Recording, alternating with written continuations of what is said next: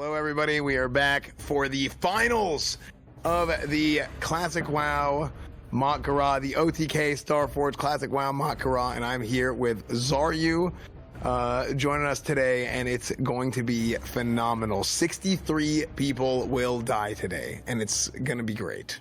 How do you feel, Zeroi? I'm so excited that we get to watch like actual Mak'Goras, actual blood being spilt all day long. And I felt like a kid on Christmas morning looking at the brackets. Like I don't stay up very late, so I didn't see him last night, but I saw him this morning and I'm like, oh my gosh, like just like thinking, okay, who's gonna win this matchup? And if they win that matchup, what's the second round gonna look like? Then if they win that, what's the third round? Like I'm trying to piece this all together in my mind, and I'm just authentically excited to be here. That's awesome, dude. Yeah, like I haven't looked at the brackets yet because I wanted to save it on stream. You're in for a treat, bro. Yeah, I wanted to go over it in the pre-show here. So yeah, I'm excited. You're hyping it up pretty good. I've seen people in chat were saying like, oh, the bracket looked crazy, and I'm like, hold on, I haven't seen it yet. I want to see it live. So yeah, it's gonna be very, very exciting. I'm excited. Yesterday was unreal. The turnout was unreal. People loved it. And man, I'm so proud of the event so far, right? I know I thanked everybody like 1,000 times yesterday, but I mean it from like the bottom of my heart. Like I've been wanting to put on a big event like this for a long time now, and to be able to pull this off and for it to go as well as it has, and I mean it was from our perspective, it was basically seamless yesterday.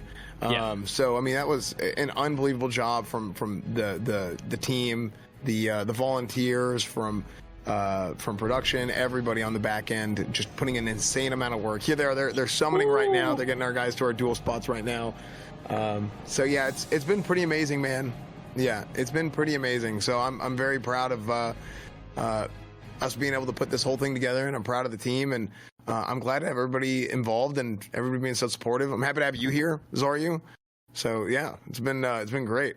Well, thanks for having me, man. And I agree with you. I was talking to production this morning, talking to Peckies, and I was like, how did you guys actually pull this off? Like, I'm a CIS major, so I'm trying to think like all of these different scenes and the like how they wrapped it in with your stream and my stream, and like everything's so flawless. I'm just like, this is impressive. This is awesome. And man, I would love to do something like this in the future. It's just perfect.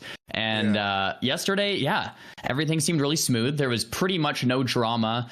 And we were expecting something could go wrong, but not much. I did want to clarify.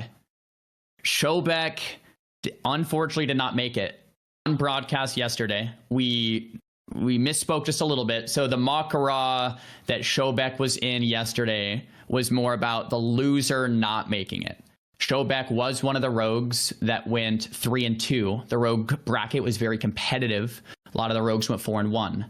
So for the 3-2 ties, what we did with this Swiss bracket is you count the wins of the opponents that they got their 3 wins against, and the player with the hardest bracket based on wins will move forward, and the players with the least, like the easiest bracket, so to speak, unfortunately did not make it. That was our mistake. That was my mistake, and I just wanted to clarify that for everyone. I apologize to Showback and his community for that misunderstanding there. That it's on us, and congrats to everyone that made it. We do have our top 8 though for each class.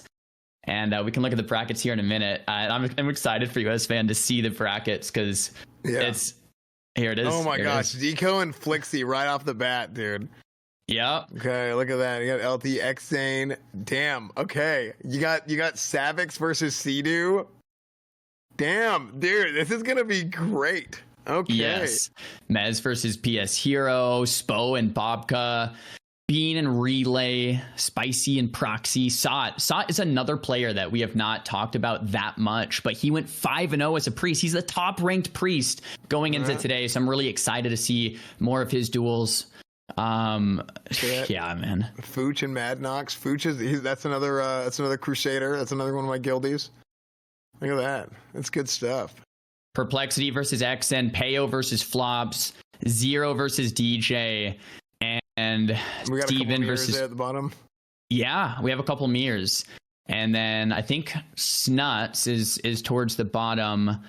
And there's a few things I immediately like recognize in this bracket that like we just have to point out. So towards the top of the bracket. Like if I'm Ziko, this is the perfect bracket to make the run in.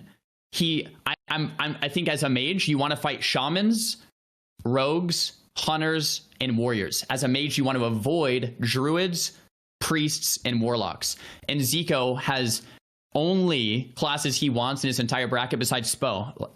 Spo's the druid. So if he can dodge Spo, bro, this could be Ziko's tournament.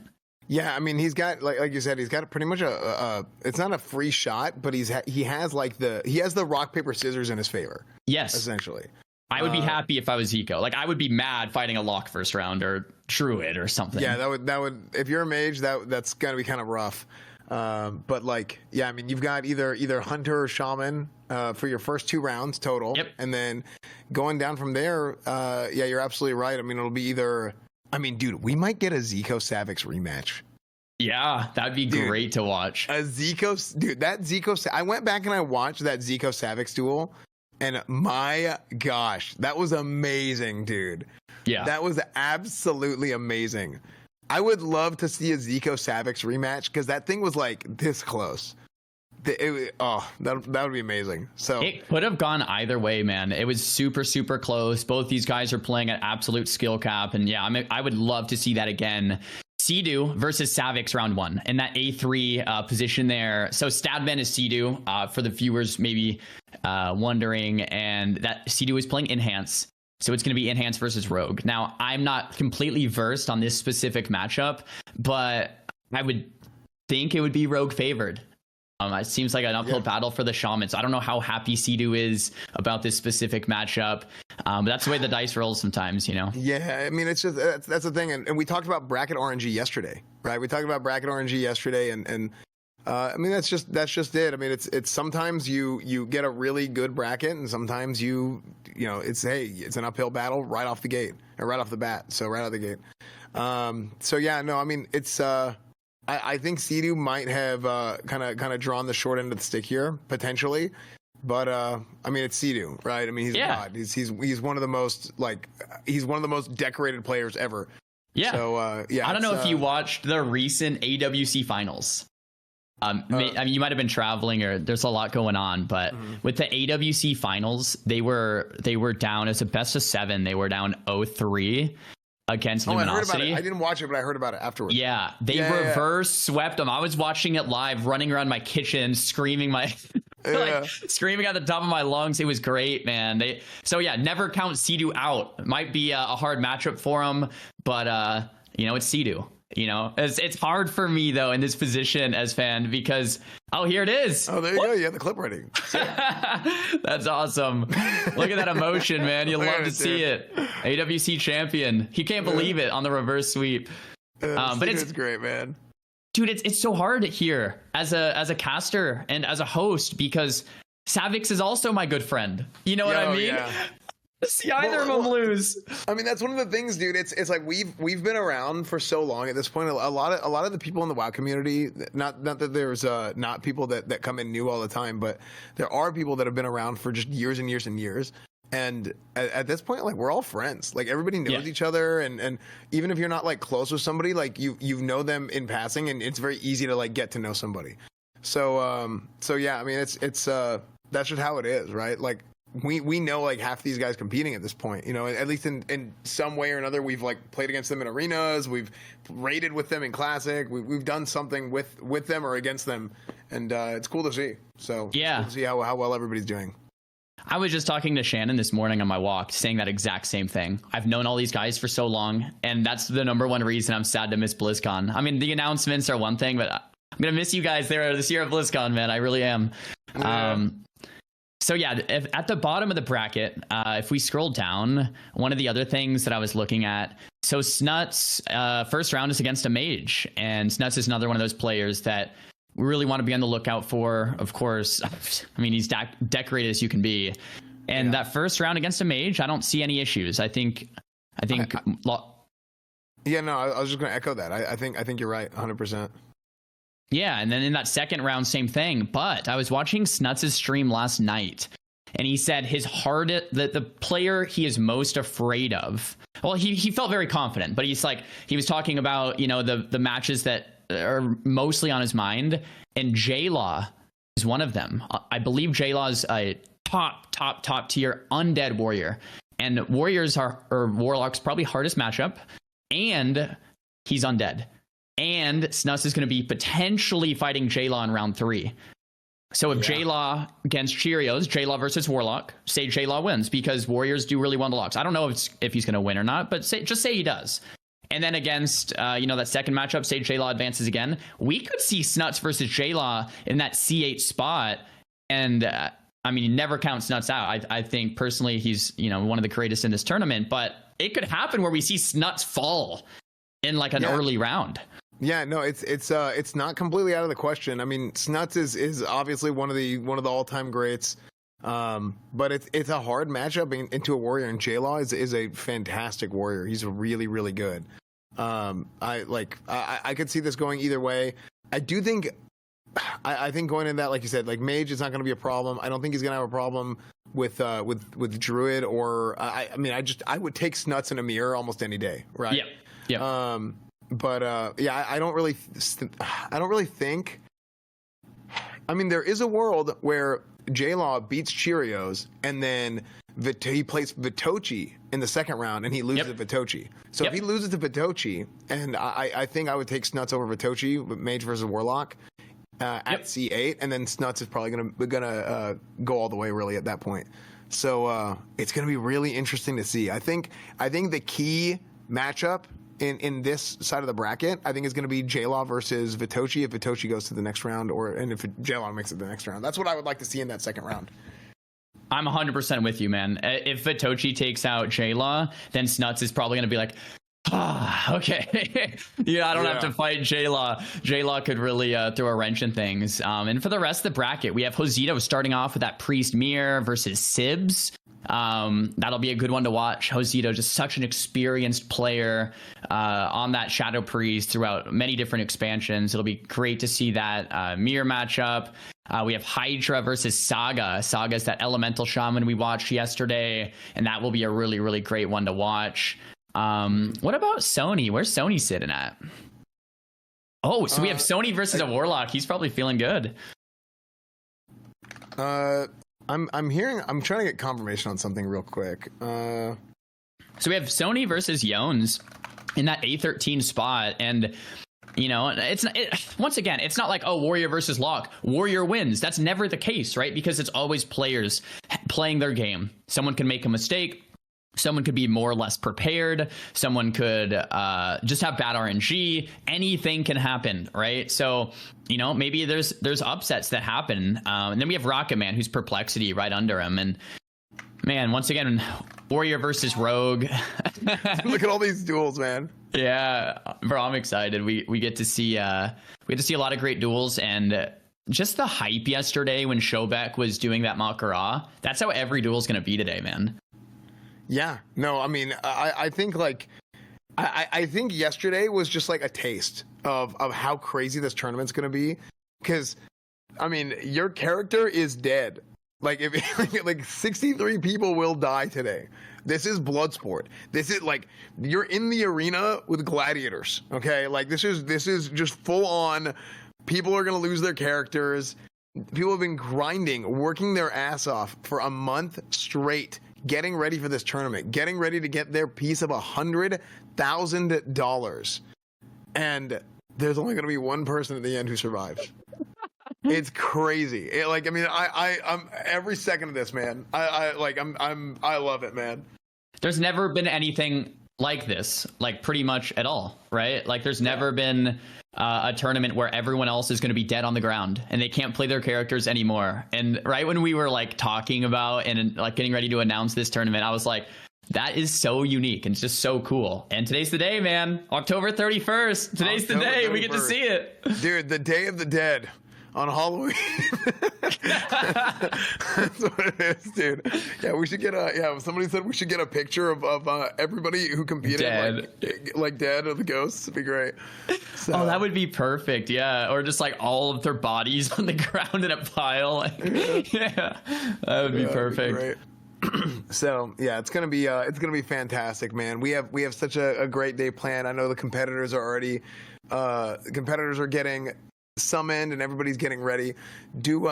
What do you think was the most? Apparently there's a bingo card that we have. Yeah, look at this. We have a bingo card for the Mak'Goras today. There's who gets a coward debuff.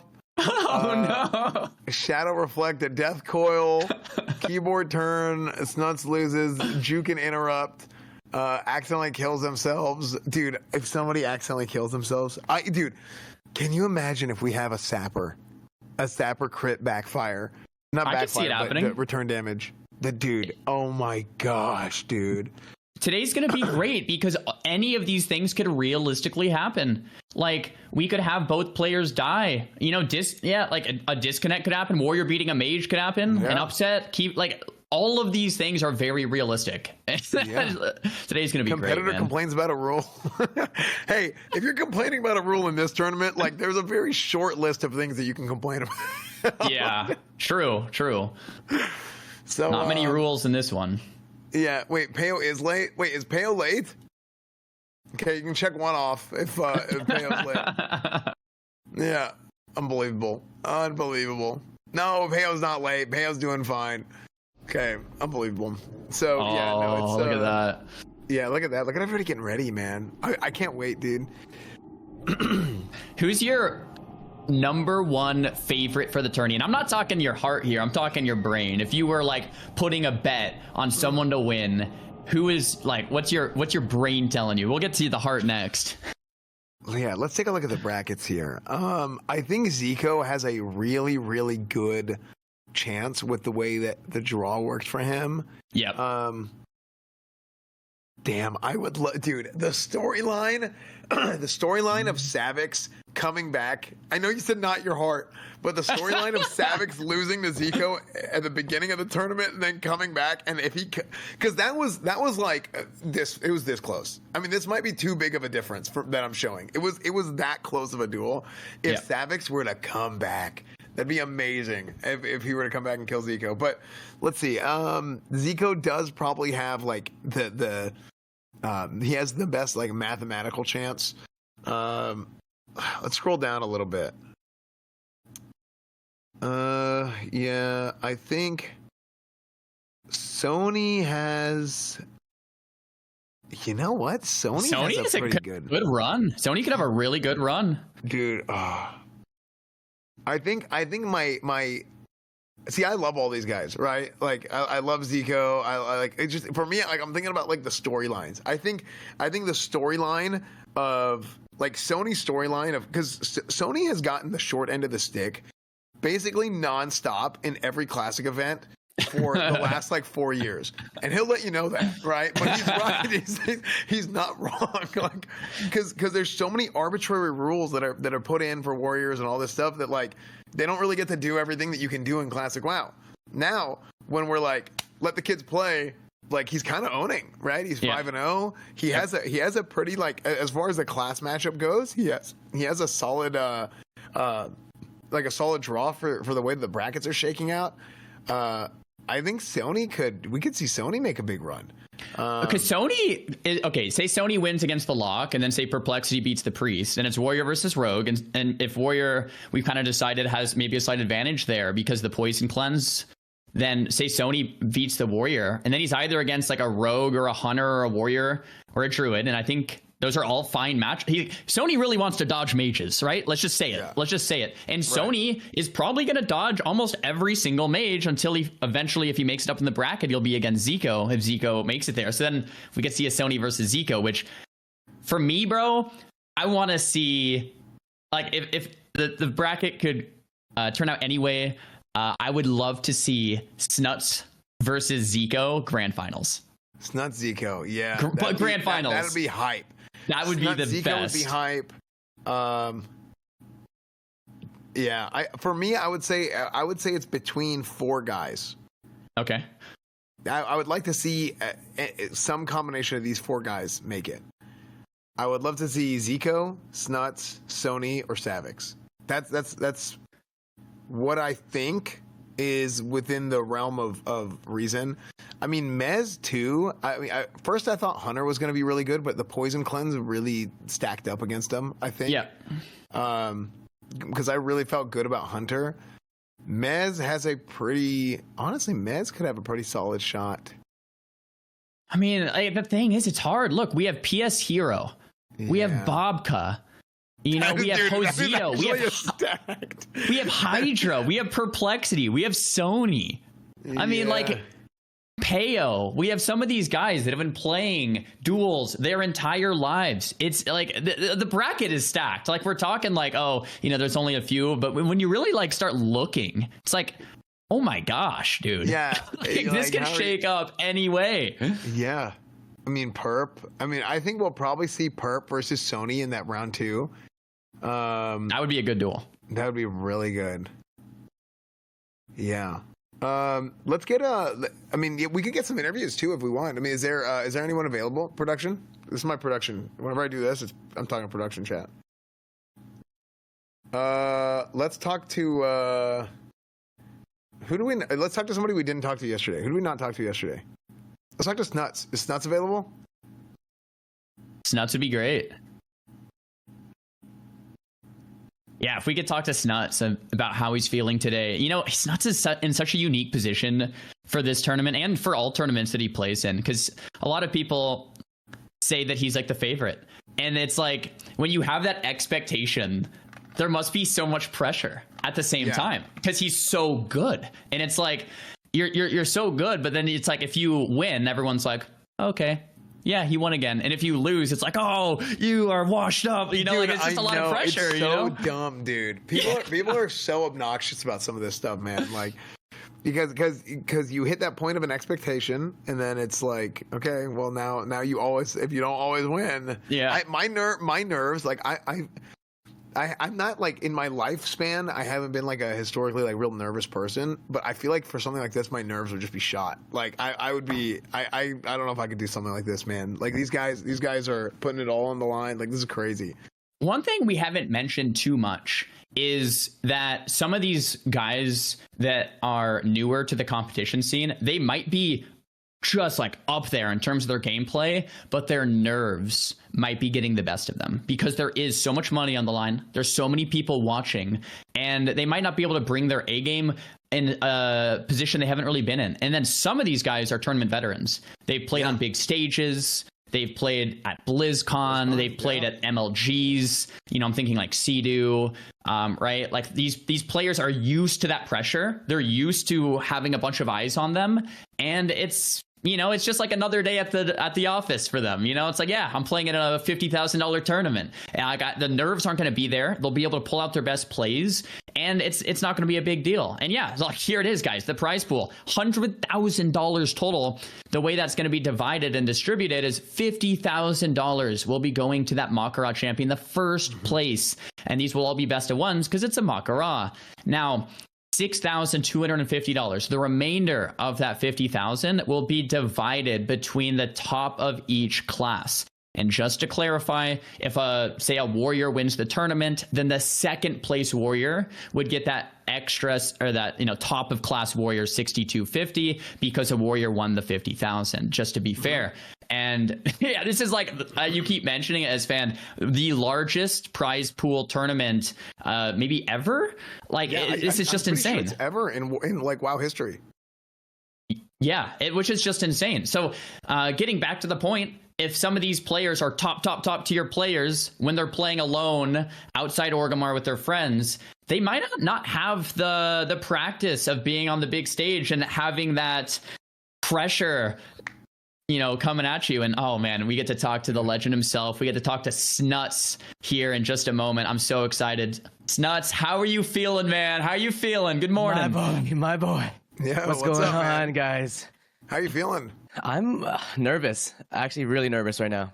Yeah. But yeah. We were just going like 2 to 3 minutes about how you've done this your whole life, and how you've been on the big stages, and how there's going to be no nerves for the pros. You were wrong, bro. You were wrong. Today's a big day.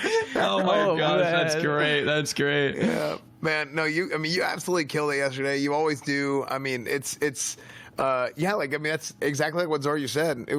We're talking about how, like, some guys, they've done this forever, and how there's, like, an expectation, right? You reach a point of, like, oh, well, it's nuts. Like, of course he's going to do well, right? But how does that feel for you? Like, do you feel the same way? Do you feel like, oh, crap, like, now I got people paying attention? Or how's that for you?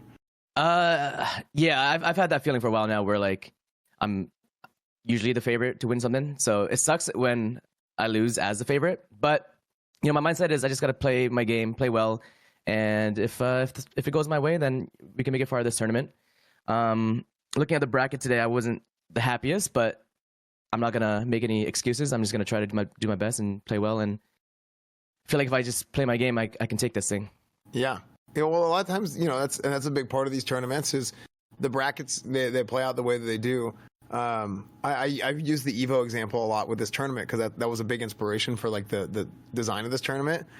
If in Evo with fighting games, like, you have times where, like, sometimes you have, like, some of the best players end up playing each other, like, in a qualifying round, like, before the finals. Mm-hmm. And it happens the same way here too. So, like, you know, we saw some really good players not even make it to the finals today. Yeah. Who, from your perspective, who do you think can win this whole thing? From my perspective, who can win this whole thing? I think, definitely think Ziko's side of the bracket. He is looking pretty good there if he can make it through the rogues. But to name a few, I think Sony was looking really good yesterday. I think the warrior that I potentially could play against, J-Law or Jay, I believe the other Jay warrior, is looking good as well. I'm scared of the Warriors, man. Warriors are looking scary. And obviously, I think for myself, I can do a good showing as well. But yeah, like you mentioned, it's kind of crazy how you can, you know, I mean, all this prep can end in just the first few rounds because you play against someone so good, and you might not even get that top earning spec or class just because you play such a strong competitor early on, you know? Yeah. So it's exactly. Yeah. And that's just the nature of it. Yep. I mean, at this point, I think I do think that a lot of I mean, is there anybody who you got surprised that didn't make it? I was definitely surprised Showback didn't make it, but I think it was due to his bracket. His bracket yesterday, his group was really stacked. So I knew that one of the rogues weren't going to make it, and unfortunately, he was the one who came out a tiebreaker. It was really close, but you know, he was someone that put in a lot of effort, a lot of time, got all his gear, and he didn't make it. But aside from that, I think the players that put in the work all made it through yesterday. Yeah. Well, cool. Well, great, man. Well, good luck today, dude. We can't wait to see you play, and we can't wait to get this thing going. Me too, man. Thanks again, guys. Appreciate you guys having me, and hopefully I could put on a good showing for you guys. Yeah, dude. Good luck, Snuts. I'm rooting for you, man. Have a good one. See you guys. Oh, man. He says he's nervous, but he sounds calm, cool, and collected. I mean, I'm excited to see the games, and I think that J-Law matchup, those Warriors, man, it's just gonna be those Warriors. If Vitochi beats J-Law, it just depends how the brackets end up, and that's the nature of tournaments. Like you keep saying, man, it's just the nature of how it goes. Yeah, I think Sony is probably feeling pretty good about his bracket right now, and same with Ziko. And then there's players like Seidu that it's just tough, you know. And we have a look at Sony right here. I mean, he looks ready. Dude, he's focused. Look at him. Guns are out, in and out of game. I mean, he looks ready to go. Focus, calm, cool, collected. There he is. Look at that. Yeah, man. I really like to see Sony do well because like I said earlier, I feel like he's. Just because of the rules that are in place, a lot of times he gets the short end of the stick. So, and I mean, his class as a whole, right? Like, he's a warrior player. He wants to play a Tauren warrior. That is what he wants to do. So, to see him like get to play his class and then do well is like, it's sick to me. I like that. Dude, I must give Sony some credit for sticking to Tauren. Like every other warrior is like, I'm gonna play undead, and Sony's like, you know what? I'm playing Tauren because that's what I always played, you know. And I mean, he does like the war stomp and the extra range from leeway if that is still in the game. I know we were chatting about it a bit yesterday, but like every other warrior is like, all right, undead, Will of Forsaken against the priests and the warlocks, and Sony's like, you know what? I'm going Tauren. I have to just respect it, man. Yeah, no, I love it. And you know what? I actually think it was actually. They might be getting started. Are you getting started early? Oh my gosh, yeah.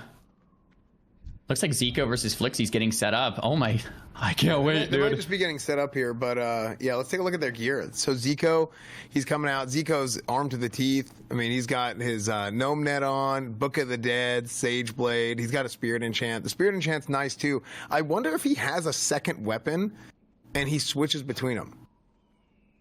I just wonder, because the Spirit Enchant's nice for him to be able to get the mana per 5 and like if he needs to evocate any of that outside of that 5-second rule. But I wonder if he got a second weapon just for more spell power as well. I don't know, maybe. Yeah. But I guess before we get started real quick, I think they're setting up. Let's go ahead and shout out our sponsors. Huge shout out to Blizzard for allowing us to put this tournament on. Oh, they're starting? Yeah, we're actually in this. Yeah, that's a normal. Oh, okay, dual they're flag. practicing. Okay, this is an actual Mak'Gora. Yeah. This is Okay. a normal dual flag. Yeah, they're telling us that they're starting, but they're not. Okay, they're not actually starting. So anyway, huge shout out to Blizzard for allowing us to put this tournament on. This could not have happened without them. I mean, we had to go through them, had to go through their approval because it was such a big prize pool. And yeah, a big shout out to Blizzard for even allowing us to get to do this big open community event. Anybody could join. Anybody could get into it. It's gonna be great. And also Raider.io for doing all our back end for everything. Raider.io is a place to go for you want to set up a raid, a tournament, anything like that. They've got a bunch of WoW guides. And of course, our title sponsor, Starforge Systems. Huge shout out to Starforge Systems. You guys can check them out at starforgesystems.com if you guys want to go spam that link. Mods, if you guys want to spam that link in chat. Exclamation point Starforge. They've got the new custom cases, the new plate lights, and you can go and buy those plate lights and get the acrylics and stuff on your own if you have that same Lee case on your own custom build. You don't even have to have a Starforge PC. You can get that plate light, you can put it in there yourself. So Starforge is even looking at getting some stuff for non-Starforge PCs if you make your own custom builds. So huge shout out to Starforge Systems too. That Clouded Gates custom is so sick. I love that one.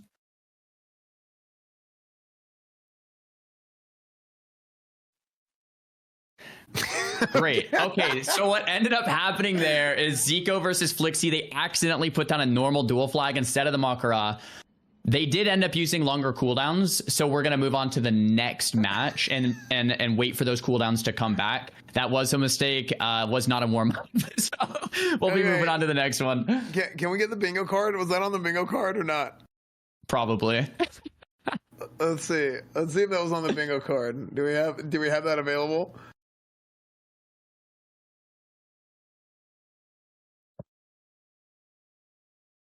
Let's see. Look at that. Do we have a No, I don't think so. Maybe not. Yeah. Major upset? Yeah, they were upset they used all their cooldowns. Like Major upset. They used Title Charm in a practice. I think I saw Title Charm go off, and I was like, okay. Oh, that's great. Peo is late. Is Peo actually late? I see in the Twitch chats that people are saying. I think they're just trolling. Okay, I don't think it's actually late. I can't wait to watch Peo play again. Peo's one of those players that's just fun to watch. And you know, another one of those is Showback, man. I gotta give a shout out to the guy watching those YouTube shorts. I don't know if I get his recommendeds like every day on my YouTube, and just watching him with, you know, the RP, it's just great. And yesterday, you know, he just looked like he was having such a great time and just such an entertainer. It's fun to watch. Yeah, I think Showback is I haven't seen, I think I might have seen one of his shorts, but I did some random like twos with him or something at the beginning of Wrath, and yeah, I just liked the guy. He was fun to play with. I enjoyed playing with him, doing some like rogue stuff before I quit Wrath. Wrath PvP. Dude, I miss Burning Crusade so bad, dude.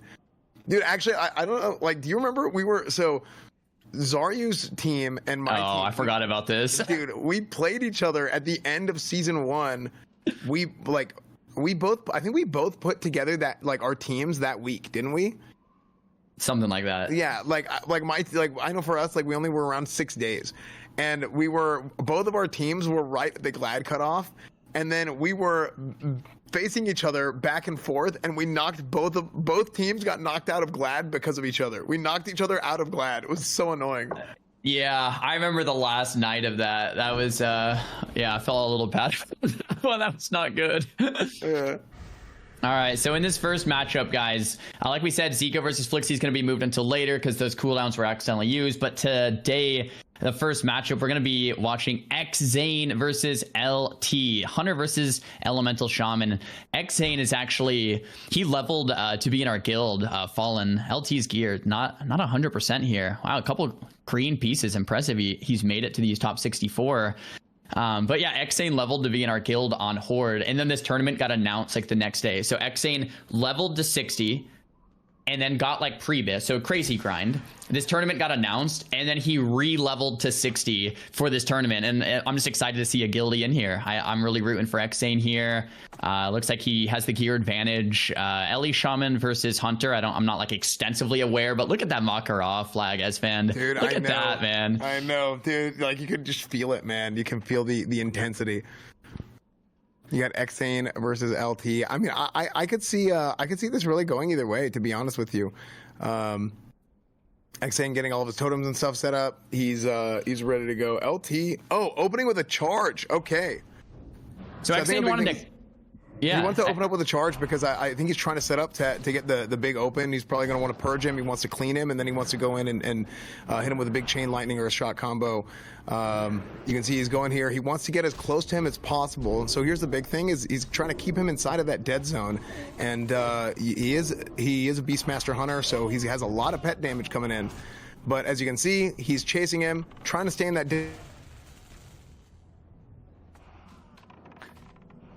It's fun. Your mic might have cut out. So what I really like here from Xzan is the Viper Stings seem to be getting dispelled fairly fast here from Xzan. Having said that, Xzane's already doing his best job to dead zone the Hunter. And if this Chain Lightning goes off, LT could just drop. Major healing potion coming in, and the Hunter has a lot of mana to work with. That was the Nature Swiftness and the T from Xzan. The T, guys, is a 3-use item that gives you a ton of health and mana. A separate cooldown from Potion. I believe it shares cooldown with that Health Stone instead. Lightning Bolts connecting. LT going to the max range here. Viper Sting's not going to cut it. LT, 15% mana, 40% life. This is dangerously close for both players. Looks like the Goblin Rocket Helmet. Looks like LT charges Xzan right there. Going for a little reset. Well played. He gets to eat and drink food and water back up to about half. Of Xzan getting the early break, goes for a tick of food and water himself. How funny. Frost Shot coming in, and looks like LT is in that dead zone, but the Arcane Bomb coming out. It's a 5-second silence onto Xzan. It's not what you want to see if you're Xzan. LT's getting all the distance in the world right now. What is Xzan gonna do? Yeah, one lightning bolt, but that's not gonna finish the job. LT should never let Xzan get in the range, but a quick backpedal comes out. Xzan closes the gap. The wing clip lands. LT might be able to get a little bit of distance that he needs here. Both players both players low on HP. It might be down to one last engineering item. LT back into that melee range once again. Who's gonna finish it off first? This is dangerously close. Xzan 10% life. It looks like Xzane's gonna fall here. LT finishing it off with the Hunter melee. That might be all he needs. The grenade coming in. Viper Sting. Xzan can't do anything. 1 or 2 more attacks and Xzan is gonna fall. But the major healing potion comes off of cooldown. He saves himself for the time being, but it might be the same exact result just a few seconds later. I don't know what Xzan can do. That's the Gnomish Harm Prevention belt there from LT. A big absorption that Xzane's gonna have to work through, and it doesn't look like he's gonna be able to. Xzan falls, and he is dead on the ground. There you go. Hey, that's the first death of the tournament. Can you guys hear me now? Yeah. Okay, we're good. You can hear me now. All right. It wasn't off on my end. I was looking at it. I was like, it never turned off. So, but yeah, I mean, that's, I was fixing my mic, or trying to fix my mic, figure out what was wrong. But there it is, guys. The first death of the tournament. 07s in chat. Hats off, Xzan. 07s. Thank you for your service, brother. The first of 63 deaths that will occur today. I think that was a great attempt. I think Xzane's strategy was really, really good going in there. I mean, fighting to the last second, using the health potion. He just got drained down. I mean, that's really what it was. That's really what it came down to, is he got drained down. I'm a little bit surprised by that, because just being a shaman, you can get rid of poisons, and even with all the poison consumables, I was surprised to see him lose the mana battle a little bit. But he also was fighting against a lot of damage, and having to heal up against the big bestial wrath, the big beastmaster damage. So yeah, that was an incredible duel. That was great, man. I think you said it, as fan. The start of that duel, I loved the opener from Xzan. He used the Goblin Rocket Helmet. He charged in and closed the gap, and I liked the strategy coming out from Xzan. I think Xzan also had the gear advantage. Maybe it's a difficult matchup. I do think those Viper Stings were being dispelled fairly well, but not perfectly. I think the Viper Stings would get like a tick off before the dispel, and then another tick or two off before the next dispel. And then since it was just taking a little bit too long, Xzan went fairly fast. And that's how LE Shamans roll. I mean, LE Shamans do go fast. They have a lot of burst, but in a super, super, super long game versus like a mage, what you do is kite it out, wait for the shaman to go and then win. And we have another shaman in this next matchup, a shaman that some of you guys may know. We have Stadman. This is Seidu. And we have Korean SFMG on the rogue. This is Savix. Seidu versus Savix in such an early first round matchup today is an exciting, exciting game to see. I know players in all chats were mentioning that Seidu is a little upset with this specific matchup. But, you know, that's the way the dice rolls. We got that title charm on the Savix. Who do you give this one to, man? Dude, Savix is stacked, man. I mean, if you look at his gear, like you said, the title charm, is that a Goblin Mortar on Seidu? Let's see that. Yeah, the Goblin Mortar. Okay, we gotta get our cameraman to watch out for that Goblin Mortar. We don't want to have that happen again. Or the Freezing Band. Okay, so the Freezing Band tech. Seidu, knowing that he's going up against a rogue, going with the dual Freezing Bands. Can you scroll over that real quick for us, please? That Freezing Band has a 1% chance to freeze the target, the person attacking them. You freeze the attacker for 5 seconds. So if you have two of them, it's 2%, right? It stacks. And with a rogue, you're getting a lot of small attacks in, a lot of quick attacks. So it's a very high likelihood that you get a big stun off the freezing band. So I really like the freezing band tech. And oh, here we go. We're getting started. Savix gets the open, opens with a cheap shot on him, goes, he thistle tees and exposes armor, trying to break his armor down a little bit, taking out the totems in the meantime, burned his combo points, gets and you know, here we go, here's the clean. Yeah, the rocket helm into the purge spam, trying to clean all his buffs off. That's going to be like a pretty typical strat, I think, that we're going to see for a lot of the shamans today, is trying to clean them as much as possible. Once again, I love that Goblin Rocket Helm opener. It slows things down, and not the opener that Savix was looking for, but another Vanis cheap shot coming out. Here's the Cold Blood. A lot of damage about to connect here. Badman has that kidney shot to go. Arcane Bomb, it looks like it lands. Seidu's out of mana already. Oh, there's a freezing band. The freezing band proc. Yeah, that's really great. That's the RNG Seidu is looking for. He's down to 30% mana, though, post-T. I think Savix still has a lot of big cooldowns. There's the preparation, second Cold Blood here. So much damage connecting. What is Seidu going to do? There's a big blind coming really soon here from Savix. You notice he did an Oil of Immolation as well. So he's Oil of Immolation and the Flame Shock. He's trying to keep him from resetting. He's trying to keep him from re-stealthing. But Savix is going to come in here, and he's going to the blind. He's going to re-stealth. Oh, is he going to make it? Yeah. Nice. Big sprint to get in there and make sure he doesn't have time to retaliate between the blind and the... Oh, no! The totems. He's going to go for him. Oh my gosh, he's just going to go for it. He gets caught out from that totem. He's probably kicking himself for not killing the totem a little sooner. But the Goblin Rocket Helm used, and that's going to be the reset Savix needs. This is very close. Savix going to sit in stealth for a second and eat back up some HP, going for the half diminishing return sap here, opening up with a cheap shot just to build combo points. Going to go for another re-stealth. Savix praying that there's no heartbeat break here. Seidu low on mana, but I think this duel's kind of going Seidu's way. Another Immolation or a use that might knock him out. Lesser Healing Wave being casted. Does it knock him out? Does Savix... Did he disconnect? What? Oh no! What's he doing? Oh no! It was the totem. The totem. But did he not? Yeah, he just wasn't moving. Savix, he wasn't moving. He's so low. That might be it. That's another tuber. Oh no!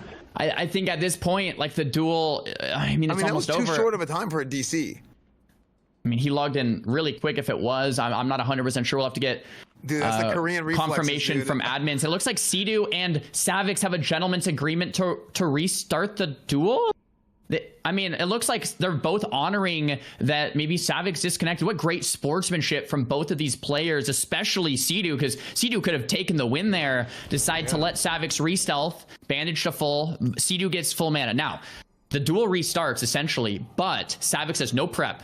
No vanishes. I might have one blind. Actually, maybe no blind either. No Goblin Rocket Helm. So Seidu, despite not taking the win, is probably maybe more in the driver's seat than he normally would be. Yeah, big shout out to Seidu on that too, man. That's there is $100,000 in prize money on the line, $50,000 to the winner. So I mean, these guys they know their honor and their respect for each other is worth a lot more than a big prize pool. Oh, that's great. Arcane Bomb, once again, that's the second one that lands. I love to see that coming out from the Rogues once they lock someone down. Kidney shot misses. That's not the RNG Savix wants here today. He's down to 20%, but gets a nice big major healing potion back up to half. Kind of energy starved, and it looks like he goes down. Seidu. Savix goes down. Seidu with the victory, man. Wow. Well, man, Seidu, I know, was very nervous about today, and it looked like things went in his favor. I have to say, I'm sorry about circumstances. I just think of the bingo board. Dude, yeah, that's unfortunate, man. I like all the respect in the world for Seidu, but I feel so bad for Savix, man. That is unfortunate. I mean, the fact that he disconnected is that completely blows, man. He's been grinding all month, and he's done a phenomenal job, and all these guys have, man. But my heart goes out to Savix, man. That's painful. But look, Seidu, again, I mean, just having the honor and having kind of the having the presence of mind to be like, look, I know this is for $50,000, but it would be really, really shitty if I won off of like a this guy's disconnected and he can't fight back. Like that doesn't feel good, right? So, yeah. I mean, it's the honor and the respect for each other is worth a lot more than that. So, huge shout out to Seidu for that and coming back and finishing that duel off. So, we get to watch Ziko versus Flixie next. This is that first round matchup where it looks like their cooldowns are probably back off of cooldown. This will be Elemental Shaman versus that Frost Mage Mak'Gora duel. This is going to be an exciting one to watch. I think Ziko is very well prepared. I want to see if Flixie has potentially any hidden tech that we might be missing or anything up his sleeve that we haven't seen yet. I think the traditional way this specific duel plays out is Ziko is going to try to the Shaman, right? And just run around with rank 1 Frost Bolts until the Shaman burns himself of mana, and then you kind of go in for the kill, so to speak, once you find that opportunity. Yeah, let's see. Can we take another look at their gear again, if we have time? Or they might just be starting. We might not have time, but yeah, he's got the Banthok sash. Yeah, you can see Ziko is just armed to the teeth.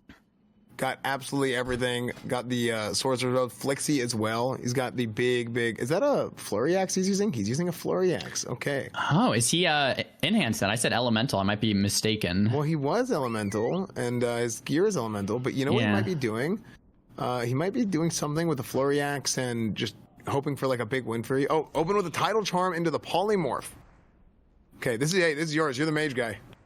I love this opener. You know, like you can play a couple of ways. You can use Tidal Charm as like something in your back pocket, or you can guarantee an opener with just Tidal Charm Poly, kill all the totems, and you get the opener you want. And at the same time, Ziko dropped combat, so we got to swap trinkets there to another valuable trinket. So you get the Tidal Charm on cooldown, you swap to another trinket, and you get the opener you want. So it's a very safe play from Ziko, and I love it. I think it's a great opener.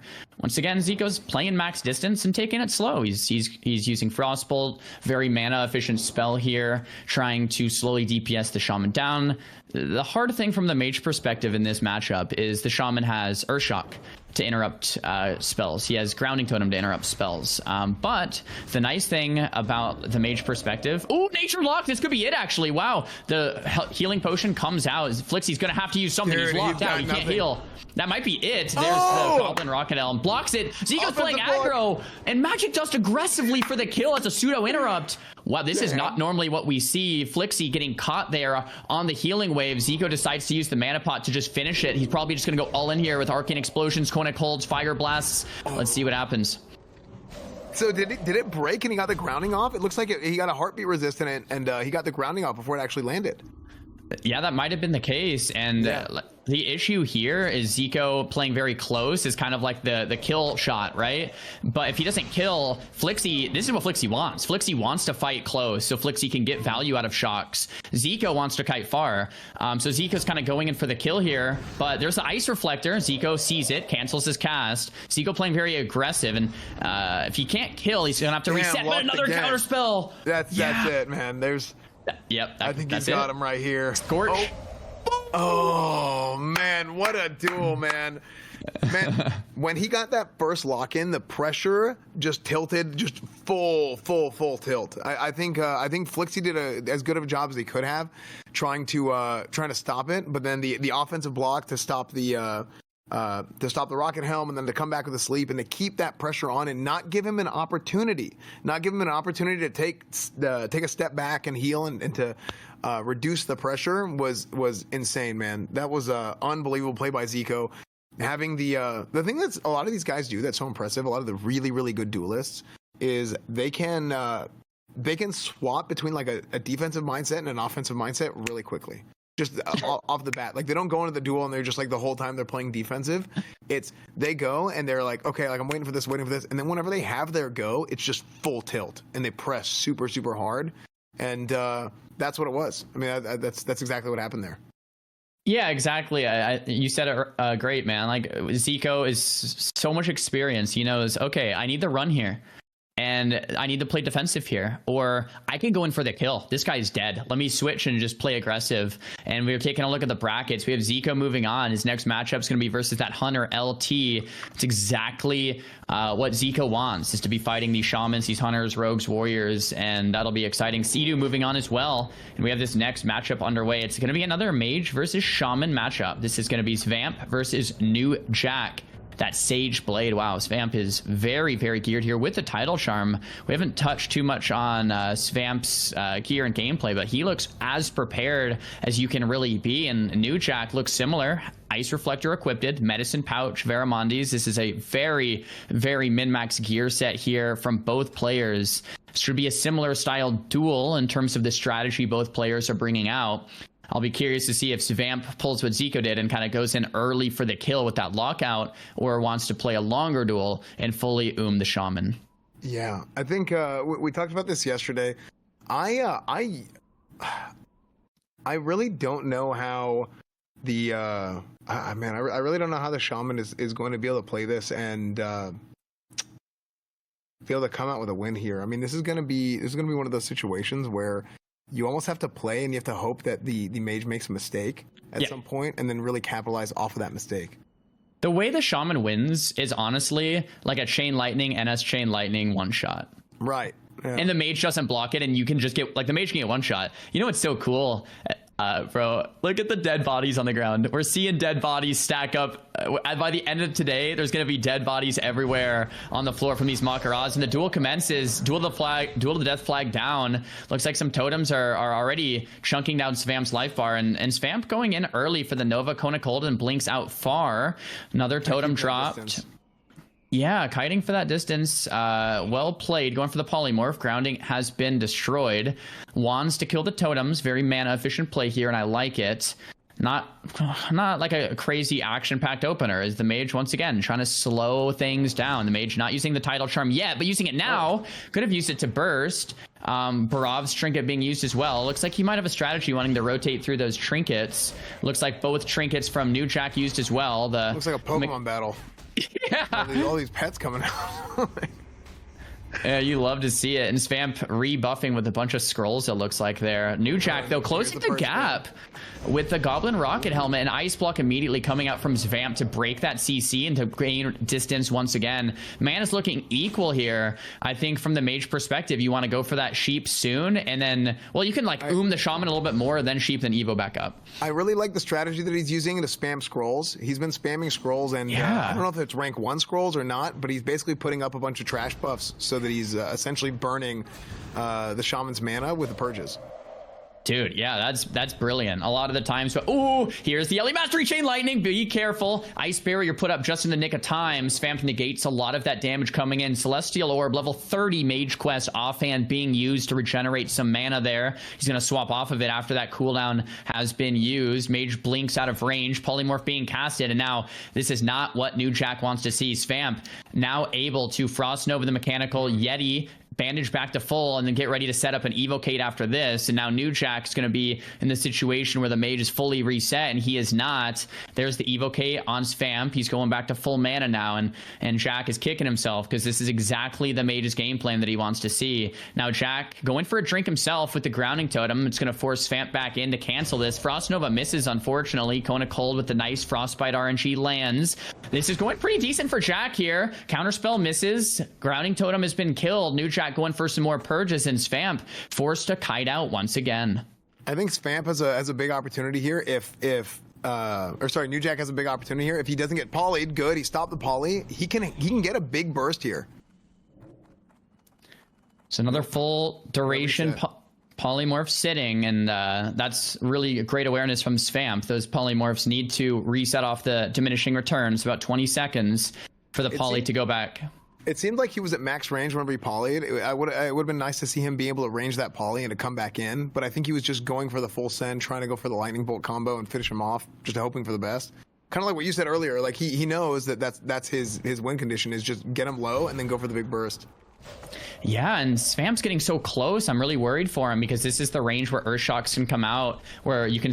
that's the second ice block from Svamp, and he's half HP. It's going really well for New Jack, really. He's kind of low on mana. The mage is playing so defensive, trying to just give these resets, and I don't want to count Svamp out yet, but he's getting dangerously low. There's no ice blocks, no big defensive cooldowns. That's the T. The back pedals are coming out. We can knock that off our bingo card. Polymorph's being casted.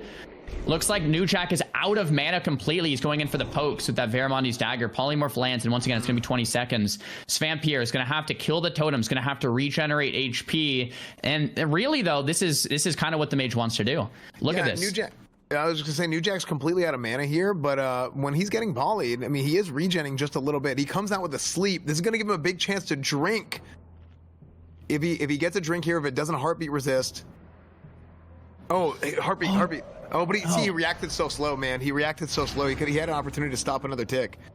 This is it. Here's the big combo. Yeah, and this is where the Shaman gets in trouble. Chain Lightning being casted, Ice Reflector being faked from Svamp, so great awareness there. This is problematic, though, for Jack. He's at 20% mana, and the Mage has a lot more mana to work with, so the Mage can kind of just go toe-to-toe with him and take him out. He doesn't want to eat these Lightning Bolts, though. Mage might go for one more reset. Furbolg's Medicine Pouch coming out. It's at least 2 or 3 offhands Svamp is swapped between. This guy has been prepared and ready for this tournament, and it's really showing today. Jack, though, down to 2% mana. This is his last Chain Lightning. It's probably a low rank Chain Lightning, to be honest. Vamp gonna go for the first aid on cooldown. Great awareness there on that first aid debuff. He's gonna be able to tick himself back up, and this is kind of Vamp's opening. Like, if it was me, I would drink back up right here and take out New Jack. Like, you can just kill him. You can rush him down. Like, the Shaman won't have any mana to work with. If there's a mana pot, you can also mana our health pot and kind of just take him out. If you want to play it slow, though, like Svamp is doing with $50,000 on the line for that first place spot, it might be a good idea to just keep taking it slow, because there it is, New Jack with the mana potion back up to 40%, and Svamp's finding himself on the back foot. Yeah, I'd like to see Svamp play a little bit more aggressive here. I mean, because I feel like he's playing too slow, and it's putting him in a position where he's giving New Jack an opportunity. And it's happened a couple times here. But he's coming back with the Arcane Bomb, Frost Nova. Yeah, he's trying to go for the big Shatter combo here. He's just purge spamming him here, grounding totem into the purge spam, and he's just trying to stay close. New Jack is gonna want to stay close as much as possible, so he has the shocks. Big Chain Lightning, holy!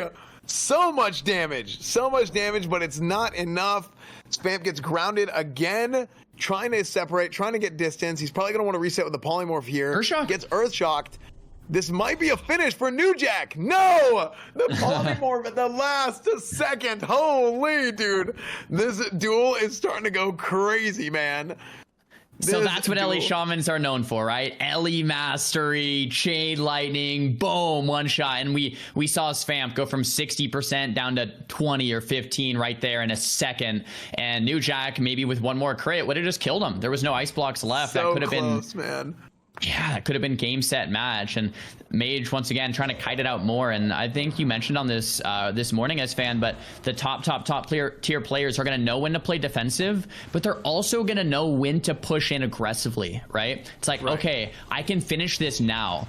The problem is when there is a situation where you don't know, maybe you're just, you just don't know. You're like, can I finish here? I don't know if I can finish here. Then you start playing overly defensive. That kill window might elapse, right? Like you've kind of waited too long, and now the window to take the win it has shut, and now all of a sudden you can't take that win anymore. And we might see ourselves in a similar situation here. Another arcane bomb lands, well played from Vamp, but he's getting low, and honestly now New Jack has the mana advantage. He's pushing his advantage, spamming those purges, has the grounding totem down, trying to close the gaps. Vamp gets a polymorph resist, which is definitely not what he wants here. Another lightning bolt connecting, another polymorph resist, or maybe it was just another grounding. Is it finished? Is it the finish? Did it get resisted? Oh my gosh, the heal, the health potion. He double potted. He tries to build distance. What is he not going to try and sheep him? He's been trying, but it's grounding totem, resist, sheer, not wind shear, earth shock, another grounding, another resist, sheer. Like it's just constant stops, and that is the difficulty for Mage in the matchup. It's like threading the needle, man. You gotta bait all of the shaman's interrupts, right? And then you have to kind of find your way into that polymorph, into the full burst window. And then New Jack going for the grounding totem into a quick shrink. I really like that play. And another reset here from Vamp with the Goblin Rocket Helmet. I don't know if I love this play. Yeah, I don't know if I would have gone with a Rocket Helm there. Because really it's just, I think it's almost like he's running out of tools here. Vamp has a lot of opportunities to reset and to get mana back, and he's not really doing it. I think New Jack is playing the the meta of the matchup. New Jack is just kind of playing it better, and he's just waiting it out, trying to take the opportunities whenever he gets them. Ooh. And, this might be it. This might be it right here on this big lightning bolt right here. No, he's blocking his back. He cancels and dies. Oh, he canceled it. He's dead. I've got to say, well played to New gosh. Jack. That can be a hard matchup for the Shaman. It's hard from both perspectives, but really well played to New Jack for taking his time, going for the big burst windows. New Jack did exactly what he had to do to secure that kill. Conserve the mana, go for those big one shots, and eventually the crits lined up in his favor. The resists lined up in his favor, and he actually came out ahead in a matchup that's historically pretty hard for Shaman. So really well done to New Jack. And to your point, that's exactly what we talked about before the matchup. We said this is going to be something where the Shaman just has to try and survive as long as possible until he gets that opening, and hope that the Mage makes a mistake, and that's exactly what happened to a T. I mean, it was he actually had 2 or 3 opportunities where he got him down really low. I think he got him down to 1% at one point, which is just insane. And then to be able to survive, and I mean that's got to be. Imagine getting a guy down to 1%, and then a mage resets on you, and it's like full health. It's like, oh god, not again. I know it can happen too. But yeah, man, that was phenomenal, man. That was a great job by the Shaman there, and he goes on to the next round. Man, I've got to say, I really have to just say, I am so happy to be here. Thank you guys for having me and putting this on. I'm so happy to be here. We're watching PS Hero versus Mez in a Mak'Gora on a Tuesday. Like, this is the best day ever. Like, this is the best. We saw the PS Hero gear set. There's some frost resist, and that's really smart. The frost resist is to resist the trap from Mez. If PS Hero gets 1 or 2 trap resists, it could be the difference, the deciding factor in this matchup. This matchup historically is maybe slightly Hunter favored. The Hunter does a great job at scatter, feign death trapping, and kiting the rogue out, and then the rogue can't really ever catch back up after you're out of sprints, blinds, and vanishes. And PS Hero knows that, so he's like, if I can just resist a trap or 2, I could turn the tides here in this duel. And Mez, if he gets 2 resists on traps in a row, Mez will probably just die. Even 1 though could turn the tides. Yeah, no, absolutely. I mean, I really like the call out about the frost resist. A little bit of frost resist can actually go a long way against Hunters. So I really like that call out. I like that play by Pichero, and it looks like they're starting. He's in stealth. Battle. Meds is just sitting there. Oh, okay. There you go. Rip Battle Chicken. Yeah. It almost looked like you like threw the flare and it killed the chicken. Oh, that's a really smart opener. So instead of pushing into the flare, he goes for the magic dust, frost reflector, and runs over the trap into a re-stealth. PS Hero playing on another level, inventing an incredible opener against hunters. This flare will expire. PS Hero will be able to get a proper opener versus a hunter for once. The flare doesn't expire quite yet, but still not a bad opener. There's a scatter concussive shot, and Mez getting the distance he wants. We haven't mentioned today quite yet, but the Mak'Gora dual distance is a lot further range than normal dual, so Mez can kite forever here. There's a net insta vanish from PS Hero, reconnects, cheap shot lands, trinket to reply. Mez and PS Hero going at it. Mez, where's Mez's pet? Maybe the pet's still in stealth because he doesn't want it to die. I'm not sure. There's a second vanish from PS Hero, prep being expended. There's Fred. The pet. Maybe forgot to summon it. There it is. There's the blind. It breaks instantly. This is not what PS Hero wants. Not at all. There's the helm, the rocket helm from Mez. CCing PS Hero. Looks like it breaks. Kitty misses so much RNG against both of these guys right here that it's almost even. Mez popping the fat. Goblin rocket home from PS Hero. Damage connects once again. Mez getting low. Hellstone used from Mez. 45% life now. PS Hero's not liking this. Thorium nade might land here. Mez looking for blood. PS Hero looking for this next big stun here. There's the scatter. Mez getting distance. There's concussive shot. Nice RNG. PS Hero's gonna fall. It looks like it, and he does. Mez taking out the behemoth of PS Hero. Dude, absolutely fantastic duel. So the beginning of that duel, I think, was really, really, really interesting. That's not something I'd seen before, because a lot of times you don't. That's usually a rule in a lot of these dueling tournaments, right? Where hunters can't just sit on a flare and wait for you. So I liked the strat of, hey, let's just go and sleep the guy. Let's go and sleep the guy and try and wait out the flare and go for it that way. Unfortunately, the flare actually didn't expire in time. The ice reflector onto the frost trap also was a very, very good play. I like that as well. Burn that first trap so he doesn't get distance. So I think Pichero went into it with a really good plan.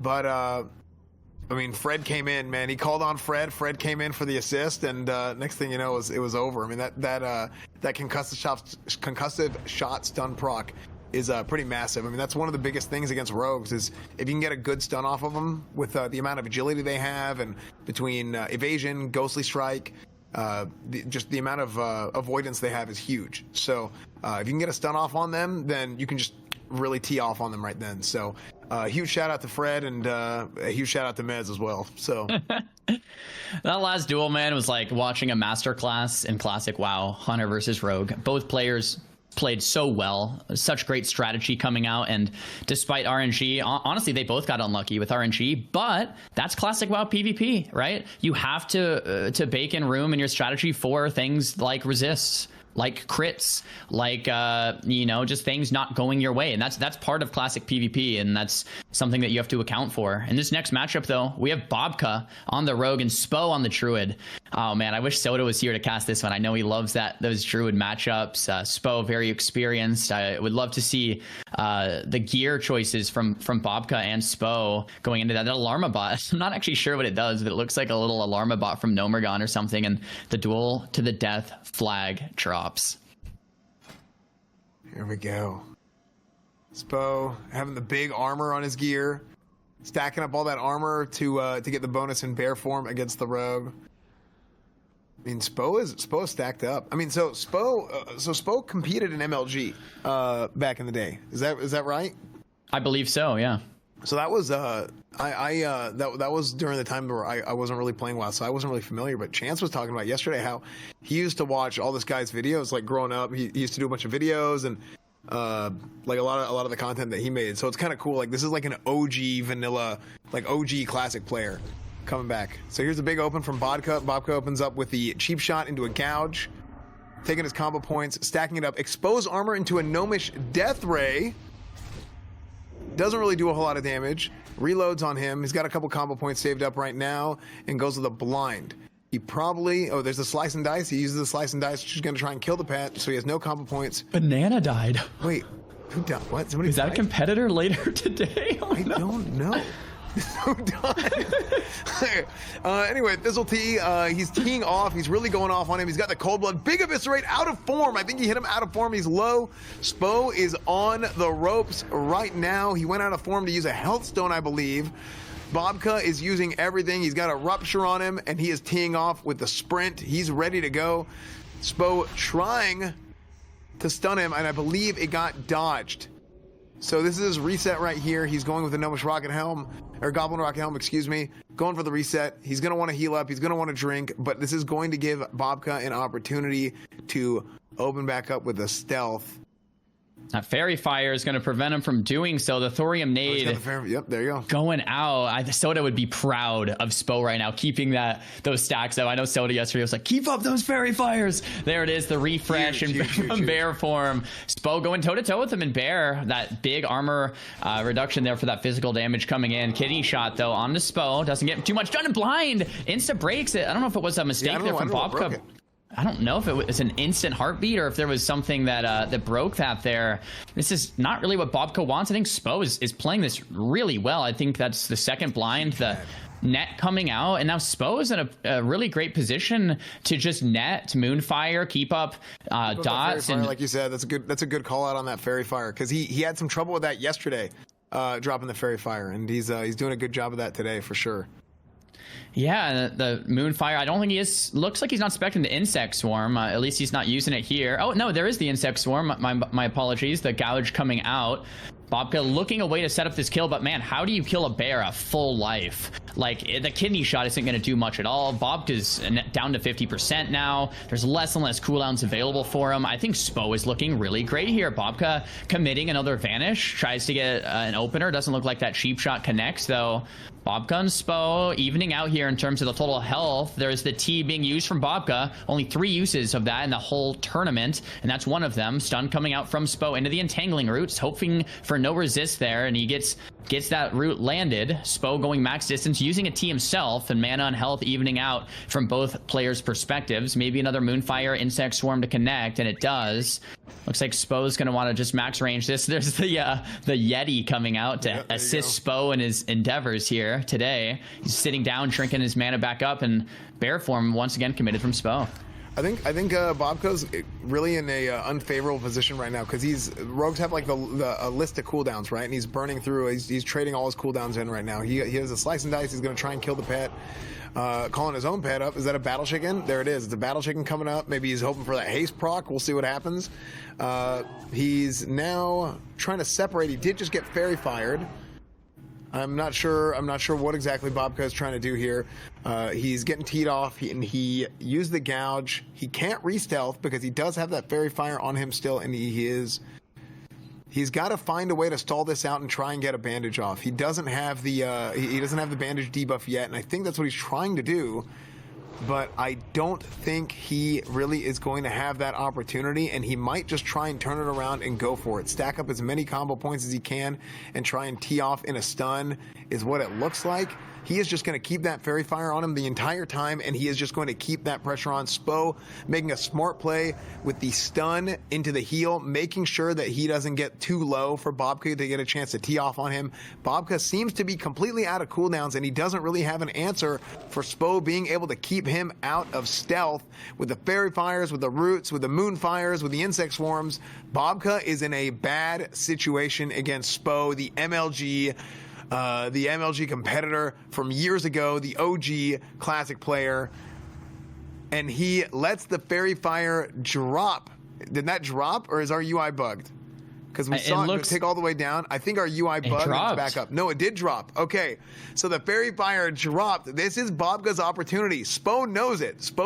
He's chasing after him, trying to get a Fairy Fire on him before. Okay, we got the Moonfire.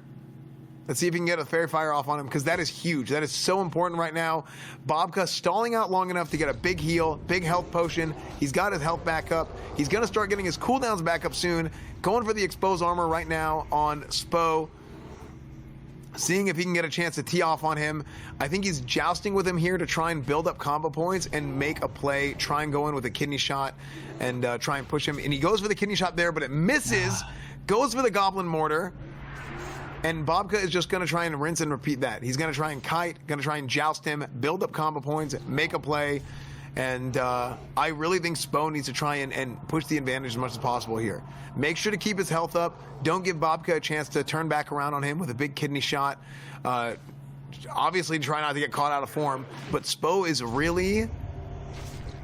got the advantage here. Bobka turns it around, making a last-ditch effort here with a kidney shot, going for it. Ghostly strike, evasion. He's going to dodge just about everything here. And I really think Spo just needs to... Oh, no. Oh, no. Gouge out of form. That's exactly the opening Bobka was looking for. I don't think... Oh! He gets the kidney. It's only half DR. Spo instant trinket, NS, nature, swiftness, heals himself back up to almost full HP and swiftly back into the bear form. That was what Bobka was looking for. He didn't get too much work done, and Bobka looks like his back's against the wall. I mean, what do you do when you're fighting a bear? I think... And sometimes it's good to, like, scare him if it's, like, a little bear. But, like, against a grizzly, I think you just curl up in a ball. And yeah, sometimes maybe that's you just gotta lay down. Yeah, maybe or Bobka sit down. should... Looks like Bobka's doing right now. Oh, but he gets the kidney shot. He's going toe to toe with the bear. Out of form is huge. Maybe he can get... Oh my gosh! Huge cold-blood eviscerate. That could have been the end for Spo, but that Goblin Sapper could have killed Bobka. That was such a risky play. Spo's kiting it out. He's almost out of mana. Bobka's going toe-to-toe with Spo here, and I don't know. Oh, there's a T from Spo immediately back in the bear form. Well played. He does not get gouged from Bobka. That was a pretty fast gouge, but not fast enough. Might have been caught on that global cooldown, and Spo pushing that advantage once again. That was Bobka's opening. Full kidney shot lands, and he's doing his best, and I've really got to commend Bobka here for surviving so long, min-maxing the potion cooldowns, and looks like he's going to kite out Spo here. Spo can't use that elixir of poison cleansing because it'll take him out of bear form. If he shifts, of course, that also takes him out of bear form. So Bobka knows this, and he's punishing Spo. There's the war stomp into the regrowth. Spo's getting dangerously low. That's 6% life, and he goes down. What a finish, man. Doing the impossible and taking out the bear of Spo. Oh my gosh, dude. I thought Bobka, about 2.5 minutes ago, I thought Bobka was done for. That was unbelievably impressive. Spo is a fantastic druid, unbelievable player. But unfortunately, Bobka just barely inches it away from him. I mean, I thought Bobka was completely done for. Now, the thing that Spo did, now he let that Fairy Fire drop, and some people might say like, oh, okay, well, he had Moonfire on him. Okay, he had Insect Swarm on him. Is that not the same thing? No, it's not, because Fairy Fire doesn't even give you the opportunity to stealth at all. Whereas if you have a dot on you, you can still stealth, but it'll knock you out of stealth whenever you take damage. So you could theoretically like vanish cheap shot insta between dot ticks or something and still be able to do something even if you have a dot on you. That's why it's so important for druids to be able to keep a Fairy Fire on a rogue in that whole duel, and that's why we saw him trying to separate so much. Also, in addition to that, Fairy Fire lasts for 40 seconds as opposed to the shorter time of a Moonfire or an Insect Swarm. So that's why that was so important, and whenever he let that drop, I really think that was the turning point, because then it got Spo out of his rhythm, and it kind of gave Bobka that little tiny bit of an opening that allowed him to turn it around. That was such a great game. I do want to touch, too. Maybe we can confirmation from admins here. It looked like Banana died at the start of that duel. I believe Banana is supposed to be up here later today in the brackets. I see his name. If we can get confirmation from admins, did Banana actually die prepping somehow for this duel, practicing? Was it some type of backfire? We'll have to wait on that and see exactly what happened there to Banana. In this next duel, though, we have Relay versus Bean. This is Warrior versus Hunter, and this is a matchup that we can see go either way. I think, though, for Warrior, it's not like... At least you're not fighting a mage, you know, from the Warrior Pav. It's like, all right, this is okay. But Bean, such an experienced player.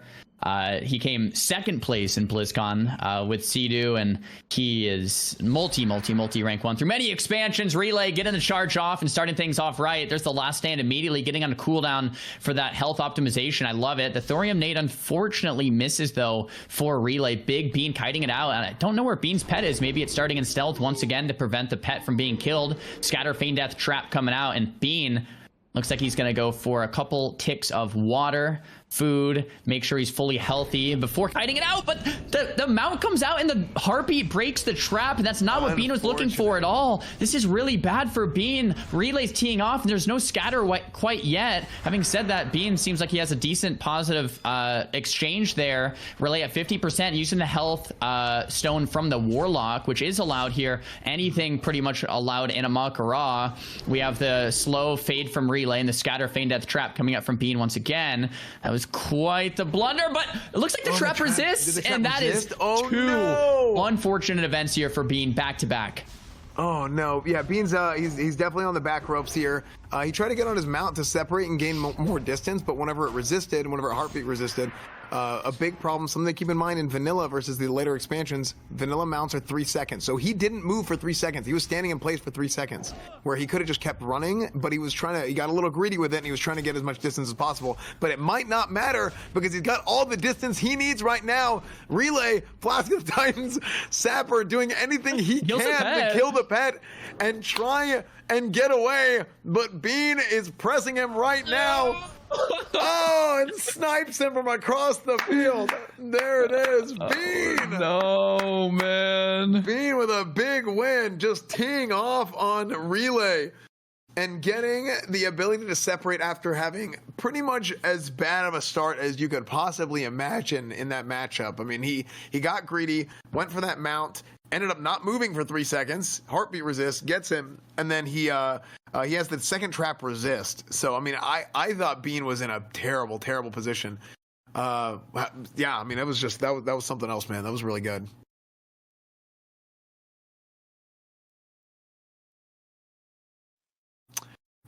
Okay, so we're getting an update on Banana's situation. So Banana, he was a no-show.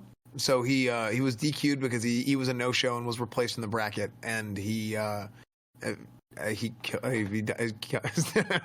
character died. Yeah, unfortunate way to go there. Yeah, so man, that last duel though, just to reiterate, Bean had 2 or 3 very unfortunate circumstances happen and still won. I just want to emphasize how awesome that last duel was, because normally you have your set of things that you're expecting to happen, and if one thing goes wrong, you know, you might be able to make it up. If 2 things goes wrong, that might be it for the duel. But Bean kind of playing from behind, expecting the unexpected, so to speak, and ended up coming out on top despite the duel flipping on its head from the get-go.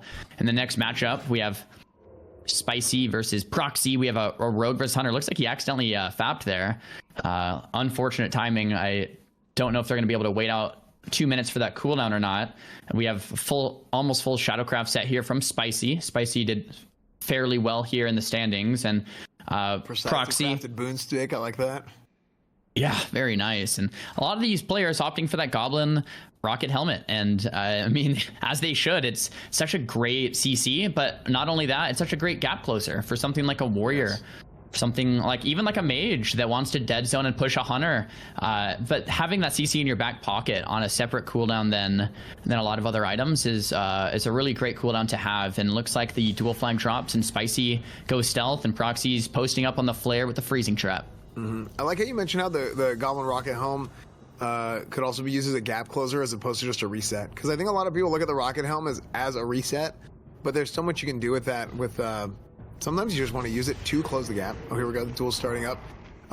Immediately gets frozen trapped. He gets knocked out of it. I don't think that was a trinket. I didn't see a trinket there.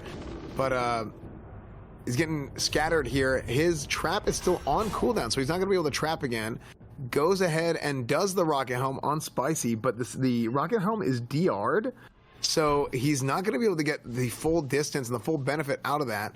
I believe Rocket Helm and Trap is on the same DR, if I'm right. But Spicy's going to open up on him. Proxy is in a really bad spot here.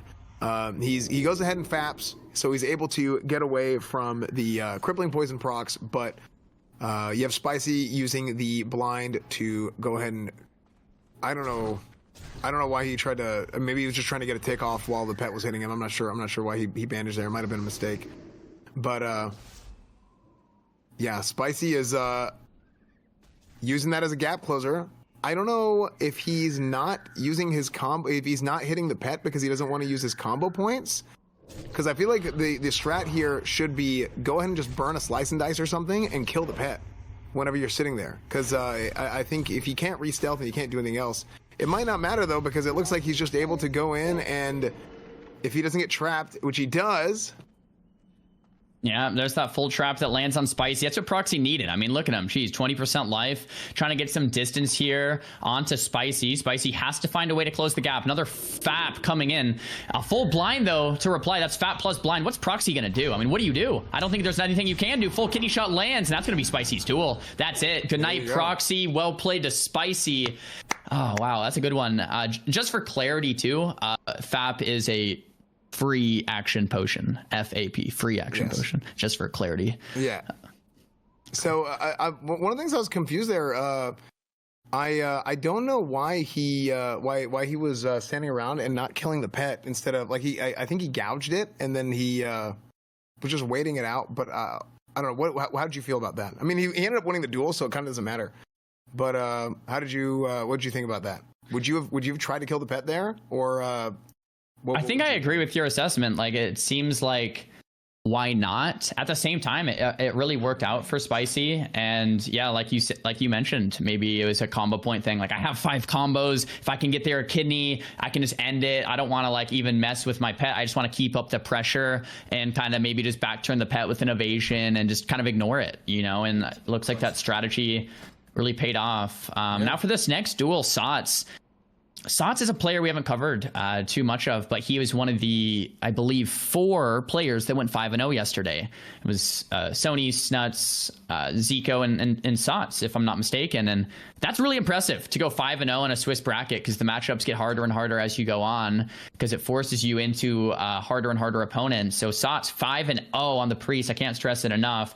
Must have some brilliant, gameplay in mind to be able to do that. We have this matchup here. I'm not super well versed in Hunter v Priest, but I'm excited to see how this one unfolds and unpacks. We have probably a strategy from Lil Bach of Viper Stings.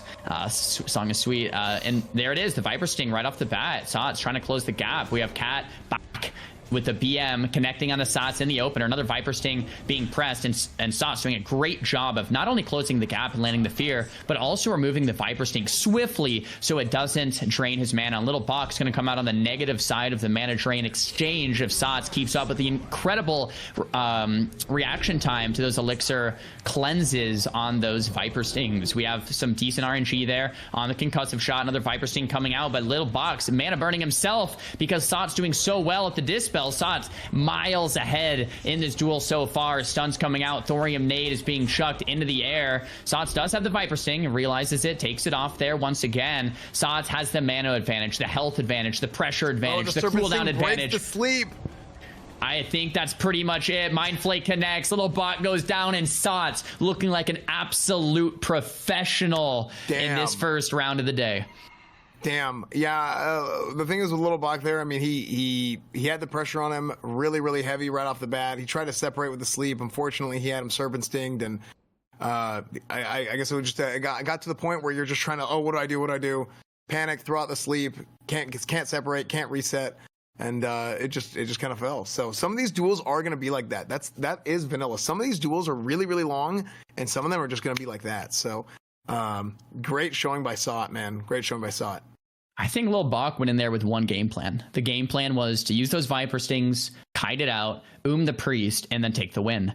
And Snuts was like, well, I have Elixir of Poison Resist and had a good keybind for it. It's probably keybound to spacebar or something, because he pressed it instantly every time. And little Sot, there's no cooldown on Viper Sting, right? So he just revipered, it got dispelled, he revipered, it got dispelled, he revipered, it got dispelled, it revipered, it got dispelled. Now all of a sudden the Hunter was ooming himself. Yep. Dispel, the Elixir of Poison Resist, costs 0 mana. Viper Sting has a pretty substantial mana cost. So the Hunter himself, and then the Priest took the win. Because not only was Little Bach himself, but he was also doing no damage, because if you're Viper Stinging, it comes at the cost of not aim shotting, multi-shotting, arcane shotting, other stings, getting damage off. So Lil Bach was doing no damage, mana burning himself, and Sot really just looked like a professional. I'm a Sot fan. I can't wait to see how the rest of the tournament unfolds for him. I'm excited for his next matchup. That was really well played.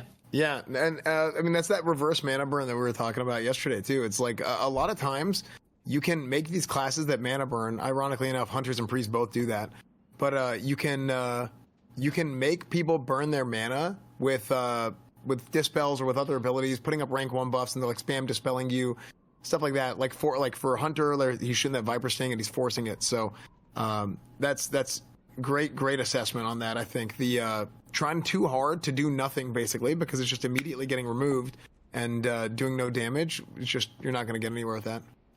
And that's going to separate like a good player from a great player. Like a good player will have a strategy in mind.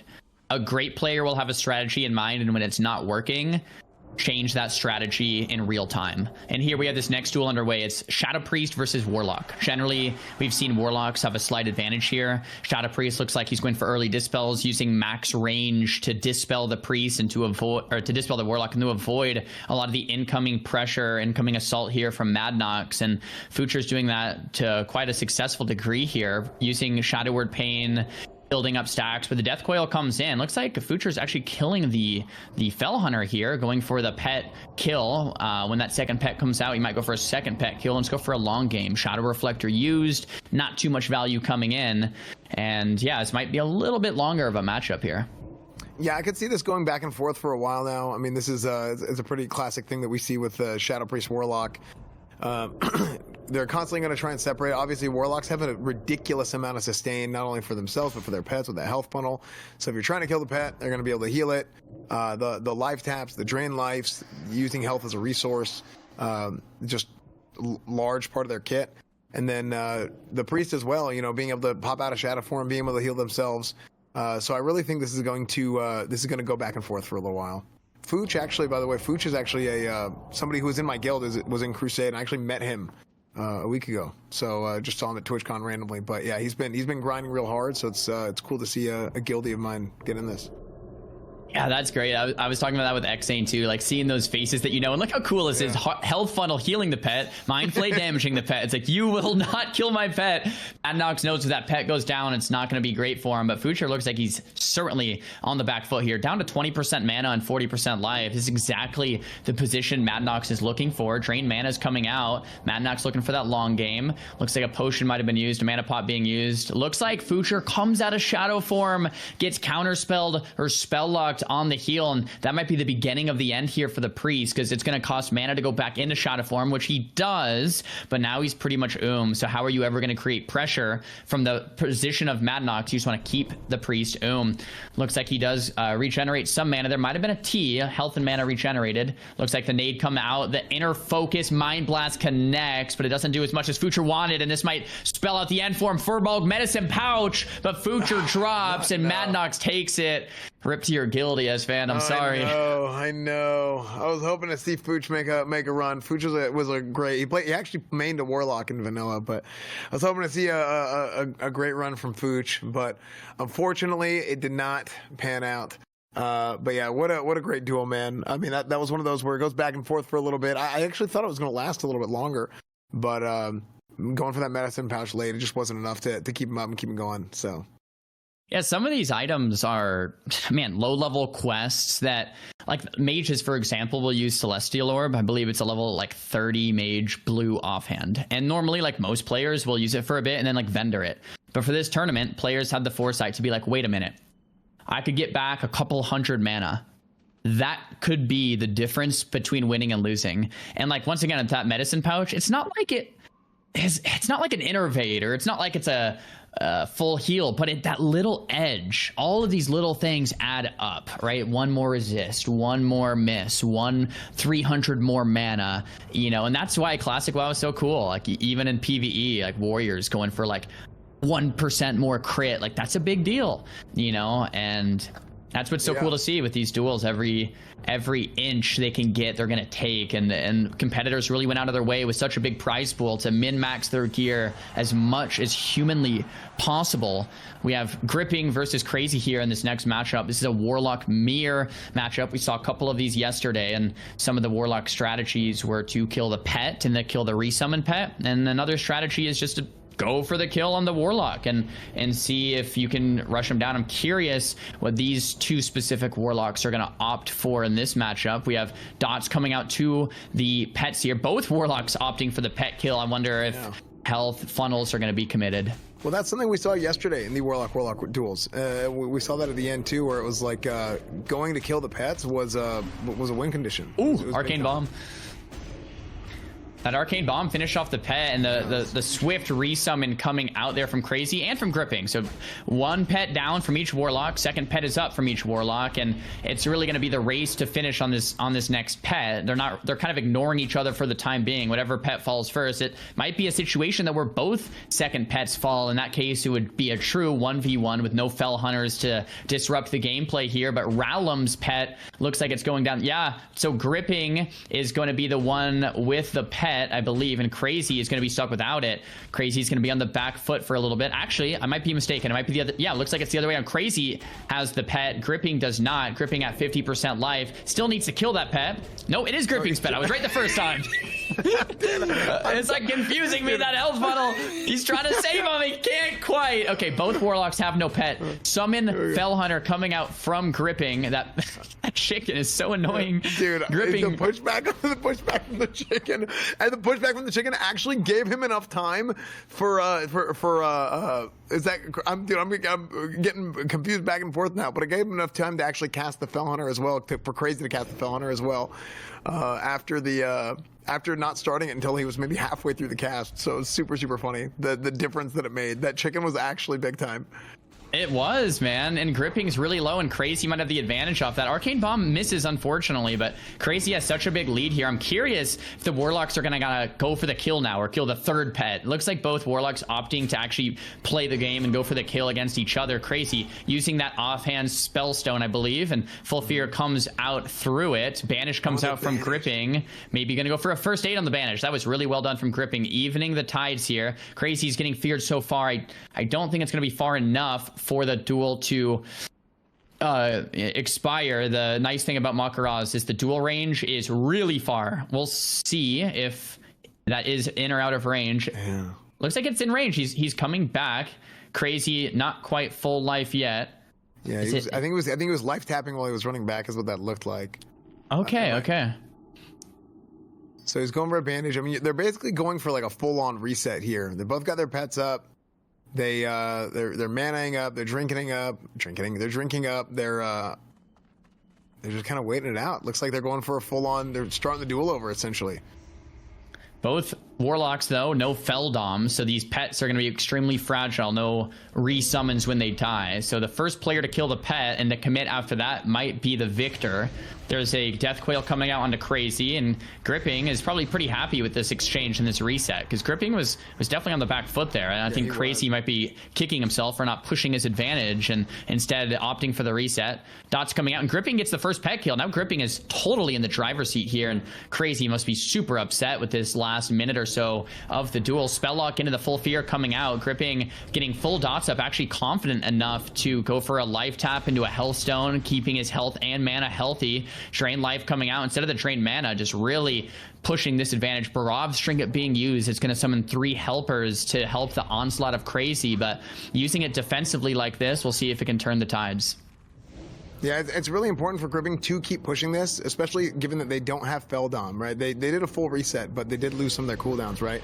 The Death Coils and the Felldoms. So what Fell Domination does, it allows them to cast a pet really fast. But an Arcane Bomb is going out. It misses. The Arcane Bomb misses. Arcane Bomb coming back, changes his mind, starts casting a fear. Gripping really wants to push this on Crazy, lands a grenade, and this could be it, and it is. What a finish from Gripping, who was on the ropes for the entire duel, really, before that reset. They did the full reset, and Gripping comes back and finishes the job against Crazy. Fantastic, man. Absolutely fantastic job. Yeah, with that reset that happened, it was a full reset, but they didn't have some of their cooldowns, right? I talked about the Death Coil, the Felldom. So losing your pet first hurts really bad. That Fell Hunter casts something called a spell lock. It'll interrupt you. For those of you guys who are maybe new to Classic WoW, new to dueling, it can spell lock you. So whenever you lose that pet, you lose a big portion of your kit. You don't have an offensive dispel, you don't have the spell lock, and obviously you're losing damage as well from just the auto attack straight up. So huge play, man. Huge play after the reset. I know we've touched on it before, but with this much money on the line, with $100,000 on the line, it's really easy to succumb to the seductions of a reset. Let me get back to full life, full mana, full health. Let me just play safe. Let me just get full life. And I think, unfortunately, there for Crazy, it might have been the wrong choice. Like, Crazy could have taken the win, but instead he's like, you know what? Let me eat the full. Let me get full health and just go again. But on the second playthrough, he didn't quite get the same RNG, right? Maybe the resist, the crits were different, and then Gripping took that advantage. And I think Crazy's like, oh man, right? And that's what we were talking about with a player like I think it was Ziko, like knowing when to run, but also knowing to be like, I can't reset. I'm 20% life here, but I can't reset. I have to take the win now, or else I'm probably gonna lose. And if we get the full reset, my class doesn't work in a way where that's going to be advantageous. And in this next matchup, we have Dakata on the Shadow Priest up against Luxia on that Restoration Druid. Does have a green chest there, has quite a bit of stamina. Another green helm though. It looks like no, this is Dakata rather. The Dakata didn't quite have time to get fully bis gear for this tournament. Shadow resist gear opting in there for Luxia. I like that. 1 or 2 resists can spell out the difference here. It's really nice though to get shadow resist gear that also might have stamina, because like you were mentioning yesterday as fan, if you're giving up stamina for resistance, it's really just a gamble. Yeah, like you're going for that RNG. Really, you're going to you're gambling to, hey, I'm gonna have less total health. Right, I'm gonna have less total health, but I'm gonna go for some resistance and hope that I just avoid the damage altogether instead of taking a lower percentage of my health and damage. So that's right. And we have the dual flag down. Every time this goes down, it's just like you can feel the intensity. And I'm so happy Blizzard opted for a unique flag design here. Instead of just a normal dual flag, it's like, no, let's make this one epic so everyone knows what's actually occurring when one of these flags drops. I know when you're outside Orgrimmar or Stormwind and you see one of these flags, it's like, okay, even if someone declines, just seeing it drop is pretty cool. Looks like the duel started here, and Luxia getting the opener on Dakata. Looks like some bleeds are coming out. The full fear connects. Instant trinket from Luxia. Luxia popping that Barov's trinket and connecting a lot of damage here on the Dakata. Cat form, he comes out of cat form to get the Moonfire and Insect Storm. A lot of bleed damage onto Dakata. I'm curious on the strategy here from Dakata. Looks like Purge spam to start with is pretty standard, because there's so many buffs these players prepared, and just purging all of those buffs off is going to drastically reduce the power level here of Luxia. Shifts out of form, gets the full fear. Well played there from Dakata. Mana pop back to full HP. It looks like our spectator UI is not updating the mana quite yet onto Dakata. There it is, 60% mana and 50% for Luxia. Luxia opting for Wrath spam into the Rocket Helm to close the gap. It's a pretty nice opener for Luxia. And Luxia using that early innervate and spamming those scrolls, the low rank scrolls, the Noggenfogger Elixir to protect the innervate from being dispelled. I really like this play. Luxia knows if he can get value from the innervate, regenerate mana, that he can win in the long game. But if that gets purged, not so much. That will be the beginning of the end if the innervate gets purged. Dakata's not so happy with that exchange. Just to run it out and play an equally long game. I run with server to regenerate mana with that water. Yeah, I mean, that's the big deal there. I mean, especially being able to take the innervate, and if you can capitalize on an innervate with the drink, it's absolutely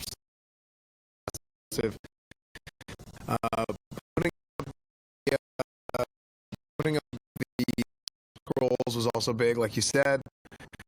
And right now, I'm kind of surprised Luxia is. There we go. He goes. He opens up on Dakata. He goes in with a feral charge bash combo. He's going in with an arcane bomb. He's going with an arcane bomb I think we might have had a little hiccup there with the internet or something.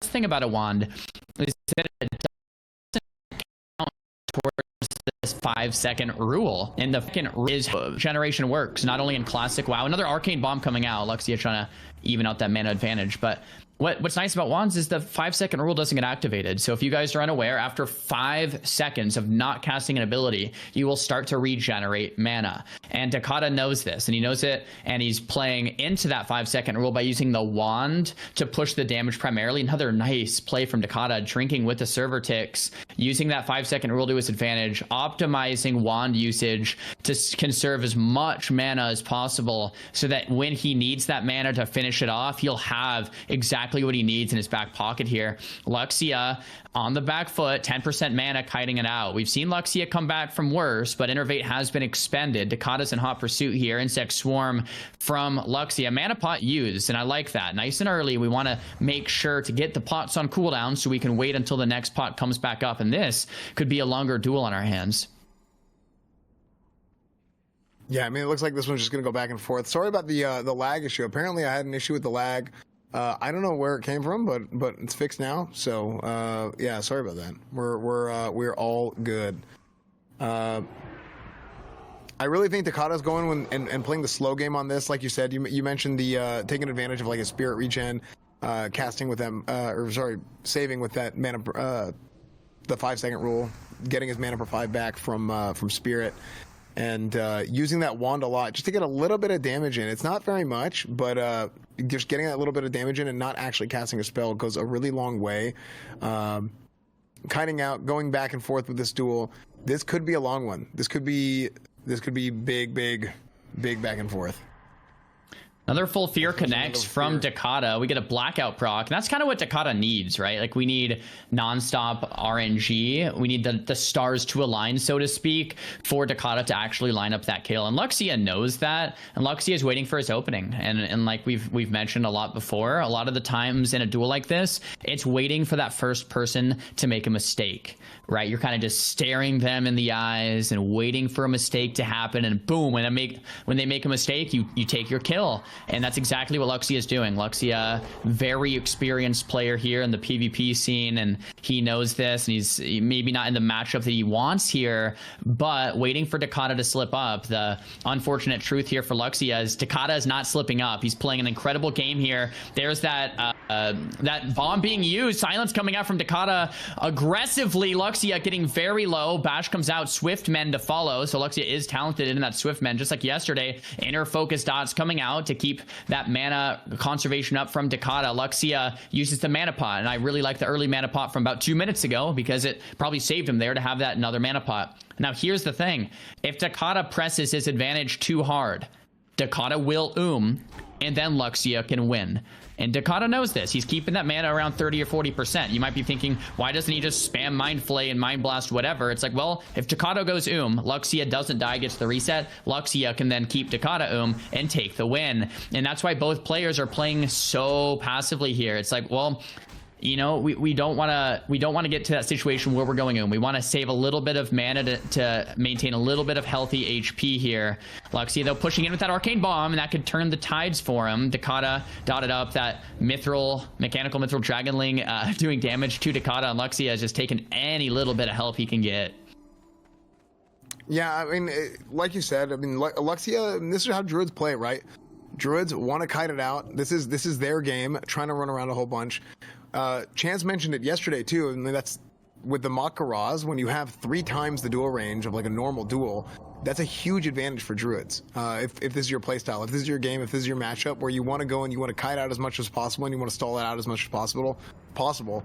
I think the way Dakata is playing it, where he's just trying to conserve mana and not let Luxia go and get that full reset and have the mana advantage over him. is really, really smart. I mean, you can even see he's drink walking towards him now at this point because he knows Luxia has the range. Luxia has that move speed bonus from Travel Form. He's going to be able to just straight up run away from him. And that also is one of the downsides of being a Shadow Priest, right? You have a Mind Flay which slows them, but when you slow them with a Mind Flay, you are standing in place, right? So they are gaining distance on you regardless. It's not as much distance as if they weren't slowed at all, but you're still standing in place and they're still gaining distance. Outside of that, you only have blackout procs from spamming Shadow Word Pain or something like that that you can hope for. Otherwise, movement is really, really bad. Mobility is really, really a strong counter towards Shadow Priest. Like if you can kite them out, it's pretty tough for them. So I do think Dakata is probably playing this as well as he possibly can. Yeah, I absolutely love it. I do want to clarify on the rules for flask usage. I saw some comments on it. Flasks are allowed, but you can only have 3 flasks in your inventory, and players opted into an inventory check before check-in today. So each player will have 3 flasks. If you do use that flask at low mana, it'll give you a bit of mana, but you have to keep in mind, we have a long day of duels. If you use a flask in that first duel, you only have 3 for the full day. So that is something important for these players to remember. But it's like, hey, if you have a flask to use and you don't use it and you die, well, it's not going to do much, for you when you're dead. So you want to, it's like this very difficult balancing act of using enough consumables to push you further ahead in the tournament, but not overusing consumables when you don't need them, because you might need them later in the day in those harder and harder matchups. Well, they're saving it for the next hardcore tournament. They're saving it for the next Mak'Gora. Oh, here's a push. Here's a push from Dakata. Silence doing comes. A bunch of damage. Mind Flay spam. He's got a Mind Blast. He goes into the fear. He goes and he puts a blanket silence on him. Luxia trying to get away, trying to burn his mana to try and keep himself up as much as possible. Throws a sleep on Dakata. Dakata has his ears pinned back and he's ready to close on Luxia, but unfortunately for him, Luxia sleeps him and gets away, and we are probably going to be back in a kite fest for another 5 minutes. So, I mean, here's the thing though, like has Luxia ever pushed Dakata to feel really scared, right? It seems like Luxia has been on the run, really. Luxia has gone to sub 10% life multiple times now, and Dakata is really just playing a good mana game. He's not ever really that afraid. So if Luxia is never pushing Dakata to feel like he has to play defensively, I mean, I don't see how this goes Luxia's way. Having said that, Luxia might be able to turtle this out all day with mana potions and healing up, and I mean, as I say that, Dakata now is in kind of the back seat here. Luxia uses the mana pot, and Dakata has 15% life. He's going for a mana burn. It will be max range. It's well played there from Luxia, kind of playing that max distance and playing at like 32 yards. And whenever there's something casted, you could go to 36 yards, or same thing with like 24 and 27 yards. And knowing that distance in your head as like a pseudo method of like line of sighting or like a pillar to stop that interrupt. Very well played from Luxia. Luxia charges in, and looks like things have evened out once again. Mind Flay being cast. An arcane bomb. Misses. He missed the arcane bomb because I think he was predicting that Dakata would move, and Dakata didn't. So he ends up missing that arcane bomb. That arcane bomb is terribly difficult to hit because it's a long cast time, and you can't move while you're doing it.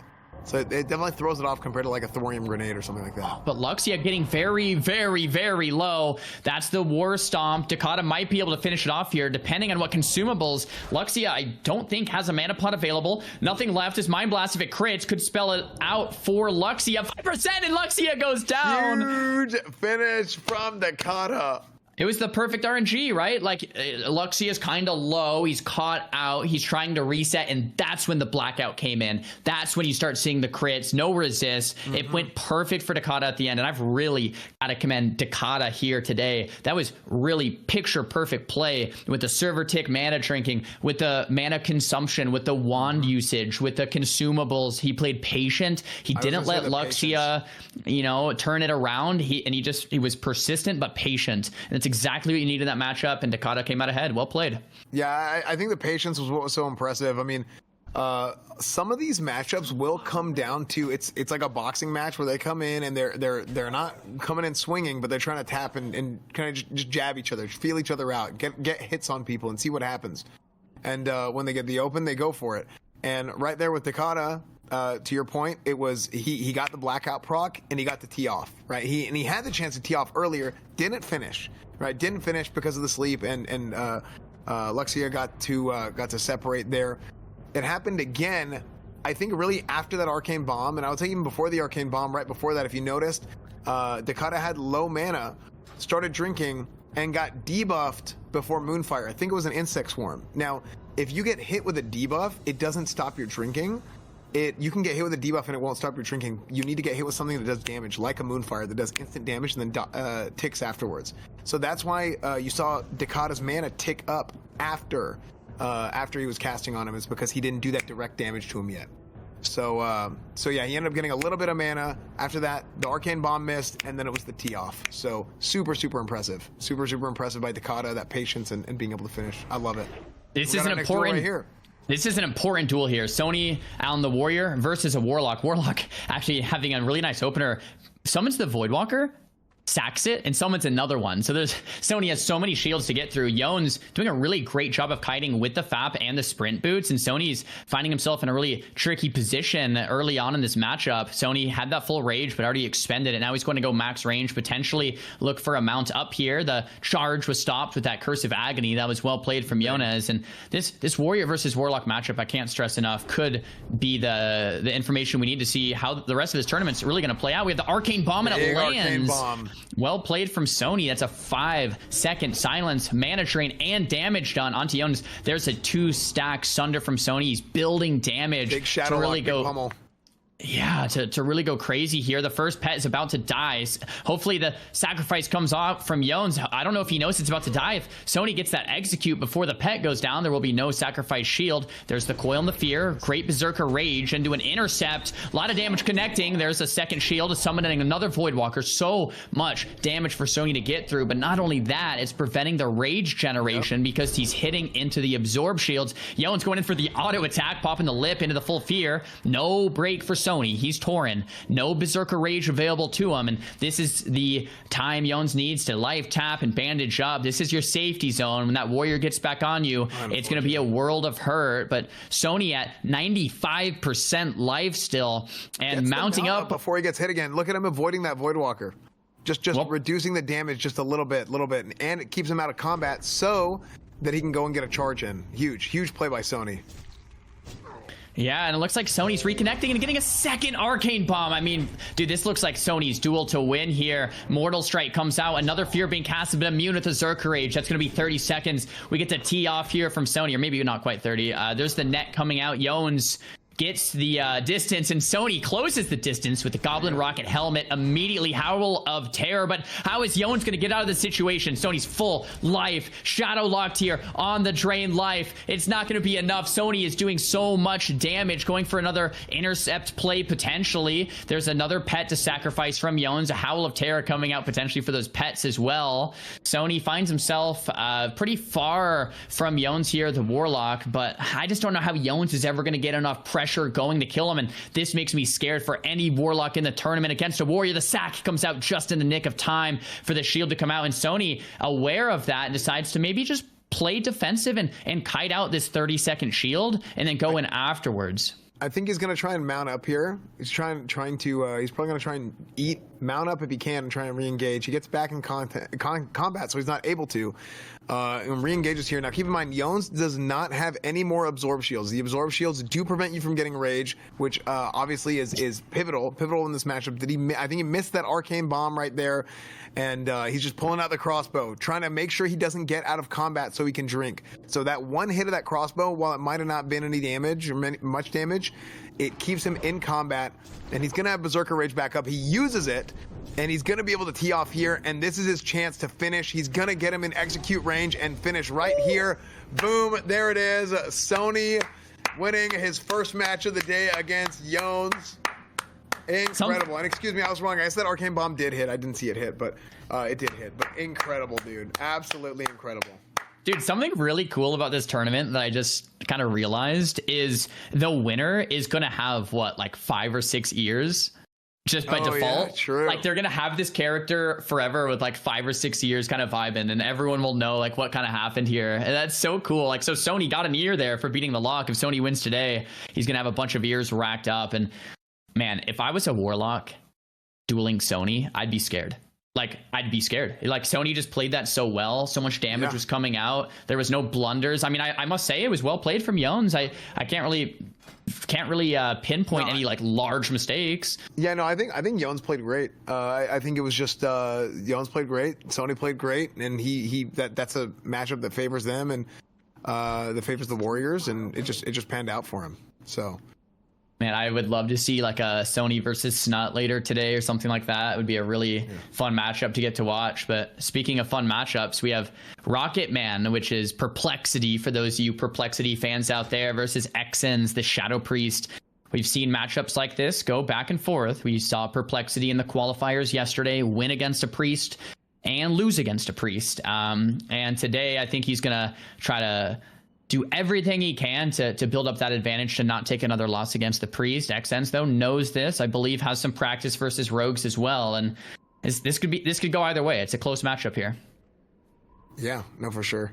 I think I think seeing what Perp can do against the Shadow Priest. I know Perp was he's a bit of a fan favorite. He's competed in, I'm pretty sure, every single dueling tournament that has existed for the CDL and all that, so it's always fun to see Perp play. Sap coming out, and Perp's patient. He's going for a max range result. The heartbeat break does happen there in the favor of Exens. Having said that, Perplexity gets that re-stealth off, so it's not a massive deal here. Exens kiting it out. There's inner fire refresh and potentially another power word shield refresh. Exens sitting down for a sip to make sure he's in the best position possible for when Rocket Man decides to open here. Another full duration Sap cheap shot coming out, and another reset. Just to clarify for viewership, there is a rule that says the rogue has to open within 60 seconds, but strategic acts like this, like sapping and cheap shotting and running and re-stealthing to build combo points, is 100% legal. This is part of rogue strategy. It's similar to a mage sheeping to build that advantage, and that's part of what we're seeing here right now, is Rocket Man pushing every advantage he can as the rogue player with so much money on the line. He wants to do everything he can here. Yeah, I mean, that's absolutely it. I mean, he's trying to wait to get his perfect opener, and we're gonna wait for him too. trying to get as many combo points as he can. Those classic rogues, dude. Typical rogues. Yeah, and here's the thing, like, what's the old saying? It's like, don't hate the player, hate the game. Like, I'll see some comments, and when Druid is kiting out and people are like, oh, come on, fight him. And it's like, dude, you can't be mad at the Druid playing how Druid is supposed to play, and you can't be mad at a mage for polying and running when that's how a mage is supposed to play. And similar here, you can't really get mad at a rogue for sapping, building combo points with cheap shots and getting that exposed up, because that's how rogues are supposed to play at like the highest end level. So for me, that's just how the game design ended up panning out, and the players, with a lot of money on the line, are doing everything they can to ensure the victory. And for me, that's how I see it. I don't see it as a big deal besides that. Yeah, no, absolutely. Oh, that's the Arcane Bomb opener. Okay. We were talking about this from yesterday, the Sap Arcane Bomb opener to get that value, although it might have resisted. I didn't see the silence come through, and that's not the opener Perplexity was looking for after 2 to 3 minutes of preparation. There's the Goblin Rocket Helm from the Priest to build distance and dispels, but it breaks. Yeah, you got the big heartbeat resist there. He was trying to clean him after the rocket helm, but Xzan, really, he is on the ropes here. I mean, if he gets, there it is. If he gets blinded, I was gonna say, this is gonna give Perp the opportunity to go in and reopen on him again, if he can last out the Shadow of Pain, which he realized he couldn't. So, but he went and he did Vanish cheap shot, and here we are. Full Fear comes out, Trinket to reply, Goblin Gap Rocket closer. Helm to close the gap. Xzan in a world of hurt, or about to be 26% life. I mean, what do you really do? Perplexity's at full life here, building the combo points with the cheap shot. Priest uses the Gnomish Invisibility Trinket and some sprint movement speed. It looks like the Skull of Impending Doom. Well, nice combo there. Huge. Title The Charm, title though, charm. from Perplexity to close the gap.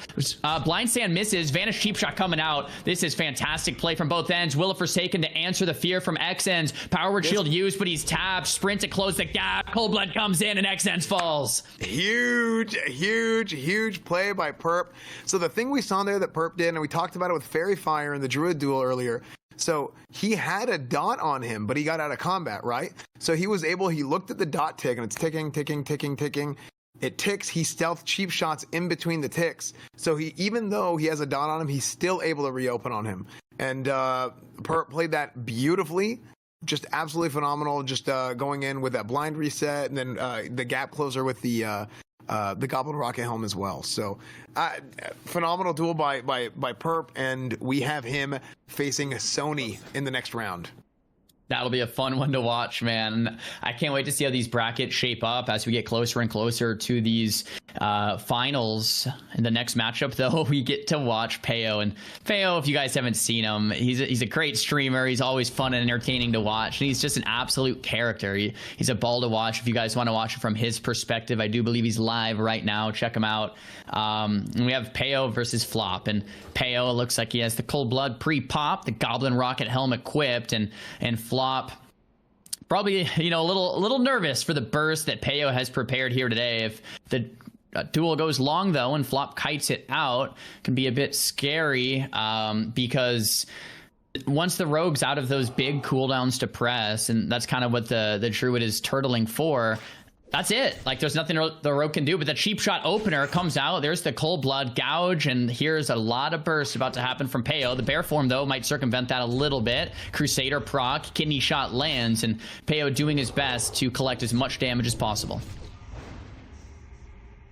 Yeah, Peo, the Pokemon trainer, coming back in. He's pulling out all his pets as always. So you can see he does have the rocket helm equipped, and he's showing it. A lot of these guys don't show their helms, but he's got his rocket helm equipped. He gets it used on himself. Flop uses the rocket helm against him, and Peo he's getting kited out here. I would have liked to see Peo just go full aggro and use the rocket helm to close the gap there. Oh, there it is. He's using it now. So yeah, he goes in, closes the gap with this. Pets are not attacking. He does have a Fairy Fire on him, so he can't really do anything. He uses a T, or he uses is that a resto bot? I think he used to try and get rid of it, but it didn't come off. He can't re-stealth. He goes. It was a moist towelette. There we go. I was just told it was a moist towelette. So, yeah. So he goes in and he's closing in on him now with a blind. He doesn't have anything on him, so he does have a chance to re-stealth on him. As long as we don't get a heartbeat resist here, he does have a chance to re-stealth and reopen on him, and he can press him. And he is out of form. Keep that in mind. He is out of form, stunned. He's gonna go probably take this into. He goes into bear form. Didn't get a kidney shot off of it. Might have been on cooldown. Flop is trying to separate. He's in cat form. He's dashing. He's back into travel form, trying to get away, but it is unable to do that. And Peo takes the win against Flop. Fantastic job by Peo, pushing the advantage. Unbelievable, man. Unbelievable job by Peo. That was great, pushing the advantage there. I love seeing the aggressive play, using that Goblin Rocket Helm whenever Flop started to get away. I think he hesitated a little bit, but he definitely turned it around and decided to go ahead and send it, and it was great. So really, really good. Yeah, really, really good job by Peo there. Great duel. Great duel. We had a earlier matchup against Bobka and Spo, and that looked like such a hard matchup for the rogue to finish the druid. And I must say, Peo looked like a pro there. He took Flop out. It looked easy. Peo was full life the whole time. Peo landed that kidney shot when Flop was out of form.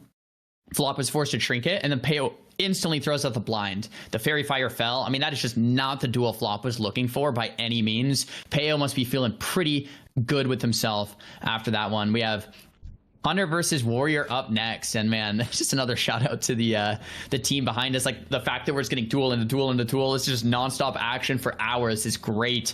And we do have some green gear here from Gucars, and That's obviously not the optimal setup that we're looking for, but he did make it to the top 64 competitors today, which is still very, very impressive to be here. And we have Zero Eyes of the Beast. We have those Swift boots on. We have the Furbolg's medicine pouch and that nifty stopwatch. Lots of different items and gear to use. And that's the unique and exciting thing about classic World of Warcraft is we get those items from random quests, random turn-ins or random purchases, and the FAP pre-used by Zero on the charge, and the charge actually doesn't go through. In the rule set, anything goes. We pretty much have no rules, no guaranteed openers, nothing. It's just, it's a Mak'Gora. Play your class, play your game, and that's exactly what's happening here. Zero getting the opener he's looking for, pre-pops the FAP, gets the distance. Gucars just can't connect at all. A lot of cooldowns already used from Gucars, 50% life, and that FAP's going to fall from both sides shortly here. Yeah, he goes in. I mean, he loses a lot of health. I think I saw him. I think I saw him Diamond Flask, but apparently not, because his health doesn't seem to be going up at all. Maybe Diamond Flask without changing his gear, but he is really just on the ropes here. Yeah, no, it was a Diamond Flask. He didn't have any plus healing on. That's what it was, because his health is going up now. So, yeah, I mean, he's completely on the ropes now. Zeroi, very good hunter. He's got the distance on him. Pops Recklessness. That Recklessness is going to make him take more damage. I think I just saw Recklessness pop, and I don't really think that was a good idea. Zeroi is just going to take him out here. I think he's just going to kite him out and be able to finish him. Comes back in with the intercept. He's on him. Zeroi is probably going to wing clip spam him, trying to hope for a proc. And there it is. There's that wing clip proc, that improved wing clip proc. Gets back out of range, out of the dead zone, while Gucker is trying to get back into it. But it's going to be to no avail. Zeroi leaving no doubt, making sure he's full health, not underestimating him, making sure that he does his due diligence, getting as much health and stuff as possible as he can, gets the trap out, gets the distance, and makes sure that there's no chance for Gucker to come back and finish this duel. Zero looking like an absolute pro, doing what he needed to do. And I mean, let's be honest, that wasn't close. Zero looking prepared and ready to battle today. Guckers falls, unfortunately, but yeah, man, that was a good duel. Zero just prepped with that opener too. I like that pre-fap. Like right when the countdown was like 3, 2, 1, he faps. In case the warrior gets that charge, he could instantly get away without any slow happening or that little mini stun from the charge happening. With fap, if you have a slow on you and then use that free action potion, it's not going to get rid of the slow. So you have to pre-pop it if you don't want to get slowed. And that was really nice insight there, predictive play there from Zero. Very well done. Yeah, really clean, really clean. I mean, Zero is, I mean, he's a pro, man. And I think having the presence of mind to be like, okay, like, look, I know this is, I'm winning this. I'm way ahead. This is looking really good. I'm not going to do anything stupid and fall asleep and give the guy a chance to come back on me. So I think that was great.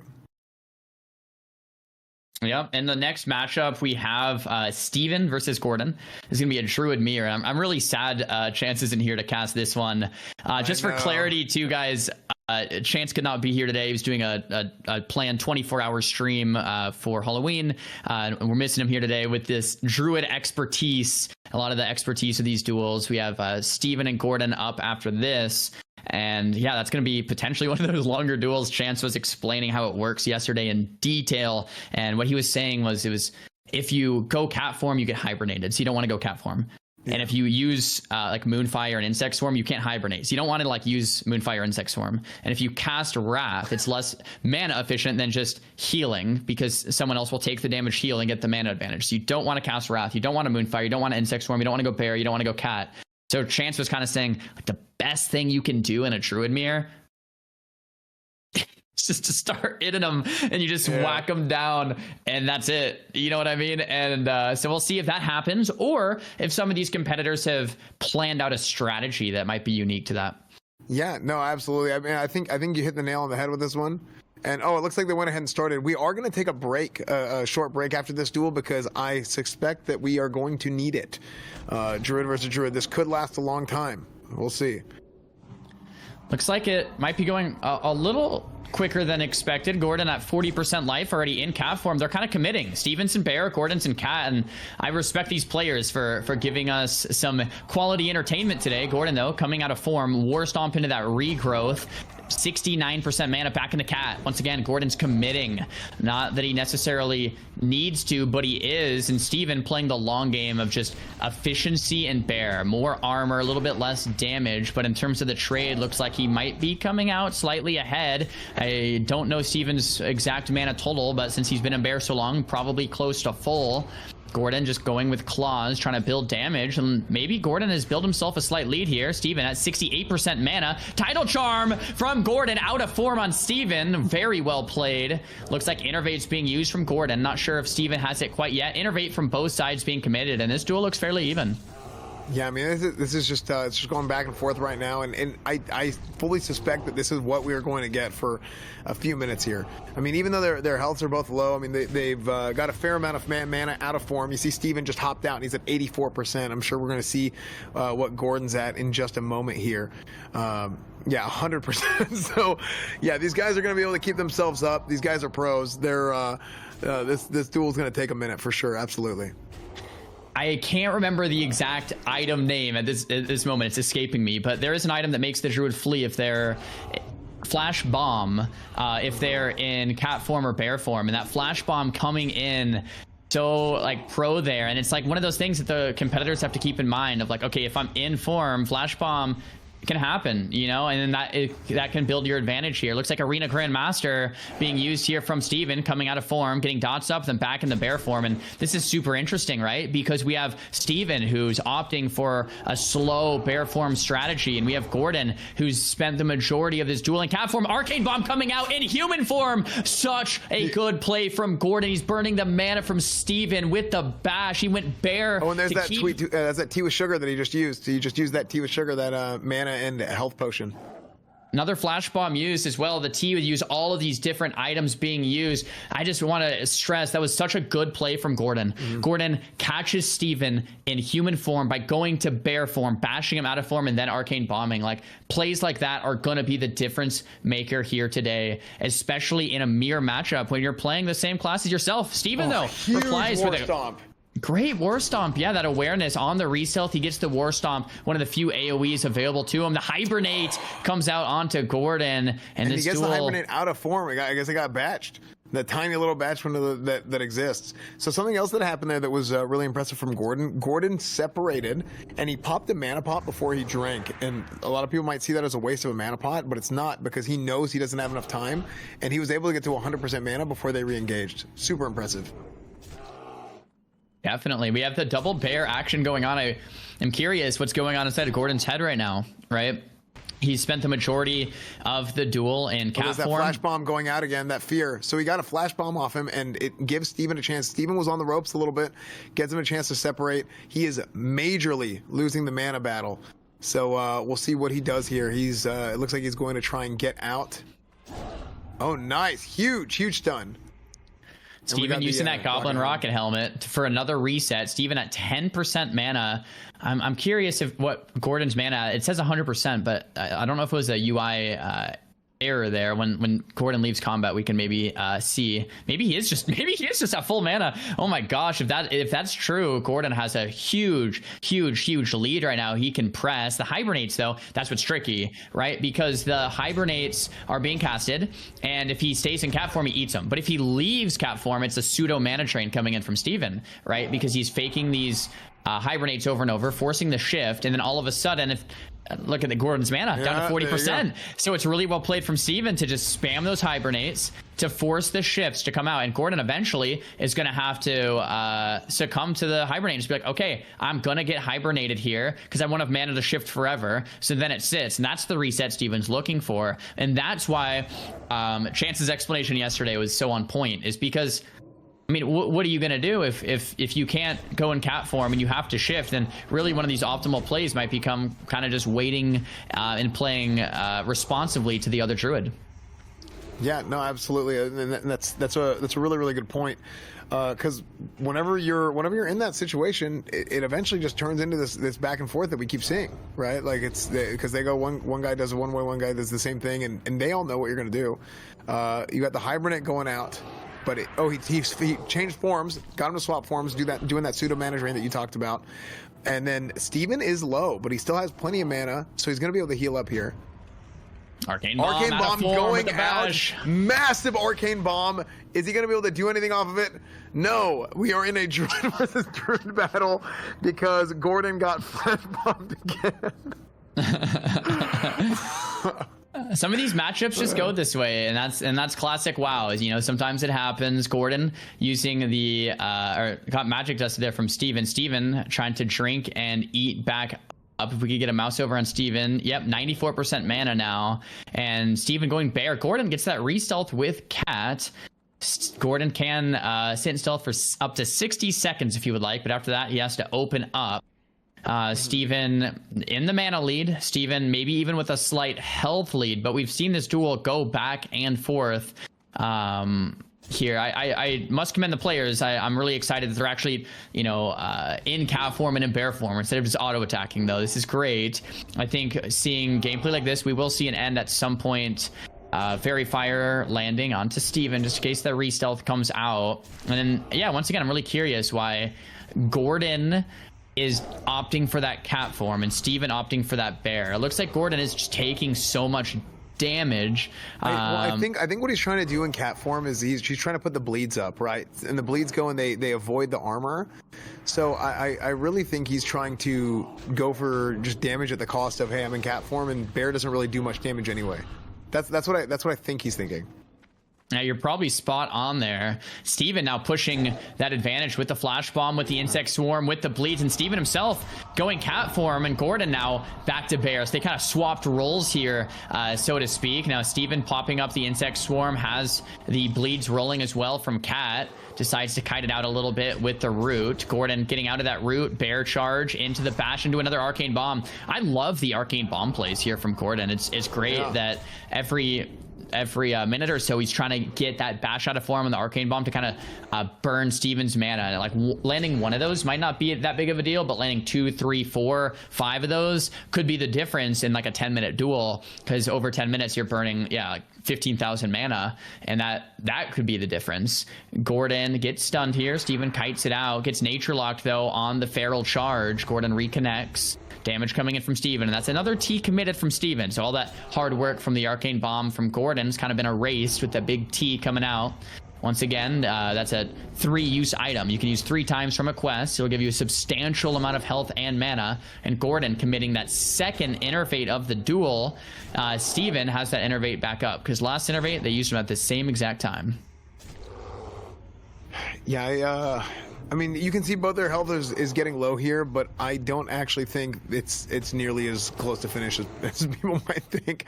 They're both like neck and neck on health.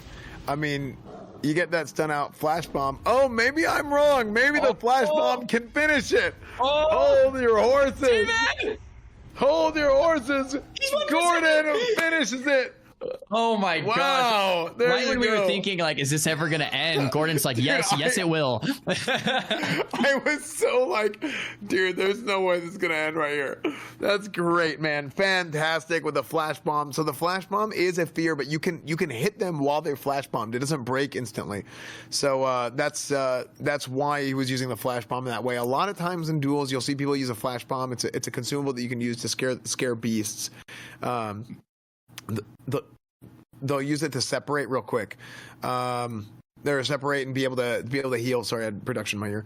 To be able to heal, to be able to reset, something like that. But also you can use it offensively to be able to push, and that was cool to see. So I'm gonna run to the bathroom real quick. I don't know if I guess we aren't gonna take a break from the next duel, but I need to run to the restroom, and I will be back as soon as possible. So Zaryu can I'll cover take it away for a duel. Yeah. I'll be back ASAP. So sweet.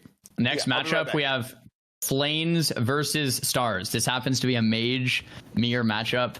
Really, actually great time for the restroom, because mage versus mage. I love this stuff. Having said that, mage versus mage, guys, is one of those duels, just like druid versus druid, or maybe just like lock versus lock, or priest v priest, where, well, you just kite out.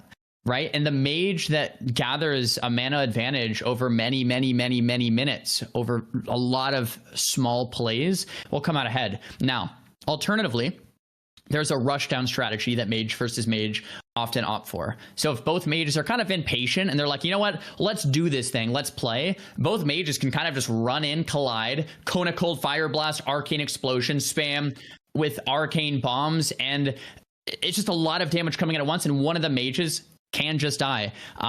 Having said that, we're going to go to a short break and we're going to watch that matchup right after this. I'm really excited for this one, guys, so don't go anywhere.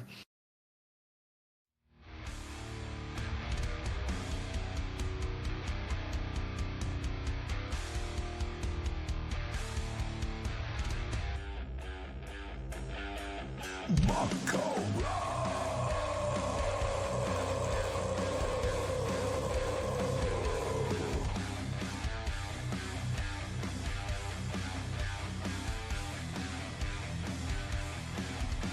The time has come to meet your fate.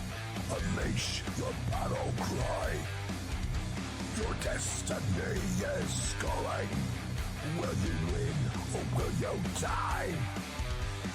Blood, thunder, victory or death. For glory, for honor, we shall fight until we take a final breath.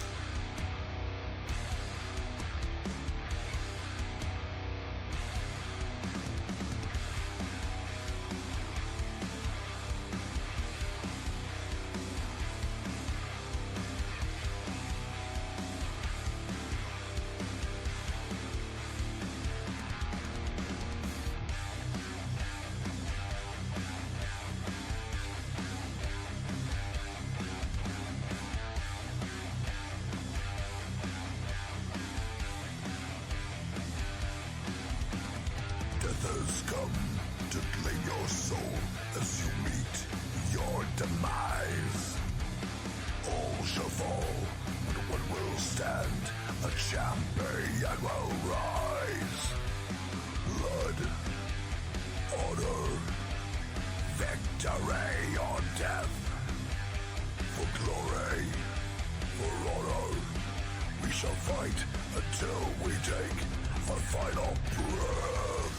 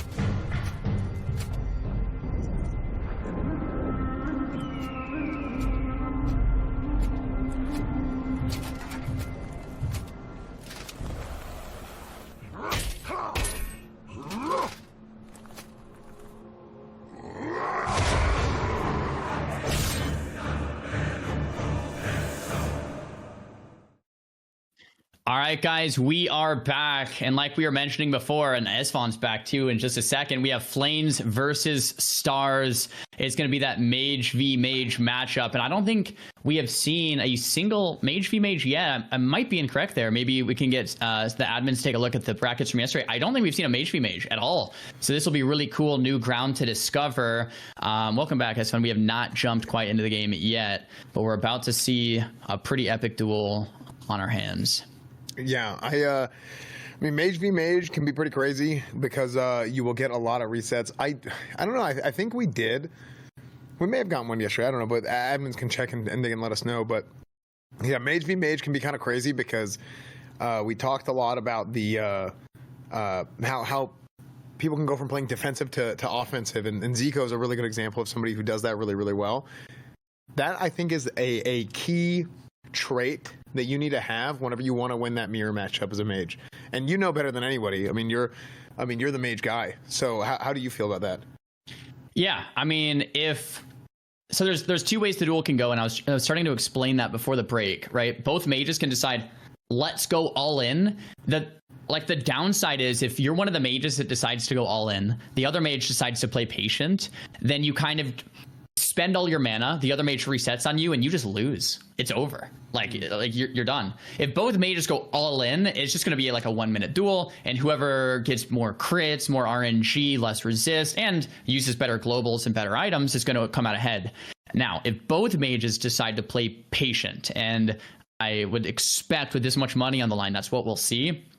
It's a lot of waiting for like a frostbite proc to get shatter combos off. It's a lot of running away and kind of waiting for that other mage to make a mistake. It's a lot of, okay, this mage used a fire blast and a cone of cold, which are not mana efficient spells. I'm noticing that. They're starting to spend their mana. Let me kite out and just use rank 1 frostbolts for a while. Let that mage go from 70% mana down to 60, down to 50. Every fire blast is a mistake. Every cone of cold is a mistake. Every blink is a mistake because it's such high mana cost. And it'll be really cool to see these players kind of figure that out, or maybe they have it figured out and they have a lot of preparation planned for today in this duel. Or maybe we're going to see them just rush each other down. Skull of Impending Doom equipped from Flames, and that's one of the key items here from the mage. So when a mage is trying to turtle out on you, what are they going to do? They're going to sheep you, right? And when they go for that sheep, you have a few breaks. You can ice block and aggressive and go for that kill, but then they just re-sheep you. It's like, okay, well, you can ice block again. You have 2 ice blocks, but then they're going to re-sheep you again. And to really push the advantage when you feel like, okay, I have enough mana to kill this guy, let me actually push this. You need things like Skull of Impending Doom to break the sheep. You need things like those ice blocks off of cooldown so you can push the advantage. Without them, what you're going to do is spend all your mana. You're not going to get the kill. The mage is going to successfully reset, and now you're in a bad spot. So it's like having the knowledge of, okay, I have the Skull of Impending Doom, I have the double ice block, I have enough mana, let me all in this guy. Duel has begun, and Star instantly going for an ice block on the reset. I mean, early ice block there with no mana advantage yet. I would say Stars is a little behind there. Flames knows this, goes for the polymorph, and that's the opener Flames is looking for. And the polymorph will sit. Flames might be swapping around his trinkets. Stars might be looking to do that same exact thing, but Flames must be pretty happy with this one. The first Frostbolt comes in, and then another sheep comes in right after. That's just to hurt the shield. And the Arcane Bomb plays from Flames land, and then the Goblin Rocket Helm into the ice blocks. So both mage 1 ice block down, I believe, and they're using a lot of fire blasts and cone of colds and kind of just fighting this out. So they're kind of going for more of a rush down strategy here. So we might not see as long of a duel as I might have expected. There's a Skull of Impending Doom from Flames. It will break the sheep. Well played, but at the cost of breaking the sheep, it's going to cost mana. Some wands coming out during the counter spell. You can wand during counter spell, which is really nice. The Frostbite RNG. Flames must be pretty happy with this duel in its totality so far. The Nova comes out, Stars blinks it, tease, the blink does break that Nova, and Flames misses the Cone of Cold because of it. Flames going for the Evocate. This is good value from Flames. Now, in the Mage v Mage mirror, the Evocation is very important. It's kind of like the Innervate for Druids. You want to stop the Evo by blocking and counterspelling it, and that is what you want to save that block for. Skull of Impending Doom and stopping that Evo. That Evo sticks, that's going to be big. So that's really big for Flames. Having said that, Stars and Flames are pretty much even mana, and Stars is the one with the Evocate now. Stars, no ice blocks available. That's the second one. Stars has that Evocate advantage. If we can mouse over Stars to see his mana, actually it looks like it is updating. It's 64%. So Stars might have a slight mana lead with that Evocate in his back pocket. This is going back and forth. We have that Arcane Bomb. It does land. That's the second landed one from Flames, and that might mean he's a little bit ahead here. Dude, I just love listening. I mean, you're the mage guy. I love listening to you. This is like your Super Bowl, dude. Just watching, just listening to you cast 2 mages. This is great. I'm just gonna let you do your thing here, man. Yeah, I apologize for being long-winded. There's just a lot of things happening back and forth. We have Frostbite procs and Frost Novas, Cone of Colds being exchanged from both ends. Both mages 50% life, and I think while we were chatting there, the Evocate from Stars might have happened as well, meaning Flames is the clear advantage here. Looks like Stars is kiting it out. They're both mana shrinking, or doing the server tick shrinking method. Polymorph coming out to detect magic, so both mages can see what buffs and debuffs the enemy mage has, and looks like the full sheep on the stars, and Flame's going to shrink back up. And this is what we were talking about. Dark Rune might have been used there as well. Flame's up to 67% mana. No evocates from either side. I believe Flame has 1 ice block. Stars 0 for 2. 5 minutes left on that cooldown. Frostbolt being casted, decides to re-poly. A lot of the time we are going to see an opener where it's going to be a Frostbolt into that ice barrier, into a re-poly, just to kind of whittle down the ice barrier. Fireball being casted for some efficiency there. Nova looks like it resists. Cold does land. Fire Blast being used from stars. It's not a super mana efficient way of going about the duel though. Might be trying to push for some advantage, but it looks like Stars is in the back seat here. First aid being casted here from Flames, topping himself back off. I love the min-max. I think Flames is in a position, if he still has that Skull of Impending Doom, to maybe push down Stars. Stars is at 26% life with no ice blocks, and the Arcane Bomb lands. He's at 10% mana now. Tidal Charm to reply. You can use that while silenced. That was nicely done. Major mana pot used and a blink expended. Flame must be smiling right now. I know I would be. If you're Flames, there's no mana pot from Stars, no Evo, and no ice block. You've pretty much worked through absolutely everything here. Stars is gonna have to sheep. He's gonna have to try to go for some reset, but he doesn't have many cooldowns to work with. Yep. I'm gonna let you do your thing for this one. It's been, I mean, this is a great one to watch, man. I mean, just knowing mage duels go back and forth just like that. Yeah, go ahead. Another polymorph from Flames connects. Flames is gonna just take his time here. Stars sitting that full polymorph. The thing is, if Flames doesn't close, like we were talking about as fan, like if he doesn't close when it's his time to close, he could blow his advantage. Stars will rotate more cooldowns back up, right? Second evocate, second ice block, third ice block, mana potions come off cooldown, and then all of a sudden you kind of blow your chance. But this is it right here. Frost Nova counterspell, big shatter combo coming, but Stars trinkets the Nova, another Arcane Bomb, and that's the big difference between these two mages. Flames really pushing those Arcane Bombs on cooldown. It's the third Arcane Bomb to land. Remember, 1500 mana purge after every single Arcane Bomb. That's 3 of them. It's 4,500 mana drain from Stars, and that looks to be the big difference maker. Flames also only using Frostbolt. Does go for the Fire Blast here, pushing the advantage. Let's see if he blocks aggressively here. Might be the time to do it. He does pre-Barov's Trinket to keep Stars in combat. We get a lucky heartbeat from Flames. What's Stars gonna do? Kona Cold lands, not much to use. There's the Tuber, the Lip, the counterspell comes in. Flames finishing with Scorches, and that's gonna spell the end for Stars. One more ability lands. Fire Reflector, it's not gonna be enough. Flames. Oh, dude. Looking incredible in the Mage Mirror. What a duel, man. That was great, man. I know I was just want to listen to you do your thing, man. Mage versus mage.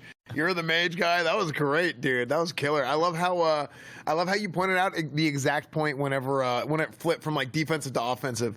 And that was you killed it on that one, man. That was phenomenal. Yeah, I think Flames killed it on that one, man. He played that so well, start to finish. The Arcane Bombs, manipulating that in his favor over many, many minutes. I just thought it was really well done. Well played to Stars as well. It can be one of those matchups. I'll just be transparent. That can also come down to a lot of RNG. It's like if you're two really good mages fighting and you get a resist and then the other mage gets a crit, and then you get another resist and the other mage gets a frostbite, and it's like, okay, it can just be a tough RNG matchup. There's so much RNG that's built into it because of all the procs and all the getting big crits off of a shatter or something like that. That's it. Yep, exactly, man. So next one we got coming up, we've got Rubius and MFBTV. We got Druid Shaman coming up here. So is this we got ourselves an enhanced Shaman. The gear is can we go over the gear one more time for the Shaman? Need to get closer. Yeah, we got some nature resistance. We blood mail set. Yeah, not a whole lot of stamina using a slave driver's cane. Now that's a 3.9 second speed weapon. So the big thing with Wind Fury is it's not the damage isn't reduced. It's not normalized with by instant attacks because it counts as like a full swing. So using a really slow weapon is going to give you really, really big hits, and that's probably what he's going to be going for here. So closes the gap there. He's probably going to go for the purge spam. We think Rubius is going to go purge spam him. It's something we've seen from the Shamans a lot so far in this tournament. Open up with the Goblin Rock Helm, clean him up. There's so many buffs that getting the opportunity to go and purge off 2 buffs per global with that purge is absolutely huge. Druid shifts out of form, and Rubius is going to go, and he's probably going to engage on him right after this. Oh, he's got an Arcane Bomb. He cancels it because he starts getting away with the travel form. It's going to be very difficult for him to be able to hit him with an Arcane Bomb because he's moving so quickly in travel form, and it is such a slow cast. Druid doing Druid things. He's going to kite him out. Keep in mind that in the Mak'Gora, there's a 3 times bigger radius than in a normal duel, so he's going to be kiting him out the whole time. Rubius is going to want to keep those Frost Shocks up. He's going to want to be able to close in, get Earthbinds up, and MFBT using that medicine pouch, trying to get some healing in, trying to get some hots ticking on himself while he's moving and kiting away. Moonfire spam build. He's got a net on him, but he just shifts right out of the net. He's got a lot of mana, so it's not that big of a deal. Rubius using that tea with sugar right there, spamming that Frost Shock, and just keep chasing him. MFBT's health is just going on slowly while he's getting... he uses a health pot right there while Rubius keeps ticking him down. Rubius is probably going to lose the mana battle here, playing an Enhanced Shaman. He's not going to have a whole lot of opportunities to heal. He's probably going to get some spell pushback as he's getting right there. He is going to try and heal, but I think MFBT is just going to be able to kite him out here. I think I just saw an Innervate go out, and he's healing himself a little bit. Yeah, Innervate's ticking on him. He's healing himself a little bit. He's not going to get out of combat. He has the pet hitting him. Rubius going into Ghost Wolf, and he wants to close the gap, but I just don't think he's going to be able to. And MFBT is going to close with some Moonfire spam here, and the Insect Swarm ticking, and down goes Rubius, the Enhanced Shaman, trying to stick to the Druid, but unfortunately he just cannot do that, and we are... stuck with another dead orc, another dead shaman, 07 for the shaman. Seems to be a reoccurring theme with shamans. Like, one of their biggest weaknesses is just going we see it in shaman versus druid. The druid looked weak at the start, right? Shaman ran in, closed the gap, purged every single buff off. It was really well played from Ruby, and all of a sudden the druid ran away, innervated, played a nice long game, and the shaman zoom. The shaman doesn't have an innervate or an evocate or a life tap, right? They're one of those classes that, like, they're really strong when you have that mana and you have a lot of big cooldowns, especially in group play, like a Battleground, like Alterac Valley, really even World PvP. Yeah, really, really great class in classic World of Warcraft. But when you're in a 1v1 and you just go and a class is going to know that, kite you out, and only play once you have no more mana left to play with. And MFBTV did a really great job of showing us exactly how that was done. And Shaman, unfortunately fell there. In the next matchup, we have Dentario, who's really impressed me yesterday. I thought he did a great job on the mage. I'm excited to see him play again, but I must say, you do not want to fight a druid as a mage. And we were talking about Ziko's bracket, like Ziko getting that bracket that he wanted today, fighting hunters, rogues, warrior, whatever. And Dentario fighting the druid. And Dentario, I know as a mage, it's like, oh man, that's going to be tough. Now, it's possible to beat a druid. It's possible. It's just really hard.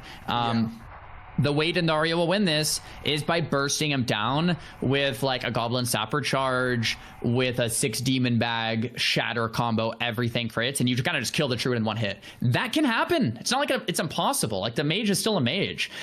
But if EK's really aware to not let all of these things happen, play max distance, stay cheetah form, and just kill with Moonfire and Insect Swarm, depending on what spec EK is, then it's going to be a hard uphill battle for this mage. Yeah, absolutely. And I think him coming in here, you can see Dentario wants to be aggro, and he's playing him close, going in with the Rocket Helm, Arcane Bomb right off the bat, trying to make sure that EK doesn't have enough mana to be able to constantly shift forms. That's what I'm seeing here. Goes in with a Tidal Charm, trying to burst him already, has him kind of low already. He's doing the Frenzied Regen right there in bear form, trying to stick in bear form while he generates rage to be able to heal. and be able to shift out as soon as he has a root or something else, so he doesn't get shattered right there. EK getting nature locked, huge nature lock. This could be a big opportunity. He doesn't avoid the war stomp, but he blocks it. Offensive block. That spell lock is probably going to end soon. That counter spell is probably going to end soon. Comes in, feral charge for his own kick. Ends up blinking out of it, and he is keeping EK at bay pretty much perfectly. Not keeping too much distance to where EK's at an advantage, but man, if his counterspell's about to come up soon. That was close, dude. I think his counterspell's up any second now. I don't know if EK's playing the right spec here. EK might be more of like a feral spec. I don't know if he's Insect Swarm. I don't know if he's Nature Swiftness. I don't know if he's any resto points. But if EK is more of like a full feral build, maybe Dentario can do this. There's another counterspell in the regrowth. What is EK gonna do? Dentario looking phenomenal. There's the sleep dust. He can Will of Forsaken though, and he still has another block. EK's on the run now. It's not gonna be enough. Dentario taking him out. What a finish from Dentario, man. Just I love seeing that ability to when that go is open, when that window opens up, being able to see these guys go in and they see it. Like you literally, it's almost like you can see the body language of their character, how they move their character. It's like they just get more aggro, and it's sick. I love watching it. I love seeing the finish, and that was beautiful, man. Yeah, I'm just impressed to see a mage take out Druid is awesome. I must say, I do want to clarify, EK might have been playing a build that was suboptimal, for the mage matchup. Maybe it was EK's bread and butter. Maybe EK wanted that against Hunter, or maybe against Warrior, maybe against Rogue. He's like, maybe EK was like, I hope I don't fight a mage with this build. And it might have been a build that wasn't quite as good in the mage, right? Because normally the Druid would just kind of Moonfire and run away and cheetah form, right? That's normally what you'd see. But it looked like EK wanted to fight it out.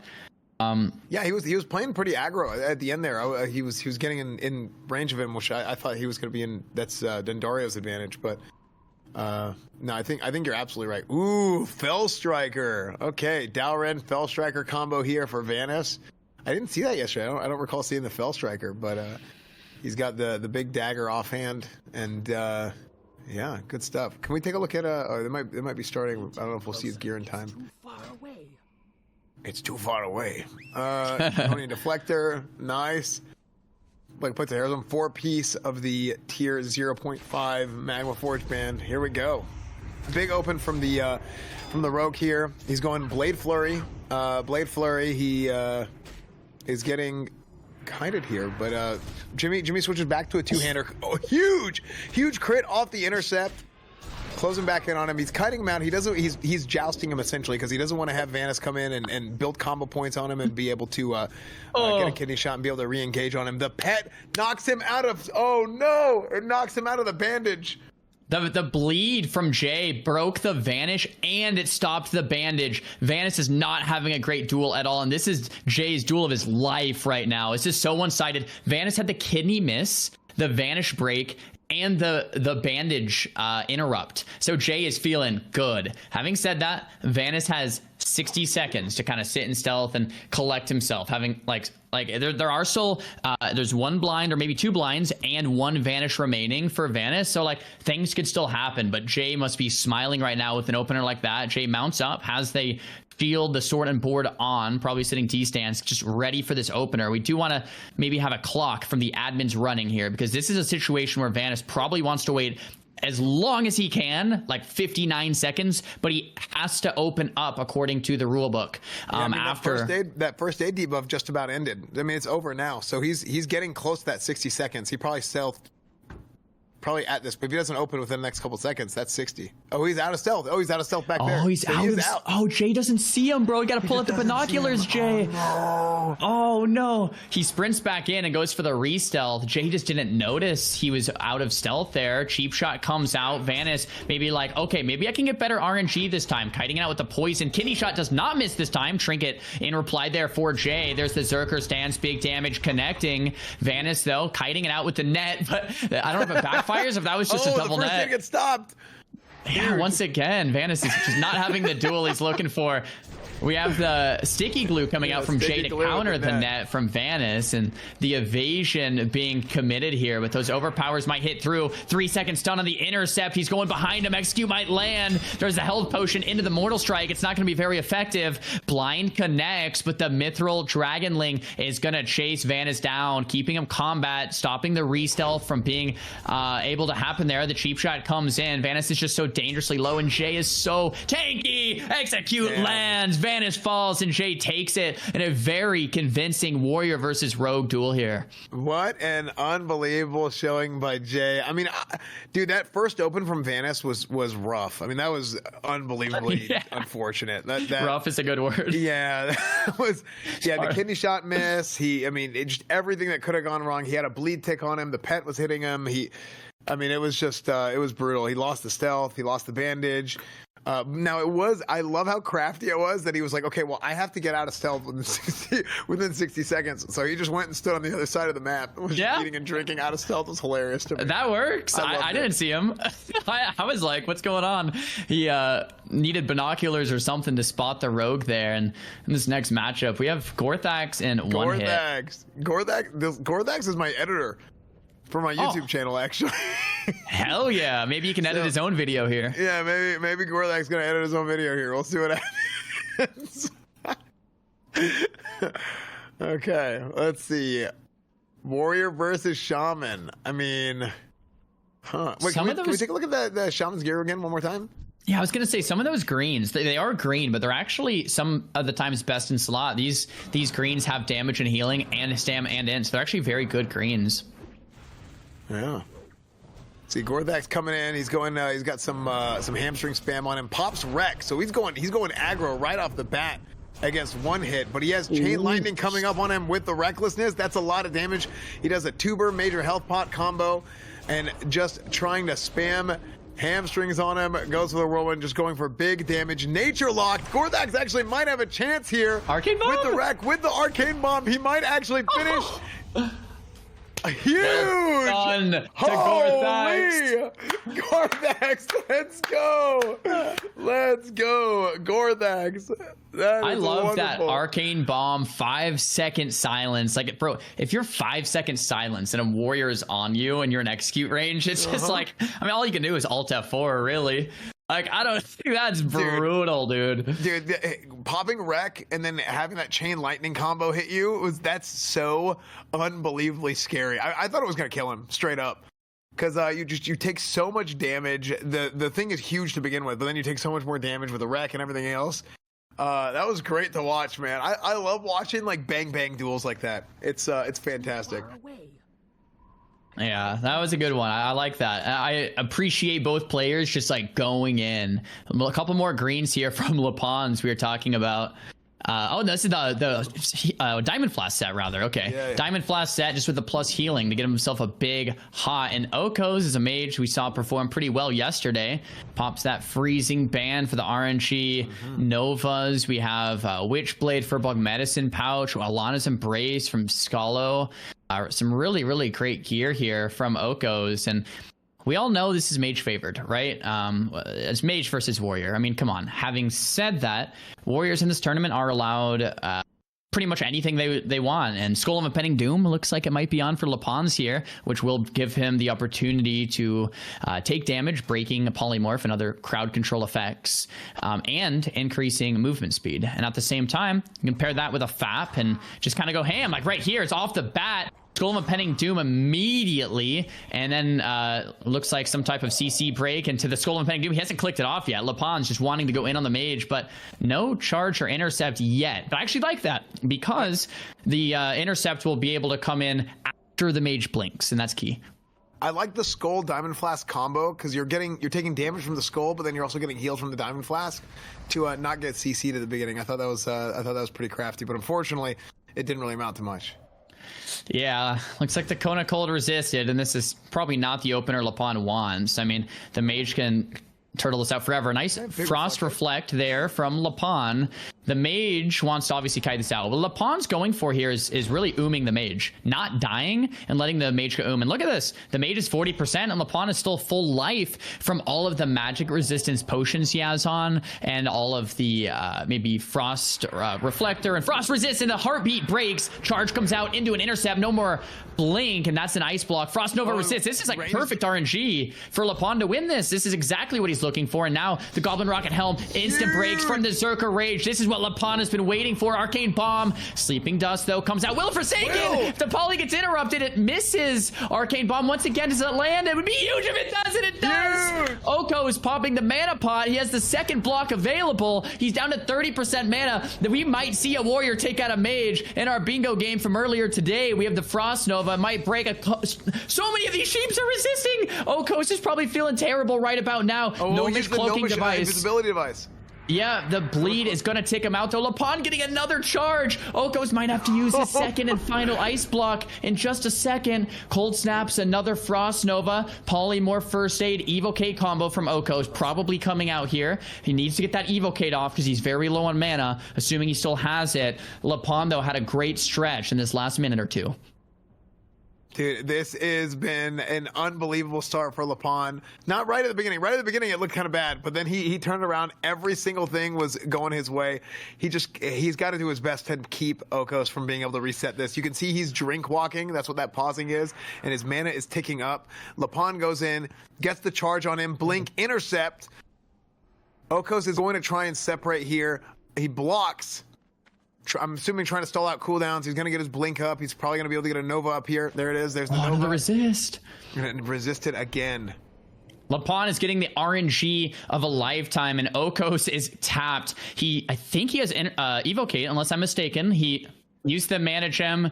Warrior already used Wreck. He won't be able to connect with that either. But this is really Lapon's duel here. Like, Lapon is 100% life. He's going to get the mount up. He's getting charges. He's getting value from intercepts.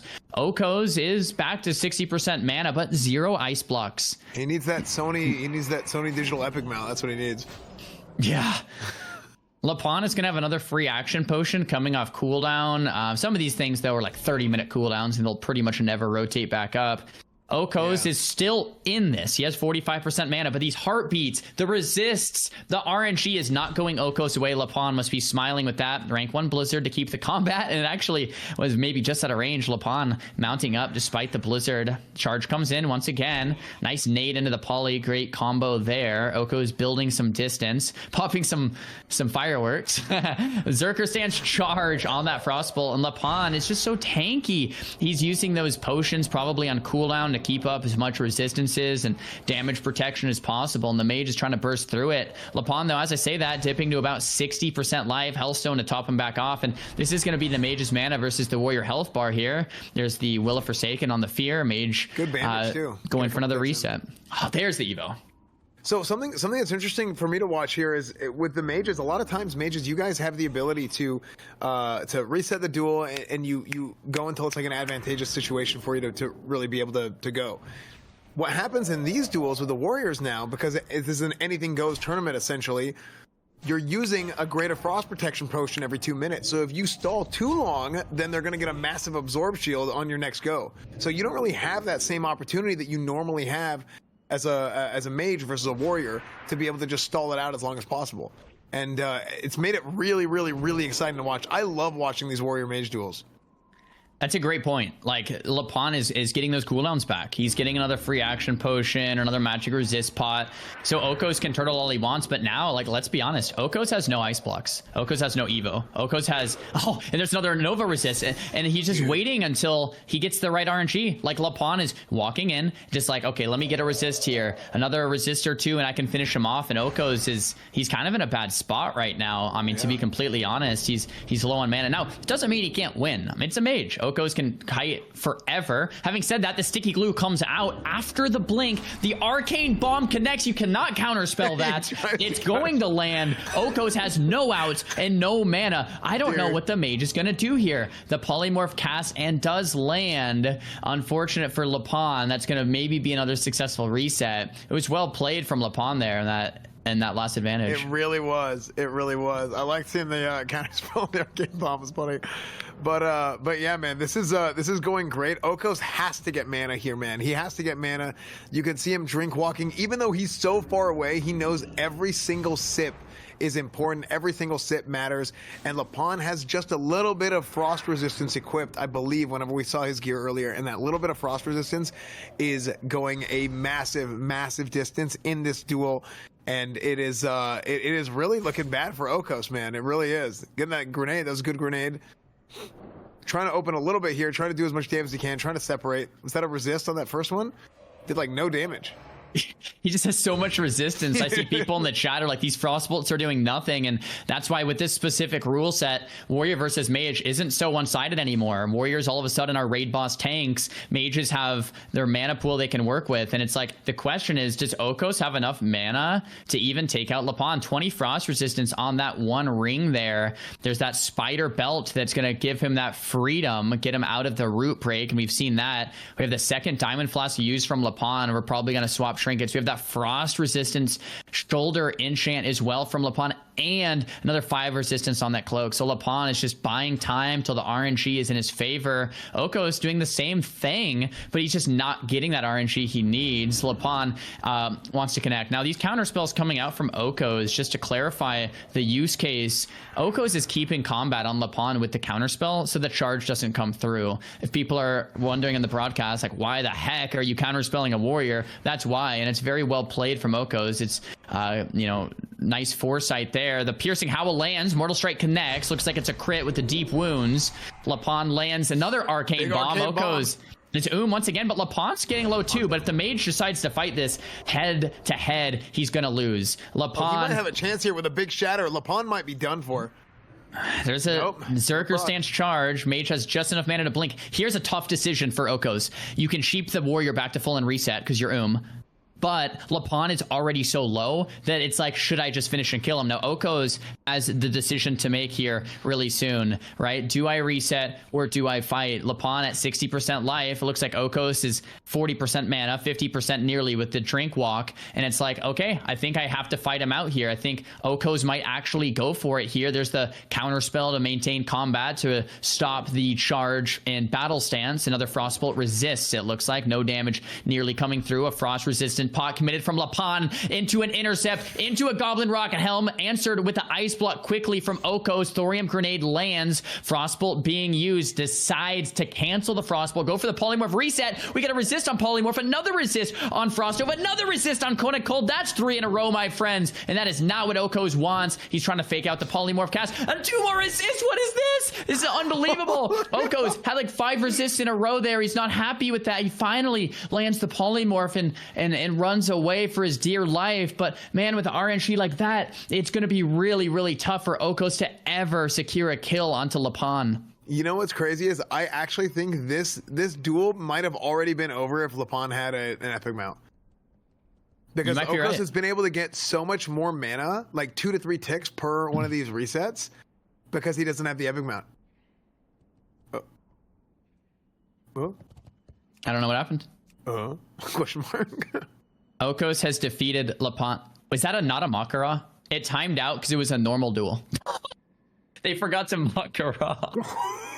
Guys, yes, this indeed is a Mak'Gora tournament. Duels should not time out here. This is a duel to the death. Not a normal duel tournament. I love how nobody noticed. A GM would like to chat with you. I didn't see anybody in chat say it. We didn't notice. They didn't notice. Literally nobody noticed. That's hilarious, dude. Oh my gosh. So I will hear from the admins in a second. I think the best thing would be to just replay that, get into that Mak'Gora as soon as we can with the current cooldowns, maybe. We'll see what we decide on. It could be a situation where we move on and wrap back around to that duel properly later. But yeah, man, that was cool to see. I really like that. Oh, they are getting into an actual Mak'Gora. Okay. That was all practice, guys. We were kidding. This is the real duel. It's just cool to see, though, man. Like, Yeah. I like to see a really even matchup in the Warrior versus Mage versus this one-sided experience that we normally get to spectate. Yeah, there we go. Okay, so they're back, opened up. I mean, they're empty right now. They don't have all their cooldowns they normally have. They had like a 30-second, maybe 1 minute break there, getting their cooldowns back. So I do think we're gonna see a lot of kind of more of what we've seen, and I think Lapon is just the way that it has gone so far. I think it's most likely that Lapon is just going to get his opportunity to get Okos whenever he's low on mana, and he's going to get a big resist. And he's playing for that RNG, he's playing for getting those resists, and he's gotten a ton of them. I mean, it just looked like, just off the cuff, looking at his gear and not seeing it, it looked like he probably had about 50, 60 frost resistance, and on top of just some other random resists, which matter for like the Fire Blasts or even Polymorphs, Arcane Magic. There you go. There's one. There's a resist right there. So it's huge, man. It's huge.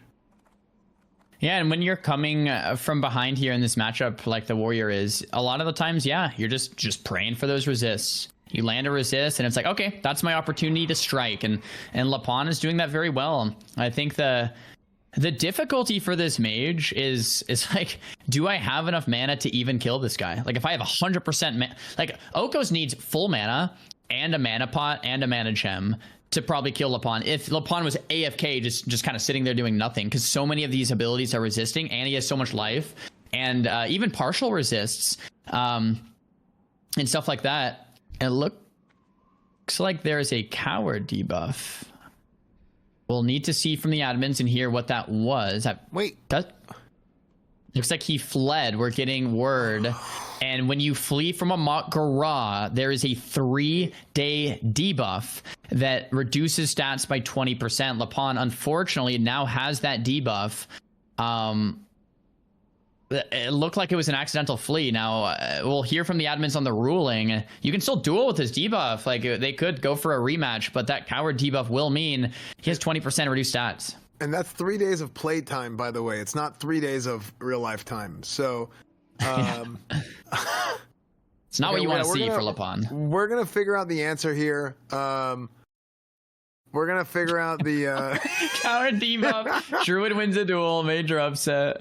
Oh gosh. I'm kind of shocked that actually happened. I mean, the range is 3 times as big as it normally is. We're gonna get a ruling from the admins here. They're working on it on the back end. We have a team of admins working on everything. I would say, hey, let's message that GM back. By the way, camera. Oh, yeah, that's not a bad idea. Hey, what's up, man? Hey, Blizzard, please. Yeah.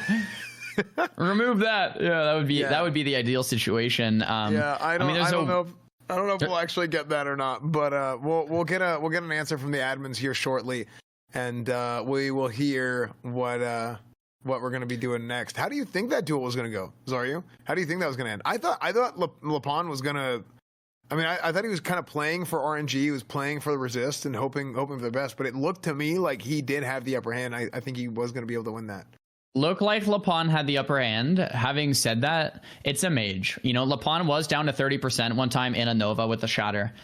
Okos can turtle that out and kite that out for another hour if he wanted, just waiting for go where he had no resist at all, and Lapon could eventually die. So I don't want to say it was 100% one way or the other. I do agree though, Lapon seemed to have the upper hand there, especially with how RNG was in his favor, and Okos was struggling to get enough damage to actually take out Lapon just with the HP pool. So it could have been one of those duels that, you know, theoretically never really ends until one player kind of, it's just like, all right, I'm done with this kind of a thing.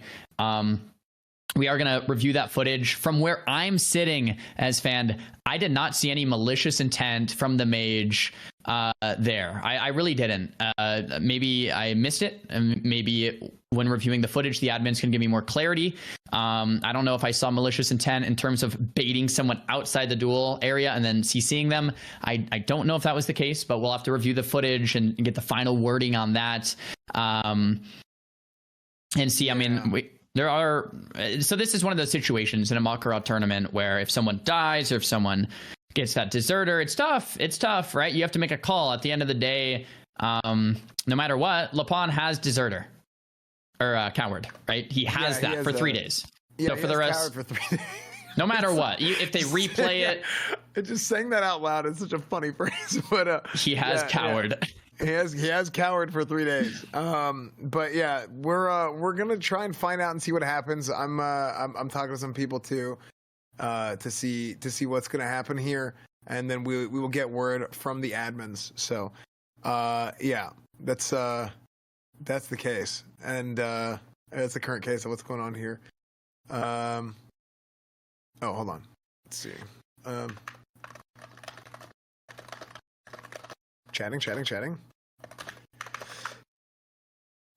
Yeah, and we'll have. What else is great? By the way, we were talking about it would be great if we could figure out a solution to this. Starforge Systems, man. Starforge Systems, our title sponsor, is fantastic. Absolutely. Starforge Systems is also great. If you guys want to check out starforgesystems.com for your new PC, you're looking for a new PC, you can go to Starforge Systems. We have new custom cases as well. The Golden Dragon, the Clouded Gates, the Jellyfish Crossing, if you guys want a cool custom case build, or you can get the plate lights on their own. The plate lights are sick. If you were watching my streams at TwitchCon or New York Comic Con, you probably saw them on stream at some point, where you can actually take those plate lights and you can buy them on their own. You don't even have to get them as part of the custom case. You can buy them on your own, and you can put them in your own build if you have that same case. So Starforge, we're also looking at making some cool custom pieces for people who want to build their own PCs instead of buying a pre-build. So, hey, what's up, guys? Hey, so we've got a ruling. The ruling is as follows. The Mage Oko was eating outside of the dueling range, and Lep charged him. He frost novaed him outside of the dueling range. Competitors are supposed to be mindful of the dueling range, so that's on Oko. He has forfeited this duel, and he's okay with it. Lep has the coward debuff. He will be moving on. If there is a guardian angel out there that can remove that debuff, that would be greatly appreciated. We're going to see if we can get that done behind the scenes.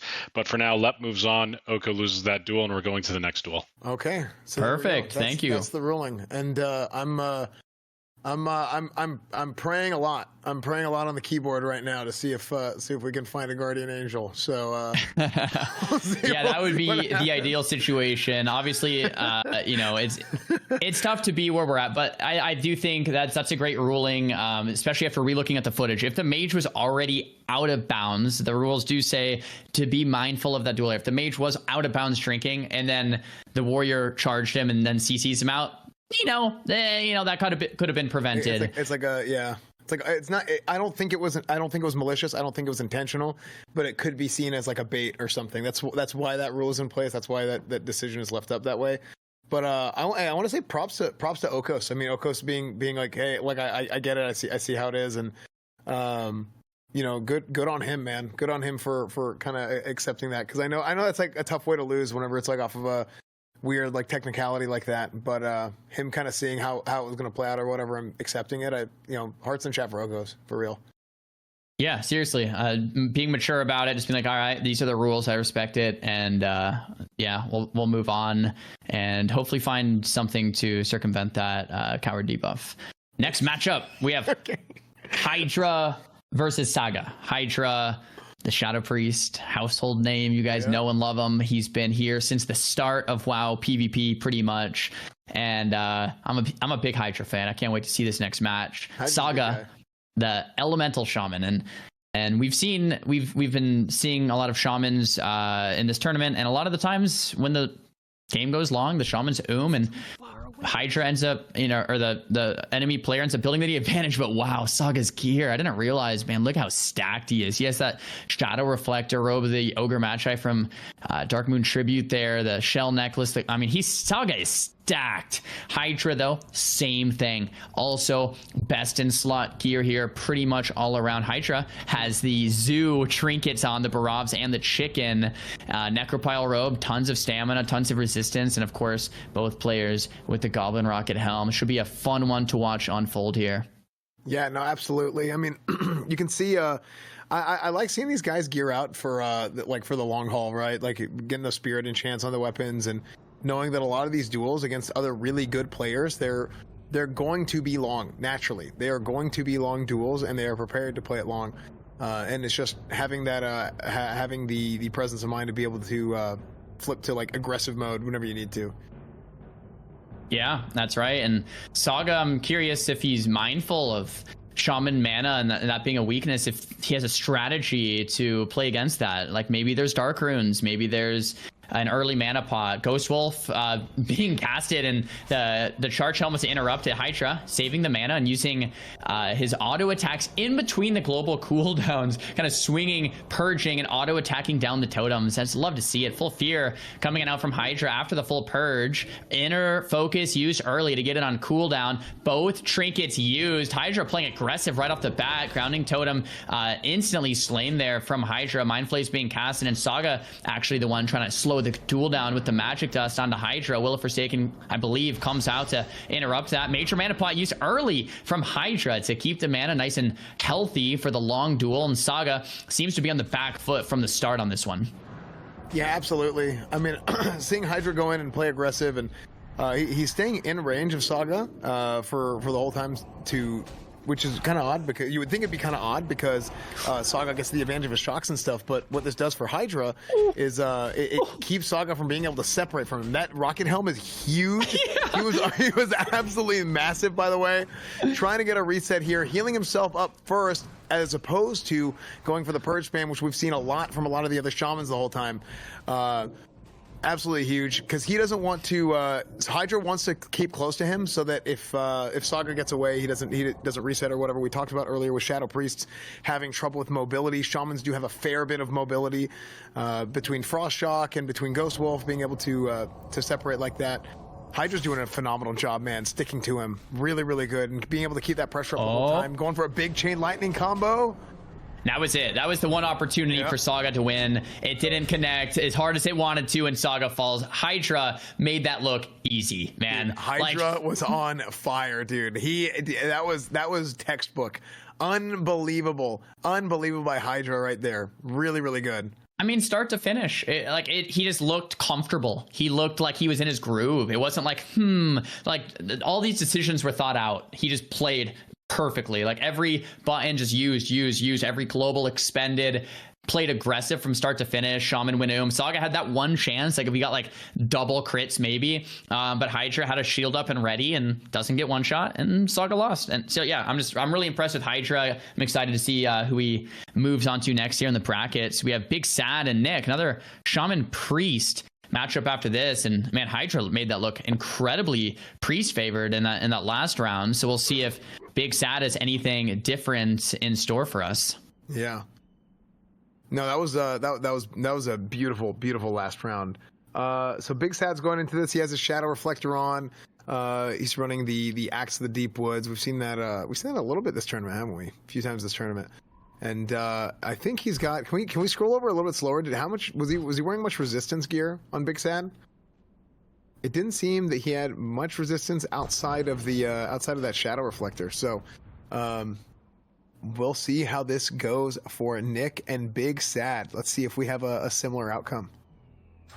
Man, both these guys just put so much time to leveling these characters 1 to 60. I know we've mentioned it, but just to repeat ourselves, to gear, to hit 60, to get these items all without dying, it was a prerequisite today to play in the tournament, right? You had to level 1 to 60 without dying, which is a feat in itself. You had to go for that 0.5 gear without dying, which is another feat in itself. So every competitor today who's played the last 30 days on hardcore mode without dying. And without further ado, the duel's underway. We have Nick using the same opener Hydra just did. Use the Goblin Rocket Helm, CCs the Shaman, and slays the totems with the Spam Purge. This is an exact opener Hydra did. I don't know if these guys practice together, if there's some strats being shared here, but Nick might have a Hydra repeat here with the strategy. Purge is coming out from the Shaman as well to return fire. Shadow Word Pain being reflected with the Shadow Reflector from Big Sad. Great tech there. Fear looks like it resists, and this is not the same duel we saw from last time. Nick already at 50% life. Big Sad putting on the pressure, putting on the heat. Two-hander comes out from Big Sad.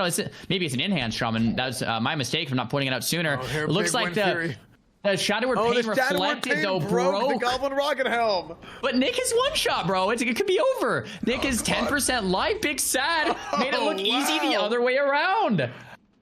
Big my gosh. Sad. What a play by Big Sad. That's crazy. Dude, it's so funny because that shadow reflector from earlier, breaking that rocket helmet, it ended up not mattering.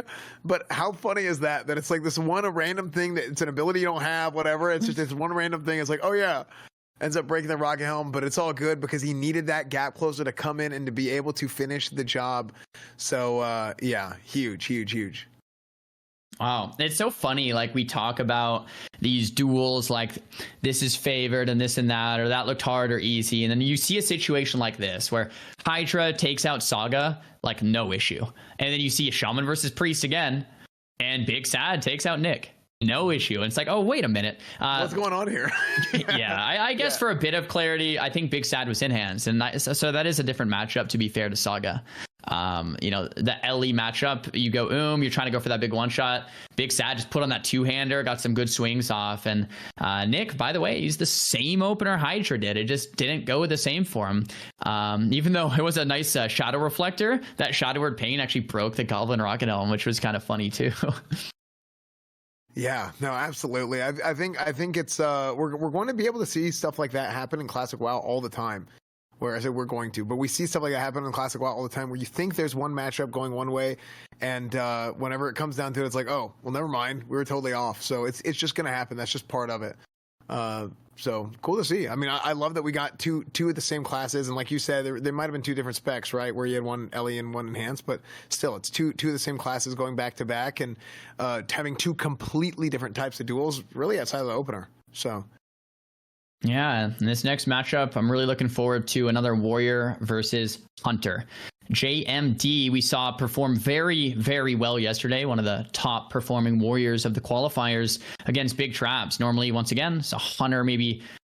Well, I don't know. I think this is closer to a 50-50 to what we've seen it, I think, go both ways. And this is kind of going to be a big deciding factor for how the rest of the tournament unravels, right? If Hunters are making it through, or if Warriors are making it through. That's because that's going to dictate what the Warlocks and the Priests are then going to be facing in these next rounds. Looks like JMD fully raged up, ready to go. Dual flag drops, and that's not a dual flag, that's a duel to the death flag, actually, which is exciting to see. And yeah, we have this Hunter versus Warrior, both players with pets here. JMD pre-popping the chicken and Dragonling, and that's probably to get them on cooldown to swap to new trinkets. So when the duel starts, you have the pets, you swap to new trinkets, and you can use more trinkets. Yeah, I like. I think that's with Hunters in general. I remember whenever we were raiding and leveling up with Hunters, these guys just always wanted every single trinket. I mean, it's always, that's the whole meme with Hunters. Everything's a Hunter item, but that's the thing. They just constantly want to swap trinkets all the time. So they want everything. Duel's underway. Fap's been used from JMD. Zerker stance, he's swapping to it. Intercept pre-fapped from Big Traps. Pre-sprint as well. It's well played to maintain that distance. JMD is doing the best he can to close the gap, but it's not looking like he's going to be able to do that. Damage slowly ticking in from Big Traps, but really he's just looking to maintain that gap. JMD changing the strategy, and this is what top tier players do. When one thing's not going your way, you change it up. Decides to kill the pet, back to Brill, sending him home. Decides to relieve pressure by having the pet being retracted here. Big Traps is going to have his pet die, and that's going to be a huge win there for JMD early on. Yeah, I think JMD really needs to go ahead and push this advantage here before. I mean, he's running away here, but if he can get healed up a little bit, I think he needs to be able to go before Big Traps gets too much mana back or be able to get his pet back. Yeah, the revived pet, I'm surprised it's not being casted. Maybe he thinks he doesn't need it to win. If he gets caught like mid revive pet, maybe he's nervous. Aim shots coming through. Big Traps just wants to maintain that distance. The trap does land. Maybe he's waiting. He might be waiting to do the revive now. We'll see.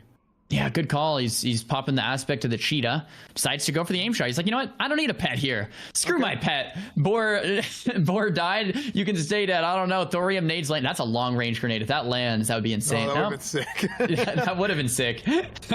we have Big Traps just keeping his distance. JMD removing the poison sting so he can get a couple ticks of first aid. Well played there. I'm really min-maxing that first aid bandage tick. But it's hard. It's hard for the Warrior to close that gap, especially especially with the Hunter long range abilities, concussive shots. You can go Zerker stance and get that charge, but in Zerker stance, of course, you're taking more damage. So if you're sitting in Zerker too long, it's going to be hard to close that gap without just dying yourself.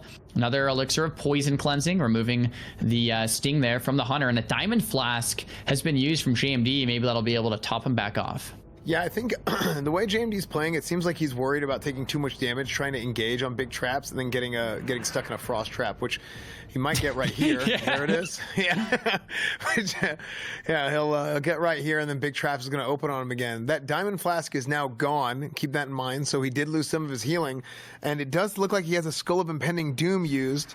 So he's using that Skull of Impending Doom. He's going to want to use that Skull of Impending Doom to prevent getting trapped later. He popped a FAP earlier, and now he basically has a full go to be able to stick to him. There's no wing clips, no nothing. Nothing's going to be able to help big traps separate from JMD. So JMD really needs to take the opportunity now to push. He switched back to his two-hander. There's no more there's no more Skull of Impending Doom, so he is going to sit that trap unless it heartbeat resists, which looks unlikely at this point. He's going to open back up. Big traps, was he bandaging? I think we got out of range of him, so we didn't see the update, but yeah, it did. He did bandage right there, and huge grenade. That's going to help him be able to close, get back into range for the intercept. He's got the hamstring on him, pops Berserker Rage, and he is trying to, right now he's PVing, he's trying to parse, but unfortunately he's going to get scatter trapped. He did get trapped, and Big Traps is going to keep trying to separate. Now, Big Traps, he already used his bandage. He's not able to bandage right now. He also has the pet on him, so he can't drink. So JMD really just has to keep pushing this. Thankfully, he does have the pet following him along. He is hopping on the mount. So the pet is chasing him. He's out of combat. The pet comes back. He's on his mount, and he's going to be able to try and close like this. I would assume he's going to shoot him here, probably with a concussive, trying to open again, or he's going to try and get mana. He does not, because he did not shoot him. He was able to get a charge in battle stance, be able to get more rage. So charge, he gets some distance, goes for intercept. He's got the big stun. He throws the net that looks like a sticky glue, maybe. And Big Traps is low, but he is able to get away. JMD also retaliates with his own sticky glue. He's probably going to get out of combat here, back into battle stance, and be able to charge, but no, he gets too close and he gets shot. Big blunder there from JMD, but man, I must say, if I'm JMD, I'm smiling right about now. It's a very similar matchup to Warrior versus Mage that we were just casting a second ago. It's that mana and health of the Hunter versus just JMD's life bar. Look at that. JMD is just 88% life. The Hunter has no pet. The Hunter has finite amounts of mana. Like, JMD is just a tank, and he's not stopping his assault, just going in over and over and over. And eventually, you're going to get one of these traps that resists. You're going to get, look at that, a heartbeat break early, potentially. And that's the RNG JMD's waiting for. It's just a couple nice resists or anything like that. It looks like the duelers have stopped for a moment. The duel might have ended. I don't see either of them with a coward debuff, thankfully. Are we getting another? Was that a normal duel? I swear I saw the duel flag. Maybe I'm mistaken. I swear I saw a duel flag. Duel to the death flag. I don't know what happened there. If we could see. I'm not sure. The Mak'Gora okay. I thought the Mak'Goras were not supposed to time out. Whatever, they're going for it, I guess. They're going right away. If it times out, they're going again right away. Yeah, and that I like that. It's like, okay, something happened with the duel. Looks like Mak'Gora might have timed out, but they just put that on another flag and keep dueling. If anything, the Hunter got a little bit of life, but it's not that crazy big. Concussive shot is, of course, landed. Big traps kiting in massive circles with no pet available. JMD gets that charge. That's a 3-second stun every intercept. And the scatter, feign death trap. Now, if one of these resists, and it looks like the frost reflector or the resist or both might have come out there, and that's what JMD wants to actually finish this off. We got sleeping dust, we got to resist. He's just been waiting for this for so long, and he finally has his opportunity to get some damage in. But there's a timer. There's going to be another scatter trap coming in about 20 seconds or sooner now. So JMD has to push this advantage, or it's just going to be another trap. It's going to be the same thing. We have the net come out. We have big traps kiting it out with the Ren. So there's going to be no first aid available. JMD pops the free action potion, pops Zerker stance, tries to get the intercept off. Big traps keeping the cheetah form on. Looks like that Ren isn't quite gonna tick the days. JMD mounting up, and yeah, we've seen this duel before, right? JMD the warrior, he's a tank, he's running after the hunter. Hunter is running as far as he possibly can. Looks like a mortar might have struck the hunter there. Fap is still up for a couple of seconds. The intercept stun lands, and big traps kiting like an expert. I wonder if he was trying to bait out a concussive shot while he was fapped, because he went out of the dead zone, like he was gonna get hit. I wonder if because he had his fap up, he was trying to burn the concussive shot cooldown or something. I'm almost thinking warriors. Like, okay, maybe this is stupid of me to say. Ooh, another trap resist. Maybe this is stupid of me to say, but they're so tanky. They could almost just sit there and use their bow and shoot back. No, I'm not even kidding. They could just shoot. They could shoot back and then throw nades and then use pets. So they use their own pets, their own Sony nades. Yesterday, he almost finished the duel with the crossbow, didn't he? I think he was about to. I'm not kidding. Like, these warriors are so tanky, they might be able to just use their bow and the hunter will and then I don't know. I guess putting the pressure on is important though. JMD constantly running towards big traps makes big traps feel scared, makes him use more mana on things he might not want to. Since he's not stationary, he can't just charge up aim shots. So the keeping up the pressure is important. I'm kind of half kidding there, but the T is used from JMD. It's gonna be quite a substantial heal there for JMD, topping himself back up to at least 73% life. And you only have 3 uses of that ever, and then it's gone. So that was one of JMD's T's. And then after that, I mean, he only has 2 more for the rest of this tournament, assuming he used none yesterday. Concussive shot does land. JMD, though, gets the mount up, which is really great. I'm really surprised Big Traps hasn't made an effort to revive his pet at all. Yeah, I feel like Big Traps is making a huge mistake by leaving his pet dead. Because it's the duel's been so rinse and repeat. JMD is just trying to charge in, waiting for the opportune time to charge in and be able to make a play. On top of that, getting the charge in the first place, like he can get him in combat and he can stop that charge. So it's not having that pet up is I think that's a big mistake. And Seems like it to do it too. Yeah, seems like it. You know, I don't main a hunter, and you know, maybe Big Traps has a strategy. You know, maybe he doesn't want JMD to build full rage on the pet. Who knows? Yeah, maybe there's something that we're not thinking of, and Big Traps has the attack, and that nade would have been cool if it landed. Once again, doesn't quite land. It's a really hard to land nades at that range. JMD going battle stance to try to get a charge. Doesn't quite land at the intercept, though. Does land. Big Traps pre-fapping it, going with the aspect of the cheetah, back to Hawk. Getting more damage in. JMD has no gap closers for at least 15-20 seconds here. That Fap's coming off, and JMD's just getting teed off on. And poor JMD, there's nothing you can do in this situation. You're just waiting for that next intercept. But when it happens, Scatter Trap will be the answer. Scatter Trap, and there it is. JMD's just praying for a resist there. It doesn't happen. Big Traps building distance once again, and it could be a nice big aim shot finish here. JMD is not feeling too hot with this. A lot of damage, 39%. Tuber being used. Root Tuber is a use item, 2-minute cooldown that will restore a bit of HP there for the warrior. Diamond Flask used again. It might be the second or third time now. It's going to restore a little bit of life. He doesn't have the plus healing gear on to amplify the effect, however. Yeah, just that little bit can help mitigate some damage, but it's not going to be the whole... It's not going to be your whole thing there. What did he use to get away? Was that an invis pot? No mish cloaking device. Oh, I didn't see it. There you go. One for a drink reset off the cloak, which is nice, but JMD's back to full life. Do you think Big Traps made a good exchange there? Like, JMD got to get full and Big Traps barely got any mana. Now JMD's on top of him. I think Big Traps might have set himself behind with that cloak. Yeah, I think he did too. I mean, so there's a couple things with the pet. The pet will allow JMD to get more rage back, but the ability to keep him in combat and Big Traps can just separate from him so well. I feel like being able to keep JMD in combat and not letting him mount up and charge at you constantly is it's worth. Oh, but That he's was a improved hamstring now. This is bad. That was a charge fab, so he actually dropped combat there. I believe it was a heartbeat break. Free action potion. JMD is not going to be stopped for at least 15 more seconds. I believe the intercept's available. Hamstrings being spammed. Deep wounds ticking down. Big Traps has a fap of his own, trying to get out of range. Mortal Strike connects. Another crit. Deep wounds. There's the intercept. 3-second stun. Will an execute connect? We have a scatter coming up soon. JMD's doing his absolute best to avoid it. JMD does not want to get scatter trapped. Of course, it's inevitably going to come. He's praying for the resist. It doesn't happen. Big Traps, though, 20% life, 20% mana. This is the opening JMD's looking for, man.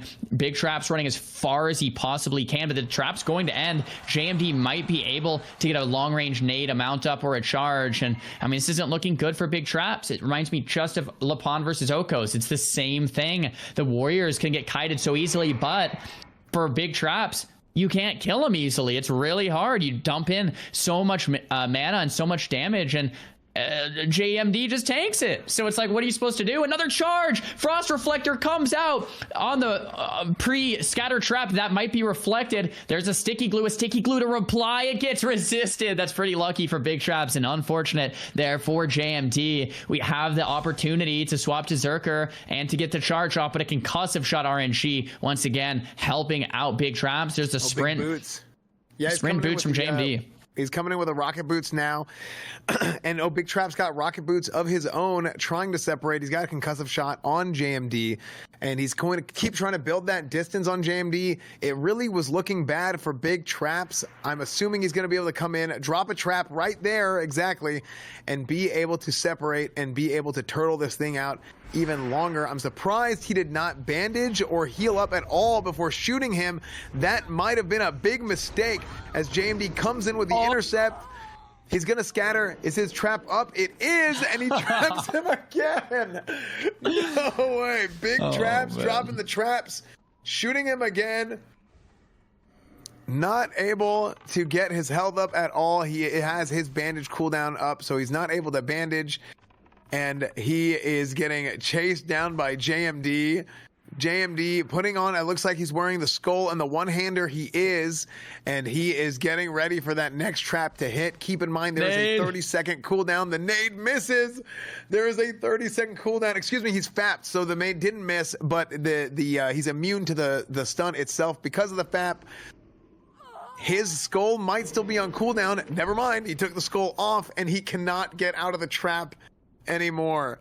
So unfortunately, Big Trap gets away one more time, and he is bandaging again. My goodness, this is something. I mean, JMD hops at his mount. If you're Big Traps, like, what do you do to win this? Like, you've been behind for so many minutes. JMD finally closed the gap, and this might be it. We have the deep wounds and the Ren ticking and the hamstring. The sticky glue comes out. Maybe JMD is. Oh, there it is. There's That's what I wanted. big bow. Let's get the bow. 2%. Take him out, JMD. Give him the bow. Oh, he flasks. He flasks to get his health back up over 20%. If he can get an intercept here, intercept, execute, it is over. Yep, that's all it's going to take from JMD. Big Traps is so low. 15% life. There's a scatter trap. Oh, the trap is on the ground. He saw JMD the animation. Doesn't have the Hopefully he ice doesn't get hit by it. He has to dodge it. He's Where's dodging, the he's trap? dodging it. Oh, Shoot him. Shoot it's like a pseudo pillar. Shoot him. Deep wounds is taking concussive RNG. Come on, Just shoot him. JMD. Send him with the Shoot bomb. him Send him up. up with the bomb. No, Oh, the it bomb. misses. There's a scatter. Big Traps is on his last leg. He's 3% life. JMD trying to close the gap. Another concussive lands. Bro, if I'm JMD, I'm taking out the bow next time, man. Just shoot him down. He won't be able to handle it. 8% life. He's tick eating with the server ticks. That's well done.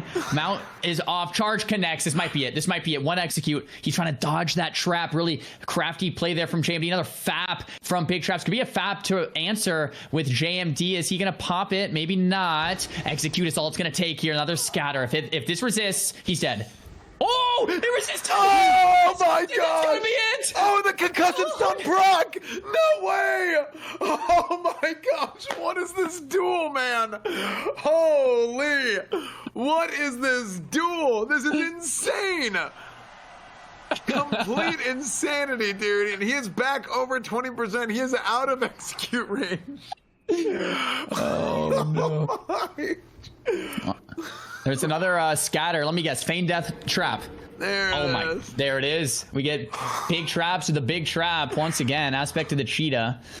JMD is gonna have to sit it. I mean, big traps has been on the run for minutes. Like JMD, despite taking a while in this matchup, must be feeling pretty good about himself. It's like he hasn't had to play defensive once. I don't think really. He's just been vibing. There's the charge with the sticky net, I think. Oh, no, the sticky glue from Big Traps. That would be nice. Here's the bow. There it is. I like those strats from JMD. Oh, the pets, the zoo coming on Big Traps. I think the peasant collar is going to go a long way in this one. Yes, the pets are going to keep him combat. You know what could be great? If one of the pets eats the next trap. That's what JMD needs. He needs pets to eat the scatter trap. Another concussive proc from Big Trap. I don't think Big Trap has the damage to finish this or the mana. Big Trap to win this, Big Trap would have to reset full mana, full health. I just don't know if it's going to happen. The charge comes through. Oh man, JMD is waiting. He's got the skull on, but he doesn't have it used yet. He might have put it on. There's a 30-second timer whenever you use it. Put on an on-use item to where you can't actually use it yet. Oh, huge scatter. I think he has his trap off cooldown. That's it. Though. That's gotta be. That is it. Finally, JMD does the impossible and he avoids Big traps at the end. Holy dude, what a duel! That went from a duel that like I felt it. I got to a point there where I was like, good lord, when is this thing gonna end? To that last like 3 minutes of that was so intense, man. So absolutely intense, just waiting for a resist. We finally get the resist, but then you have the stun proc on the concussive shot, the improved concussive shot.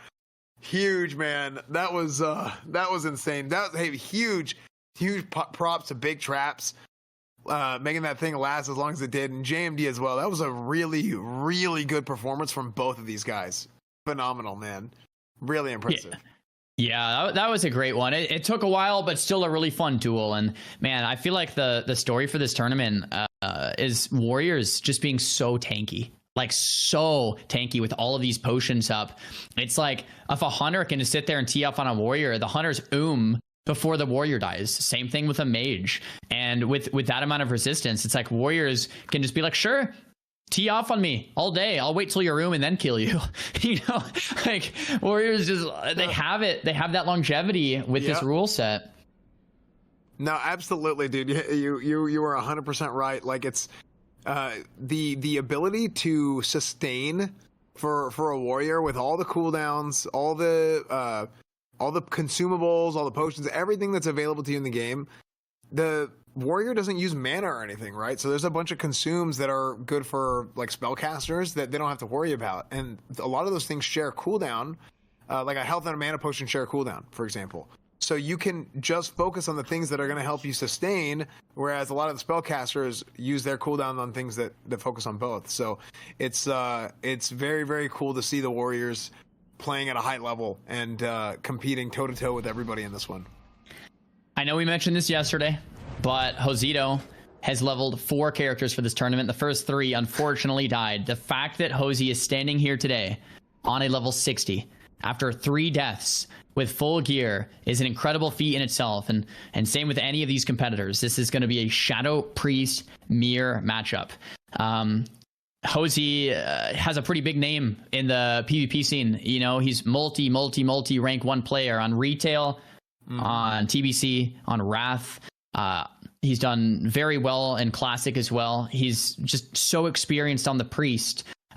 So I don't know if Sib has any nerves going into this or anything like that, but this expertise is certainly on Josito's side here. Sibs, though, he's made it here today. He's level 60. He has some great gear. He made it through the qualifier round yesterday, which is just awesome to see. And we're going to see 2 great priests duke it out here. I don't think we've seen a priest mirror matchup yet today, so it's going to be kind of cool to see that one. Once again, it might be more of a mana battle. I'm curious to see if these priests are going to go all in or kind of play a bit more passive, but one thing's for sure, we're probably going to see a lot of dispels to start this duel off so that Priest can even the playing field without all of these different buffs coming into play. It looks like the offhand Skull of Impending Doom is equipped there, so it can break CC. A lot of pets already being used and committed here from Sibs, before the duel even begins to kind of get that zoo ready.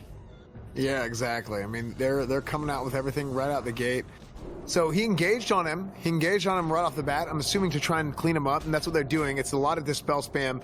He used his shadow reflector actually right now, but it doesn't really amount to anything. Going to sleep, continuing to dispel probably. There it is. Yeah, he keeps dispelling. He's trying to get the dispel advantage because it's a race, really. It's a race to see who can get the most dispels off right off the bat.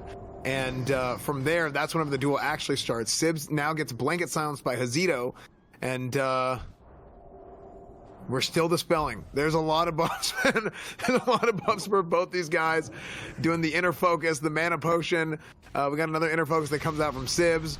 And now it looks like our duel actually starts. It looked like that was it looked like a fear resist, I believe. I didn't see the fear animation actually go off. So now is whenever the real damage starts. There's an AGM trinket opening up here. It looked like a resto pot, medicine pouch into a health stone. Sibs is doing everything he can to sustain as much as possible.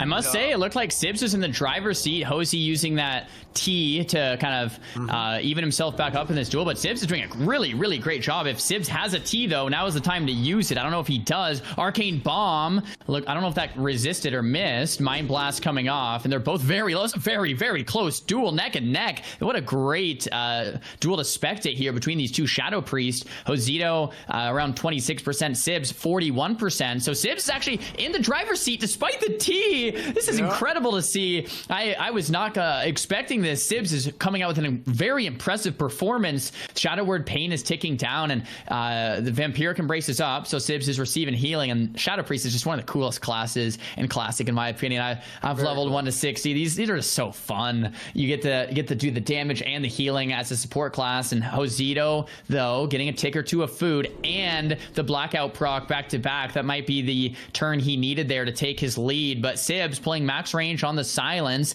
He's not going to let that happen. I'm not sure if Sibs still has that T, but Sibs sitting down for a drink. Xzan is in combat from that Yeti, and Sibs is getting a ton of mana. The Yeti is being feared. Sibs is getting full health and full mana right now, and Hosey just sat down right now. The mount came out from Sibs. He's going to stop Hosey from drinking. There is quite a bit of distance, and Sibs using the helmet, the Goblin Rocket helmet, to close the gap, and I think Sibs came out ahead on that as well. So he's just looking really good in this duel. More purges coming through. Another Blackout from Hosey into an Arcane Bomb off the Blackout, which is really, really well played. Nice 5-second silence coming in. Maybe that's what Xzan needed. Yeah, the title charm too coming out from Sibs, but I think Sibs is really on the back foot here. I think Seidu has every opportunity here to be able to finish this out. Sibs does have a blanket silence on him. There's a shadow reflector. Oh my gosh, the renew. Hosey's got this, the blackout proc. Hosey's got this, though. Another T for Hosey just to finish off 2 Ts in one duel. Sibs has 8% life. He's out of shadow form. Hosey has the pet advantage as well. The fear resist on the pet. Mind Flay's going to finish it off. Sibs falls. I've got to say, that was a great duel from both Shadow Priests. What a great showing from Sibs. Dude, I thought Sibs was going to win that at one point. Bro, let me just say, duel, I thought Sibs had it. Let me just say, Xzan used 2 Ts. Both T is about 20% health and mana. Use 2. That's about 40% health and mana. That's kind of the difference for Hosey. Hosey won from those Ts, really. In my mind, Sibs played that out of his mind. Very well played. I think with equal consumes, I don't know if it would have gone that way. Just well played to Sibs and to Hosey for finishing it off. There was some really great plays from Hosey coming out. The Blackout proc, and right when he noticed the stun, instantly charged up the Arcane Bomb, and that play is what really sealed the deal for Xzan Jones. Absolutely. Yeah, I think that Blackout really opens up the ability to use that Arcane Bomb and let it hit. And I wanna stick on the thing with the tea with sugar. The being able to use that tea, it's more than just that 40% total health, right? Like it's about when the healing hits that matters so much too. So to your point, it's even more valuable, I think, than what people see as like the health difference at the end of the duel. Because sometimes you're lower health in the duel, and that gives the opponent an opening to really finish you off. And being able to use the healing at the right time is what can make a huge difference in closing that window, right? And making sure that the opportunity for you to get killed isn't there. So I think you're 100% right on the T's. It's a great point, man. Like, you can use it as a bait, like run away pretending you're low, and as soon as they overextend, you like T and then health pot, and you're full life, and you turn around on them, and they're like, oh no, I thought you were dead. So yeah, it's like using that as like hidden tech. And the T does not share cooldown with major health potion. T has its own cooldown that is shared with Healthstone from Warlock and the mana gem with Mage, I believe. So it's kind of like on that cooldown chain. So you can T and health pot without at the same time. It shares no cooldown. You can just like top yourself. So pretty cool. Next up, Lock versus Rogue. This is a fun one. We have two of the favorite classes for this tournament. Rogue is one of the things early on people were like, oh, Rogue's just gonna win, Undead Rogue. And same thing with Warlock. I mean, Warlock won the last 2019 CDL duel tournament. Snuts won that as Warlock. And generally Warlocks just do really well in dueling tournaments. So it's like Warlock versus Rogue is about as classic as it gets. Yeah, no, 100%. Warlock, Rogue, this is like a tale as old as time style of duel. I mean, this is something that I think people are they always have a good time watching this, and Rogues having all the tools that they have at their disposal, Warlocks having all the tools that they have at their disposal. It's cool to see like the trading card game of like, trading cooldowns for each other. And in vanilla you don't see that as often as you do in some of the later expansions. Like you get to now I'm not a retail arena guy, but Zari, you can speak to this a lot more, where later on it's like everybody has these different like everybody has like a DPS cooldown, everybody has a kick, everybody has this. So you see the trading of the cooldowns happen so often later on. In vanilla, you don't see that as much with all the classes, but with Warlock and Rogue, you do have that. So it can be like a really interesting sort of back and forth that you get. I was muted there for a second, but yeah, it's just one of those situations where Warlocks have the sacrifice pet, they have another pet and another sacrifice, and it's like the Warlock's trying not to get zerged down, so much so that we saw Snuts yesterday actually take off spell damage gear and put on defense gear, put on stamina gear, and put on gear to just help him live a little bit longer, just be a tank against that Rogue. And the Rogue is one of those classes that you can just make another class not play like forever. We have Cheap Shot, Kidney, Gouge, Blind, Sap, Magic Dust, do it all again, Prep, do it all again, so you can just have another class not play for minutes. The Warlock's just trying to tank all that damage, sack all the damage, wait for the Rogue's cooldowns to kind of fade, and then take them out. We have Death Coil, which is one of the biggest defensive cooldowns for the Warlock. The Death Coil not only is a hard CC, meaning it can't heartbeat break, it can't break to damage, it like a fear or a polymorph can. That Death Coil is also going to heal the Warlock, and that's why that Death Coil is so important. From that Death Coil, it's instant cast as well, so you can Death Coil into a fear. That's not only going to heal you, hard CC them, but then you can continue your CC chain, and so the Warlock has those tools against the tools of the Rogue. I'm not sure what we're waiting on here. The Warlock Rogue duel, they ran up back to the hill. Maybe there is something that we're waiting on. Maybe we can hear from admins here in a second. I'm pretty excited for this one. Yeah. No, I think this is going to be a great one. And I love that. I love you breaking it down like that for the viewers, especially because we probably have a lot of people watching who they're not necessarily WoW players. There's a whole lot of people in the audience right now who maybe they're new to Classic, they're new to WoW, and they might not know all these abilities like some other people do. So it's like it's good to have people be able to break it down and explain to them what we're talking about, right? Because we'll say things like heartbeat resist or whatever, and be like, oh, it's heartbeat resist, like, which is, it's second nature to somebody who's been playing for 10, 15 years, 20 years. But for a lot of people that are new, and that's something that I think people got to realize, is there's always going to be new players. You might not think there is, but there's always new players coming to WoW. And kind of welcoming those people in the community and being positive towards them and being welcome to them is a pretty important thing, I think. So yeah, dude, it's hilarious. Like, a lot of these words, this jargon being used, we get that green stuff there. I don't even realize we're saying it, right? As veteran WoW players. I remember my dad would be in my room when I was a kid playing WoW, and I'm like, full poly healer. And he's like, what language are you speaking? Like, what does any of this mean? And I'm like, it's a full, as in not half or not quarter or not fully DR'd polymorph on the healer, Dad, obviously. But we have the Warlock versus the Druid on this next matchup. There might be some connection issues with the other competitors, so we're just moving on. And this is a great matchup here. The Druid's going to be opening up with that Thorium Grenade. It looks like it misses, and we have the Death Coil landing, the Insect Swarm and Moonfire kind of ticking them down. Arcane Bomb, will it connect? Yes, it does. That's impressive. Nice aim there from 4, and he's pretty happy with that opener. Yeah, absolutely. I think what we're going to be able to see here, what we're going to want to see here is I think the Warlock is going to want to be close and stay close to the Druid, so the Druid can't separate and really take advantage of the distance between the him and the Warlock being able to kill the pet or anything like that. I don't know if the Druid is going to want to kill the pet here. I really wish Chance was here to be able to kind of speak to that a little bit better, but I do expect to see the Warlock try and play it a little bit closer. Outside of trying to go for a reset and trying to keep his health and mana up, which he's doing right now, actually. Yeah, that was well played. The Moonfire had like 1 second left, so it did interrupt that bandage stick, unfortunately. But I mean, look at 4's HP and mana. This doesn't even look close. Arzon does get a Nature Swiftness crit back to full life with the healing touch, but he's down to 35% mana. I mean, if you're 4, you're feeling pretty good here. You get the full fear trinket immediately from Arzon to reply, but the corruption, the agony, the immolates are ticking down. The Arcane Bomb again off a cooldown. I love this play from 4, just using those bombs on cooldown to mana drain Arzon. I mean, what do you do if you're Arzon? You're gonna need consumables. There's an Innervate, great. Maybe the pet can purge it. Does it get purged? I think it might have got purged from the pet on the Devour. It might have gotten devoured, yeah. It looked like it. Because his mana didn't pick up. Yeah, wow, that's huge. That's massive. That's massive. Yeah, so another fear being casted from 4. Arzon really on the back foot. I mean, he already was, but the Innervate looks like it got devoured from the Fell Hunter, and Arzon is just fully feared.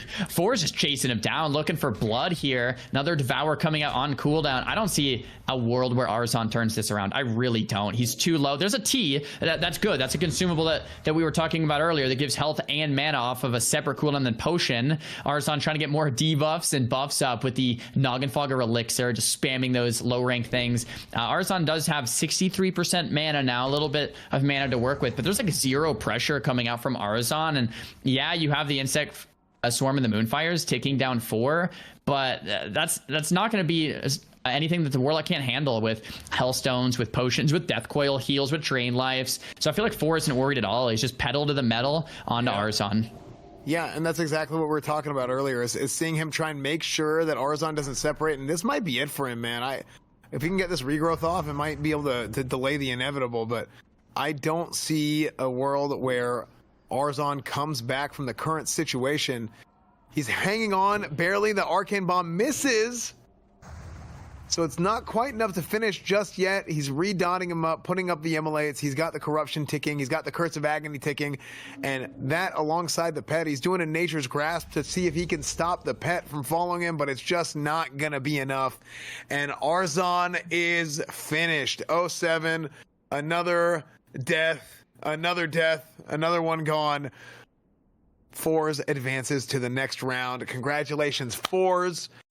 Really, really good play by 4s. I think he did a phenomenal job of making sure that Arzon really never got a chance to separate, really got a chance to go away. So I like watching casters. I think for new WoW players especially, you see a caster and you play a caster and it's like, oh, I'm a mage. I'm supposed to stand over there and they're supposed to be over there, right? Or I play a warlock. Yeah. It's like, that's not how in PvP, dude. Like, these guys run in, and Zar, you can attest to this, dude. It's full blazing, blinking, Frost Nova, Kona Colt, the whole 9 yards. Like, it's very it's a very different playstyle than what would be intuitive to people who aren't familiar with it. I know this goes without saying too, guys, but I just kind of forgot and re-remembered, so I want to mention it again. This is indeed a Mak'Gora tournament. Every time someone loses a duel, they are dead on your screen. They are like all of their hundreds of hours gone down the drain, dead, every single duel, and that's just so epic to see. And yeah, thank you to all the competitors taking the time to level up and gear up and doing that. It's just, yeah, every time it's almost like we're numb to it because we've watched so many duels. Like we've seen like 20 duels or whatever today, and it's like, yeah, okay, he lost, he won. No, they're dead. Dude, we're they're just like dead. a cold husk of a human being, just like, oh, he's dead, who cares? Next duel. I mean, well, that's why we did this as a horde tournament. A lot of people don't know this. We did this as a horde tournament because, see, we play Alliance, me and Zaryu. So, like, you know, we're not animals, okay? These horde players, the horde are going to kill each other for sport. We're not going to do that. Okay, that's the thing. Oh my gosh, that opener was crazy. So Vitochi goes in with the Goblin Rocket Helm, but it gets scattered mid-helm so it got interrupted. So Vitochi never got his like gap closer he was looking for, and Peace is going to be able to maintain distance. Poison, Elixir Cleanse there from Vitochi, well done, and the FAP to combo it. Getting into the dead zone, and a big Shatter combo is coming out. Frost, Nova gets trinketed from Peace to stop the Shatter combo, and Vitochi, the mage, is looking to kind of disrupt the Frost resistance potion here from Peace, or the Frost potion. Scatter, Feign Death, Trap combo coming out from Peace. If I was Vitochi, oh, it gets resisted. Great. That's really good for Vitochi. Frost Nova gets resisted as well. Polymorph coming through. And this is a pretty good opener for the mage. We could go for an early evocate here, and he does. The pets, though, are going to knock him back. A mana shield could have been okay there to stop the knockback. We have the Frostbolt being casted here. Big Kona Cold to follow. Mages, Vitochi's playing this perfect. This is exactly what you want to do. Run in on the Hunter, stay dead zoned, sticky glue, jump all over him. If you let the Hunter get away, it's over. It's over. Like, there's nothing you can do. Frost Reflector from Peace, he knows that. He's trying to stop as much damage as possible. Pets are everywhere, man. We got Barabs, we got the Yeti, we have the Hunter pet. Trap comes out, insta Ice Block from Vitochi, as he should do. Peace finally uses the Goblin Rocket Helm to disengage here. Gets max distance. Does look like the Diminish return is on from the Trap. Vitochi gets Viper Stung. Insta Dispel on the Viper Sting. Well played. And Vitochi blinks in. Yeah, no, this is great to see from Vitochi. I mean, Peace Blade, normally a Paladin player, picking up Hunter for this tournament. It's very cool to see him come in and being able to compete in the finals here. Vitochi is he's a multi-rank 1, isn't he, in retail? And he just started playing Classic not too long ago. I don't know if he's rank 1. I think he might be a Gladiator top, like high level retail player, decided to try out Classic, and he actually got world first 60 in hardcore, which is a very impressive feat. The Arcane Bomb gets blocked, but Vitoshi's still All right, well, there you go. Yeah, I think Vitochi losing the mana battle here is pretty rough. Peaceblade is doing a great job of maintaining his distance, and I mean, he gets Goblin Rocket Helm here. I don't know if he's going to get a Heartbeat. I mean, this is lasting a little bit. Oh, it does! Heartbeat resist, Scatter, Trap, and this is looking kind of bad for Vitochi. Peace is a gamer, man. Like, if he's doesn't main a Hunter, I would have never known. I would have thought Peace has been playing a Hunter for years. He's kiting well. He's using his toolkit well. I would have never known. I'm really impressed here with Peace. I think, unfortunately for Vitochi, like, that was a big Shatter combo, right? Not really. It just resists. Like, one Frostbolt resists, Kona Cold doesn't crit. Vitochi's doing almost no damage in the burst windows where he should be like one-shotting the Hunter. And once again, I sound like a broken record, but that's what casters have to deal with in this tournament, with so many items not being banned. Like, there's basically no rules in this tournament. You just show up and fight. Vitochi, no ice blocks left, low on health, low on mana. At this point, Peace could maybe just finish him off with the melee. Yeah, that might be what he does. Another flask coming out from Vitochi. He doesn't want to die. The damage coming in. Another ice barrier. So Vitochi has a little bit of health to work with. Another flask. There's 3 flasks available per day, my friends. And that was 2 of them. Vitochi blinks the wrong way. He's going to surely fall. And he does. In a second here. There it goes. Vitochi falls. Peace Blade. Let's go. Paladin brother. Let's do this. Hell yeah. Well, like, that was really impressive from Peace. He's a gamer, man. He's a gamer. He's like he plays a lot of Red. He's like me. He does like all the Paladin stuff. So yeah, Peace is a much better Hunter than I would be. That's for sure. but he's like a big Paladin fan, so I'm really happy to see Peaceblade do well. So that's big time. He's a fellow Crusader. That's somebody else who's in my guild in vanilla. So.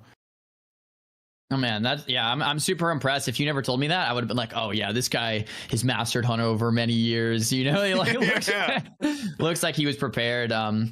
We have a couple matchups. We have that Warlock Rogue matchup that we might be getting back to. I know we have Snuts versus that Mage we might be getting back to, and J-Law versus Cheerios looks like it might be up next. The J-Law Cheerios matchup, very big. Very big, right? This is one of those swing matches for the whole tournament, so to speak, because J-Law is one of the best warriors in terms of rankings in this tournament, and he's undead, meaning J-Law is the Warlock killer. Every Warlock is scared to fight J-Law. Cheerios fighting J-Law first round today is just not what Cheerios wanted to wake up to in terms of news here. So it's kind of unfortunate. I was watching Snuts' stream last night. Snuts was saying J-Law is kind of like the #1 person he's looking out for.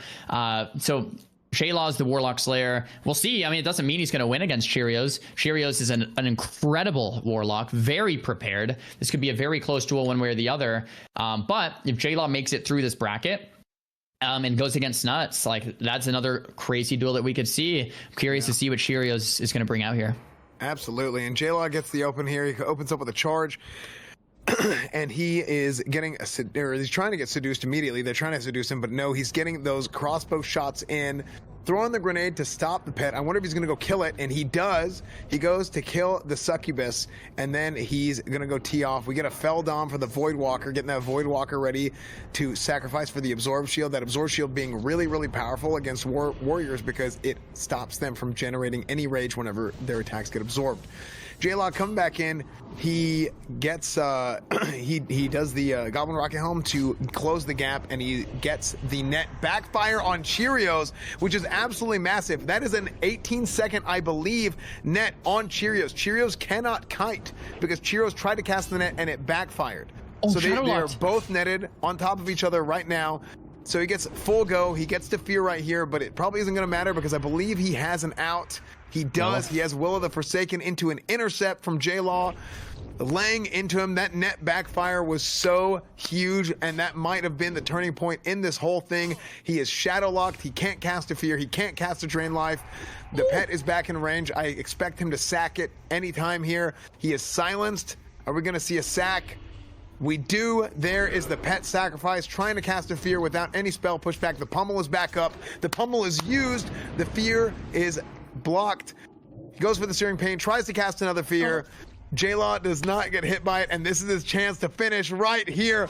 This is textbook from J-Law. Damn, damn, damn. Unbelievable performance by J-Law. Holy cow, man. That was have been unreal, dude. One of the biggest turning points of today. We have J-Law taking out Cheerios, which means like Cheerios is an incredible Warlock.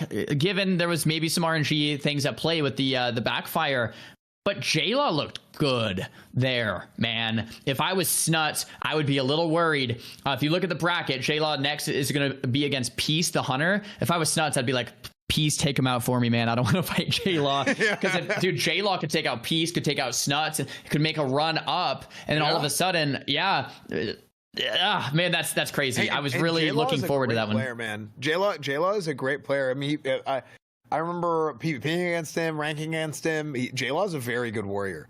So it's cool to see him do well. He's competed in tournaments and stuff before. So, yeah, good to see, man. For sure, good to see.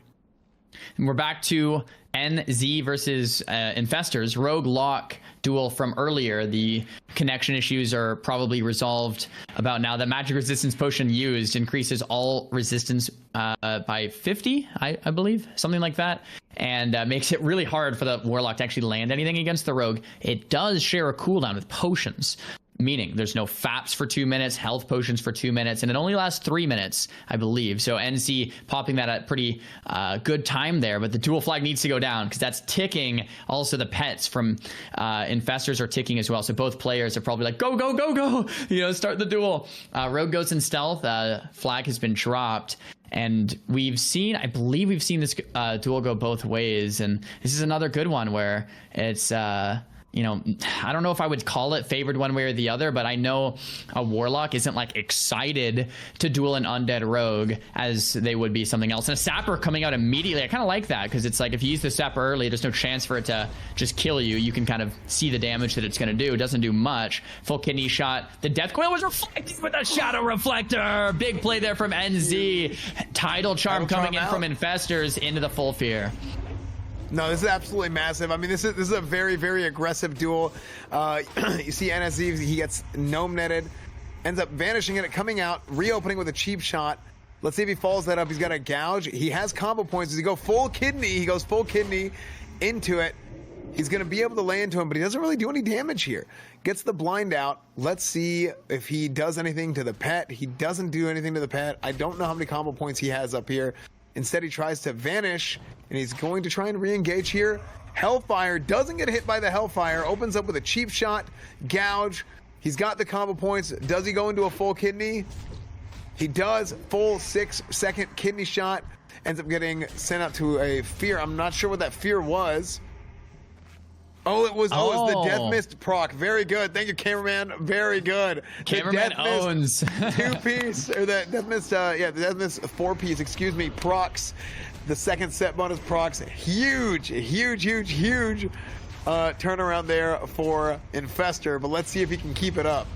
Pet's about to die. He's going to have to sacrifice soon. The Arcane Bomb comes out. He does get the Pet sack, even while silenced, because it's not his ability. The Voidwalker coming out. He fakes the kick on the Voidwalker. Well played from both of these guys. I'm really impressed. Drain Life being channeled. NZ on the back foot. Infestor going into the full blind, but those dots are going to tick. NZ is going to put himself into a worse and worse position the longer this blind goes on, trying to wait out that shield. After the blind, he goes into the Goblin Rocket Helm. He's just waiting out the shield. It's 30 seconds of wait time here. Cross CC, gouge, and Goblin Rocket Helm into the bandage. Well played from NZ. He does more damage after the shield fades, and Infestors have 40% life. We're waiting for a big crit to come here. Kidney probably soon. Another health potion from both players. Death Coil, though, putting Infestors ahead. Life tap to gain the mana necessary to finish the job. Full Fear coming out. NZ must be pretty scared to will for sake, and it's not going to be enough. There's nothing he can do at this point. The dots are going to tick. Infestor's coming out ahead, and NZ does fall. What a duel! What a duel, man! Jeez. Unbelievable finish, dude. I thought NZS had it, dude. I thought NZ had it. For like that whole like middle portion of the duel, I was like, damn, I think he's actually got this here. But Fester turns it back around and finishes, getting that Death Coil off. How about that Shadow that Shadow Reflector on the Death Coil? That was so sick, man. Bro, if you're the rogue, NZ, and you reflect a coil and still lose, I'd be like, oh, come on. Like, I know, dude. You must be pretty happy with that. Like, NC, if you're watching, you must be happy with that performance. That was a good duel from both ends. It was back and forth. Plays were being made. That was a great duel to spectate and watch. I hope he's not too upset with that one. That was great. Yeah, I mean, this is one of those times where, look, we're in the finals, and I believe I don't think that was our last match of round one. Oh, that was all of round one. So we're taking a look at the bracket now, and we're looking at the entirety of the bracket now to see where we are. So you can see right there, we are going to go with LT versus Ziko next. Dude, that first round was long. That was a long first round, but we got Ziko and LT coming up right here. I can't wait to see for the start of round 2.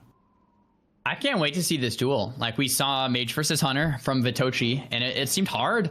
The duel has started. I wonder if Ziko has any hidden tech. Tidal Charm Sheep Opener to close the gap. He's going to go for the pet kill. I really like it. So it's going to be a Nova Shatter. It's going to be Frostbolt, Fire Blast, Kona Cold, another Frostbolt, another Frostbite RNG. Great RNG here from Ziko. And a Resheep in case the Heartbeat comes out.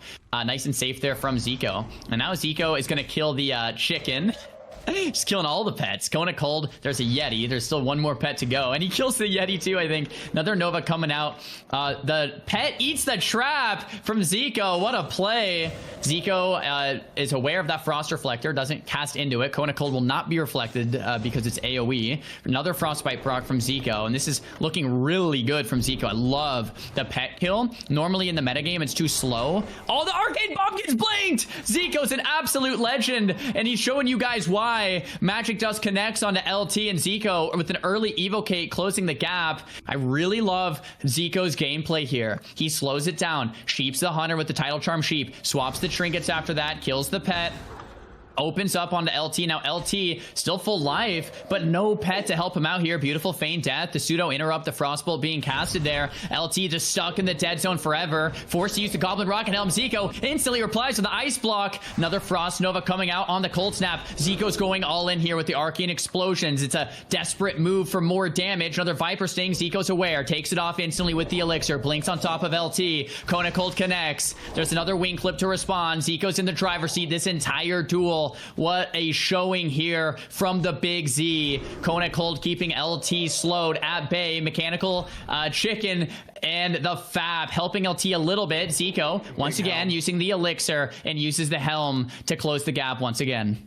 Not only that, he's getting to get the opportunity to wait the FAP out. The free action potion is ticking away. It's a 2-minute cooldown, and it lasts for 30 seconds. So he gets that helmet off. And, dude, the fact that this has not heartbeat resisted for this long, this is the best RNG in the world.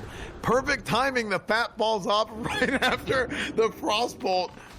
Everything is in Ziko's favor in this duel. This is absolutely phenomenal. Another Magic Dust. Getting to sleep. Ziko is so aware of these Viper Stings. He's not letting them tick at all. Like 0 Viper Sting value. If anything, it's helping Ziko that he's using Viper Stings because it's wasting damage that could have been used in other globals. Ziko looking like an absolute professional as he is. The 6 Demon Bag and the Arena Grandmaster to finish it off. Ziko's just going to stick this, fight him head to head here, casting the Frostbolts. There's nothing LT can do. Feign Death, he's not dead yet. There's another Flask. It's going to be a little bit of health from that Titan. Ziko completely tapped, but he could finish him off with wands at this point if he wants to, and that's what it looks like he will do. 10% life here from LT. Maybe another Scatter Trap. Ziko might have another Ice Block. Rank 1 Kona Cold just for the slow. Ziko staying on top of him, finishing him off with the wands. Revive Pet. I don't think that's going to be the move there. Who really knows? Counterspell comes out though. 3% LT. Oh no, what a performance from Ziko. Scatter Trap though, insta blocked. We got pained. Thorium Nade to finish it off. It misses. Another wand. Viper Sting. There it is. Dude, what a the last duel. like 30 seconds of that duel was just like two guys just exhausted trying to smack each other. What a duel, man. Dude, Ziko not only did Ziko play that perfectly, but the RNG that he had, like the perfect, like the Goblin Rocket Helm, like not heartbeat resisting for like the entire FAP essentially was insane. Unreal, dude. Unreal. Yeah, Ziko, that was like a masterclass, Mage Hunter masterclass. Like you could put that in a textbook, you know what I mean, and have people review that footage on exactly how to play the matchup. Ziko, excellent play there. I wouldn't expect anything else. I mean, it's not like I'm surprised. It was just cool to see it. It's like, yeah, he can do that. That's Ziko. Next up, we have a Shaman Mir. We got Seidu versus New Jack. Seidu playing Enhance. Big two-hander, Arcanite Reaper, fully enchanted and ready to go. That's the Stadman. His opponent, New Jack, I believe he's playing... Is he Enhance or Ellie? I can't quite remember. The spec here, we'll know in just a second. Looks like it might be an Elemental Shaman with the spell hit Banthox Sash. New Jack also looks pretty darn ready to go. He has the Ice Reflector on. I wonder, maybe to reflect a Frost Shock. Maybe that's a big deal in the Shaman matchup. A lot of resistances here. Shell Necklace from Strat Live probably means he is playing more of a caster-focused build. And the Shaman matchup, Enhance versus Ellie. I don't know if we have seen too much of this yet, so it'll be kind of cool. Sure, Stadman is going to be running at New Jack. New Jack attempting to kite. Look at all those totems down by the flags. So many of them. Yeah, I mean, this is like this looks like the Shaman training area right here. You got Enhance, you got Ellie, you got a billion totems. You even got a Mak'Gora flag, which looks like, I mean, it's like How come all the Mak'Gora flags are? Oh, I guess Mak'Gora is a horde thing, isn't it? So yeah, I was gonna say, why is it horde themed? I was like, oh yeah, lore. Okay, big open with a rocket helm, with a purge spam right here. Seidu does get the leg up on the first rocket helm. I expect New Jax to try and get the opportunity to do the same. Be able to spam those purges, try and clean all the buffs off as much as possible. Comes in with a storm strike and gets to chase him down, frost shocking him. And trying to lay into him as much as possible. New Jax is going to want to try and get the opportunity. I mean, this is an Ellie Shaman. So we all know how Ellie Shamans work. They want to set up for that big, massive chain lightning. So a lot of this actually has to do with the consumables in this matchup. Shaman versus Shaman. What do you want to use your potions on? Are you going to be using a nature protection potion? Or are you going to be using something for your health and mana or otherwise? So that's a lot of what we're going to get to see here.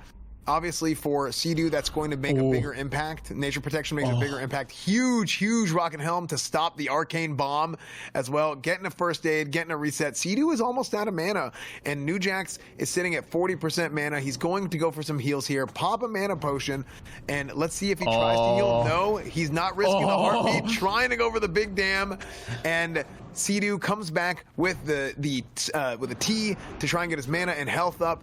Seidu is, by nature, going to have less mana and more problems with his mana in general because he's playing an Enhanced Shaman versus an Elemental Shaman because his gear is not designed for that. He doesn't have as much intellect. So Seidu really has to take an opportunity to press here whenever he gets those opportunities, as you see he's been doing, and he takes the opportunity now to try and reset a little bit. So New Jax is low on mana. We'll see if Seidu actually presses off of this, maybe gets some mana. Each tick of mana that he drinks, each tick of water that he has, is a higher percentage of his mana than New Jax's mana, and that's because his mana pool is so much smaller. So Seidu is coming in, he's pressing. New Jax is very, very low. He's not going to have the opportunity to do some damage. You're probably going to see him downranking some heals and try and rely on shocks and totems to do as much damage as he possibly can. Gets the frost shock up on Seidu right now and going for that chain lightning. With it might have been a rank 1 chain lightning, I believe, because he had such little mana. It gets grounded, and Seidu is trying to press him, gets the storm strike, and here's his opportunity, and it's there. Seidu takes the win, takes down New Jack, and goes on to the next round. Seidu.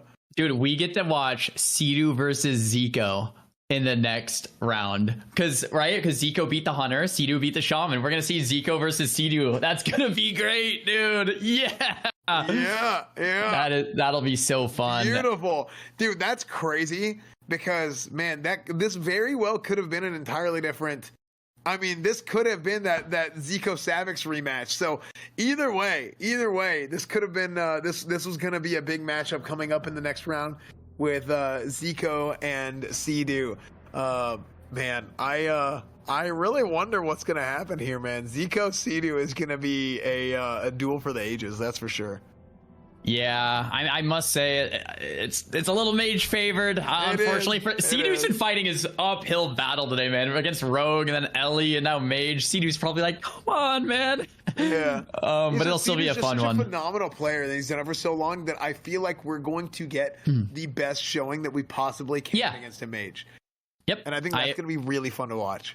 I completely agree. Yeah, if it's Mage versus Shaman, we get Ziko versus Seidu. What a treat. We have Bobka versus Mez. Speaking of treats, Hunter versus Rogue. Bobka had a great showing against the last Hunter, I believe, in round 1. Moving on to the second round, Mez, AWC champion, multi-rank 1, one of the players with the most amount of gladiator titles in the entire game. I don't think he needs much of an introduction. Bobka, classic Andy through and through. Rank 1 player, gladiator throughout TBC and Wrath on the classic relaunch. Plays a lot of classic era. So experienced, so good. Decides to go into the Frost Reflector opener that we saw PS Hero do earlier today with the Magic Dust, Frost Reflector, Eat the Trap, and then open up with the Gouge, Evasion. I really like it. Looks like Mez trying to use Skull of Impending Doom. That was Bobka's Skull of Impending Doom for the impending scatter to land, but there was no scatter there. Well played on on Mez on the hold. Vanish comes out for the sticky glue. Scatter to reply from Mez. Looks like Bobka and Mez are going toe-to-toe for now. Blind connects. Mez is sitting it for the time being. Barov's beating up that chicken. Poor chicken. It's coming back to Bobka. Bandage ticks for a few seconds there. The heartbeat might have broken that a little soon. Net inside of the flare. Bobka's in a tough spot with the Vanish because the flare will instantly break the Vanish. There is a trap. He's avoiding it quite nicely, however. Mez kiting around that trap, using it as some pseudo line of sight, like a pillar or something like that. Second blind comes through. It's a very close duel, Esfand. Yeah, I mean, this is going to be like this, I think, the entire way through. I have no idea how it's going to pan out. Let's see if he can actually avoid that trap. You got 2 flares down, like right after another, to try and keep Bobka from being able to vanish, keep him from reopening on him. Now, he will have that opportunity outside of the flare, but let's see if Mez is going to be able to stick it to him, keep him out of, keep him without an opportunity to be able to reopen, because Bobka does it just about as good as anybody.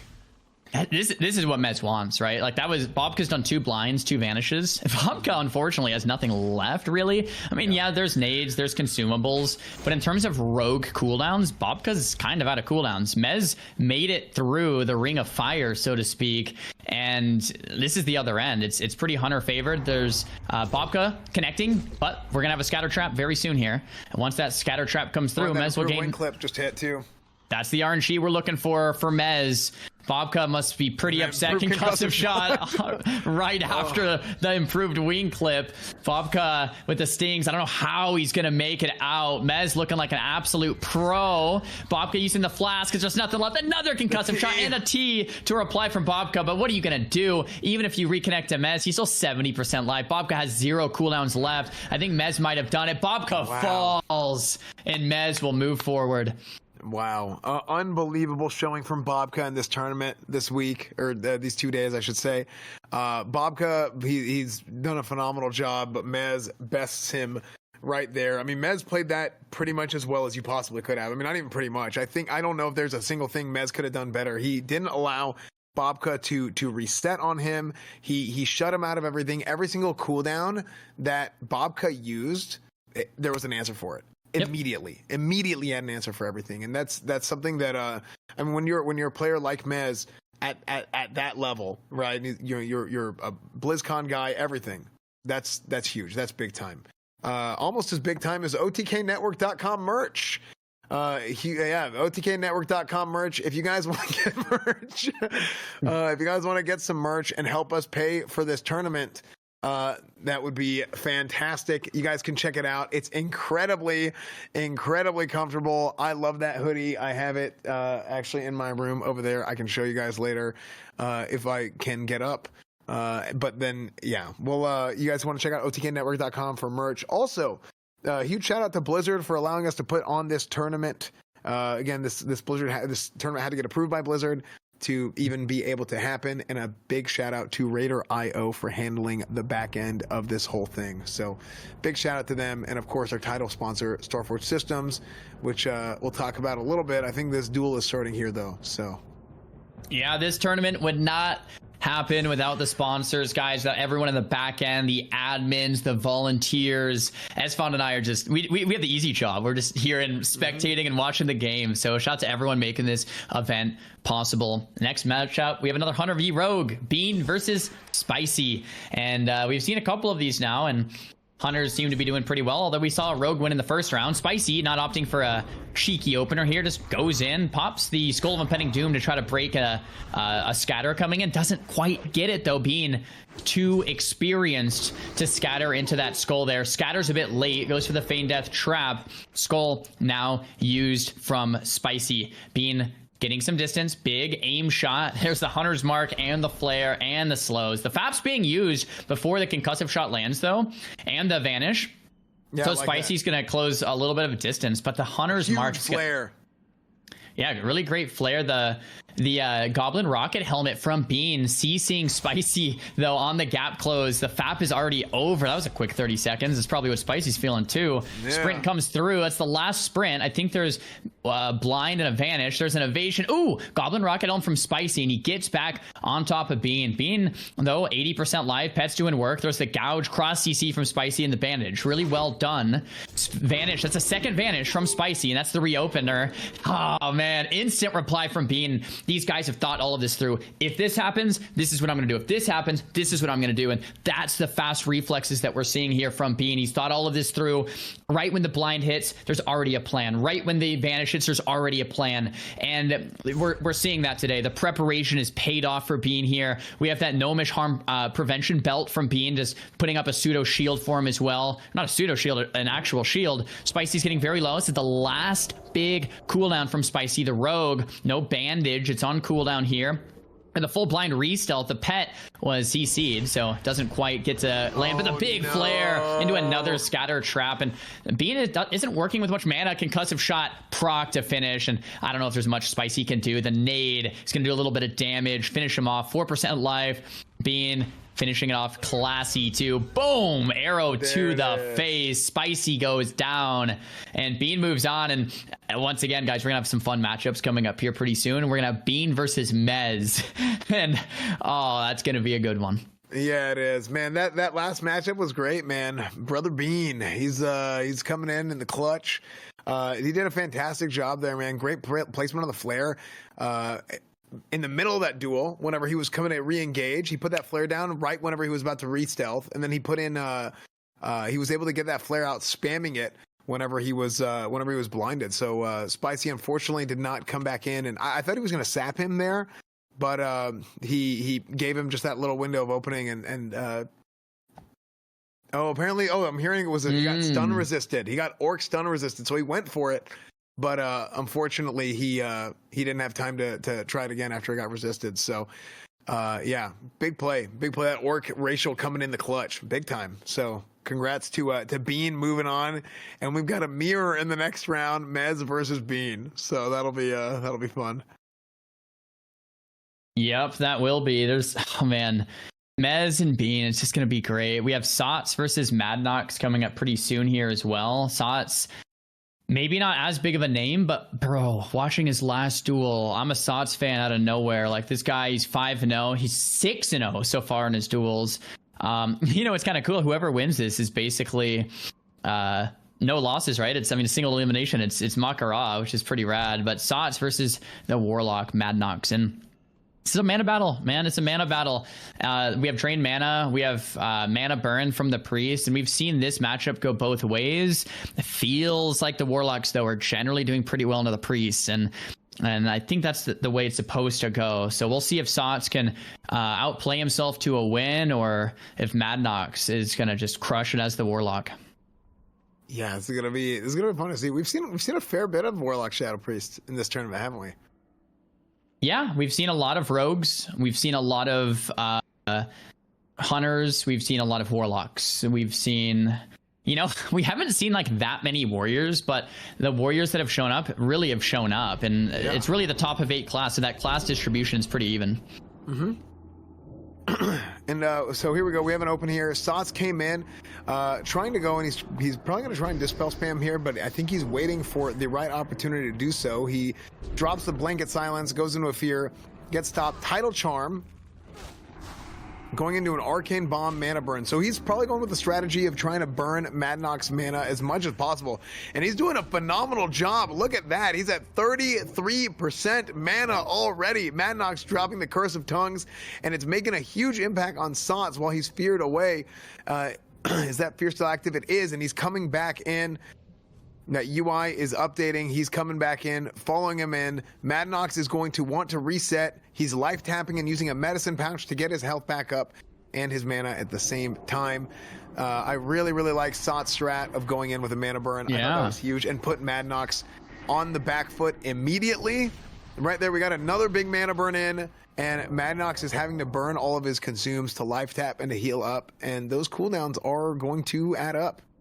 So yeah, this is like the new tech. We haven't seen any Shadow Priest really utilize mana burn into Warlock. Normally, the Shadow Priest Warlock matchups, the Warlock is trained mana and the Shadow Priest is just doing damage. And Sots is like, you know what? 2 can play this game. You know, like 2 can play this game. Let me mana burn you and see how it goes. And I really like it from Sots. Sots has that mana advantage, and Mad Knx is a Warlock, so he's gonna have the ability to life tap.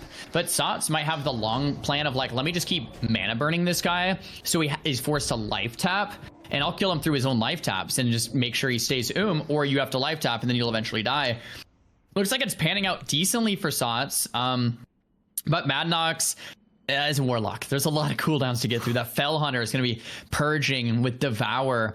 You have so much damage coming through. You have the ability to, you know, Hellstone and life tap with that Hellstone. You have the ability to Major Healing Potion and then life tap more. So it's hard. Like Warlocks to some degree have like this infinite mana pool where you can tap and then drain life and then tap and then drain life. And now you're pretty much sustaining yourself forever. And we have the first aid coming out from Mad Knx, and that first aid is going to allow him to tap more. Sots, though, in the meantime, gets another tick or 2 of drink and eat. Looks like he's back up to 80% health, 60% mana. Silence comes through into the full fear. Will of Forsaken right away from Mad Knx. Arcane Bomb, will it land? Looks like it did that land? The coil might have interrupted it. Full fear comes out from Sots. Will of Forsaken on the fear. Sots is in a world of hurt here. He has mana to work with, but Shadow Priests are one of those unique classes where it's like you don't want to come out of Shadow form to heal, but sometimes you just have to. There's the Major Healing Pot into the life tap, drain life. This is exactly what we were just talking about. Sots going into the spell log. What are you gonna do? It's gonna be enough flasks in the clutch. He's back up to 18% life, but there's no mana to work with. This does not look good for Sots. 1 or 2 more ticks of damage. Another flask. There's only 2 or 3 flasks allowed per day, and Sots, that was 2 of them. He can maybe use 1 more. That's the last one. Flask and mana pot. He has a little bit of mana to work with, but it's not going to be enough. He's at 1%. There's a shield, but it's going to break, and Sots is going to fall. Mad Knx, really well done. Really, really well done. Great performance by Sot. I think that was great insight, Zeroi, about the ability to counteract the mana burn. I think it worked out really well at the beginning, but he just wasn't able to sustain it. He had to overcommit, and it didn't work out for him because he was able to out-sustain it. So great point there. Great play by Mad Knx, being able to withstand the barrage of the mana burns and the different ways to try and get rid of you with Arcane Bomb and everything else. So great job. Great performance by Mad Knx, and I think it's been a great performance all tournament from Sot as well. So look, we're getting to that point in the tournament. We're in the last few rounds, you know, and this isn't like a double elimination. You know, a lot of tournaments, this is a single elimination. When you die, you are dead. Best of 1, everything. So I saw a few people in the chat, maybe not today, but like leading up to the tournament, of like, is it going to be double Elimzar? I'm like, this is a Mak'Gora tournament, just for everybody from tuning in from home. Once you're dead, you're dead. Your character is gone. You have to restart at level 1. And so these are all best of 1s because of that nature of the Mak'Goras. We have another Shadow Priest versus Warlock here. Dakata versus Gripping. I mean, if it looks anything like the last duel, that's fan.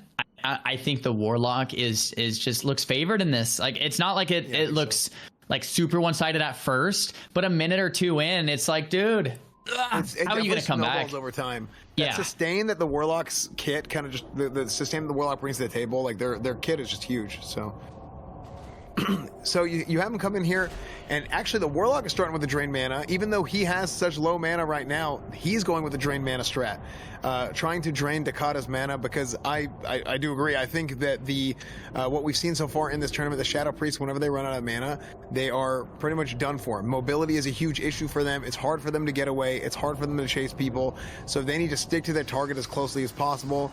Gripping is going in with the plan of, hey, I'm going to beat him at his own game. I'm going to drain his mana. If I'm draining his mana, I'm absorbing mana for myself, and he is not going to be able to burn me on top of that. So good strat from Gripping coming in, and it's working out great so far, working out beautifully.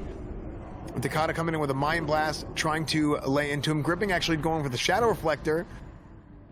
Going for the Shadow Reflector. We got a Fear going out on Gripping right now, and Dakata is trying to Mind Flame, trying to get his damage out as much as possible. I think Dakata realizes that he is running out of time, and he needs to try and make a play if he can. Misses the grenade. The Arcane Bomb comes in, And he actually got stunned himself earlier on that Shadow Reflector, and it is over. That Shadow Reflector ended up backfiring for him so bad, or so unfortunately, I guess. But yeah, that's great. So whenever he got the blackout proc, it ended up hitting him. So those final moments were just like hard to watch. Like Gripping was already really far ahead, and he just does him dirty by chucking the arcane bomb. And once it's in the air, it's like, oh, you gotta look away. This Freeze is just screwed, man. He's no mana, no health, and he's silenced. And then the damage ended up killing. Like, add insult to injury. That was a tough position to be in, and I guess we can kind of confidently say that Warlocks do pretty well in that matchup. I mean, geez. Next up, though, on the next bracket, we have the Warlock mirror, Mad Knx versus Gripping, and that'll be fun to watch once we get to round 3. For now, though, we're in round 2, and we have Sony versus Rocket Man. It's gonna be a great duel. Great duel. Sony needs no introduction. Rocket Man is Perplexity. Perplexity is a classic era OG, also rank 1 TBCer, like just really, really experienced rogue. I don't know if we've seen a rogue take out a warrior, or at least if we have, not very frequently. Warriors have been crushing it in this tournament with this rule set against rogues because of the elixir of poison resistance. The rogues are having a hard time kiting warriors out. And when a rogue and a warrior go head to head, the warrior generally wins. So how does the rogue win then? Well, the rogue would kite with poisons, right? Crippling poison, run away, don't kind of dead zone the warrior, don't want to get intercepted, but don't fight too close, and then re-stealth. And then open up, and then crippling kite. But you can't do that if you remove the poison slow from crippling, and that's why we've seen rogues really fall here in this matchup. Yeah, no, 100%. I think we're probably going to see more of the same here. I wouldn't expect to see anything less. But both of these guys are at the top of their class. They're both unbelievable players, and it's going to be very fun to see. Sony is a OG Burning Crusade. I think he's a Vengeful Gladiator. I think it was a season 3 rank 1. That's correct. Yeah, so he's been playing for many years, as has Perp, playing on the private servers and stuff for many years. Coming in with the sap opening up, Sony has the Draconian Deflector out, playing defensive to start out in case he gets stun locked, and trying to mitigate as much damage as possible. Sony turning around with an intercept, getting his bleeds up, getting kidney shotted by Perp. Perp goes and he drops the blind on him. There's no dots or anything ticking on Sony. This gives him the opportunity to kill the pet and hopefully reset. That's what he is trying to do. He's trying to kill the pet. We haven't seen that from all the rogues, but some of the rogues have tried to kill the pet and reset here. Sony putting on his mount, or getting on his mount, excuse me, and trying to re-engage as quickly as possible. Alarmabot in hand, sword and shield in hand, and trying to make sure to keep his health up as much as possible. I mean, you mentioned this earlier, man, how tanky these warriors are. It's actually insane. It is absolutely insane how much damage these guys can really mitigate with all the consumes and everything on the table. So I don't believe I saw Sony use a diamond flask or anything yet, so that's still on the table as well. And it's going to be big time. I don't think there's any class in the game that can go head to head with a warrior in this tournament. If you want to beat a warrior, you're going to have to kite him out. You're going to have to play the long game, and you're going to have to slowly kill them. But if the rogue just opens up and fights, the rogue will lose, right? So you have to be very clever on how you're going to engage in this matchup. Rocket Man opening back up. There is a rule that states we have to keep the duels going, so 60 seconds is the longest you can stay in stealth, if anyone was wondering. Vanish comes out on the sticky glue. Cheap shot to follow. Sony taking some damage finally. There's the Zerker stance. He's trying to dead zone, but does get intercepted. Full kidney, though. Sony's actually taking some damage here. He's down below 60%. Cold Blood lands. Might be a blind after this. I believe, is that the second blind? I believe. I think it's a second blind. And Sony's at 60% life, man. 61%. I mean, already, though, that's so much of Perplexity's damage. And Sony's at 60% life. How do you finish? We haven't seen often. Yeah, but Gnomish death rate's going to be a big burst combo here. We're hoping for some crits. Oh, nice. Okay, Hits him in the air before he gets rocket helmed. Yeah, the rocket helm goes off. I think the rocket helm to follow. This is actually really good. So that was the fear from Sony. Will of Forsaken coming out and a heartbeat break. That's not what Sony wanted. A full re-stealth cheap shot. Looks like the cheap sap, shot, I believe, is DR'd. I think that was a sap that got DR'd by the rocket helm. I'm pretty sure. Yeah, that seems right. Sony down to 44% life. This is the lowest we've seen a warrior against a rogue yet. Perplexity playing out of his mind. Intercept coming in though, and Sony's not out of this yet. I mean, the rogue is out of cooldown. 60% life here for Rocket Man. No vanishes, no blinds, not much to work with. There's the cheap shot. He's trying to dead zone. Elixir of Poison resist, and the sticky glue comes out. Title's trying to counter it, but it's not going to be enough. Trinket comes out. Full kidney shot. Perplexity is an absolute monster for this play. There's the kidney. Sony's at 37% life. Rocket Man's trying to dead zone it, but it's not going to be enough. Oh no, Sony's at 30%. Oh, Rocket Man's gonna get executed. There's the magic dust, the final lifeline for Rocket Man. That's the tuber. Magic resist breaks. The re-stealth cheap shot comes out. This is very close. Full kidney shot coming out, but Rocket Man, 27% life, dangerously close to that execute range. Sony getting rid of the poisons once again. I don't think there's anything Rocket Man can do, but Sony falling to 12% life. Sony is an 8. Oh no, my God. Sony takes him out. What a duel. Oh my God, dude, what? I thought he was dead, dude. Oh my gosh, what a duel, man. What a duel.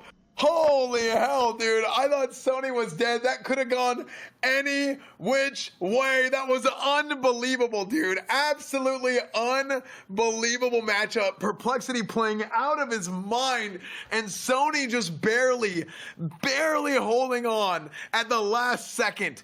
Absolutely unbelievable performance by both of these guys. Unfortunately, Perplexity falls to Vengeful Gladiator, Sony Digital, and Sony moves on to the next round to face the winner of our next match, which will be Peo versus Zeroi, Hunter or Rogue. That was probably my favorite duel of the day, man. What a duel. I've got to say, well, first, congratulations to Sony, because that was so close and so epic and just so many great plays from both players. But I really have to give a shout out to Perplexity as well. Like, we haven't seen rogues take out warriors. That was probably the closest duel we've seen where a rogue's gonna beat a warrior, and Perplexity just played, like, there was just so many plays being made there. I need to go back and rewatch the VOD of that. It was just really well played from both sides. What a close finish. I mean, one more parry, one more crit, anything could have changed that. Yeah, what a duel. Next up we get Peo versus Zero. Peo is such a joy to watch him duel. He gets really excited and passionate about each and every one, and don't think he's going to be very excited or passionate to fight a Hunter in his next matchup. Yeah, man. Peo's, it's going to be great to watch him play against Zero. Zero's been performing incredibly well all tournament. So I'm excited to see how he goes up against Peo here. And I'm excited to see how Peo opens up against Zeroi. We saw what Pachero did earlier today to try and counteract the flare. Let's see if... okay, he's doing something similar right here. Frost Reflector to walk into the trap after the sleep. Summons the entire zoo here.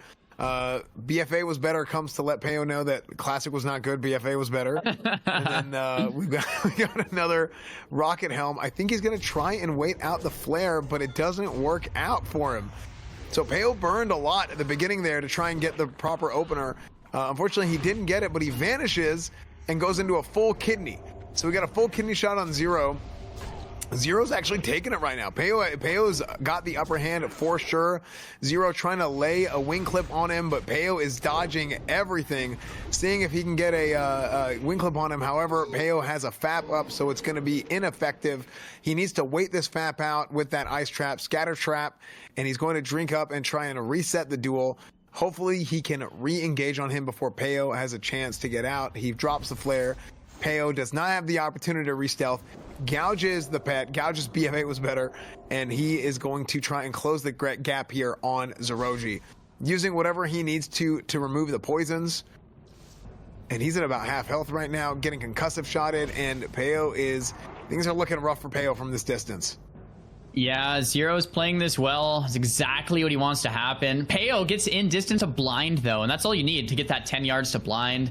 The pet is going to be moved away because I don't think Zero wanted Peo to slay the pet there. Gets the re-stealth cheap shot, though. I don't know what's going on with the pet. Full kidney shot on a Zero. This is really good. Crusader proc. Peo doing a lot of damage into the kidney. Zero, though, I'm sure is going to have that scatter. Oh, a prep second blind from the little Peo. You love to see it. Gouge coming out on the pet once again. Don't know if he's gonna be able to get the resale. Probably not. First aid, damage coming in, scatter though from Zero into another trap. Peo's playing this really well. It's just for a rogue, it's not the matchup you really are looking for. Hunters to Well, I was also gonna say specifically an orc hunter. So because he's gonna have all that stun resist. Absolutely. One stun could be the difference between a win or a loss, and a concussive shot proc as well. More RNG coming into play. Zero doing so much damage at the end there. Great performance by Zero. Unfortunately, Peo falls to Zeroji the Hunter. Great performance by Peo this tournament. Really, really great performance by Peo, and a great performance by Zeroji. And all the rogues have been eliminated out of this tournament. Gosh. One of the pre-tournament favorites to win the tournament was Rogue. People keep talking about Rogue. But we have 2 rounds to go, and all the rogues have now been eliminated. So we'll see. I'm sure there's going to be a determination of who's going to get the prize money, because they were we had multiple rogues fall in the same round. I don't know who's going to get the best in class prize money yet. We'll find out from the admins how that's going to be determined. But yeah. So congratulations to all the rogues who've competed, but unfortunately, there will not be one in the finals. Dude. There was more rogues, correct me if I'm wrong, admins, but more rogues than any other class in this tournament.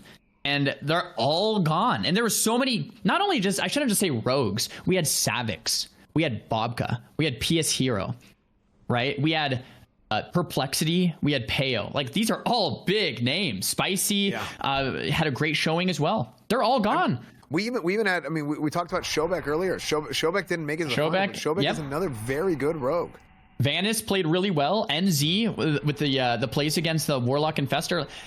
Like, they were all really good. But with this rule set, rogues are not coming out on top. And the rule set being, there are no rules. It's a Mak'Gora. Anything goes. So with this open system, maybe rogues aren't the dueler we thought they would be. I thought maybe an undead rogue would take the whole thing, but looks like I'm wrong. We have Druid versus Mage, and it's a hard one. It's a really hard one for the Mage. Having said that, we've seen Druid versus Mage once today, and the Mage actually won. So Gordon, maybe he'll go in with a different game plan here. Gets slowed, shifts out, cap form again. Wow, Flame taking a lot of damage. That's Furbolg's Medicine Pouch, misses the Cone of Cold. Blink to follow. What charge is that? The Goblin Rocket Helm maybe resisted, but the charge worked. Oh, no, Goblin Rocket Helm now. 2 different charges from Gordon. Early innervate, love to see it. Gordon looks dominant in this matchup, and this is probably how the Druid versus Mage should look. Yeah, this has been a huge start from Gordon, getting up on Flame early. Flame is definitely on his back heels. He just gets title charmed right there after the blink, so he's not able to get out of it. And Gordon has a real opportunity to try and finish him here, but he might not be able to between the ice barrier and then getting title charmed himself. So Gordon continues on, keeps pressing Flame. Zaryu, is there any chance for Flame to survive this? Absolutely not. So here's the issue. The mages normally would sheep and reset. You can't sheep a druid, boys. You can't do it. Flame can't reset. Okay, so you can use the Goblin Rocket Helm and CCM. You can use the Magic Dust and CCM, but you can't sheep. Mage's best spell is sheep. You can't use it against the druid at all. How do you reset against the druid? You can't. Once you're behind, it's over. The only way to win would be just to kill the druid from the get-go, but once you're low, you can't come back. There's no coming back. There's no sheeps. You can't even Nova. He's just going to power shift. You can't. Look at that. Gordon in and out of cat form, running Flames down. He's doing the best he can do, but there's not much the Mage can do in this position. 10% life. Another Nova. Gordon's just finishing him off. 1 tick of Evo. Could be a Mana Shield or a Blink. Maybe another consumable, a flask. What are we working with, Flame? Another, an ice barrier. Dude, he's just holding on for dear life, man. I don't know how long he can hold on, Esfand. I don't know how long he can hold on. I don't know either, man. This is not looking good. This might be it. We get the Kona cold out. He's slowed. He eats the Whipperroot tuber. Throws out a Frost Nova. It doesn't matter. Gordon can just shift out and shift back in, and he just keeps chasing him down. He's at 13%. Hell, at this point, I would just Moonfire spam him or something. Like, just start sending the Moonfires. It can be He's dangerous though, respecting it. because he doesn't want to make a mistake. You know, you can burn yourself with Moonfires. So if he's Gordon trying to goes, if Gordon goes from Moonfiring, and then can't go back cat and just completely then the mage could actually win. So it's you know. Flame should have played like this from the start, just spamming Frostbolt and not letting the Druid get distance. Now he's so far behind. Ooh, he kites and turtles back up for the health potion. He has no Evo and he's low on mana, so I don't see him necessarily killing Gordon, but that's gonna buy him a little bit of time. I like the rank 1 Frostbolt kiting. I mean, this is, if we saw this from the get-go, it would have maybe been a very different duel. I don't know Gordon's exact spec. It looks like though he's not opting to just Moonfire Insect Swarm like we would normally see. So Gordon must be more, maybe he's not playing Resto at all for that Insect Swarm. But Flame's doing a good job this last minute or so, regaining his ground. Gordon's probably kicking himself as fan for not Moonfiring earlier, because now he has some HP to work with. It probably is. Yeah, I just from looking at his build, it looks like Gordon is playing like a Feral Resto hybrid. I haven't seen him cast an Insect Swarm. I could be wrong. So yeah, I think he's playing some sort of a Feral Resto hybrid, and yeah, I mean he really just cannot finish. Like he just has to find a way to do it. I think there it is. Ferocious Bite will do it. just finished, dude. Yeah. Great duel from Gordon, man. Great duel from Gordon, and man, Flame did a phenomenal job keeping him away as much as he can, not letting him finish. So really, really good, man. Really, really good. Yeah, I can't give Flame too much, hate here. It was Mage versus Druid, and he lived a few minutes. He kited it out. He did all right. It's just you're Mage versus Druid, and that can be tough. In the next round, it looks like we have another Mage versus Druid. Maybe Dentario, who's by the way done phenomenal so far in this tournament. In the last round, he took out a Druid. Let's see if he can do it again here versus MFB TV. Yeah, this is gonna be great to watch. I mean, MFB TV did a fantastic job in the tournament so far. We didn't get to see him much yesterday, but we saw him today. I don't actually know if any of his duels got broadcast yesterday or not. I think they didn't, but we'll see. I mean, it's the same matchup as last time. I don't think they're the same specs. I think MFB TV is playing the Moonfire Spam Balance hybrid spec. So yeah, but I do think we'll get more of the same. Just like you mentioned earlier, you can't sheep a Druid because they can just shift out of it. They can shift out of Novas. It's a really, really tough counter for mages, and we might see more of the same here, just in a little bit of a different way. The way we normally see this duel go is the Moonfire and Insect Swarm will do the job, and the Druid will max range and Cheetah and keep running and won't even engage the Mage. And the Mage is in this position where you slowly die to the Insect Swarm Moonfire, and the Druid never does anything except Cheetahs and runs. That's normally what we see. We'll see here what spec. So it's the Moonfire. Insect Swarm looks like it resists there, and MFBTV decides to run and Cheetah. So this is a very standard Mage versus Druid duel. It's going to take a little bit longer, but generically what happens is the Mage will go out of mana. The Mage will never be able to really start much on the Druid, and the Druid will never actually go Bear or never go Cat. The Druid will kind of just go Cheetah, and whenever the Mage blinks in like this, you just kind of Cheetah form away. I don't know if the Bear form here is even necessary, because yeah, you get the bash, but who cares? You just Cheetah and keep running. And in the long game, the Mage kind of goes and the Mage doesn't really have the... You can't really pack a punch as a Frost Mage unless you Shatter combo, and you can't Shatter a Druid who's just max range and Cheetah. And Cheetah also doesn't cost much mana, so the Mage blinks in, Arcane bombs the Druid. It does land. Very well done from Dentario. The problem with the Mage strategy here, there's the Innervate coming out early, is Blink is actually a pretty expensive cost for the Mage. Yeah.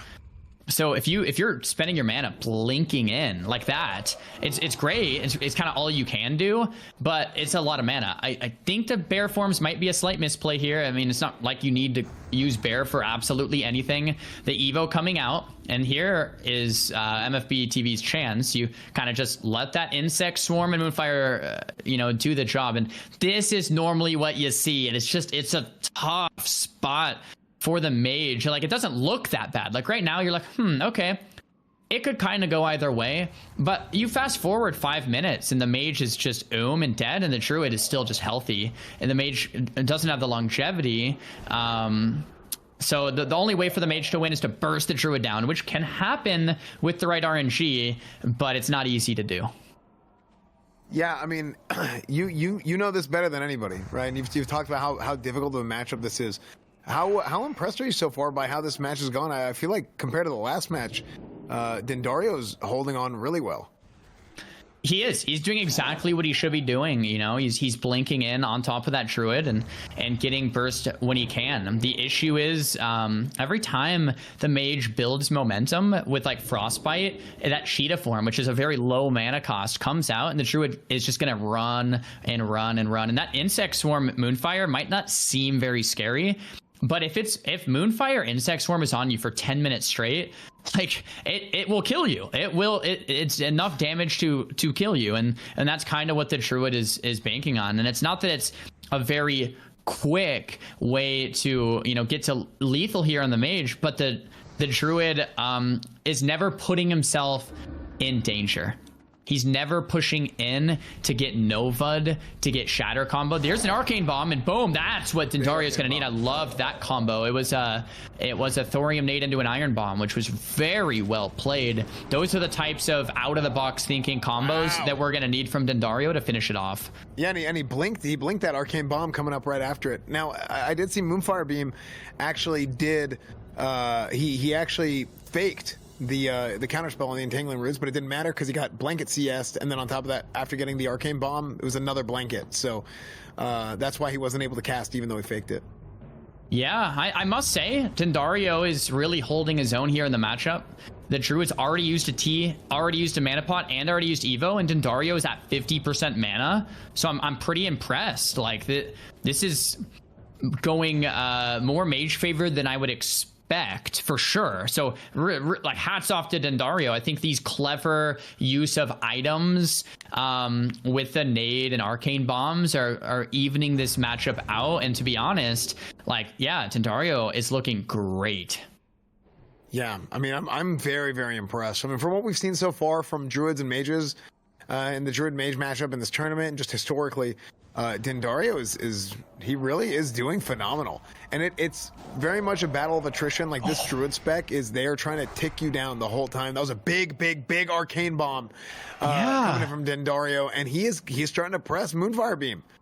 Dude, this is like, he was in bear form for the arcane bomb. Like, correct me if I'm wrong, but if you're in bear form, it's not going to drain your mana. But MFB decided to go cheetah to avoid the arcane bomb, which made the arcane bomb drain his mana because he went cheetah, right? If I'm understanding that correctly. So another arcane bomb coming up from the druid. Counterspell goes out, but counterspell does not stop arcane bomb. A lot of players like almost panic hit counterspell on that arcane bomb because it looks like a cast. It's not a cast, it's a grenade. You can't counterspell it. So Dentario unfortunately does get hit with that arcane bomb, and now MFB TV's back in the driver's seat. There's no evocate. Think Dentario might have an ice block, but now it's going to be Moonfire spam. How's he getting the Moonfire dot off? Restopot. Must be Restopot? Maybe? Yeah, that's what it looked like to me. And that Restopot's gonna go. It's gonna go hard because they're gonna remove so many things periodically, and it's gonna be big because Dentario right now, no mana, very little health, and that battle of attrition that's coming in is look at the poly. Excuse me, it's really starting to hurt. Yeah, and that's is what that a marbles? That's what this deck does. I think he might have just used a marbles, any item. He's just looking through his bags and just clicking everything, like throw it at him, man. Everything on his desk. Oh, Dentario, it hurts. Witness me. Yeah, there you go. I mean, bro, what a great showing this tournament from Dentario. Yeah. What a great showing, man. It hurts, right? I'm a mage. I've been in that position, and like I want to root for Dentario because he's a great player. You know, he had a great showing, and you know, I want to see Mages do well. But like in that situation, it's just hard, just hard. That's why I was so excited this morning when I woke up and I saw Ziko's bracket. No druids, no locks, no priest. I'm like, bro, this is Ziko's tournament, man. I'm saying it. I'm saying it again, dude. I'm saying it again.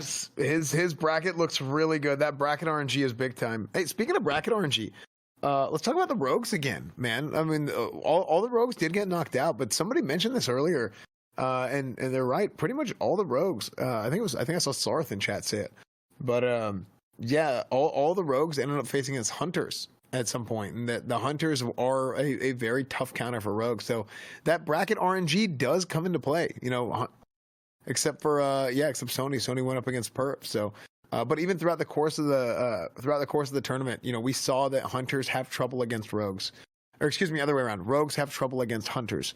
So yeah, it's a lot of it is bracket RNG. Ziko has a very nice clean bracket. He's got a nice path potentially to the finals here. So he's got Seidu next, and then he has the winner of Mez and Bean, which is going to be a fun mirror to watch. Absolutely.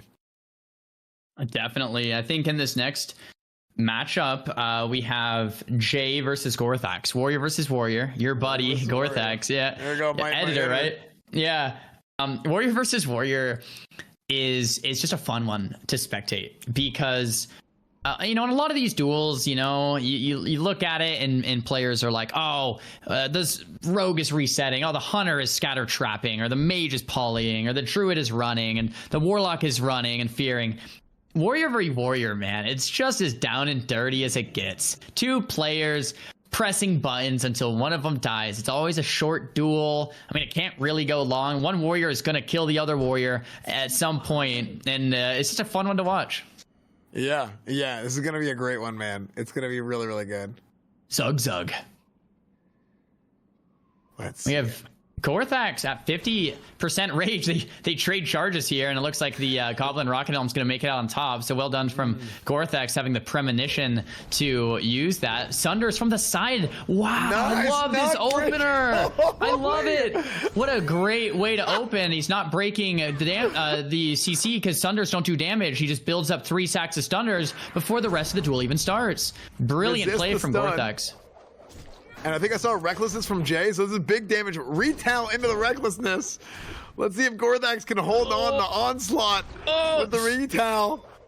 Oh no, this is gonna be huge. Big damage. This is close. This is close. See, Jay's backing off. He's backing off.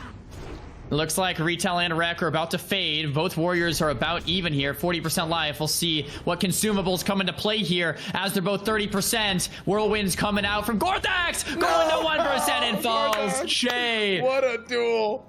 Getting the right damage at the right time with the right crits and the right executes. Well done. What a fun one to spectate. Warrior v Warrior, man. That was really fun, man. That was really fun, dude. That was like, dude, 2 heavyweights just going at it. I love the opener. The strat at the open was so good. Go with the Goblin Rocket Helm and then try and stack Sunders to try and get an armor advantage was so crafty. I love it. That was so good. Unfortunately, it didn't work out. Jay going with the Recklessness into the retail and then backing off whenever we realized that Gorthax popped the retail. Just fantastic, man. Fantastic duel, and yeah, really, really good showing this tournament, man. I'm just so happy to see Warriors showing up and doing well. It kind of sucks to see a Warrior eliminate another Warrior, doesn't it? I know, a little bit. Yeah, it's like, it's like we're on the same team. Melee. Yeah. We're on the same team here. Next up, we have another Warrior. We have Lapan, who I believe might be at a slight disadvantage here versus Hydra as the Shadow Priest. Have we seen Warrior versus Shadow Priest? I know. I think this can go either way. Hydra, though, just so experienced. You can see the debuff above Lapan's head. You know, it's there. We'll recognize that. Oh, man. Just unfortunate circumstance. There was no ability to remove the debuff, unfortunately, and that you know, it's just one of those things. And like, we knew something like that would happen. We did tell the competitors ahead of time that like something like this can happen. It probably will happen, unfortunately. And so that's the situation we're in. There's nothing we could really do. We did reach out to try to circumvent it, but we know we're here and we have that debuff. So for those of you guys that don't know, earlier Lapan unfortunately had a situation where he got CC'd out of the duel area, got a debuff called Coward. This Coward debuff lasts 3 days in game, and it decreases all attributes by 20%, all damage by 20%, all armor by 20%, and all resistances by 20. So I mean, we can root for Lapan here. You know, it would be cool if you won a Mak'Gora, you're no longer a coward. Maybe we could have Blizzard hotfix that in. That would be cool. That would be sick, actually. Yeah, if you are a coward and you win a Mak'Gora, it removes the debuff. I would love that. Anyway, duel's underway. Lapan does have that disadvantage. Maybe we could see Lapan win anyway. Hydra getting the nice distance. The net comes out, or the sticky glue from Lapan. Fear immediately breaks there with the Zerka Rage. Lapan connecting damage onto Hydra, building up some rage. Shadow Reflector comes through. Doesn't reflect any damage though. Hydra too smart for that. Pops the potion, kiting it out with the power word shield. Pops the inner focus to conserve mana. Lapan's having trouble connecting here. Maybe just hard time building rage because the warrior is hitting into the shields of Hydra. Intercept comes out. Looks like Hydra just keeps jumping around. There's the hamstring proc on top of that. That's really great for Lapan. Lapan is just getting dangerously low here. Fear comes out. The Shadow Word Pain's ticking. The Mind Flay's ticking. Hydra must be feeling pretty good about this one. F's in the chat for Lapan. Thanks for coming out and playing. It's unfortunate, but it happened. Yeah. We're there. That's how it goes. That's how it goes. It's an unfortunate situation. Lapan falling to Hydra. Hydra, another great player. Lapan, a great player. So 07. Hearts in the chat for Lapan. It's what are you drinking? I just know. It's a protein shake. Yeah. Oh, okay. I was like, I can't eat all day, so we're just gonna be drinking our food dude, today. I do not. All I had was that one little sandwich, so I'm starving. But yeah. No, and then, bro, look what I got for later. Sick. Nice. Banana. Hell yeah. Yeah. But yeah, no, that it's an unfortunate situation for Lapan. Lapan he's a great player. You know, he's been playing classic for a long time, retail for a long time. And yeah, it's unfortunate we had to lose a warrior that way, but hearts in the chat for Lapan, and Hydra advances to the next round. So there it is. Next matchup, we have Big Sad versus JMDS. Man, we have a lot of warriors in this tournament. We have J-Law, JMD, Lapan. Gorthax just lost. We have Jay moving on, and Sony. We have almost all the warriors doing really well today. Like every warrior is winning. The only warrior that's lost is the warrior v warrior, which you know, obviously one warrior has to lose, and the only other warrior that's lost is against Zeroshi the Hunter. It looks like. Yeah. So we have the warrior. Another Hunter versus Bean. Yeah. The Warriors have performed tremendously well.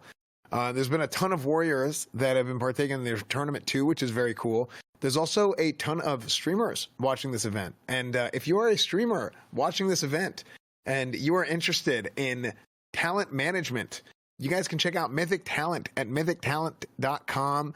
That is for sponsors, for anything that you want to be repped by to be able to get more sponsors and do events and stuff like that. Check out mythictalent.com and we'll get in touch with you. So you can either reach out to Asman, myself, whoever, and we can get you in touch with the right people if you guys are interested in talent management. So cool. We got our next duel coming up here.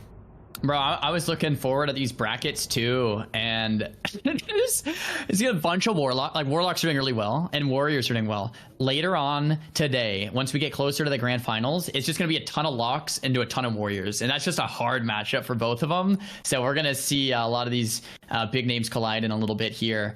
But right now, we have JMDS versus Big Sad. I don't know if we can get an inspect. I'm mixing up a lot of the gear sets these guys have. for specs and stuff like that. We do have a very prep JMD, and he's going in hard with the Goblin Rocket Helmet to get that gap closed right away. And he's going to build Rage by killing the Mechanical Dragonling and some totems, but the Heartbeat break early is really unfortunate for Big Sad. Hamstring coming in, Mortal Strike to follow. JMD trinkets out of that sticky glue as well. Big Sad purging down to even the playing field here, has the shield equipped to reduce incoming damage taken. But after all of that, Shaman's doing pretty well. Big damage coming into JMD. Wow, this is the best I've seen a Shaman fare. Head to head, big Chain Lightning coming in. Oh my gosh, 40% life from JMD. Big Arcane Bomb. It looks like he cancels because it looks like it was going to miss. Big Sad popping the T, regenerating some of that health and mana.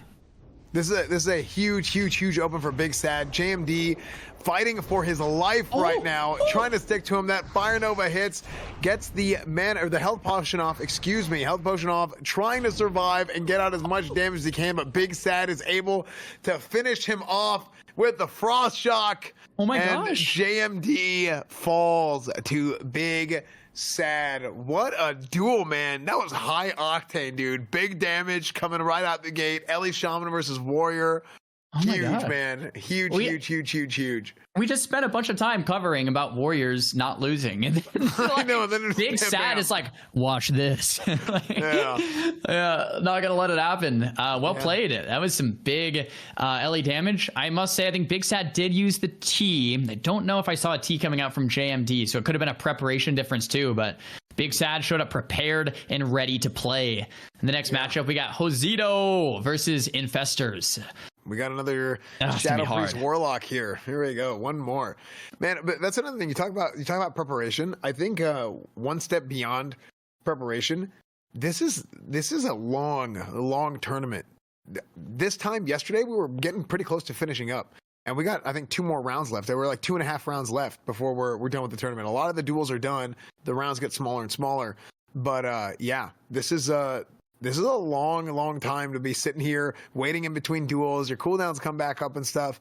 It's easy to kind of fall asleep a little bit on oh wait, I need to have this, I need to have that, and kind of being focused for that long. It's tough, man. It's props to all these guys for sticking through it. Yeah, it's like playing a tournament and you show up and you have like one match at like 9 a.m. and the next one at like 4 p.m. and you're just kind of waiting around. You're like, come on, let me play, you know? And yeah, these players have to have that longevity, the mindset of longevity, and yeah, it can be tough. And just to clarify a little bit on that last duel, Big Sad is not a pure elemental shaman. That's why we're trying to figure out what spec he is. We got insight from the admins. He's actually a tri-spec. So a little bit of Resto, a little bit of Ellie, and a little bit of Enhance. And me personally, I love that about Classic. To me, that's one of Classic's biggest selling points, is that you can make these really unique specs. Like, I know Druids do a tri-spec. I know Mages do a spec called Elementalist, which is half fire, half frost. And to see that from a shaman, and not only that, not to only see it, but to see him perform so well with it, it's like, man, Classic is so cool for that reason. Yeah, no, I love it. The build variety that you have in Classic. A lot of people think that like the old talent system is not good because it's too cookie cutter or whatever. But in reality, especially when it comes to PvP, it's wide open. So people will put talents wherever they want to be able to kind of fine tune their spec to be able to play against certain matchups. People might have looked at the brackets today and spec'd. Like, you might look at the brackets, look at your group, and you might spec a certain way for that in a dueling tournament or something. So, yeah, pretty cool to see that in Classic.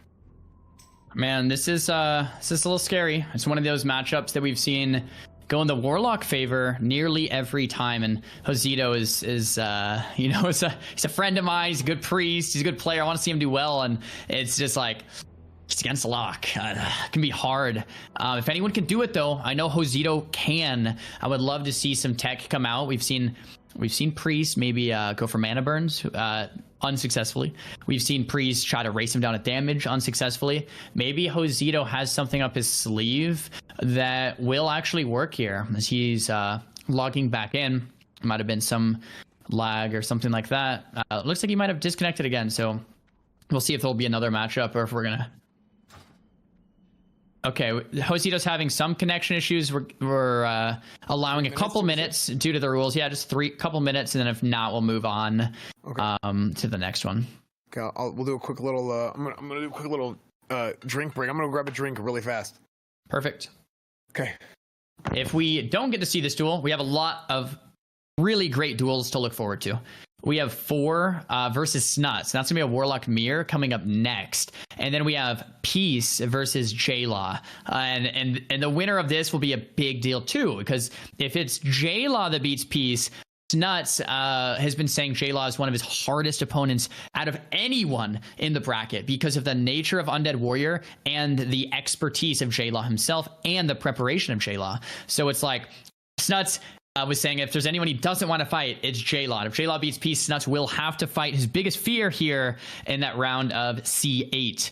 And after that, we're done with round 2. So we have Hosey versus Infestors, 4 versus Snuts, Peace versus J-Law, and then we're going to really be back to the top of round 3. And once we're there, we have Ziko versus Seidu. What a great way to start round 3. It's going to be a classic matchup, an instant classic. Then Mez versus Bean shortly after that. Hunter Mirror matchup versus 2 big names. We have another Warlock Mirror, Mad Knx versus Gripping, and Warlocks have been slaying all the priests. Now they get to take each other out. After that, we have Sony versus Zero. Oh, man. Zero's been slaying the rogues. He's been slaying the warriors. I'm sure Sony is not looking forward to fighting Zero because Zero is one of those players that has so much expertise against those melee classes, and he's shown it today. Next up, Gordon versus MFBTV. It's going to be a Druid Mirror matchup, and the Druid Mirror can take a while, so we'll see which one of these Druids wants to play the slow game versus the fast one. But jumping into the round hand, we have Josito versus Infestor. Duel to the Death flag dropped. I'm very excited to see what Josito has in store for us, what he has planned, what we're going to see coming out. It has to be something novel, has to be something different, a new strategy, a new item, or maybe some great RNG, a great Shadow Reflect on a Death Coil, something like that. Because if not, we know how this one goes. The duel has commenced. Corruptions and Shadow Word Pains being traded out. Josito not opting for many dispels. He's just spamming that Shadow Word Pain. Fear comes out. Instant Will of Forsaken into a Refear, into a Will of Forsaken to follow. Looks like the pet goes down, and the second pet, Feldom, comes right back up. Fear being casted from Infestor. That's a Shadow Reflect on the Fear. Well played from Hosey. Hosey, 80% mana. Really strong start to the duel. Hosey opting for Dispels now, about a minute into the duel, instead of right away. But Infestor knows how this goes. Popping the drain mana, keeping Josito on the back foot there. Full Fear coming out, and I don't think Josito's too mad with this opener. I really don't. I mean, he's 83% mana. Infestors use more mana than that, but the drain manas are going to slowly tick down Josito. There's the Tidal Charm from Infestors into the Arcane Bomb. Great combo. I love that combo, being able to guarantee that mana drain. Josito pushing back in. The Fear does land. Shadow Reflector used. Josito sees it, stops cast for the time being so it doesn't reflect. Unfortunately, the Reflector does not work into AoE abilities like that Psychic Scream from the side of the Shadow Priest, so that does work through that Reflect. Silence coming out onto Infestors. Dots ticking down. Shadow Priest dots stacking up. 3 stacks of Shadow Vulnerability here. Josito in hot pursuit, but Infestor seems to be the one in the lead. Hosey realizes that, turns around in its tracks. Fell Hunters taking Devours every few seconds here, taking big chunks out of Hosey, but the Fear connects. Fear lands with no line of sight available. I don't know what Hosey's gonna do. Mana Pot being used. Maybe, hopefully that was the second Mana Pot of the duel. If not, if that was the first, it might have been a bit late. Death Coil lands to interrupt Hosey's plan, though. Into the Full Fear once again. Might have been a resist. Corruption, Agony, Drain Mana, Fear coming out. Hosey's on the back foot. We might have a T available from Hosey. I believe he might have used 2 of them earlier today. I could be incorrect there. The Hellstone from Infestor coming out, keeping a nice healthy health total. Has that Arcane Bomb number 2. Misses this time. No Tidal Charm to pair it up. Big Fear coming out on the Hosey once again, and that's the name of the game for the Warlock. Life Tap into drain mana. There's a Tuber from Hosey to restore a little bit of that life. 26% mana. Fell Hunter still chasing him down. They're getting close to the edge of the duel arena. They need to be aware of that. That is written in the rules. Can't run away. Hosey, 17%. If he leaves Shadow Form, it's going to be the beginning of the end, though. If he leaves Shadow Form to heal, he's not going to have enough mana to go back in, and that's pretty much forfeiting the duel. Infestor, completely tapped, has to life tap, and he does. The diminishing return of fear resets. Full fear lands. Infestor going to get the drained mana, not looking to push it too aggressive, just wants to slow roll it till it's done. Another fear being interrupted there from Hosey. Will of Forsaken to answer from Infestor. Well done. Arcane Bomb from Hosey, kind of evening it out a little bit in terms of mana, but the problem is the Warlock can just life tap. Another Resto Pod expanded from Infestor. The dot's ticking down. Hosey has nothing left. He falls. Infestor looking like a pro. GG, well played to Hosey, and that's pretty much going to be it. There's only one priest left, I think, in this tournament, and that's Hydra. Is that correct? Maybe. All the warlocks are just slaying these priests, man. It really, it's painful to see, but part of the tournament. That is correct. I'm getting it from the admins. All the priests are gone. All the rogues are gone. Guys, we're left with warlocks, a lot of warlocks, a lot of warriors, and we have a couple shamans and one mage, I think, Ziko. So moving on to round 3 soon, but next out we get to see Snuts play, and it's always a pleasure against the warlock matchup here. We have 4 SFMG versus Snuts, and like the warlocks are slaying all the other classes, but when you see a warlock mirror, there's one guarantee: that a warlock will lose and a warlock will win. So that's what we know for next round. So you said, welcome back. I'm back. Sorry about that. Yeah, so we saw the Warlock versus Priest matchup. Hosey lost. So Warlock just slaying all the priests. Yeah. Really? Okay. Well, so it's the same story. It's the same story we've seen, man. Like the priests go in, they lose on mana after a while. Yeah, and that's pretty much it. Like it just gets scary, and then after the priest is he's just running. Warlock just keeps life tapping, train mana, and the Warlock wins in the long game. But next up we have Lock Mirror, Lock versus Warlock, and that'll be fun. Okay, here we go. Lock Mirror coming right up. No, I was not. People keep saying I was playing the Warlock. I was not playing the Warlock. Oh, is that why you went to the other room? No. Yes. That actually makes sense. Yes. Okay. I didn't pick that up. Thanks, Chad. No, I was putting things in another portal that gets flushed down. Okay. So a little different than the Warlock. Yeah, a little different than a summoning portal. Okay. So. Unbelievable. Jeez. All right. There we go. We got Snuts versus 4. Snuts versus 4. Lock Mirror matchup. Double Fell Hunters out. Oh, we're underway. Dots being traded. Corruptions, Agonies, back and forth. Immolate being casted. And Snuts. I just can't wait to see what he has in store for us. And 4, man, could you imagine if 4 just takes out Snuts right now?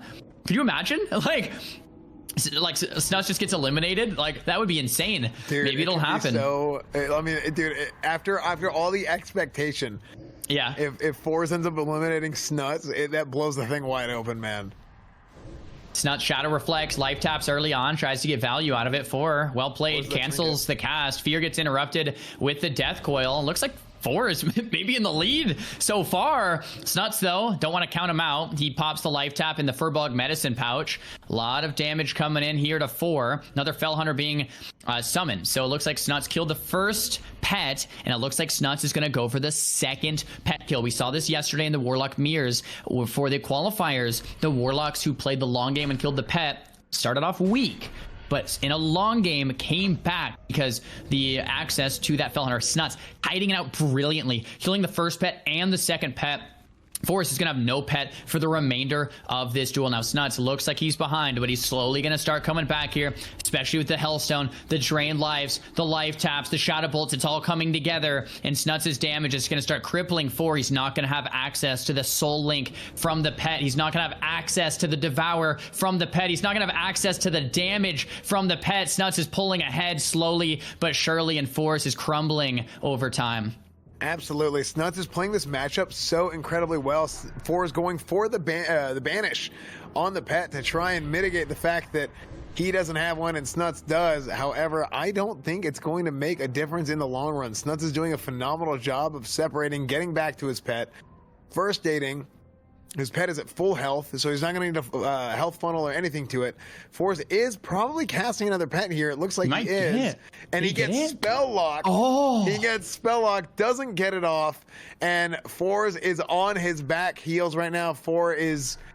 It is not looking good. Getting wanded down. Snuts finishing him off right here, man. What an incredible play by Snuts. Like you said, it did look like 4 had the lead to start off. It looked like 4 came out on top at the very beginning, but Snuts played that matchup so incredibly well.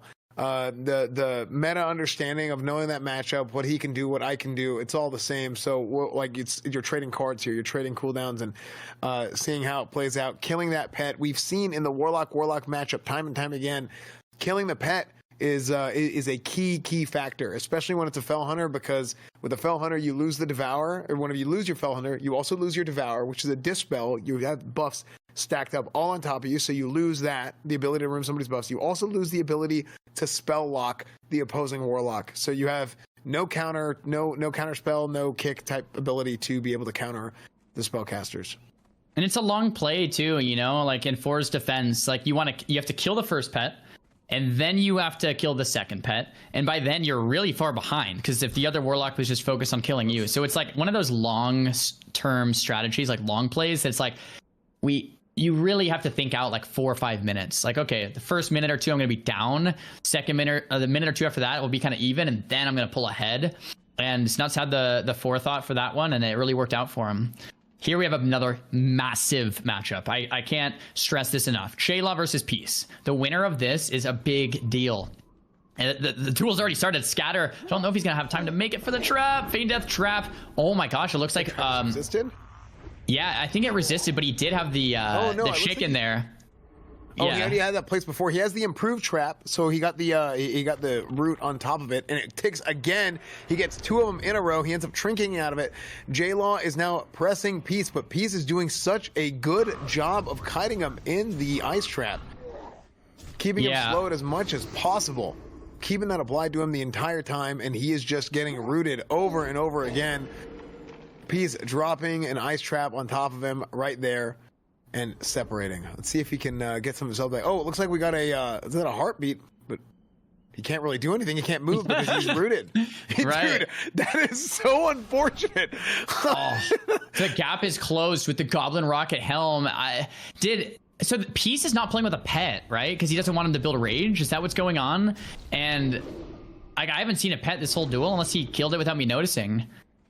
Scatter to another Feign Death trap, more distance being created, and we keep seeing this. We see warriors being kited forever, but no one can pack a punch to kill a warrior.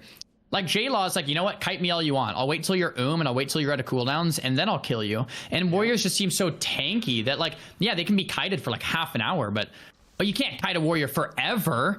And you know, once you're out of cooldowns, once you're out of mana, or you can't even bad resist. Yeah, bad resist. Oh, look at that. We got the whatever that is. It's the chest piece that turns him into an ogre or something like that. I would love to see what item that actually is. It's really cool. Looks cool, at least. Yeah, let's see if Peace Blade can turn this around. I believe it's from Dire Maul. I don't know if it just looks cool or if it does anything, but I'm scared. Thorium nade going in. It lands. What a great grenade. Goes for the title charm piece to answer that. So Trin gets the intercept stun into the title charm onto J-Law. Peace needs to get out of there, man. Is there a scatter? There it is. Scatter trap. But if this resists, okay, it didn't resist. But if it did, that's J-Law's opening, right? Like, what do you do if you're Peace at that point, right? And that's kind of what J-Law's waiting for. Is just like the right RNG to finish out the duel. And Peace is hoping he just doesn't get unlucky and slowly take out J-Law for many minutes. And warriors just are those tanks. And Peace finally pulling out the pet. And this is what we were talking about. Should you dismiss the pet on purpose? Yeah, we saw this a little bit earlier with the pet. Is do you want to keep the pet on him or do you not? The idea being that if the pet is hitting him, he's generating rage. But also, if you don't have the pet on him, you have a harder time keeping the warrior in combat and keeping pressure on him. So it's really like a trade-off that is I think the best way to play it is not to just not have the pet altogether, but to maybe send him whenever you need to. And that's something we didn't see earlier in the duel earlier. But man, this is close. J-Law is in the danger zone right now. And what that does is, so that's by the way, that's the Gordox suit from Dire Mall, and it actually, this is something I didn't know. I was just told by admin. It actually increases your hitbox, so your attack range is bigger. I did not know that. This is so close. J-Law almost in execute range, but Peace is too. J-Law might finish him first. Oh, it's the gonna be parry? another scatter. If not, it's over for Peace. This might J-Law! be it for Peace. First aid. There's just an execute away. Bro, no. J-Law is gonna win this. And that means J-Law versus Snuts is gonna be next. Let's see it. Oh, The Ogre taking out Peace. Snuts has to fight his worst nightmare. Coming up next. Oh my gosh. wow. That is J-Law is so incredible, impressive. man. If someone's gonna take out Snuts, it's gonna be J-Law. Like, it's gonna be J-Law. Snuts said it. Like, if I was Snuts, it's like that's a one matchup we don't want to get, and Snuts is getting it. So if Snuts wins this, like, there's even more glory in it, you know? Yeah, no, absolutely. And Peace, dude, Peace played phenomenal, dude. He really did this whole tournament. I'm really proud of Peace played. Taking a break from the Paladin for a little bit, whipping out the Hunter, and doing a phenomenal job doing it. So yeah, making the Crusaders proud. Good stuff. So really really good try here. Next matchup, I think we're moving to round 3. We're seeing Ziko versus Seidu. I believe it is round 3. Yeah, Dude, like, Ziko versus Seidu in 2023 on a Tuesday. What a treat, man. This is great. This is great. Yeah. So Seidu is playing Enhance, Ziko is playing Frost, and I mean, I've got to say, I think the Mage is favored in the Enhance. We've seen this matchup play out. What's so cool, though, is we get to see the top end of Mage gameplay and the top end of Shaman gameplay, and we just get to watch how it unfolds with all consumables, pretty much no rules, and see two of the best players in the world duke it out. Yeah, I mean, this is going to be incredible. I mean, these are two of the most highly decorated WoW players ever. I mean, Ziko, actually both these guys. Seidu's done some casting as well, hasn't he? I know Ziko is also a legendary caster, and they're getting started right now. Tidal Charm into the Polymorph to start it off as Ziko, and it seems like he loves that opener, and I love it too. It's so safe, it's so clean. You just Tidal Charm Sheep, and right from the Tidal Charm Sheep, you get to kill all the totems, change your trinkets, and get a nice clean opener. Looks like the net backfired for Ziko, if I'm not mistaken there, which is really what you don't want to happen if you're Ziko, but yeah, it worked out. It worked out for him. He got the distance once again, and the Frost Reflector from Seidu is great. But once again, it's going to be an uphill battle for him. The Nova comes out, Trinket immediately on the Nova. Sleeping Dust from Ziko, and the totems are being slain. So what Ziko wants to do in this matchup is wait till Seidu's out of mana. He wants to kite out Seidu, let Seidu use a lot of mana, kill the totems, fake the Earth Shocks, kill the groundings, keep kiting. And Seidu will run out of mana. Seidu is hoping to rush Ziko down. Pops the sprint, has the free action potions, as much damage as possible. Ziko, if he plays patiently, should be able to kite him out and wait till Seidu's to really start doing damage. Yeah, no, I mean, you're absolutely right. Trying to take an Enhanced Shaman and make him burn as much mana as possible is key here, because Enhanced Shamans, again, because of the build, because of the items in vanilla that they will use, they don't have a lot of intellect, they don't have a lot of mana, and really, Seidu is, he just has to try and close the gap here, man.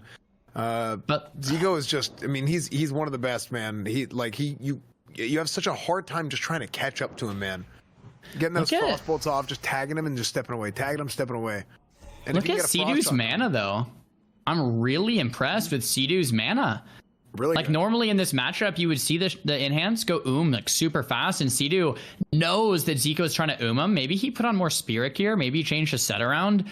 But Seidu is really impressing me. Like, if Seidu never goes it's going to be tough for Ziko to kill. Why? Well, because there's going to be nonstop groundings, nonstop Earth Shocks. There's the Arcane Bomb from Ziko to drain 1,500 mana from Seidu. Really like it. But if Seidu can keep up his mana, it's going to take Ziko a long time to get through the defense of Shaman. Yeah, no, you're absolutely right. And Seidu is he keeps getting close. He gets that Frost Shock off, and he's trying to close on him, but he just can't quite get there. And he's really feeling it, man. This has got to be brutal, man. This has got to be one of the most frustrating things to do, is trying to chase down a Frost Mage like that. And, you know, you have some counterplay, right? You have the Earth Shock, you have the Grounding Totem, you have the Frost Shock, but sometimes there's just not enough big counterspell on Seidu. So he can't cast anything right now for another couple of seconds, and that puts him way behind, and he's in the danger zone. As soon as he was able to cast, he tried, but then he got hit with a big rocket helm, and this might be it for Seidu. This might be it. Ziko is going to go with the Arcane Bomb to seal the deal. Doubt. Oh! Healing Pot being used from Seidu. Yeah, Ice Block coming out to break the CC. Cold Snapping. Kona Cold it resists. Lesser Healing Wave coming through. Earth Shock coming out. Lesser Healing Waves to follow. Ziko has no mana, but he has Evo. He has no Mana Gem for about 30 seconds and no Mana Pot for about 60 seconds. So Ziko kind of has to wait for those. But he still has the Evo too, I think. So he can also just re-sheep to full on Evo. So it's not like Ziko's in trouble by any means. But Seidu lived that onslaught. And Ziko really played that pretty safe too with the Arcane Bomb, silence, and everything like that. So I really like how Ziko has done it. But Seidu managed to hang on for another little bit. And you can just see the respect that Ziko has for Seidu. I mean, he knows that this is a very favorable matchup for him, class to class, but he has so much respect for Seidu. He does not want to give Seidu a chance to do anything. I mean, that you mentioned the patience on waiting for the Arcane Bomb, trying to cover all his bases to try and finish right there. I think a lot of people would have gone into that duel seeing a Shaman at 16% health and just try and go for the big dam, right? And just try and finish him off right there. But Ziko, he has the ability to just take it slow and finish him off right there. And down goes Seidu. Amazing showing in the tournament. I mean, that was Seidu has been I mean, he's been a great player for such a long time, man. Yeah, it's been a great player for such a long time, and it was it's great to see him compete in this tournament and do as well as he has. Yeah, I mean, it's sad to see. But I mean, Ziko played textbook, and it's still cool to see it play out. The Arcane Bomb plays from Ziko I thought were brilliant. The opener with the Title Charm Sheep I thought was brilliant. And Seidu, you know, staying alive as long as he did and conserving mana for as long as he did, and like ooming Ziko to the point where like that was, once the mages oom and out of cooldowns, then it becomes a duel again. Like the shaman ooms first and it's scary, the shaman could die, but if the mages oom, then it gets back to serious business. Ziko, first player and the first seed to advance to the 4th round. Semi-finals, if that's a thing. I don't know. Mez versus Big B next. We have the double hunter.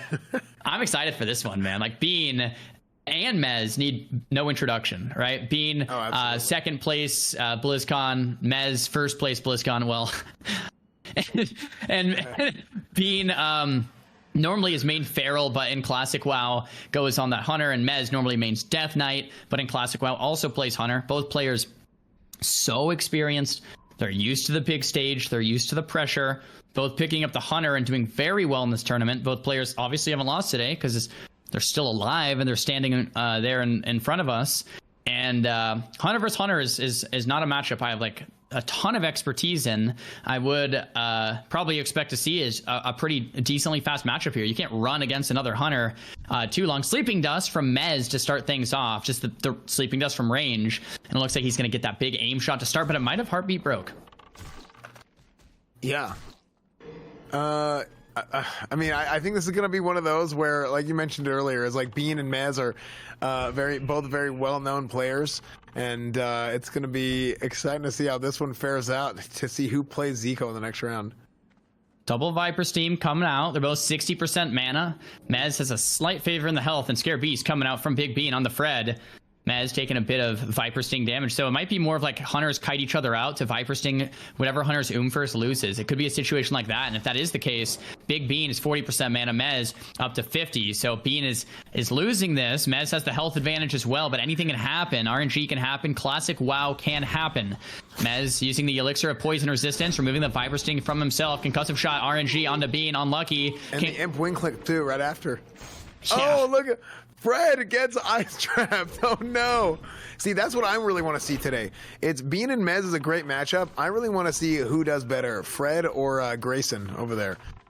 Yeah, seriously. We have concussive shot RNG, wing clip RNG. We have crit RNG, resist, misses. We'll see how it plays out. It's very close. I would maybe dare to say Mez is slightly in the lead. Both pets are just CC'd forever. Hunters are in melee range going for the wing clips. Bean might be the first one to get the other hunter They're pretty much both at this point. They're both within 5% life of each other. This could be anyone's game. Bean fighting for his life. Another improved wing clip from Mez. He's all over Bean now. Both pets connecting. Fred and Grayson doing work.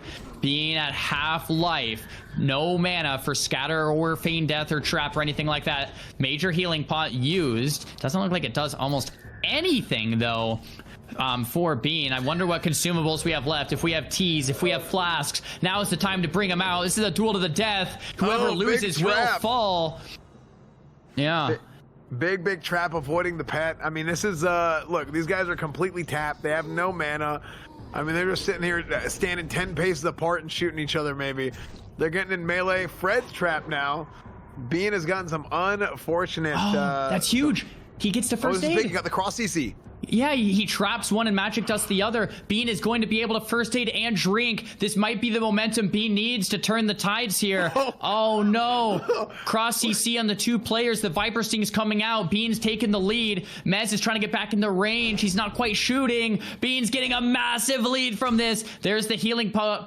Mez is not shooting. He's just running in. Now he finally gets that Viper Sting off, but Bean now has a 10 or 15% health advantage. Mez uses the magic dust and it looks like it resists. He will not be able to pull that same play that Bean just played. He can't take it from his playbook today. The Viper Sting and the sticky glue connecting onto Mez. Another concussive shot RNG onto Bean, and I think, this could go either way, but it's a race.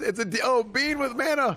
Bean with mana. It's a DPS race. Oh, the flask to get his health back up just a little bit. Mez Who's gonna win? Is it gonna be Fred or Grayson?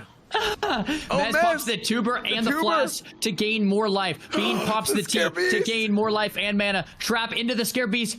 It might be a bandage. It might be a bandage. The first aid on the dot, dude. Right as the bandage dropped, right as the debuff dropped, he was able to get just enough healing off. Viper Sting coming out from both ends. Both hunters are pretty much tapped. Mez is on 10%. Bean trying to finish it off, but so is Mez. It's as close as it can be. Bean's kiting it out. There's the scatter trap. Grayson connects and Mez goes down. Bean takes down Mez. What a duel. Oh my goodness, man. Holy. If this tournament started, when this tournament started yesterday, if I told you Bean was going to take out Mez, what would you have said? I mean, I would have said I want to see that, and we just did. That was great. What a duel. That was amazing, man. That was absolutely amazing. The last, 2 minutes of that, they're just out of mana and just trying to just shoot into each other nonstop, just 10 bases apart, like an old school Western, dude. That was crazy. Yeah, that's a perfect analogy. I like Hunter Mirrors. I would love to see more Hunter Mirrors. That was a fun duel to watch. Like, some mirrors are just boring, you know? Like, we have that Druid versus Druid or whatever. Like, Hunter Mirrors, I would love to see more of them, man. Like, yeah, what a fun one. Next up, we have another mirror. We have the Warlock mirror. And this is a mirror where we've seen a lot of strategies, differing strategies come out, like pet kills or just going in for the kill, more damage, and... seems like any Warlock that's gone for the pet kill strategy comes out ahead. So I would probably be willing to bet Gripping and Mad Knx might both go for the pet kill strat. Because that just seems to be the strategy that is winning the Warlocks duels every single time. Yeah, no, 100%. I mean, that is the key. The key is for sure to kill the Fell Hunter. We've seen it time and time again. And... I mean, now, one thing's curious is seeing the banishes go out. Because what I've noticed multiple times is one Warlock kills the other Warlock's pet and the other one starts banishing it. But why, I'm kind of surprised as to see why they don't just go for the banish right off the bat and try and make them choose, if they want to go for the pet or not. I mean, they're railing the pets right now real hard. So let's see how this one plays out. It's a good question, you know. Maybe the banish gets spell locked and now you're locked in shadow and you can't fear. And then the next banish, you could maybe fear their banish. You just stop the banish over and over, kind of a thing. Yeah. And then all of a sudden you're in the spot where your pet's dead. You can't stop the banish, and now you're just behind. Maybe that's my best guess. I'd love to ask them. Yeah, it might be a weird interaction with Soul Link or with how it works. It might be like giving them free 20% mitigation, because also a big reason to kill the pet is to stop that soul link, right? And so yeah, there's the second pet coming in from Gripping. Mad Knx secures that first kill. Gripping kind of kiting it out pretty well here. Fear coming out. Looks like, yeah, it's hard to tell who's ahead. I guess the Warlock with 2 pets is ahead still, but both pets about 50% life. Mad Knx gets a full Howl of Terror there. Furbog Medicine Pouch coming out from Gripping. Health Funnel onto the pet. They're trying to keep the pet alive at all costs, and I don't blame them. Once that pet dies, you lose all the class's utility. Both pets about to drop once again. We'll see whose pet gets resummoned. I can't quite remember. It's hard to see whose pet belongs to who. Yeah. Well, right now there's no pets, but we're doing a. It looks like he's going for a full summon. No he way. He did Curse of Tongues on him, but it was after he started the cast. Oh, he gets coiled. And he gets coiled at the last second. Yeah, so it looks like both pet. No, Mad Knx has the second pet. So Mad Knx is super far ahead of Gripping here. Huge. Yeah, the Arcane Bomb could even it out, but yeah, Mad Knx with the pet. He also has the mana advantage. I don't know what Gripping's gonna do here, Esfand. Yeah, I think this is a really, really bad situation for Gripping. I mean, your pet down, your Feldom's down. This is really bad. That Fel Hunter is such a big part of the Warlock's kit. Again, with the Spell Lock, with the Devour, with damage. They have a lot of magic resist, so they're hard to kill in the first place. But and even if you're melee and you try and hit the Fel Hunter, you have a stacking debuff that reduces your attack power. So they have a lot of mitigation, and once it's down, it's like, oh man, this is a rough go. So we'll see if he can survive. But I think it looks like it's about over for Gripping. I agree. Let's get the fear off. I going for the banish. There's that last second banish that he's trying for, seeing maybe if he can cross CC and reset. Is that a fear he's going for? Banish He fear. gets it off. He's 3% life. It's done. Yeah, it's done. Well, Mad Knx successfully killed both pets. As it stands right now, that seems to be the most effective Warlock strategy. Killing the Fel Hunter, killing the second Fel Hunter, and then winning with your Fel Hunter supposedly still up. And Mad Knx showed us just that, did very well, and advances to the next round. Yeah, no, absolutely. I think I think the thing that we've seen time and time again in these Warlock duels is exactly that. Kill the pet, Feldom, kill the pet again. Usually both of their pets die at some point, and then somebody uses their Feldom, or they both use their Feldom, and then it's once that second pet is dead, it's just so hard to recover. Yep. So yeah, you really got to get that lead early on, and it just snowballs off of that. So 07, another valiant effort, and Mad Knx moves on. So for sure. Another big. Oh, go ahead, Tips. Sorry. Before we head into the next duel, exactly. Before the next duel, guys, I apologize. I just came to clear up something real quick. No pun intended. Going back to the Coward debuff situation, I just want to give a big shout out to Blizzard. They were actually going to be able to remove the debuff for us. There were some crossed hairs of communication with us internally, as well as some different interpretation of the rules. Blizzard was about to help us out. We fucked up behind the scenes on our end. I take full responsibility for that. So guys, please don't blame Blizzard. I fucked up on the communication there. They were willing to help us. I owe Lepin a big lunch. And again, super sorry about that, guys. We're trying our best. This thing is crazy to manage, but we're doing the best job we can. So yeah, I mean, no, thanks for clarifying for that for us, Tips. I mean, that was obviously this thing and production, the admins, everybody behind the scenes has done an unbelievable job, and hearts in the chat for Blizzard too. Being willing to fix that. I know there's a lot of things people say. I mean, I saw it in chat a little bit too, where people are like, oh well, typical Blizzard, typical this, typical that. But it's cool to see Blizzard has been so welcoming of community events and letting us run a community event like this, especially something with such a big prize pool and so many eyes on it.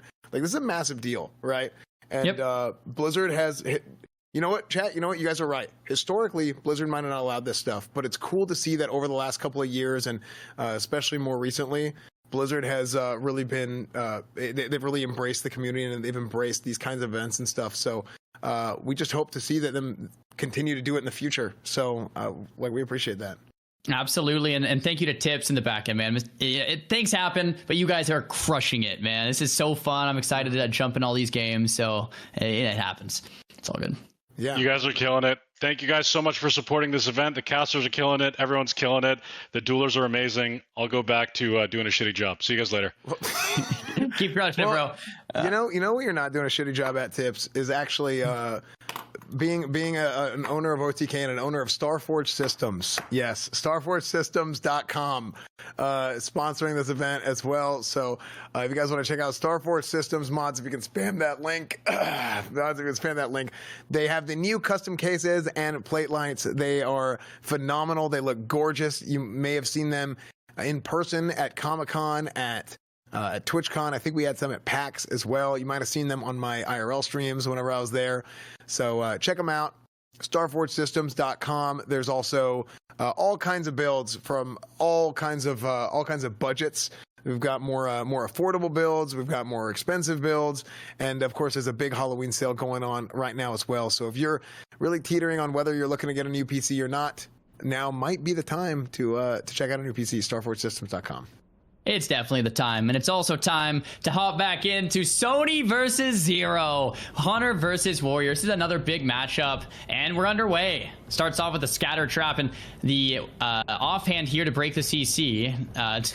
Skull of Impending Doom being used from Sony. Looks like a little chicken being used, and the intercept lands. Now, this is big, because if Sony advances, he's going to be fighting a Warlock. If Zero advances, he's going to be fighting the Warlock. It's very dependent on the winner here for the next matchup for Mad Knx. Now, Sony gets CC'd, and he's trinketing out. One of the reoccurring themes we've seen in this tournament is Warriors being so tanky, and Hunter's doing a great job against them, but not being able to finish it and seal the deal. And that's kind of what Mages have been struggling against Warriors. Hunters have been struggling against Warriors. Warriors just are so tanky. Like, look at this. So Sony's barely touched Zero. Sony is full life. Zero is 50%. This is the situation as a Hunter. It's like, okay, my pet's dead, almost. The Warrior's on top of me. Warrior is full life. The resto pot might... Oh, Sony pre-resto potted this. If the trap goes out, it's going to be dispelled. Sony's all over Zero. T's already been used. Zerker stance coming out. Sony might be able to get that intercept off to Zero. And if not, Sony's in a great spot anyway. Intercept lands. Sony looking like a professional here today. Sony is teeing off on Zeroi right now, and Zeroi is no slouch. I mean, this guy has been on fire all tournament, and just like that, Sony pops the hell off on Zeroi, who has been putting on a clinic all tournament long. Wow, unbelievable performance by Sony, unbelievable performance by Zeroi in this tournament so far. This has been absolutely incredible job by Sony in this duel, and wow, that ended quick. Just for context, Zero, guys, finished very high on the Hunter bracket yesterday. Into today, his first matchup was a Warrior. Zero took out the Warrior, no problem. Next, Zero took out Peo as another melee player, no problem. Next, Zero is going into Sony, and from Zero's perspective, it's like, oh, another Warrior, business as usual. Let me kill another melee player. And Sony has a whole different game plan. Zero just wasn't ready for it. Sony took him out. I mean, it wasn't even close. Next up, we have the Druid Mirror. But in the next round, we're gonna have Sony against Mad Knx. And once again, if I was Mad Knx, I'd be like, damn it, I have to fight Sony, man. That's a tough one, man. It's a tough one. It's a very, very tough one. In that next matchup, we have the Druid Mirror. I am going to go take a quick restroom break as fun, so I will drop it to you. I'll be right back. Go right ahead. Yeah, man, to see Sony perform as well as he has, and to see Warriors perform as well as they have all tournament has been absolutely unbelievable. And we've got a Druid Mirror here. Gordon going with what I believe is like a Pharaoh Resto hybrid versus Moonfire Beam's Moonfire Spam build, the Balance hybrid build. So I really wish we had Soda here for this one, because he knows this better than anybody. But we'll be watching this right here. So Gordon is in stealth, waiting for Moonfire Beam to see what they're doing. Moonfire is just sitting in bear form, just chilling. I wonder what the strat is going to be here. Seeing it is a mirror, but it's a mirror with two different builds. Gordon opening up with a pounce, the Fairy Fire into the bear form. Moonfire coming out with a War Stomp into a Hibernate. Gordon shifts out, and whenever he shifts out, he avoids the Hibernate. but of course he does burn mana doing so. He gets slept. Moonfire coming out and hitting a regrowth, trying to heal up, keep his health high, and he has the Bear Off Peasant Collar out, and he's casting a Starfire, trying to kill the pet, it looks like. Or no, excuse me, he's engaging on Gordon here. Gordon uses his Tidal Charm, gets back to him, and you are not going to be able to kite. Really, Moonfire's strength here is going to be the ability to kite in most duels, whereas now when you're facing another Druid, they're going to be stuck on top of each other constantly.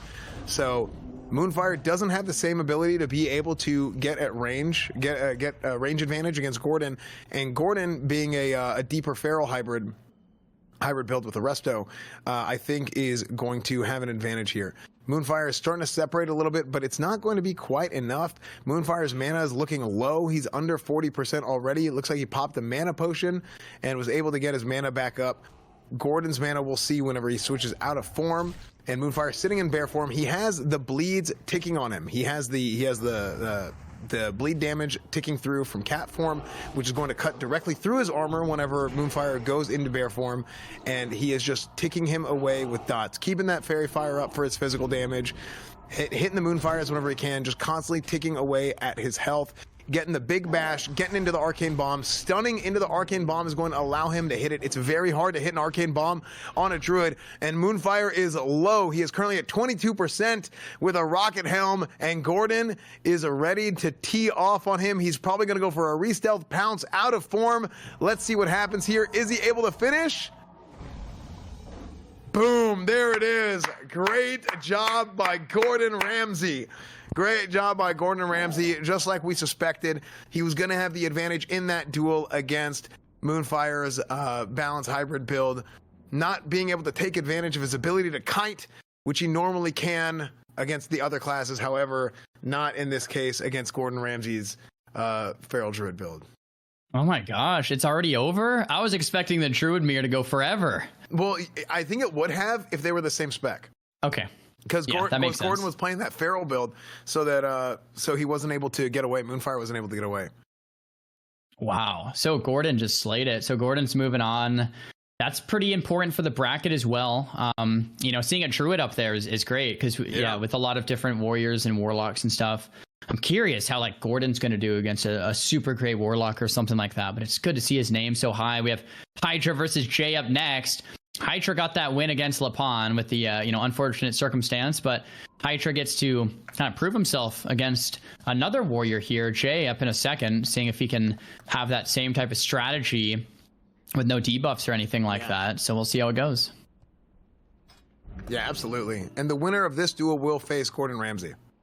Yeah, and that'll be another great matchup. If I'm Gordon, I could either fight a priest or I could fight a warrior. I mean, I don't even know. Both of those seem hard from the Druid POV. But man, warriors have just been doing so well in the tournament. I don't know if I'd want to fight a warrior, especially as feral, like going head to head with that warrior as the feral. So maybe I'm actually rooting for Hydra here. Dual flag has been dropped. Competitors 10 yards from the flag, as per the rules. Gonna get it started here shortly. Looks like Jay has 57 rage. Probably wants to start any second, and there he goes. Improved hamstring right away. Arcane Bomb lands. I love the opener. We have the Shadow Reflector pop and the Enrage for the Fear. So the Fear breaks instantly. Hydra just turtling and shielding himself and waiting for the next Fear to give himself a relief from the unrelenting damage of Jay. Yeah, I think with Jay, a lot of what we see with warriors is similar with with warriors to warlocks is a little bit similar to warriors with Shadow Priest. Being able to avoid those fears, that Psychic Scream, is going to be a pretty big deal. But these Blackout procs are brutal, man. The Blackout procs stacking up against Jay, allowing him to get so much, allowing Hydra to get so much distance. Jay closing the gap, getting in there, charging in there, and being able to stick to him as much as possible. Hydra is just spamming Dispels, trying to make sure Jay has as few buffs as possible. He gets his Mind Flay pummeled, Shadow locked, and he will be able to fear again very, very soon. Very shortly, he will be able to fear again. I think Jay is playing undead despite looking like a human currently. There's the tuber. The kick looks like it either missed or actually missed. And then Jay's at 15% life already. Wow, Hydra is just mind playing him down. Is that going to be it? Oh my gosh, Hydra came to play. Look at that. He's just killing him in the opener. I was expecting insane. a lot different duel than that.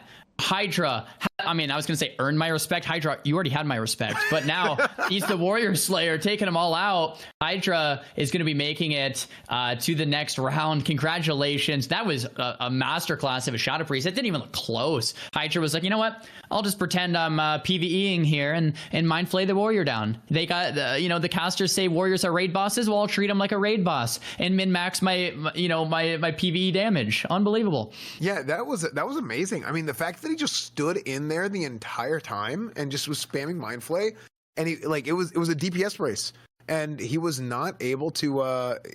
Jay was not able to out DPS him straight up. I mean, that was insane. No need to kite, no need to do nothing. It's not what you would really expect, right? Like you would expect, okay, if a priest is going to stand still against a warrior, the warrior's going to rip right through the priest. And Jay had trouble building rage, and Jay had trouble connecting damage. I think the pummel, did it just miss? I don't know if it missed or if it missed, right? And it just didn't land, and Hydra just trained him down. It was crazy. That the Shadow Priest have that Shadow form, which is physical damage reduction, I believe 20%, and just tanked the damage and killed him. Next up, Big Sad versus Infestors. Both of these players had a great showing today.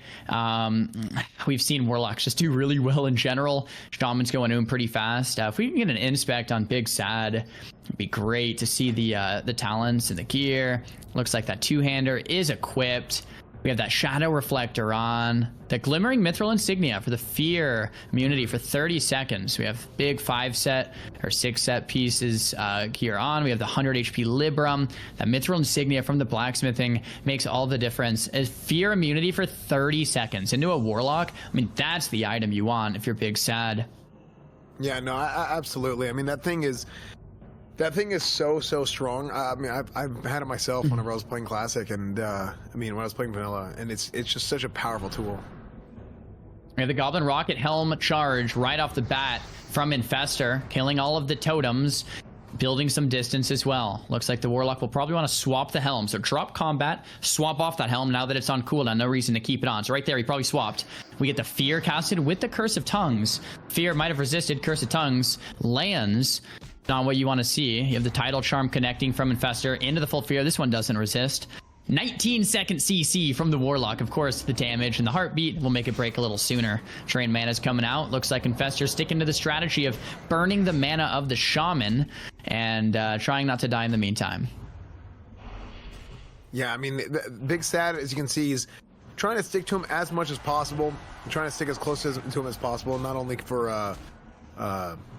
he's an enhanced shaman, so he's trying to come in, trying to get that big win free procs on him, trying to do the big burst damage that enhanced shamans try and do, and really just keep it on him. He fakes the Earth Shock, able to get the Fear out right here. Nice coil into the CC combo. Juan's coming down to kill the totems. Another Arcane Bomb drops as it lands. It looks like Evasion from Big Sad on the bomb, which is great. Another Arcane Bomb, though, onto the Warlock. And this one lands. That's a 5-second silence. That kind of turns the tides. Hellstone to top him off a little bit there. Life taps will surely have to come out. Big Chain Lightning from Big Sad. Infestor popping with that Noggenfogger Elixir. Earthshot coming in. Big Sad looking to close it off. Infestor's pet is dead. He fell Dom summons another one. Almost expected a Voidwalker for the shield to come out because Infestor is so low. There's another life tap. Almost no mana to work with. Big Sad in hot pursuit. Infestor is going to fall. It looks like he's going to fall. That's a flask. Puts him back to 17% life. 3 flasks allowed per day. Infestor gets Earth Shocked. He fakes the cast. Re-fears. Big Sad's not happy with that. Fear breaks early. Infestor on the run. Curse of Agony ticking down Big Sad. I mean, it is close. Frost Shock lands. Big Sad closed the gap. A couple more auto swings could finish it off. Infestor at 2% after the life tap. Are you kidding me? Another Fear. Oh my gosh, Infestor's 1%. I can't believe he went for the life tap there. Infestor, you gotta run, bro. I don't know how he's alive right now, man. This is nuts. If Infestor takes any damage at all, he's dead. The pet is running after the Shaman. Shaman mana pots back up instead of the health pot, which is also another crazy play. The Chain Lightning being casted, decides to Frost Shock. That's gonna be it. No! Magic Dust! Magic Dust!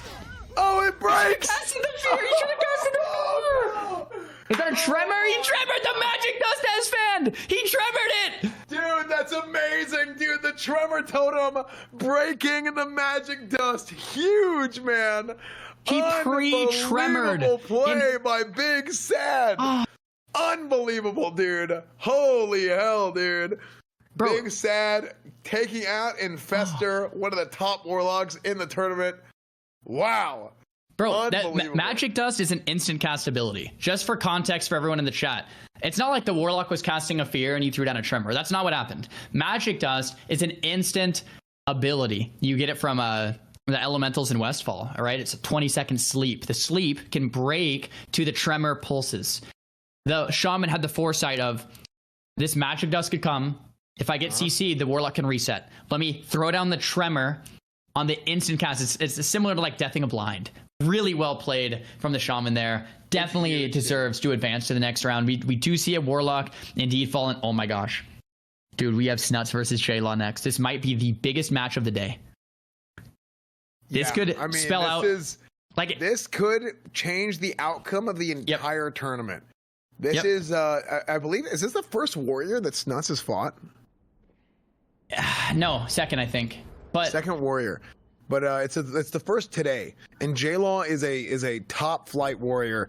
I mean, this is going to be one hell of a matchup. Snuts, one of the greats. J-Law, one of the great warriors. I mean, this is the one to watch, man. You do not want to miss this duel right here.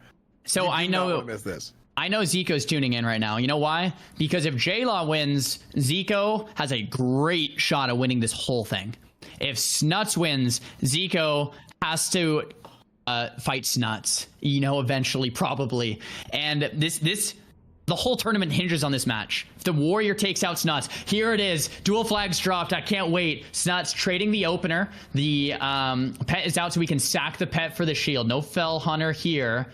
Okay, we have the charge being expended from J-Law and the helm being expended from Snuts. Snuts dropping combat, swapping helms, keeping J-Law in combat. Charge with the Fab Death Coil coming out to respond. Beautifully played and responded to from Snuts here. If that Death Coil didn't come out, J-Law is going to start shredding through Snuts' life. Now Snuts, brilliant positioning, staying far, making sure J-Law cannot connect for even a second, because if he does, Snuts is going to get ripped with that J-Law damage. Dude, this is dude, he was so far out of range, we lost sight of him. Literally, he's farther than draw distance right now. So he's mounting up. He's gonna get back in on this, and he's probably gonna get in combat. I would expect him to get in combat before he's able to charge, but he may have to go with an intercept, which is exactly what we see. Intercept into a hamstring, and he pops wreck. He pops wreck right onto him. So he's trying to tee off on him right now. Gets title charmed. Snuts trying to keep his distance as much as possible, continue to keep his health up. He does sack the pet, and he casts another one. There's a lot of absorb. There's a lot of absorb coming up, and does not sack the pet yet. But he continues. There it is. Okay, he did sack the pet. Oh. There it is. He did sack the pet right there, and then he is absorbing, not allowing J-Law to generate any rage. Not allowing J-Law to generate any rage while J-Law is trying to tee off on Snuts. Pops Berserker Rage, stops the fear, hamstring, continuing to stick to him as much as possible. This is one of the biggest duels of the entire tourney. J-Law with an AGM, Grandmaster Trinket, being able to go with some absorbs. We're gonna add some absorb to him.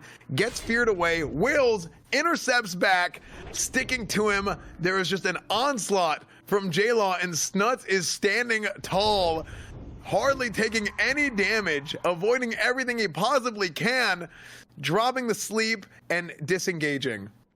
Snuts used the first T of the tournament. He used 0 Ts yesterday to go 5-0. The first one expended out of 3. Snuts would only pull the T out if he felt like he needed to. So J-Law is a really big opponent here for Snuts. There's the Magic Dust from Snuts to reset, and the Magic Dust from J-Law. Will of Forsaken immediately. Another Death Coil coming in. J-Law getting low. If Snuts takes him out, that could be GG. We have another pet sacrifice. A full fear from J-Law. J-Law's looking like he might fall. Another health potion used. He's back up to 30%. There's the drain life coming out. J-Law is so scared. Another fate coming out from Snuts. Well played. There's the mortal strike. Drain life taking Snuts down. The Mithril Dragon Link's not going to be enough. J-Law falls and Snuts advances. That's amazing, man. Wow, what a duel. What a duel. Dude, Snuts to be able to stand strong and just be getting absolutely railed by J-Law and not even skipping a beat. Bro, speaking of beat, like, what's my beats per minute right now? I'm freaking out over here. We need to talk to Ziko. We need to talk. We need to get Ziko in here and see how he's feeling. I think we should. I think absolutely we should. Let me see if let me get out on the field there. Let me have a word with him. Perfect. That last game, man. My breath. I'm like freaking out over there, man. We have a live interview out on the field. Looks like Xzan. Oh, he's actually going to go and talk to the competitors. Yes, hello. I'm out here on the field right now. Can you guys hear me? Zarya, can you hear me? Yo. I can hear you. Oh, hey, we're here. How's it going, Ziko? Hello. It's going well. That's fun. Wait, let me walk up to you there. I'm being a little bit shy here. Oh yeah, please. Don't be shy. Don't be shy, Ziko. How do you feel? I feel amazing. You know, we've had a great run so far. Had a couple of tough games, but overall it's been pretty smooth sailing. I'm gonna be fighting off against Bean. You know, the man does have a 100% lose rate against me in tournaments, but anything can happen today. You know, so we'll see. Wow. No, that's crazy. Now, if when this tournament started, if we were to tell you who do you expect to face in the tournament, is it Bean or Mez at Hunter? Who would you have said? Oh, that's a tough one. It's a really tough one. I think Bean has a little bit more classic experience, but Mez, he's been putting in the work too. I think I would have to go with Bean though. Yeah, he's just a little bit better, I would say, because of that experience. So how are you afraid of this matchup coming up at all? Do you think Bean has an opportunity to take you out? I mean, you can never count out Bean, but I feel like yeah. You know, statistically speaking, it's not looking too good for him. Okay. Well, how about we talk to Bean right here? Bean. Yeah. Go ahead and come on over here. Bean, don't be shy. Oh, he's muted. Bean, get your ass over here. Do my buffs. I can't. Can I be Sony? Do your buffs, okay? My buff, dude. There's no more like. This guy right here, dude, Ziko just talks so much shit about you, dude. Yeah, listen, Ziko, we never had fucking pots, buddy, alright? Like, just wait, bucko. Oh. Yeah, you fucking little mage ass with 2 fucking blocks, can't be CC'd ass, like, motherfucking ass. Sorry. Ziko, you should have heard what Bean said about you before the tournament privately to me. Oh my what God. did he say? Yeah, it was bad. Oh my God. That, you know, Bean, he talks a lot, but at the end of the day, he had the easiest bracket out of anyone here. So. Oh, dude, no fucking Snuts. warlocks in your bracket, motherfucking. I guess you're my bracket. Anyway, true. Yeah. We love our bracket. Yeah, we do love the bracket. Don't be mean to the bracket. Sometimes you get lucky with the brackets. Don't be mean. You can be mean to the bracket another time, but today, Ziko, I don't think you can be mean to the bracket because that bracket is doing not that you need it, but it's doing you some favors, isn't it? It has been doing me some favors thus far, but like, you know, it could be better, right? It could be worse as well. Like, you know, my bracket's been good, but has it been Snuts level good? You know, getting a bye in round 1, fighting greens. Like, I don't know, dude. I had a decent bracket. You heard it here first, folks. Ziko's words exactly. Snuts does not deserve to be in this round. That's exactly what I just heard him say. That's True. Word for word what he said. So we'll see if he gets a chance to back it up later. And you guys are about to face off right now. So, or here soon. Excuse me. Soon. You guys are. Is it right now or soon? Zarya, can you hear me in the studio? I can hear you, Xzan. It looks like we do have a Ziko versus Bean matchup coming up next. This is going to be a big one. Bean's pretty confident. So is Ziko. We'll see how it unfolds. All right. Well, back to you, Zarya. We'll see these guys on the battlefield. Good luck to Bean. Good luck to Ziko. Thanks for that interview. That was great. Mage versus Hunter is going to be a good one. You know, it's going to be one of those duels where the Hunter is looking to escape and the Mage is crowding the plate. And what's so cool about this duel specifically is Mage is always the class that runs away. Mage is always the class that turtles it out. And in this matchup, it's the opposite. Mages are running in and the Hunter's the one running away. And we have the Mage playing very aggressively. How's it out on the field, Fan? Is that crazy out there or what? Oh man, it was crazy in there, man. The lot of blood didn't flush, and it was a whole thing, man. Is there a lot of blood out on the battlefield? No, there was a lot of blood, let me tell you. Oh man, it was brutal. I did not wash my hands either. All right, we have Ziko versus Bean coming up. What a great matchup. And man, it was great to get that interview and hear their thoughts beforehand. Both players very confident going into this. Bean has lost to Ziko in the past, in other dueling tournaments, it sounds like. But in the past, there's been rules. In this tournament, there's pretty much no rules. It's a Mak'Gora tournament, so anything will go. And Bean thinks that's his advantage. Bean's going to have free action potions. Bean's going to have flasks and other items that he normally wouldn't have access to. And Ziko looking for that same game plan. I can't wait for this duel because in a minute or two from now, one of these players is going to be dead on the ground. Yeah, it's crazy. 300 hours of playtime going to these characters, roughly 300 hours each, and it's all gonna end right here. There it is, full sheep to start things off. Well played from Ziko. Pops the detect magic, trying to find the pet in stealth. If he can find the pet in stealth, he was going to kill the pet. He couldn't find it, so he's just going to open up on Bean without the pet. There's going to be a scatter trap in Bean. Looking for the reset. Ziko instantly knows to block. Magic Dust from Bean after the block. Magic Dust, Will of Forsaken from Ziko. Ziko blinks in. There's the Viper Sting ticking. A lot of stuff happening. Magic Dust to reply from Ziko. Ziko Elixir of Poisons the Viper Sting off. Goes back into range and the nets Bean. Very beautiful exchange from both players. But Bean, though, short end of the stick. Big Frostbolt's coming in. Frostbite RNG going Ziko's way. Big Frostbolt, Kona Cold connects. That's big damage. Ziko's trying to raise Bean to the finish. This is exactly what he has to do. There's the second scatter trap. Ziko is going to have to block this one. Looks like the trap resists. Bean sees it resisted, uses the helm instead as the backup CC. Incredibly played from both players. Bean probably swapping out that helm. There's the Viper Sting. Ziko can't quite get rid of that because he's in the CC. There's the Elixir of Poison resist now. Ziko's playing the max range very well, pushing into Bean, but he's going to have to close the gap. He's going to have to push in somehow, some way. Bean's pet is out in the middle of the field, getting slowed. Bean's pulling it back. Bean's has the chance here to potentially kite Ziko out. The blink into the Goblin Rocket Helm to close a 100-yard gap. What an aggressive play by Ziko coming in to CC Bean and try to take out the pet, trying to get the pet out of the picture entirely and make it a one-on-one, mano-y-mano, no pet, fisticuffs. Let's see if he gets this trap off, and he does. Oh, but he has the poison on him. The poison!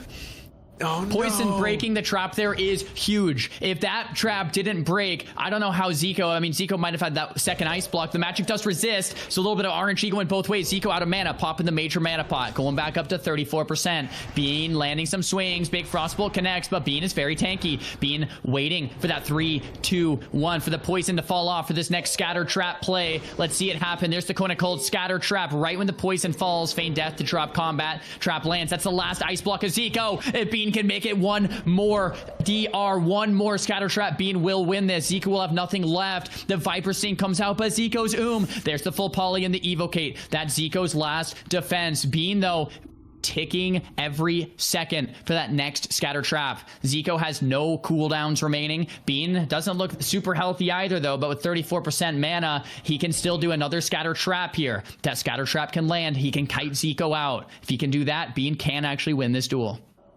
We'll see if he pulls this off here. Wait until the last second on that Frostbolt. Combo counterspell into a Kona Cold. Gets the scatter off. Sleep. Will. No, he missed the trap. No. You can't trap. Well, counterspelled. So Ziko pre-CS the scatter. That was an MLG play. Rank 1 play there. If he didn't do that, Ziko might have lost. Now Bean needs to wait for the next trap. The chicken eating the trap. Ziko playing out of his damn mind. This is insane to witness. We have the Frostbite proc. Bean trinketing out. Ziko is not letting him escape. There's the Magic Dust once again. Ziko getting back in range. This is amazing. Ziko once again knows he's in the lead, but doesn't want to blow it. Drinks just for a second for another little bit of mana tick. There's another counter. No Ziko way. playing out of his mind. This is incredible. The trap does go off, though. Bean needs to reset this. He doesn't have much time. He was CC'd. The gnomish cloaking device comes out. Oh, but the heartbeat breaks. Ziko's insane. Chicken will not let Bean go. Oh no, Ziko all over him. How is Bean not gonna die here? A Magic Dust half DR comes out. Remember, Magic Dust shares DR with the trap. If that Oh no, Bean won't be able to get away. I think Ziko has done it. 20% life. Another flask has been used. Bean has 16%. And Bean is gonna fall. Another flask, back to 20. But what is Bean gonna do? What is he really gonna do? The Frost Nova comes out into the Kona Cold. Ziko is a masterclass mage. Wand after wand. Bean back into the sleep. Ziko gonna drink back up. And I don't think there's anything Bean can do to get himself out of this one. Dude, I just love the respect. Like, he goes and he's like, look, I'm just going to play it slow. I have the dust. Use it. Finish it off. What an amazing duel, man. What an amazing duel. And that could have gone so differently if Bean was able to land that trap off of the counterspell. Oh, if he was able to land that Bean won, was I think. the definitive turning point where it's like, boom, it is done. It is over. Immediately, full tilt. Ziko was just driving into Bean, and Bean was just on his back heels, just taking it nonstop. So, I mean, that was a really, really, really good play by Bean up until that point. That's whenever Ziko took over, and Ziko moves on to the next round. Unbelievable. I don't think Ziko would have won without landing those clutch counterspells. I really don't. 100%. The counterspell made all the difference. If Ziko didn't pre-counterspell not one, but two of the scatter traps in the clutch, he lost. And there was so many mechanical things happening in that duel. Like, it was scatter trap, and then when the scatter trap was ice blocked, it was magic dusted from Bean, but then Will of Forsaken from Ziko, and then the rocket helm, and then another CC break. It was just back and forth. It was like seeing the highest level chess match. It was so great. It was amazing. It was absolutely incredible, man. That was an unbelievable duel. It was great to watch. Huge play by Ziko at the end there, and yeah, I mean that's par for the course. That's what we expected out of this bracket. We thought that Ziko was going to come out on top. We thought that he had favorable matchups all the way up the ladder, and we're here. So our next match coming up. We're gonna have an interview coming up. That's fun. Get back to the field, bro. I gotta get out there with my microphone. We have Sony versus Mad Knx. This is the next matchup we're gonna see, guys, in the semifinals.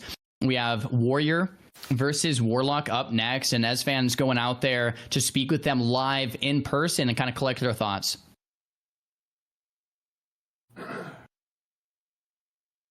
Hello, can you guys hear me?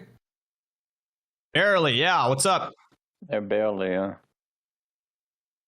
There, I left my microphone on the desk. That's what happened. Hello. Or I mean, in the broadcast truck. That's what happened. How are you guys doing? Good. How are you? I'm good. So this is what I heard before. I heard there was a lot of smack talk between you guys. Is this true?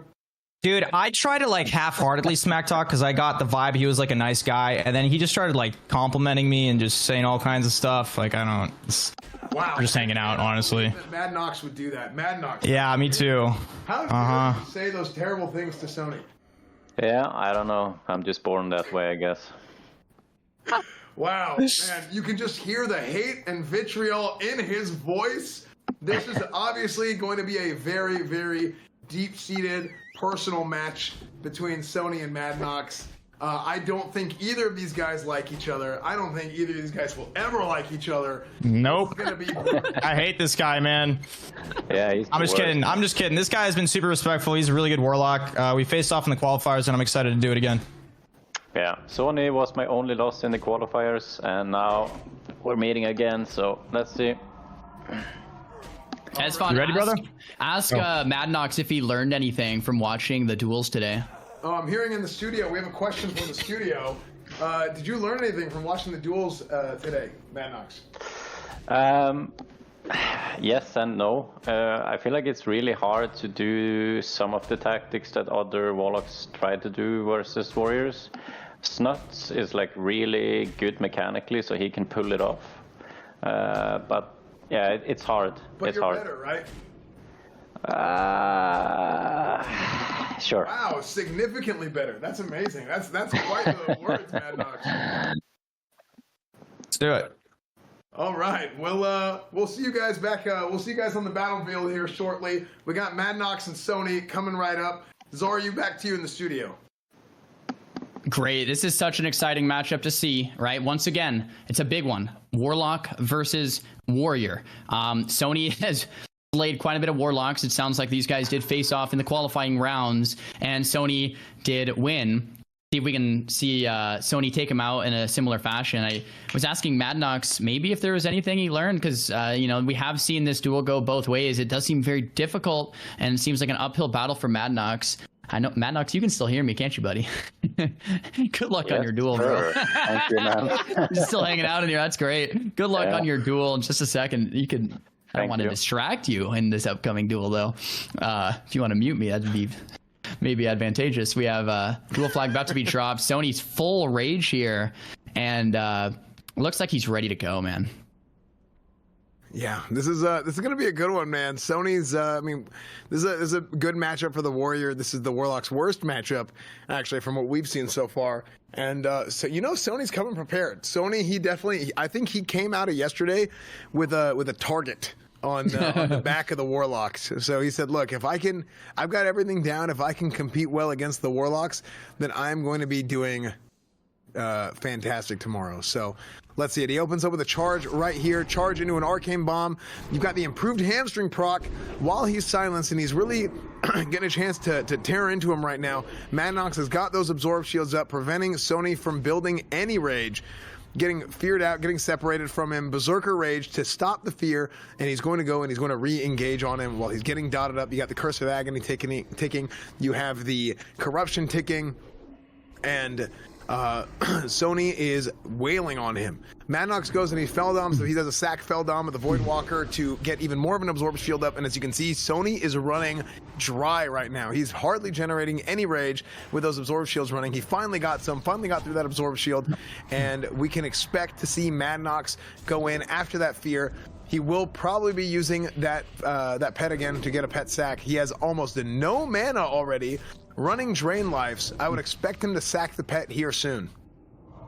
Fear being casted from Mad Knx. Sony not gonna get faked here. Another Zerker Rage coming out preemptively. Arcane Bomb, silence for 5 seconds. Not what Mad Knx wanted. Second sack coming through, as you mentioned, and Sony's gonna have difficulty building Rage. Sony's getting very dangerously low, waiting for those dots to fall off. Maybe he's gonna be able to get a first aid or a bandage tick off here. Mad Knx, though, not happy. Flask. Yeah, oh, the Diamond Flask set. That's great. He gets the charge. Diamond Flask. Really well played from Sony here. Mad Knx, that shield's about to fall. The life tap coming through because he's close to out of mana. The fake on the pummel from Mad Knx, very well played. But the Mortal Strike's coming in. It might not matter. He's a couple percent away from getting executed here from Sony. 21% shadow locked, and that's going to seal the deal. Huge. Sony moving to the semifinals. Huge lockout on the pummel. Pummeled the fear. He faked it and then tried it again. Sony got it right away on the second fear. Huge play. I mean, Sony's on fire right now, man. This is Sony's redemption arc a little bit.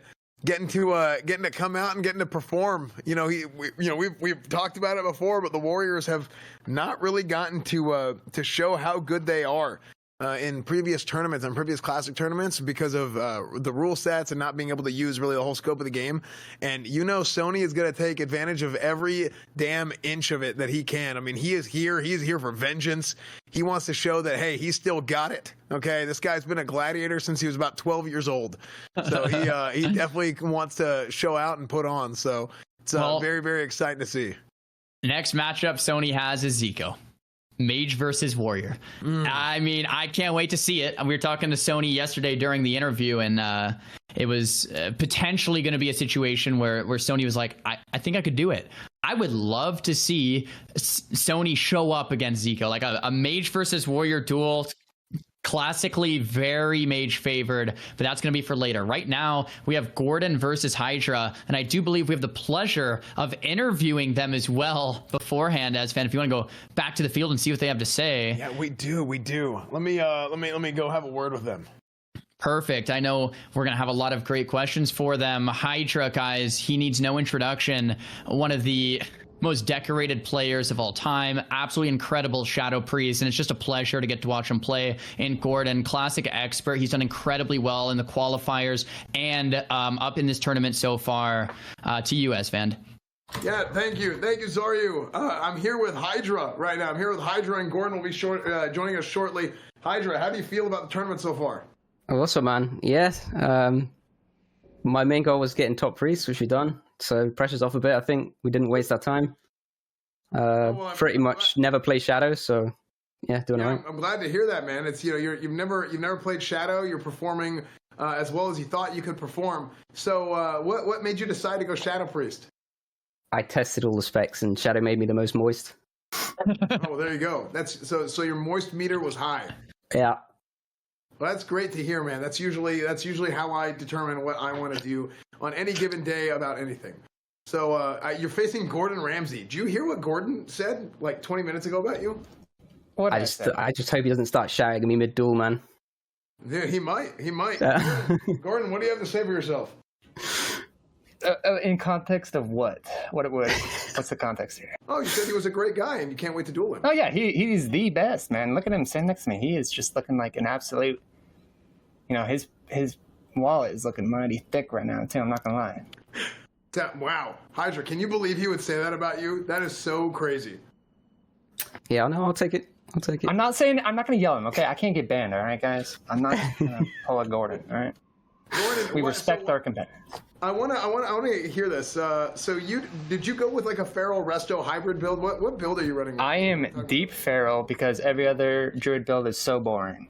There we go. That's it. So going for the style over the performance that we've seen from other people. So Soda yesterday said Deep Feral is stupid and nobody should ever play it. But here you are, deep into the Starforge Hardcore Mak'Gora finals.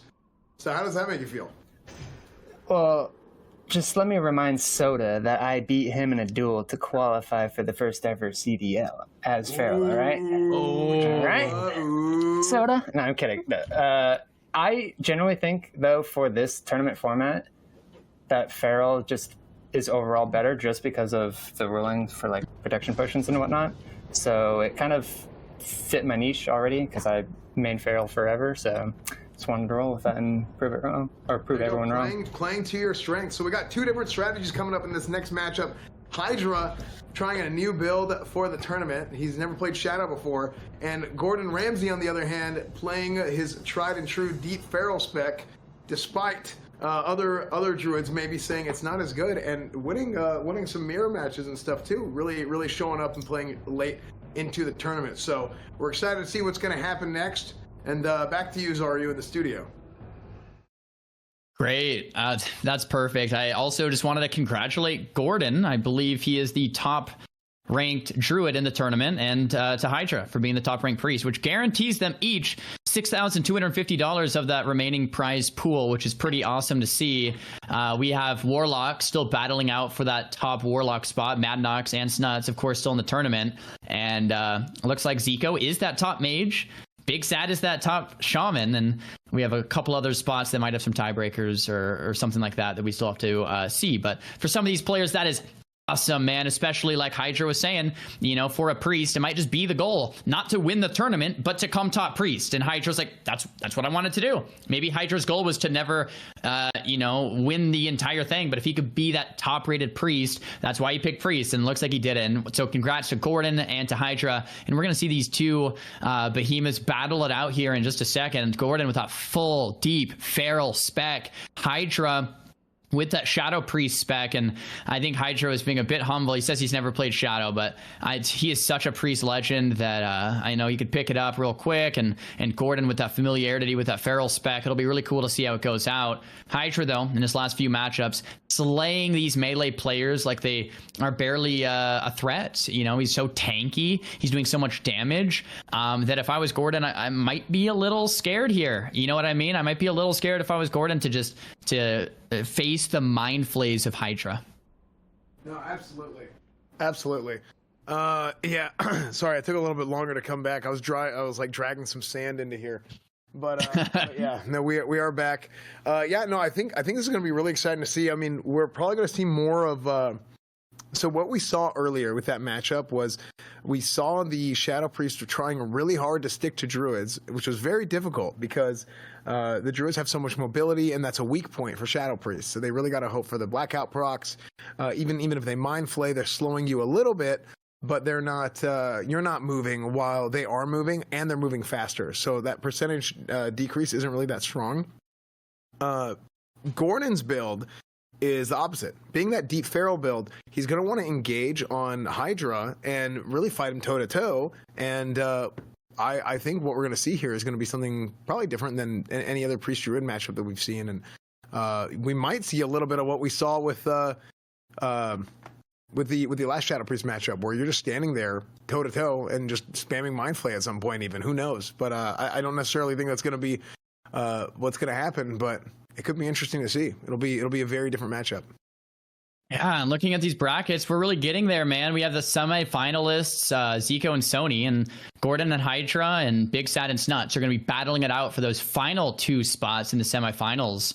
After that, we see Ziko versus Sony. The winner of that will advance to the grand finals, and then from there, we're going to have the winner of Gordon versus Hydra versus the winner versus Snuts and Big Sad also duke it out for the grand final spot. So we're really getting towards the end of today, and some of the best matches we've seen yet are about to happen.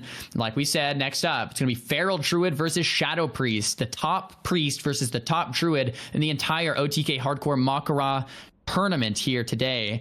And then next up, we have the Warlock versus Shaman matchup, and there are still 2 Warlocks fighting it out for that top Warlock spot, and some of these other ones we'll have to figure out exactly who's coming out on top. But here we have duelers moving into position here. Just to remind you all, this is a Mak'Gora tournament. What Mak'Gora means is you're dueling to the death. One of these players will die momentarily here today. Gordon and Hydra have put in hundreds of hours into preparing and leveling these tunes in classic hardcore World of Warcraft, and one of them will fall. Yeah, no, absolutely. I mean, this is going to be a big duel. This is going to be an exciting one to watch. Very, very, very exciting to watch. And looks like we're getting started right here.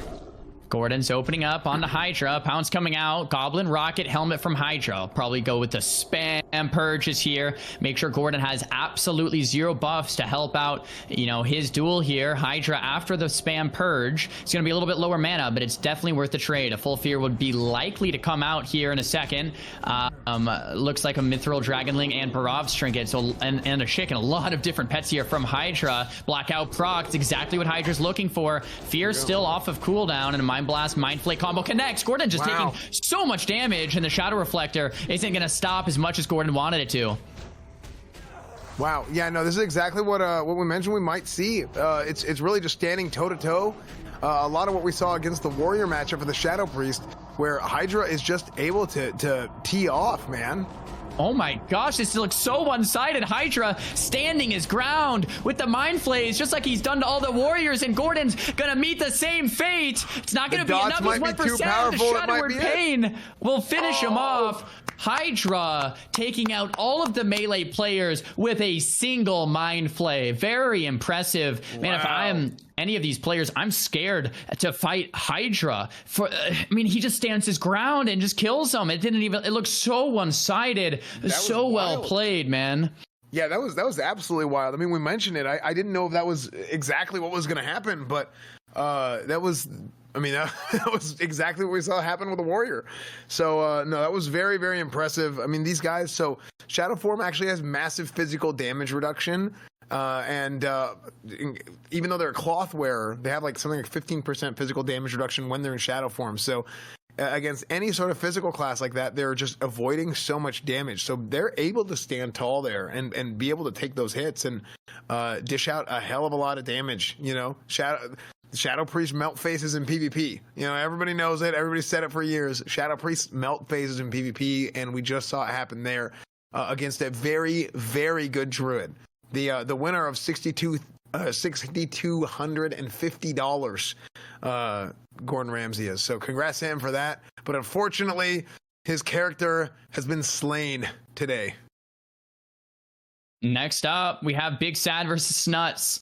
Snuts has been slaying everyone. He has not lost a single round yet. Same with Ziko. Ziko has not lost any rounds in the qualifiers. Snuts has not lost any rounds in the qualifiers. And it's going to be Snuts versus Big Sad coming up. Snuts just so well prepared and so well practiced for this. I would love to see what Big Sad has in store for him. I will say, Big Sad just took out Infestors. The Infestor being the last Warlock to be eliminated. So Big Sad does have practice recently for killing Warlocks. So we'll see if he can dish that same fate on over to Snuts. I think we might have Snuts and Big Sad to talk to shortly here as well. Okay, they're going to be joining us here very, very soon. Yeah, they're going to be joining us very soon. Again, so the guys we had that were undefeated going into today were Snuts, Ziko, and Sony. Is that right? Did we have anybody else that was undefeated going into today? I don't believe we did. And the Shadow Priest, Sots. Oh, Sot was oh yeah, you're right. He was. Sot was also undefeated going into today. So yes, if you were undefeated going into today, this is a single elimination. So those guys who are still alive are still undefeated. So they have killed a lot of people. They have won a lot of duels. And I mean, like you said earlier in the day, Zeroi, these characters are going to have like a collection of ears whenever this tournament is done. One player. Sick. Yeah, one player. Sorry, excuse me. One player is going to have a collection of ears when this thing is done. So yeah, it's very cool to see. Very cool to see. And one player is going to walk away with this with how many years? Like how many rounds is there? 5 rounds plus the grand final. So one player is going to walk away with 6 years, and we'll see if we can use advanced technologies to talk to these players using some type of radio cell phone instead of going out to the field. If that's all right with you, Xzan. Yeah, I mean, I can head back out there. So I just cleaned up in here, and I'm gonna go back out on the field, and I'll talk. Okay. All right, Xzan's going back out on the field. We have Snuts here and Big Sad chatting with Xzan here. Yeah, I'm excited for this next matchup. Can you guys hear me over there? Hello. Am I logging in? No, I know you guys are shy and don't want to be on camera, but no, I'm just waving at you guys from here. We can just talk from a distance. Sounds good. How you guys doing? You guys ready for this duel? Yeah, a little scared. Oh, no, that's not what I heard earlier. I heard you say, man, Snuts is going to be a joke. I have practice against Warlocks, and Snuts is going to be so easy. Is that true? Sort of. So I got to level 39 in the tournament, and I died, and I immediately renamed as Big Sad. But I usually go by EMCL, and so that's kind of where I'm at right now. Nice. Very good. Well, look, it's good to see you perform here today. You have some practice against Warlock. Snuts is shaking in his boots. Is that right, Snuts? 100%. 100%. Yeah. After I saw that last duel against the other Warlock, this is not going to be easy. Snuts is terrified. And again, I know you guys are hiding off camera right now and you're shy. So please, if you guys are watching at home in the studio, please, show some respect to our competitors. They don't want to be on camera. They say they want to get in the shade. It's very hot out here in the sun. So, yeah. What are you guys going to do with your prize money if you guys win? I'm gonna take Snuts to Vegas. All right, Snuts, what are you gonna do? I like the plan of that. I'll take EMCL to Vegas. Hell hang yeah. Out. We'll hang out. We got a deal. Well, great. So this is a little bit of collusion going on live. So they're taking each other to Vegas. All right. So look, I'm gonna let you guys stay in the shade and let you guys relax a little bit before your duel, and we'll go back out to the studio. Zeroi, back to you. There it is first. No matter who wins this next duel, Snuts versus Big Sad, they're going to Vegas. It's going to be a good time, and Snuts is fighting for that top Warlock spot. I do believe if he makes it, then that means he gets the top Warlock, guaranteed, to meet Ziko and Sony in the Grand Finals, and Hydra. Same with Big Sad. I think Big Sad is the top Shaman no matter what, so Big Sad might be able to make it to Vegas all on his own no matter what, win or lose. And Hydra is awaiting the victor of these two. We're going to get started here in just a second. And Warlock versus Shaman, another classic matchup. Players have logged in. Looks like that dual flag's about to be sent down as soon as these players get all buffed up. Yeah, it should. This should be a great duel. This should be a really good one coming up. It's going to be very exciting. These guys are about to drop that Mak'Gora flag. Snuts and Big Sad. A lot is on the line right here. A whole lot is on the line. And they're about to get started here shortly. Definitely. Snuts looking good. He has that weapon enchant, the Fell Hunter by his side. And look at all the corpses out all around him, man. It's a battlefield of blood. Duel has commenced. Big Sad running towards Snuts. Fear coming out. He's trying to fake cast the Earth Shock, but Big Sad knows better. He's not going to get faked. He does get faked there. As I say that, Full Fear lands. No Tremor. Totem down. Snuts is very happy with an opener like this. Full Fear. Big Sad 40 yards away, casting that Ghost Wolf to try to close the gap. And one of Snuts' strongest assets is his mindfulness when it comes to positioning. He is always using positioning to his advantage. He's pre-kiting, he's staying max range. That's the difference between a professional or someone that's good or someone that's great. And Snuts knows this. He's making sure that Shaman can never play, never get close to him. He's very careful on where on the map he's positioned. Tidal Charmin and the Full Fear Train. Man, a combo coming out. Big Sad getting feared right through Snuts. Snuts is gonna have to get a re-fear going off. Big Sad landing a Frost Shock and a two-handed swing onto Snuts. It's the first point of damage Big Sad has done here. Second fear comes out. Looks like it breaks. Might be that elemental trinket. 30-second fear immunity. The Big Sad zoom. And 50% He's done a life. great job. I was about to say, Snuts has done a great job of burning Big Sad's mana. So, I mean, he's really just kept him, he's kept him at bay, keeping his mana low. I mean, Snuts has played, his resource management is just impeccable, dude. And Warlocks, more than probably any other class, have the ability to manipulate it. Big Sad is trying to do whatever he can, but he is completely dry. He's low on health. He's getting slept. And Snuts dropping the dots on him, sending the Fell Hunter. He knows there's no chance.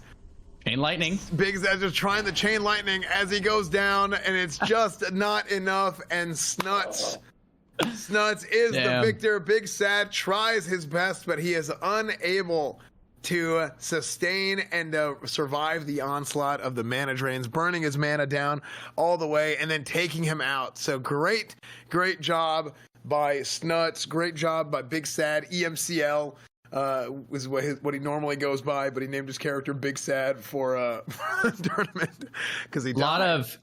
A lot of big things just happened there. Snuts secured himself in the semifinals. It's top 4 time. It's really exciting. And not only that, but Snuts secured himself $6,250 by being the top rated Warlock in today's tournament. As we take a look at the brackets, Mad Knx did not make it to the semis. Mad Knx is that second place Warlock. Now, if I'm Mad Knx, I want Snuts to win.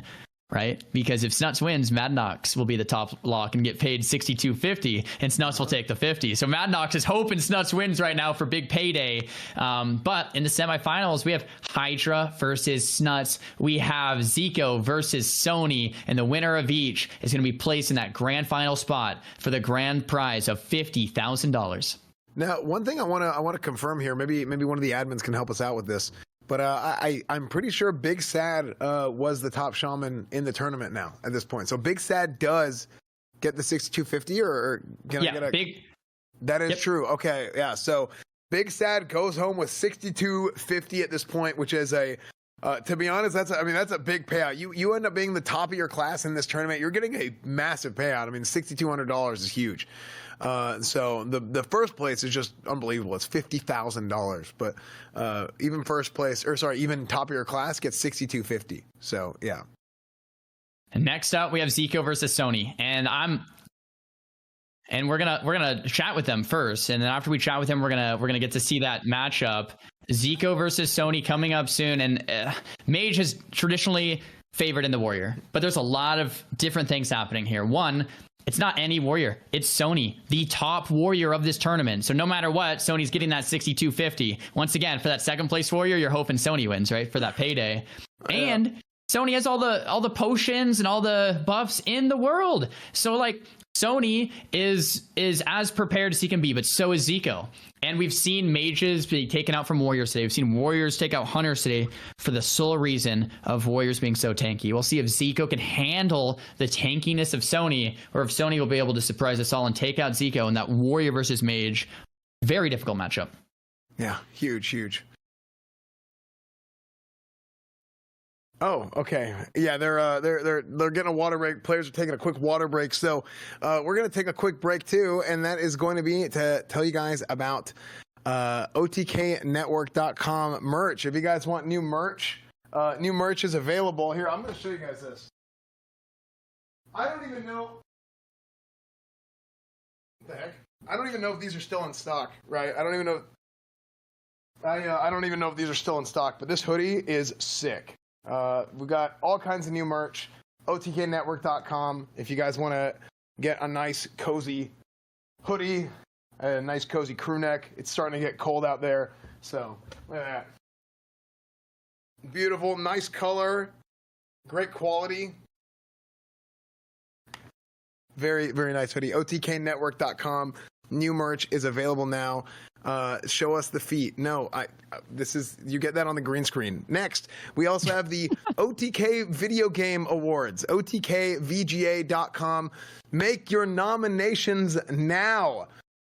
We're doing a community video game awards event, a big VGA, OTKVGA.com, and it's going to be on Soda Poppin's channel.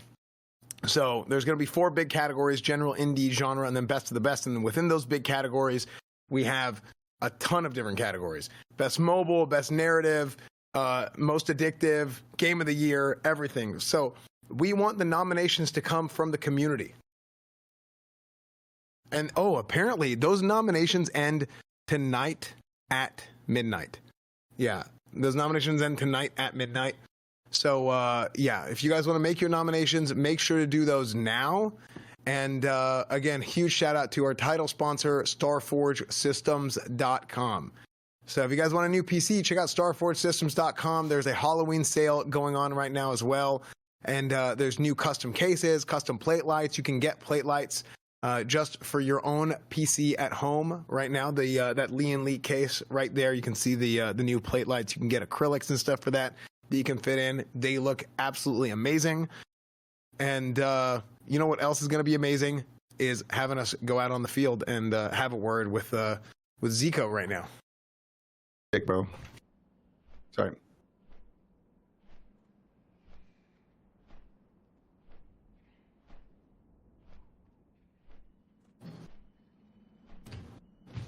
Hello. Hello. Ziko, how do you feel? I'm feeling good, feeling a little nervous. Yeah, it feels good, man, to be in the semis for sure. So how do you feel? Did you wake up today thinking that you were going to be here? I thought it was a kind of a low percentage chance that I would have the run that I've had so far. A lot of it, depending on the bracket and just how I perform on the day. And so far, I feel like I've been lucky with the bracket for sure. So really, you came out against all odds. And you've been able to compete and doing incredibly well here today, even in this horrible hot sand. I mean, it is hot out here. How have you been handling the heat? Well, my parents are from Egypt, so I got that Egyptian blood in me. So the heat, it's not a problem. It's more about the cold. So I'm glad you guys picked this location. It actually gives me kind of a bit of an edge, I think, over the other competitors. Oh, very good. Yeah, I'm the same way. That's why I'm dipping my toes in the sand here a little bit, kind of getting deep in here because it's just so comfortable. And yeah, you're going to be facing against Sony, and Sony's around here somewhere. Sony is coming in soon. Yo, oh, there he is. Yo, Sony. Sony, how do you feel about facing Ziko right here? Honestly, I'm chilling. I'm like just zen. It's been so many huge matches and such a long tournament that I'm just like, I'm excited to play. I'm excited for this exchange of, it's like just this exchange in this battle in this moment. Cause like we have, I'm not on any drugs, by the way. I'm just vibing. Like, no, it's just like, it's really cool. Like I was thinking about it. I like went into my backyard and put my bare feet in the grass and took a piss. And I was like, this has been such a cool day. It's like, when are we ever going to have this moment again of like all these consumables, all these big names, Mak'Gora battle to the death. And the fact that it's on Classic WoW, the game that I love and grew up with, and like we're all coming back to it. It's just, I mean, I'm sure you guys feel the same way. It's dope. I'm excited. I'm excited for this fight. No, absolutely, man. I mean, this is something that like I mean, we first started talking about doing this event, and when we heard about the hardcore servers being a thing, we're like, dude, we should do this. I mean, Tips, obviously, like, you know, Tips was real bullish on it. I mean, he was like the Vince Carter, like he's trying to come back. He's like, man, I'm getting the itch to do like a CDL type thing again. I'm like, dude, I'm down, but I want it to be an event where it's just no holds barred. I said no rules at all at first. I was like, I want no rules. But then as we kind of started thinking about it and planning it some more, it's like, okay, well, we got to do a little thing here, a little thing there. And I think this has probably ended up being really the best dueling tournament that we've done in Classic WoW, and 100%. It's been amazing. Yeah. So, no, Yeah, I'm it's- glad that you guys are having fun. I'm glad that the viewers hopefully are having fun, and it's been an absolute blast putting this thing on. Yeah. Production has been killing it. Everybody's been killing it. Our volunteers, everyone. So 100%. And I hope you guys take pride in the fact that you brought it full circle, right? Like, you guys went off and did your own thing after 2019 Classic. But for Tips, like, we all knew Tips as like the private server guy, right? He was the warrior. He put together CDL. Then you guys popped off with OTK, and then coming in all the way full circle and putting $100,000 up for Classic WoW players out of all games. That's just sick, man. So shout out to you guys. Like, this, you guys got some good minds and good hearts. It's dope shit. I appreciate it, dude. I mean, you remember like back when we were doing like, I mean, you came on Classic Cast with us, you know, on that one episode. And Oh yeah. it was me, you, Tips, and Stay Safe, and we were talking about Classic Cast, and those were like the good old days. And like the thing is, like, I think if you love Classic WoW, you will always love Classic WoW, regardless of what you're doing now, what you're doing tomorrow. I mean, there's always going to be like, if I have a chance, like I think all of us feel this way. If you have a chance to like feed into the community and to give back and to be able to host something big, like that's how all of us feel. So it was something really cool to be able to do, and I really do appreciate that. So Yeah.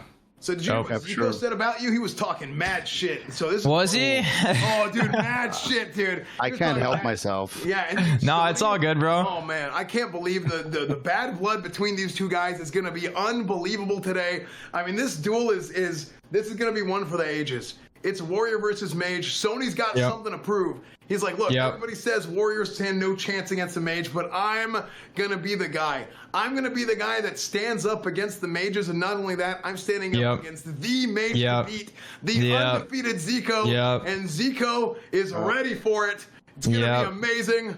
Zora, you back in the studio. I'm gonna kill Ziko. I'm gonna kill Ziko today for all warriors around the world that have been getting kited for 20 years. All right, boys, this is for you guys. Here we go. Zora, you back in the studio. Well, guys, you heard it here first. Sony is going to be the first warrior to take out a mage in the history. He's going to be fighting for all warriors and take down Ziko. We'll see if that comes true or not. I know Ziko is very well prepared for this up-and-coming match, and I myself can't wait for it. Guys, this is the best of the best of the best. One of the best warriors ever to do it. One of the best mages to ever do it. Clash in a head-to-head warrior versus mage, but this time with no rules. You can FAP, free action potion. You can use flasks, consumables. No, hey man, get back here! You can use anything you want, all right? And it's gonna make it into a duel of the century. I can't wait to see this one, because like I said, normally mages have that advantage, but we've seen warriors do very well. Sony has that Tauren increasing its hitbox. Sony has every piece of gear you would want, every enchant you would want, every consumable you'd want, but same with Ziko. So these guys are really going to put these two classes to the test and see with no rules who is actually favored in this matchup that has normally been considered a very, very one-sided matchup from the start of time.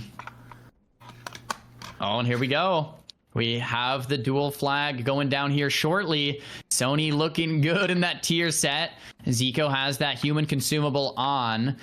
Sony has that full rage, so I know he's probably like, come on, let's get the duel started, come on. Ziko is prepping up with buffs here, getting fully consumed up. And duel to the death flag about to be dropped any second now. Predictions, Xzan? I mean, obviously normally mage, but predictions into this one. Dude, I think that if there's anybody that's going to do this matchup right, it's going to be Ziko. And I think if there's anybody that's going to do this matchup right, it's going to be Sony. Yep. So this is going to be a tough one, man. This is going to be the big show. And I was just going to say, I think Ziko is going to take this, but man, it'll be great to see Sony win this. There's the Skull of Impending Doom to break CC right away. Sony popping the trinket. Kona cold to follow. Ziko kiting out. Fear comes out. Will of Forsaken to respond. Well played from both ends. Full polymorph does land. Sony was very low. It heals him back up. But Ziko knows he needs the distance here. Frostbolt going off. Trinket back to full HP, or full mana rather, 86%. Sony gets that charge on the heartbeat break. That's not what Ziko is looking for. Frost Nova comes out. Sony breaking the Nova there. Zerker comes out as well. A little preemptive though, because the magic dust. Sony now has to sit that sleep there from the magic dust. Ziko's going to get some distance from this. Another Frostbolt coming out. Heartbeat break not in Sony's favor this time. Frostbolt lands and a Frostbite connects as well. Ziko's happy about that. We have Sony bridging the gap. Ziko insta ice block cancel into the Frost Nova. Kona Cold. I think the Kona Cold resisted. It was just a rank 1 though. Ziko's fighting for control here. He's not fighting to kill Sony. He's fighting to not die. Rank 1 Frostbolt's coming out. Ziko very prepared for this. 5 stacks. A winner's chill pretty shortly. Fire Blast for a little bit of damage. Big Frostbolt on the Sony here. Sony's on to 75% life. He hasn't really connected quite yet. There's the blink on the intercept. Ziko keeping distance. Another Frostbolt coming out. Ziko popping the early major mana potion. I love it. Arcane. Let's see if Ziko can avoid it. Oh, it lands. Very nicely aimed arcane bomb there from Sony. Huge arcane bomb. Sony is trying to build some distance back. I mean, he's definitely hurting right now, getting kited. It's something that he's obviously had nightmares about in the past. But Sony does have everything at his disposal to be able to come back on this and to be able to try and finish this thing out. He's trying to get out of combat. He did switch to battle stance. I think he was trying for a charge, but unfortunately he was unable to without getting back into combat again. He does have a detect magic on him, and he is getting that Winter Chill stacked up. The charge gets blinked immediately afterwards, and Sony is feeling it right now. This is a rough one, man. Sony is going to pull out all the stops to be able to follow up against Ziko, and he pops the FAP right there, but then Ziko does something we've seen him do before. He uses that Rocket Helm to try and wait out the time of the free action potion. The free action potion is going to keep... Oh, heartbeat resist! Big heartbeat resist, so he does still have his FAP. However, Ziko follows it up with a sleep right afterwards, and he ends up waiting out the entirety of the free action potion and follows it up almost immediately with a Frostbolt, and Sony is back getting kited once more. Just perfect timing from Ziko. There's a net coming out. This could be the second ice block. Trinket instead and a Renova. It's perfectly played there from Ziko. He knows the timer on that. It's a combo. Damn, There's a there it Frost is, Nova, man. Kona Cold, Cold Snap, second Kona Cold Fire Blast. It all happened so fast we could barely see that. Huge burst from Ziko, and Ziko secures himself a spot in the grand finals today. What an incredible run from Ziko. Well played to Sony as well. I mean, it's a hard matchup one way or another. Well played to Sony. Sony still gets the top warrior, but Ziko, not only is he the top mage, but he is the grand finalist, the first grand finalist today. Look at Sony. Guys, these are Mak'Goras. Every player that loses is dead. Incredible. Look at that, dude. I mean, Sony did a phenomenal job in this tournament, man. He really did, and he deserves all the props. I mean, he was my dark horse pick, you know, not because of it being Sony at all, but it was because he plays warrior, and historically people count warriors out. And he played there right up until the semifinals, getting a chance to compete in the big grand finals, and he does go home with $6,250. He does go home with $6,250, and he deserves all the props in the world for preparing for this thing, coming out hot, and performing big time. Big time. Yeah, that was awesome to see. So I guess mages do indeed beat warriors. no matter what. Oh man, it happens. What a fun duel to spectate as well. But looking at the bracket, next up, Hydra versus Snuts. Oh, man, if you're Hydra, I mean, you've made it to that top priest spot.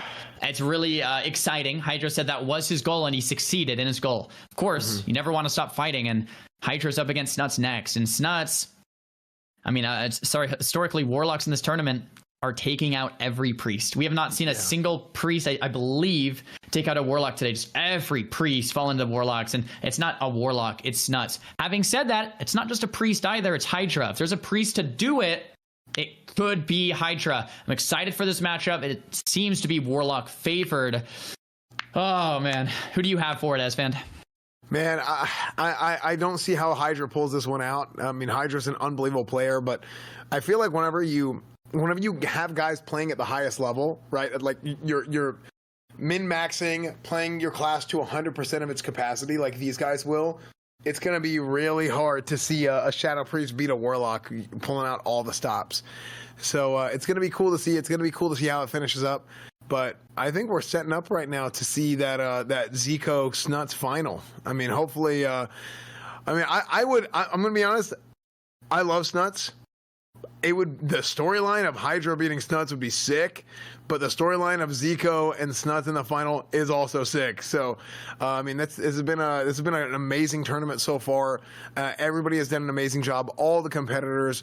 Everybody working on the production, everybody on the back end, the volunteers, the admins, running all those duels yesterday. I mean, I couldn't even imagine how hard these guys were working to try and keep track of everything, keep that bracket updated, counting, tallying every single thing. And you too, Zar, man. Like you have done an absolutely phenomenal job co-hosting this with me. Unbelievable play-by-play stuff, man. You've been killing it. And I really appreciate you being here, man. Hey, back at you, man. This has been such a great treat to be able to just watch this. Like I said earlier today and yesterday, if I wasn't, a part of this event, I'd be right there watching it with you guys. There's nothing I'd rather do than watch a bunch of the best players to ever do it get out in duels to the death. Doesn't get much better than that. And we have Snuts versus Hydra. Just, man, both of these names we have known. I mean, I've known Snuts' name since I was probably 14, and same with Hydra. Watching their montages on Warcraft movies, watching their montages on YouTube, watching their streams, watching them in tournaments, and to see these two legends duke it out today is just such an absolute pleasure. Like we said, Snuts on the Warlock might have that slight advantage there, and the duel commences. Hydra getting some early purges off, dots being shared and spread around Snuts. Once again, with the positioning he's known for, running away instantly, using that max range to his advantage against the Shadow Priest. Fellhunter being called back, Magic Dust used, and Snuts wanting to slow down the duel. Yeah, just going in right at it. He's got that sleep up. He's going for the drain mana strat. We saw this earlier from the Warlocks. Draining mana is, if you go toe-to-toe trying to drain each other's mana, it looks like it's not going to work out for the Shadow Priest, even though that's one of their strengths.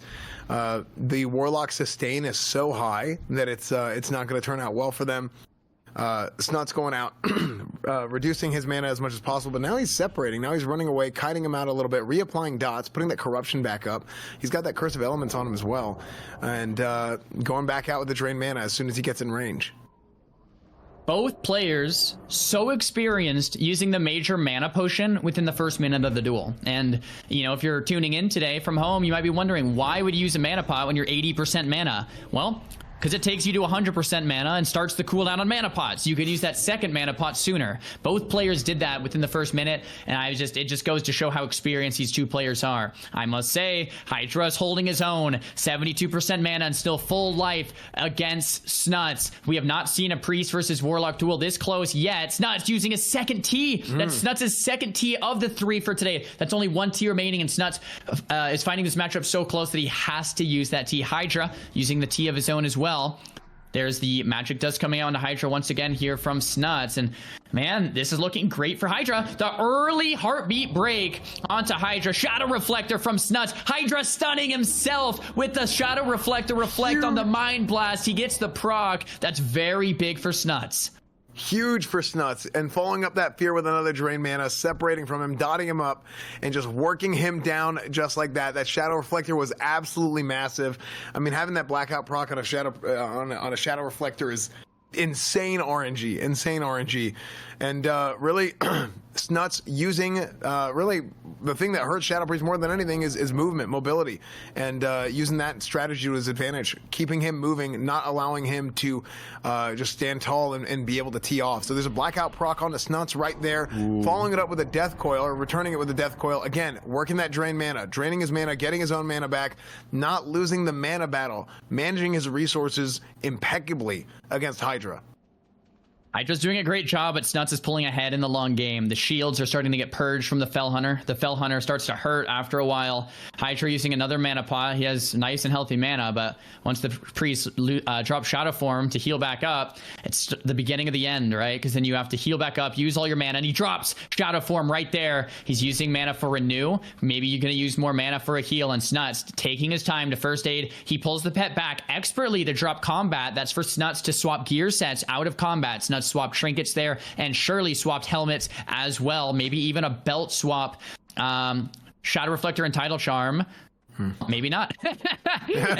So Snuts putting the pet back in. Curse of Agony connects. Same with that Corruption. And Hydra still not back into Shadow Form. Hydra 40% life, 50% mana. And now goes back Shadow Form, but Hydra doesn't get to top himself back off there. There's another T. That's a second T from Hydra. Probably the third T for today. So I don't think Hydra has any more Ts. It's every consumable used. But hey, why not? You're in the semifinals. If you don't win, you lose and you die and your character's deleted. Every single item in the bags should be used right here. You want to leave nothing on the table. You want to put everything out in this duel. And Snuts and Hydra are duking it out for this win. Yeah, I mean, this is just, I mean, this is something where they're going toe-to-toe, back and forth. I'm very, very surprised at Hydra's ability to be able to hang on. I mean, obviously, he's an unbelievable player, incredibly well-known, but it seems to be that he's on his last leg right now. He wills the fear, going for the Mind Flays, just sending whatever he can, but this Arcane Bomb might be too much for him. The mana drain into the Silence. Let's see if Snuts can finish. Snuts is low mana, but he has the patience to not life tap. That's it. And finish him with the wand. Incredible. We have our grand finalist. Oh my gosh. At the start of the day, I was like, the number one matchup I want to see today is Ziko versus Snuts in the grand finals. And guys, we get to see it. This could not have been a better grand finals game to get to. Snuts versus Ziko. I mean, come on. You can't script it better than this. You just can't. I can't wait to watch. I must say, though, congrats to Hydra on a very well-played job during this tournament. Top priest, and Hydra, I mean, did a great, phenomenal job in that duel. It's just, it is a very difficult matchup, and Hydra really fought to the end. Yeah, no, that was unbelievable, man. It was unbelievable from Hydra coming out, and I mean, he had an unbelievable run. He normally doesn't play Shadow, like he said, but he's a big time PvPer. And actually, we're gonna go have I think we're gonna go have a word with his spirit. I'm gonna have to find a way to get out there. Yeah, sounds good. Move to the graveyard, and I think Hydra will be somewhere around there. But yeah, that last duel is just an absolute pleasure to watch. I think momentarily we're gonna be able to find Hydra's corpse here. There it is. To you in a second here, as fan. I think we found him. Oh, we found him. Oh, hello, Hydra. I'm not feeling too good, bro. I'm seeing that. Do you need to see a doctor? I don't know. I think I might need more than that. Have we got an exorcist?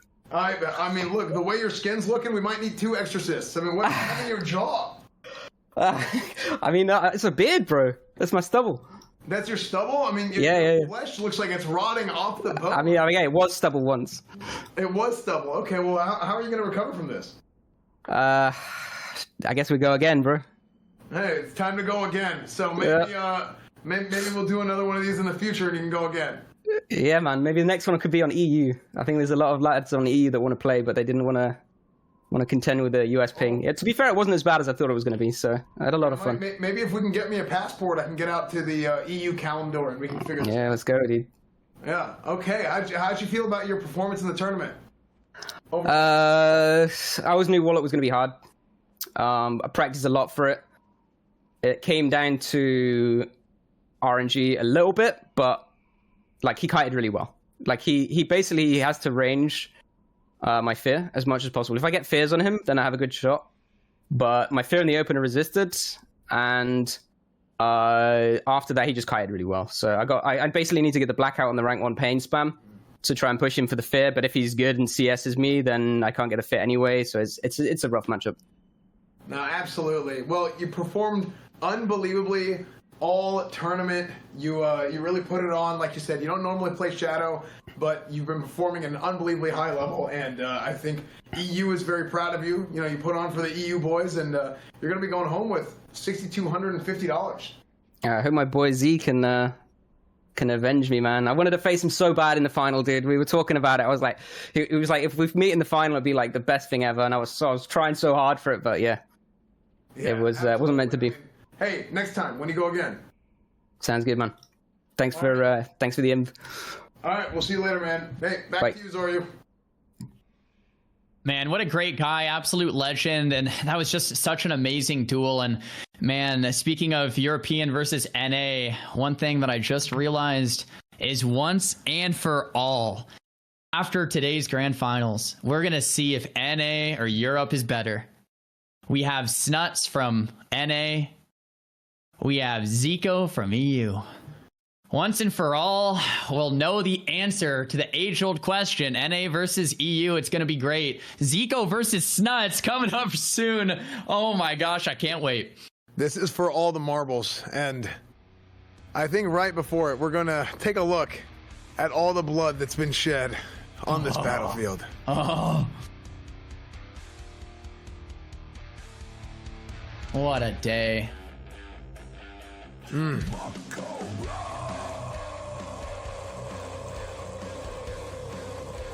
Look at that. 63 competitors were killed today. Look at the 62, bodies. we have one more to go. Oh, excuse me. 63 will be killed today. 62 have been killed so far. Well, 61. Somebody it was a no-show and got DQ'd. 60, but lots of bodies. Lots of dead bodies today. 07's in the chat. What a beautiful, beautiful sight to behold. Fighting for honor, fighting for glory, and fighting for their share of $100,000 prize pool. The biggest prize pool in Classic WoW history.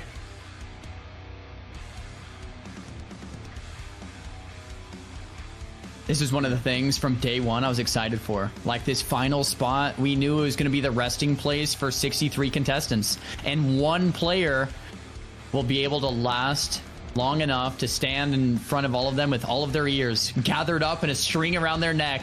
So damn cool. And Ziko versus Snuts couldn't have scripted a better ending. Like either way, it's going to be Mage versus Warlock. I must say it's going to be a little maybe Warlock favored, but it's Ziko. If any Mage can do it, it's going to be the big Z. Look at all these corpses, Absolutely. This is going to be a big one, man. This is going to be exciting to see. So, and again, huge shout out to Jay the Bard. I don't think Jay the Bard's gotten enough credit for this, but Jay the Bard is this is his song. He wrote us a Mak'Gora song. So hopefully we'll get to be seeing Jay the Bard at BlizzCon. Friend of the show. He's been on Loot Goblins and many things that we've done in the past. So huge shout out to Jay the Bard for this lovely ballad of Mak'Gora. Man, all these players' corpses, all the gear, all the hours, every quest, every dungeon, every boar slain to level up. Look at those shoulders. It's just like, man, that was what I was so excited for this tournament, man. All the professions, the Goblin Rocket Helms, they're all dead on the ground. Every single one of them except Ziko and except for Snuts. They have the most blood on their hands. So much blood has been shed today. It's going to be the best grand finals ever. I just can't wait to see it. Yeah, it's going to be amazing, man. It's going to be amazing. Man, I love seeing all those dead horde. There's just something about it, man. That's just beautiful. It's a sight to behold. Yeah, absolutely. Man, I'm really curious. I don't know if we're going to have the opportunity to speak to Ziko and Snuts before this match or after. Actually, we're going to be able to jump into a Ziko Snuts interview before the match. What an opportunity. I'm really excited to see what's going through these guys' heads right now. Yeah, maybe head out to the field and see if they're out there getting prepped for the duel. Because, yeah, I mean, I want to see specifically if Ziko has anything, up his sleeve, some hidden tech maybe saving for the finals. I know Snuts is almost out of tea. To you, Xzan. Oh, thanks for having me, Zoryu. I'm out here on the field. It's getting hot out here. I mean, this like I said, the sand is getting hot, and hopefully it's gonna cool down here pretty soon. It is getting late in the day here on the NA side of Kalimdor, and we are ready for a massive grand finals. Snuts versus Ziko. And I think they're going to be ready to join us here in a second. Are you guys? Oh, I think they're over there. Hey, can you guys hear me? I can hear you. What's up? Hey, What up? What up? how's it going? These guys are real shy. They don't want to see each other before the wedding. So like they're standing off camera. So how do you guys feel? I mean, this is it. This is a big show. Whichever one of you guys wins this duel will win $50,000, and the loser takes home nothing plus $6,250. How does that feel? You know, it's been a long time coming, for sure. Me and Snuts, you know, we were talking about it a little bit earlier, but since level 1, basically, we've been talking about how it's been a lot of banter. You know, when I'm leveling, Snuts has been grinding, and you know, it's like 4 a.m. my time, and I'm like, yo, Snuts, are you not feeling a little tired, bro? Go take some rest, man. Like, you're doing good. Like, you don't need to be playing right now. And he's been kind of hitting me with the same lines. Every time he gets an item, he links it to me. If he gets something with frost res on it, he's like, "Oh, this could be nice." I'm like, I don't think you need that. So it's been fun. You know, we're old friends, and yeah, we played a lot together in the past, and yeah, I'm excited to play him. Wow, so that's crazy. Even at the early age of level 1, these guys have been training together since the very early days, and now they've made it all the way to level 60. And they've had banter, they've had back and forth, they've had a very serious, intense, but loving rivalry. And it all comes down to this. Snuts, how does that make you feel? Yeah, like Ziko said, we've been back and forth for the last month now. I think both of us are just happy for this to be over. Or like today for it to be the last day, because it's been on our minds a lot. Both of us put in a lot of work, and yeah, I'm happy I do get to play Ziko one time this tournament, going back and forth. Yeah. It is the finals, so what kind of storyline is this? You know, we're opposite brackets, and we just somehow both sweep our competition, and we make it to the finals, so. Make it all the way to the finals. The only 2 remaining players who are undefeated in the entire tournament. Now, I gotta ask, are you guys going to have any sort of personal hate towards each other after this duel? No. No. Oh. Why not? So you go ahead. Well, the way I see it, at best, Snuts gets his revenge, you know, after the last OTK tournament where, you know, things didn't go exactly his way, if we put it like that. And, you know, I'm okay with that. Snuts is a good player, you know, losing to Snuts. You know, there's a long list of people who have lost to Snuts, so, you know, it's no shame if that happens. But I'm going to try. Okay. So, I mean, it's crazy that both you guys say that there won't be any hatred towards each other after this duel, because both of you guys sent me private messages telling me otherwise, but we can talk about that later. Zaryu, back to you in the studio. Let's get this duel started. Perfect, man. I can't wait, guys. One of the top warlocks and top mages of all time about to duke it out in the OTK Hardcore Mak'Gora finals. I can't wait. We have a bingo card to take a look at after today. Juke and interrupt. Yep. Level 40 green gear. Yup. Duels timing out. Yup. Snuts versus Ziko. Yup. Payo is late. Yup. Like almost all of these things. Oh, that's great. Wow, Snuts loses is not checked off yet. A bingo. That's amazing. We actually got a bingo. Very good. Very, very good. Oh, that's great. Can you believe the amount of drama that these guys have between each other? It's just it's second to none. I've never seen 2 guys be so just passive aggressive. I mean, you heard that whole thing, right? Yeah, I mean, they sent me DMs too. Like, it's crazy. Like the crap talk going in between these 2 guys, and like they don't want to say it to each other's faces though. But let's just let them battle it out to the death instead, and whoever wins is gonna be alive, and whoever's dead will just die forever. So it's fine. Yeah, I mean, that's just how it goes. I mean, this really sets it all to rest, puts it all to rest. It's going to settle the whole thing. So, I mean, hopefully the things that were said to me were, it was just in passing. Maybe it was just a heat of the moment thing, and they didn't actually mean it, because man, some things were said that, I mean, I didn't even know what half those words meant. So that was crazy, the stuff I heard, man. All right. Well, in this matchup, guys, it is historically Warlock favored. You know, like we saw Ziko talk about that a little bit. There are plays that could be made. The Death Coil is one of the strongest cooldowns on the side of the Warlock, and that's Snuts. And Snuts wanting to land this Death Coil for many reasons. One, it's a hard CC that's instant, so you can fear off of it. 2, it heals the Warlock, and 3, it actually deals damage. Ziko looking to Shadow Reflector the Death Coil or Ice Block the Death Coil.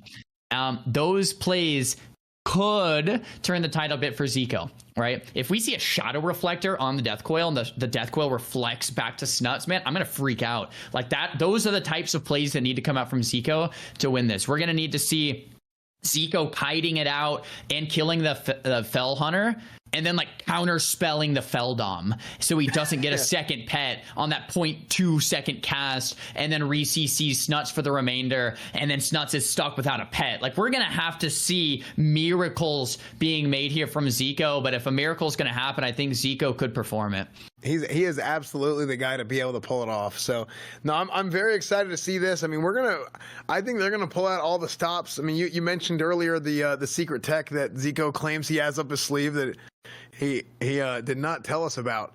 And I'm hearing that we are getting ready for people's cooldowns. So we're waiting for their cooldowns to pass. So I wish we had I wish we had Quinn here to help us stall, because I mean, that you want to talk about a masterclass. If we had Quinn here, it'd be great. But in the meantime, I'll go ahead and tell you guys more about StarForceSystems.com. So StarForceSystems.com.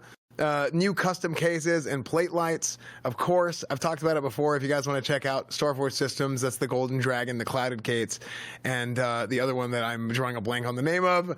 And then also there's a Halloween sale right now. There are computers for every single range of the budget. So if you're looking for something a little bit more affordable, if you're looking for something a little bit more high end, Starforge has everything. Whatever you want to get, it's right there for you. And so Blizzard Entertainment as well. Huge shout out to Blizzard for helping us put this thing on, for allowing us to put this thing on. I should say, having to get this thing approved by them because it was such a big prize pool. And so big shout out to Blizzard. And of course, Raider.io for handling the back end. That's the place to go for all your tournament needs. You're trying to organize raids, tournaments, all kinds of different WoW guides. That's the place to go. So huge shout out to them as well. So that really helped make this tournament possible. Also, new merch, OTKnetwork.com, new merch. Just came out a little while ago, so there is still some merch left. Some things are sold out, but there's still plenty of merch left. If you guys want to check it out now, that's available. You guys can scan those QR codes and help us pay for this 100K prize pool. So that's we need all the help we can get. So if you guys want some merch, if you guys want something to get cozy for the winter, go ahead and check that out. Absolutely. And like you just said, Xzan, this tournament would not happen without the sponsors and without all of the admins and volunteers in the background making it possible. Xzan and I have an easy job. We just get to watch the games and talk about them all day. But people like Tips Out, pulling all-nighter after all-nighter, and these admins and these, the players leveling up, and the viewers at home making it all possible. So huge shout out to everyone for making this happen. We just we get the best seats in the house. We just get to watch it live. Some of the best duels of all time play out, and it's just been absolutely a pleasure. I can't wait to get into this. Yeah, no, absolutely. It's gonna be amazing, man. It is gonna be absolutely amazing. Do we have an ETA? Ooh, okay. So we got about a minute coming up, man. We got about a minute coming up until we get these guys started. We're quick predictions in the last 60 seconds, Xzan. Who do you got? It's hard for me to go against Snuts. I'm gonna say it's Snuts. Oh man, I mean, so from day one, you guys asked me my predictions. I've been saying Snuts the whole time, so I can't say Snuts. But let me say this. All right, I can't not say Snuts, but let me say this. I would love Ziko to win. Like, how cool would it be to see Ziko on the mage take out Snuts? Oh, here we go.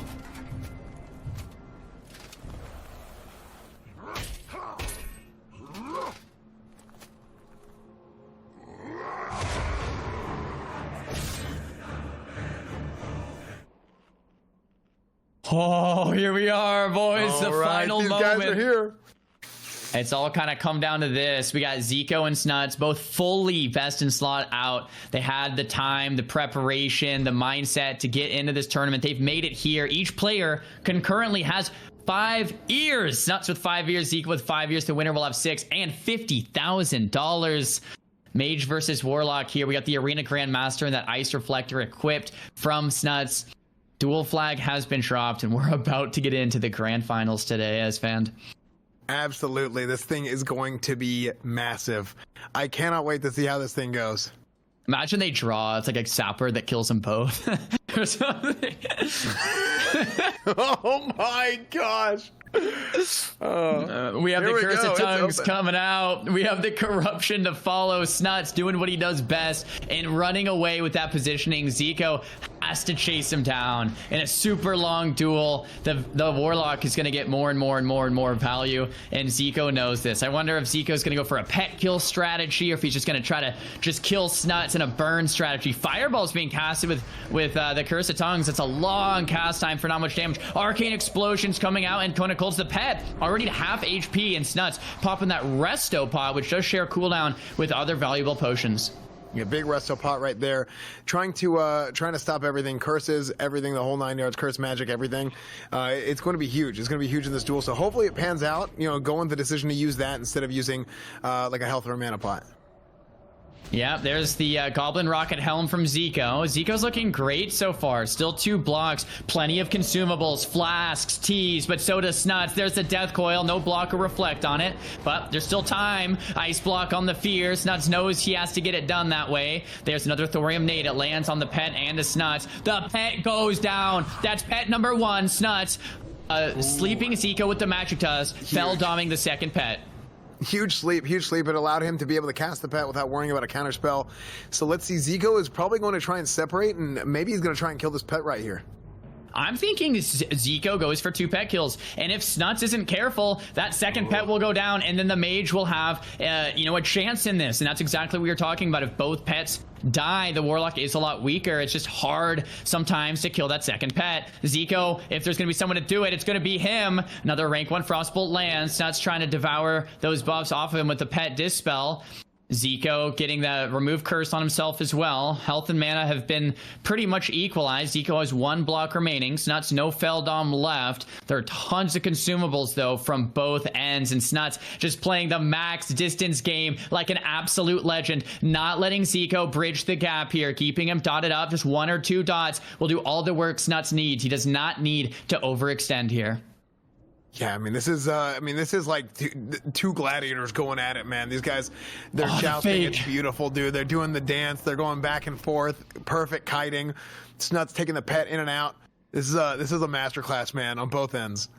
That is fake from Snuts there on the counter spell. The blanket might have resisted Snuts being able to successfully cast that fear, although Ziko's going out of the duel range. I wonder if he's going to make it back in. He's so far out. It looks like he will make it back in. Polymorph being casted. Drain mana from Snuts, and this is not what you want to see from the side of Ziko. Snuts, full health, full mana. Ziko on the run. There's the mana gem, the cold snap. 1 ice block remaining. Ziko definitely on the back foot right now. Fell Hunter in hot pursuit. Ice barrier up. Snuts pushing his advantage. The Fell Hunter devours a spell. Unfortunately, not the ice barrier, but the ice barrier breaks anyway. So much damage from Snuts. Second Resto Pot used here. It's going to dispel a magic ability every 5 seconds. Grabs the Nova. It's really well played from Snuts. The spell lock comes in. It acts as a blanket silence there on Ziko for 3 seconds. The drain mana is ticking Ziko lower and lower, and the last and final defensive cooldown from Ziko has been used. That's the second ice block.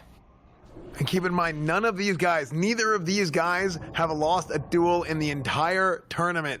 They're undefeated today, obviously, but also in the qualifiers, they have not lost a single match. So this is huge, absolutely huge. One of the things that makes this matchup so difficult for Ziko is Snuts is so tanky, and Ziko Snuts has done it! $50,000 in the Mak'Gora tournament. Look at his face. Oh my gosh, he's so excited. Holy. Congratulations to Snuts. We're gonna have to grab him in here for an interview momentarily. What a moment. What a moment. That's incredible. Well played to Ziko as well, still securing himself that spot as the top mage, but just so well played here from both players. What a masterclass of a Warlock from Snuts. the kites, the patience, the Feldoms. It was just beautiful to see. Well played. Congratulations. And I think Xzan's going to go out to the field momentarily to give Snuts a congrats and a quick chat. Absolutely. I'm out here on the field right now. Do you have me? Can you hear me? Hello. Sorry. Yeah. Hello. Hey, Snuts. How are you looking? I thought you were much taller. I'm 5'5" king, man. Oh well, hell, dude, you're playing like a 7'5", just a bigger king. Congratulations, man! You have won $50,000 here in the OTK Stars Forge Hardcore Mak'Gora tournament, the Classic WoW Mak'Gora tournament. The biggest prize pool in WoW history. How does that feel? Dude, I'm in disbelief right now, man. I'm just a lot of emotions. It's a long month, man. Very long month, bro. Yeah, absolutely, man. I mean, you got $50,000. I know you talked about Vegas. Is there anything else you want to do with this $50,000? I might have to send a BlizzCon. I originally wasn't planning on it, but we'll see. We'll see how we feel. I'm definitely gonna need a break after this. After this tournament, so we'll see what happens. We'll see what happens. Absolutely, man. You've been grinding for 30 days straight. If you want to take a vacation, you want to go to BlizzCon, I think you absolutely deserve it. You've done an unbelievable job, not just this month, but in the past. You're one of the most highly decorated players in the history of WoW. And to bring it full circle, doing it for many years in retail and all the later expansions, but also coming back and doing it in Classic and Vanilla as well, that's got to feel special, doesn't it? It feels great, man. And I want to say thank you to you guys for putting on the tournament. I mean, obviously, this was the biggest Classic, probably one of the biggest tournaments we've ever seen. And also on top of that, just shout out to all the competitors too. This has been a very long and draining month for all of us. So at the end of the day, I know it was just one person that won, but everyone put in the work, everyone put in the effort, and everyone deserves a shout out because this was just an absolute insane month to grind and try to prepare for this tournament. Absolutely, dude. I mean, this is something that you guys have done a phenomenal job getting ready for this thing. Just like you said, you've done a phenomenal job. Everybody on the back end. We've talked about production and how much work has gone in this. We have volunteers, people working on the back end as admins as well. I mean, Raider.io helping set up all the tournament stuff, all the bracket stuff, everything, dude. This is a big community event, right? And it takes everybody from start to finish. And for me, like I'm super appreciative of you guys for competing, of everybody who's put the sleepless nights in getting this thing ready, and for how amazingly well it's gone. It's super cool. So congratulations to you, Snuts. You've been incredible. You've done incredible today. You've done incredible in the past, and you're gonna keep doing incredible in the future, man. I'm incredibly proud of you. And hey, I'll see you at BlizzCon. Hey, I'll see you there. Thank you again, guys. Thank you, and thank you to everyone that helped me out. And yes, like I said, man, shout out to all the competitors, every single one. GG's to everyone. GG's. We're going back to you in the studios, are you? I think we might also have a few questions here for Ziko, but before we hop into that, I just want to say congrats to Ziko for becoming that top ranked mage player and second in the tournament. Ziko, I don't know if you can hear me from the desk. Yep. If not, we'll have to go back to Ez. Oh, you can. Oh, yes, sir. Oh, Xzan might go talk to you there in person. He's going. Oh, that's great. If you can hear me, Ziko, we're gonna shoot over to Xzan for a quick interview. Oh, absolutely. Oh no, Ziko. How are you feeling down there? Well, you remember how we were talking about how it's too hot? That's definitely not the case anymore. It's kind of cold down here, bro. Oh yeah, I can see that. Look, you played phenomenal all day, bringing it all the way to the last second. I think the sun is going down. I think that's why you're feeling a little cold. I'm feeling a little cold too. My feet are kind of getting cold here, so I'm gonna put them in the sand. Maybe that'll help a little bit.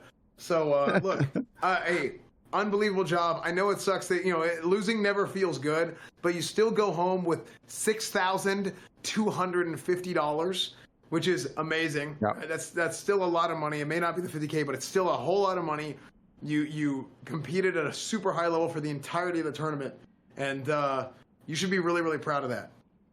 Thank you so much for those words, Xzan. I appreciate that, and I feel like I had a pretty good run. Made a couple of mistakes in the last match, and when you fight somebody as good as Snuts and you're playing against a kind of a counter matchup as well, you can't afford to make a single mistake.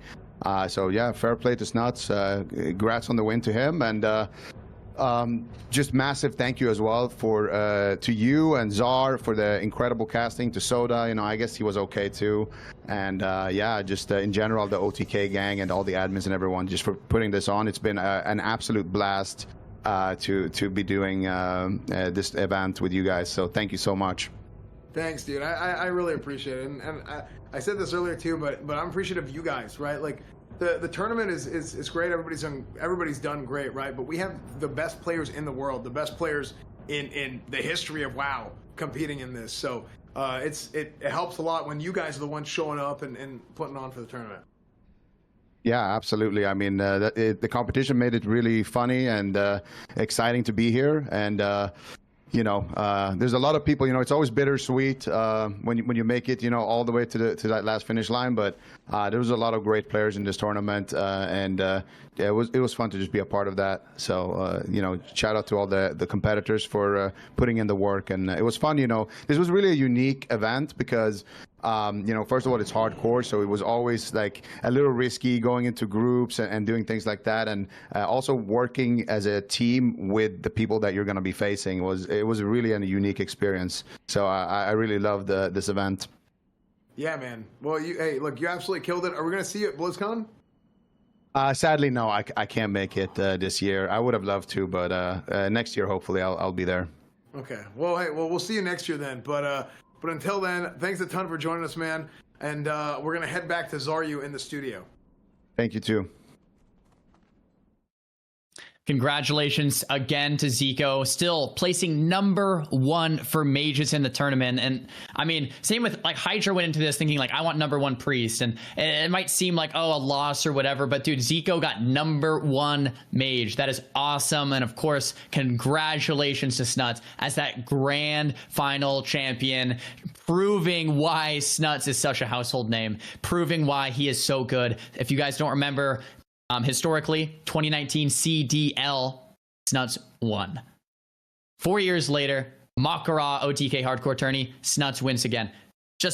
I can't speak highly enough of Snuts. Such a good player. Congratulations to Snuts for taking home the 50,000. Incredibly well deserved. There's the winner. Guys, go check him out. He streams on Twitch. He has social media. Snuts. Just Google Snuts Twitter, Snuts YouTube. Follow him absolutely everywhere. Go show the man some love. I mean, when you think of like WoW legend, I mean, Snuts is always up there. Take a look there's his stream right there. Go say hi to him. Go support him. Go show him some love. And man, he really did put in the time, the work, the energy, the effort to play Warlock to its absolute max level. Absolutely. And it showed today. Yeah, and go support all these guys, man. Go throw these guys follows. Make sure to go follow Zaryu. If you guys are new here, make sure to go follow everybody, man. This has been a great tournament. Everybody has done a phenomenal job for this whole thing, and I'm super thankful and appreciative of everybody putting in on this, man. Even like Tips, man. Tips is he's been working all the back end stuff for OTK lately. With our whole OTK crew, like everybody kind of does different things, has different roles, and Tips is like to varying degrees. Tips basically completely doesn't stream anymore, and he just only works on back end stuff. So I'm super appreciative that Tips kind of he put the cleats back on and ran out there to help organize this whole thing, just like he did with the CDL with helping get the rules situated and managing all the admins and all the staff and everything like that. So huge hearts in the chat for everybody, man. They all did phenomenal. You're the man, as fan. Honestly, you killed it. Those interviews are hilarious. Zaryu, much props to you. We owe you one, man. You were amazing out there. And I'm just going to pop in real quick. I just want to give some shout outs to some special people that made this event possible. So I appreciate all the kind words. There were 30 people involved in putting this event together. We had a team of 30 behind the scenes, scouting out dueling locations, organizing, the competitors. We had 2,600 people register and play in this tournament. Only 130 made it to the qualifiers and 64 today, with Snuts coming out on top. So shout out to everybody that participated. Over 45,000 hours of DGen lives were lost to this tournament. So 07s for those, I guess. Also, just want to give a few special shout outs to Space, who stayed up with us 2 nights in a row to scout out these awesome dueling locations. Big shout out to him. Saren, Zulace, Prestige, and Lemmings in particular. The past couple of days we haven't slept just to make sure everything was as smooth and perfect as it could be. Big shout out to the Raider IO team for setting up the entire registration process and the back end for this tournament. The Mythic Talent team that helped us coordinate both duels yesterday, as well as helped us facilitate this whole thing. The full production team, Rockman, who's been doing the camera work today and yesterday. Big shout out to him. Kondu and his team, who set up the website, the bracket that you guys saw today as well as yesterday, and they made that awesome cinematic transition that you saw today, the super highly produced Mak'Gora animation. Jay the Bard for the awesome Mak'Gora song. Big shout out to him. Much love to Jay. He pulled that off in 24 hours. It was amazing. Shout out to Wowhead as well, who wrote a couple of articles about us. And of course, Blizzard for letting us put this event on. You know, obviously I think this was an awesome event. I hope you guys all enjoyed it. They took a big risk on us, letting us do a $100,000 tournament. So big shout out to Blizzard. And if you guys enjoyed it, let us know. And BlizzCon's a couple of days. Maybe they'll let us do more. Who knows? And finally, sorry, one more. I'm so sorry I haven't taken so much time, but one more shout out to Lepin, who I totally fucked over today. And I'm never going to live this one down. But twitch.tv/Lepon. He was the warrior that got the coward debuff. Totally screwed him over today. Guys, if you could go check out his Twitch channel, if we could have some mods, spam his Twitch channel in the chat. It's twitch.tv/Lepin. Please give him some love. He played awesome today. He was super brave going in that duel with Hydra with that coward debuff, and just want to say thank you to him and thank you to all the competitors that competed and all the staff, everybody. Thank you so much. This was so awesome, and I'll shut up now. Yeah, I think, you know, it's funny. I saw somebody when Lepin was going, I think somebody goes, oh, Lepin, that's the Twitter guy. So if you want to follow him on Twitter, it's Lepin DK. I always see his tweets in my For You. So I can follow his Twitter too. I had to double check. I was like, wait, is it Lepin or Lepin DK? I was like, no, DK on Twitter. So there you go. Yeah, no, it's very, I don't know. This has been great, man. So thank you guys for watching, man. Viewers, I hope you guys enjoyed this. This was I'm kind of like this has been this whole thing has just been it's just been on my mind since before we started, even, because obviously we're organizing it and everything, and we got BlizzCon coming up, and I'm so I think we all want it so bad, man. This Classic Plus, we're all so passionate about Classic WoW, and I just hope that we get. I know it's not going to happen, but every time somebody talks about it, it's like a progress bar, and I'm just please, so we'll see what happens at BlizzCon. We know there's going to be some Classic news, but what it is, I don't know, man. I mean, we all love Classic WoW. We want Classic WoW to get the respect it deserves, and it's been super cool to see that it's getting that. So I'm really, really appreciative of everybody who's watching the stream and supportive of everything that we're doing. I mean, we're always just trying to do our best, and sometimes our best is good, and sometimes our best is really good. So, and sometimes our best isn't so good. So that's how it goes, man. That's just how it goes. But no matter what, we're always just gonna try our best here. So we really appreciate all you guys, man, and everybody who's restreaming this, everybody who's watching this.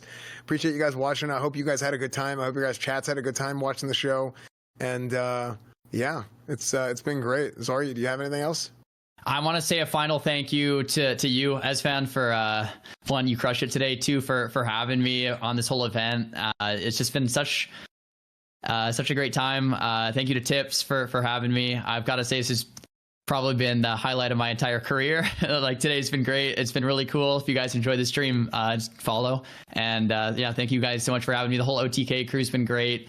Pecky's in the background's been great. And all the staff, the admins, the volunteers, and the players 100%. And the viewers. So thank you guys for having me. 100%, dude. Yeah, thanks for coming, man. You absolutely killed it. I mean, I keep telling you this, but you absolutely killed it as play-by-play guy. That's not my strength. Play-by-play is not my strength. I can watch something and I can decipher it, but you got the comms, dude. You got the rank 1 comms, man. You're so good at it. So I'm really appreciative of you coming on and being our play-by-play guy, dude. Thanks for having me. Yeah. Well, great. I think do we have anything else? I think that's it for the tournament. I mean, I was just kind of like I said, I kind of feel like a weight's lifted off my chest. I'll stick around. I'll hang out for a little bit tonight. This went a little bit longer than I expected. I do got to get ready to go to BlizzCon, so I'm not gonna be around for too much longer. But yeah, we gotta do some BlizzCon prep. I gotta get my stuff situated for it. But I hope everybody enjoyed the stream. I hope everybody enjoyed the show. That is it for the show. So if you guys want to stick around and hang out, you're more than welcome to. If not, we'll catch you guys next time. So thank you guys so much for watching the OTK Starforge Hardcore Mak'Gora tournament. Huge shout out to everybody involved. We'll see you guys next time.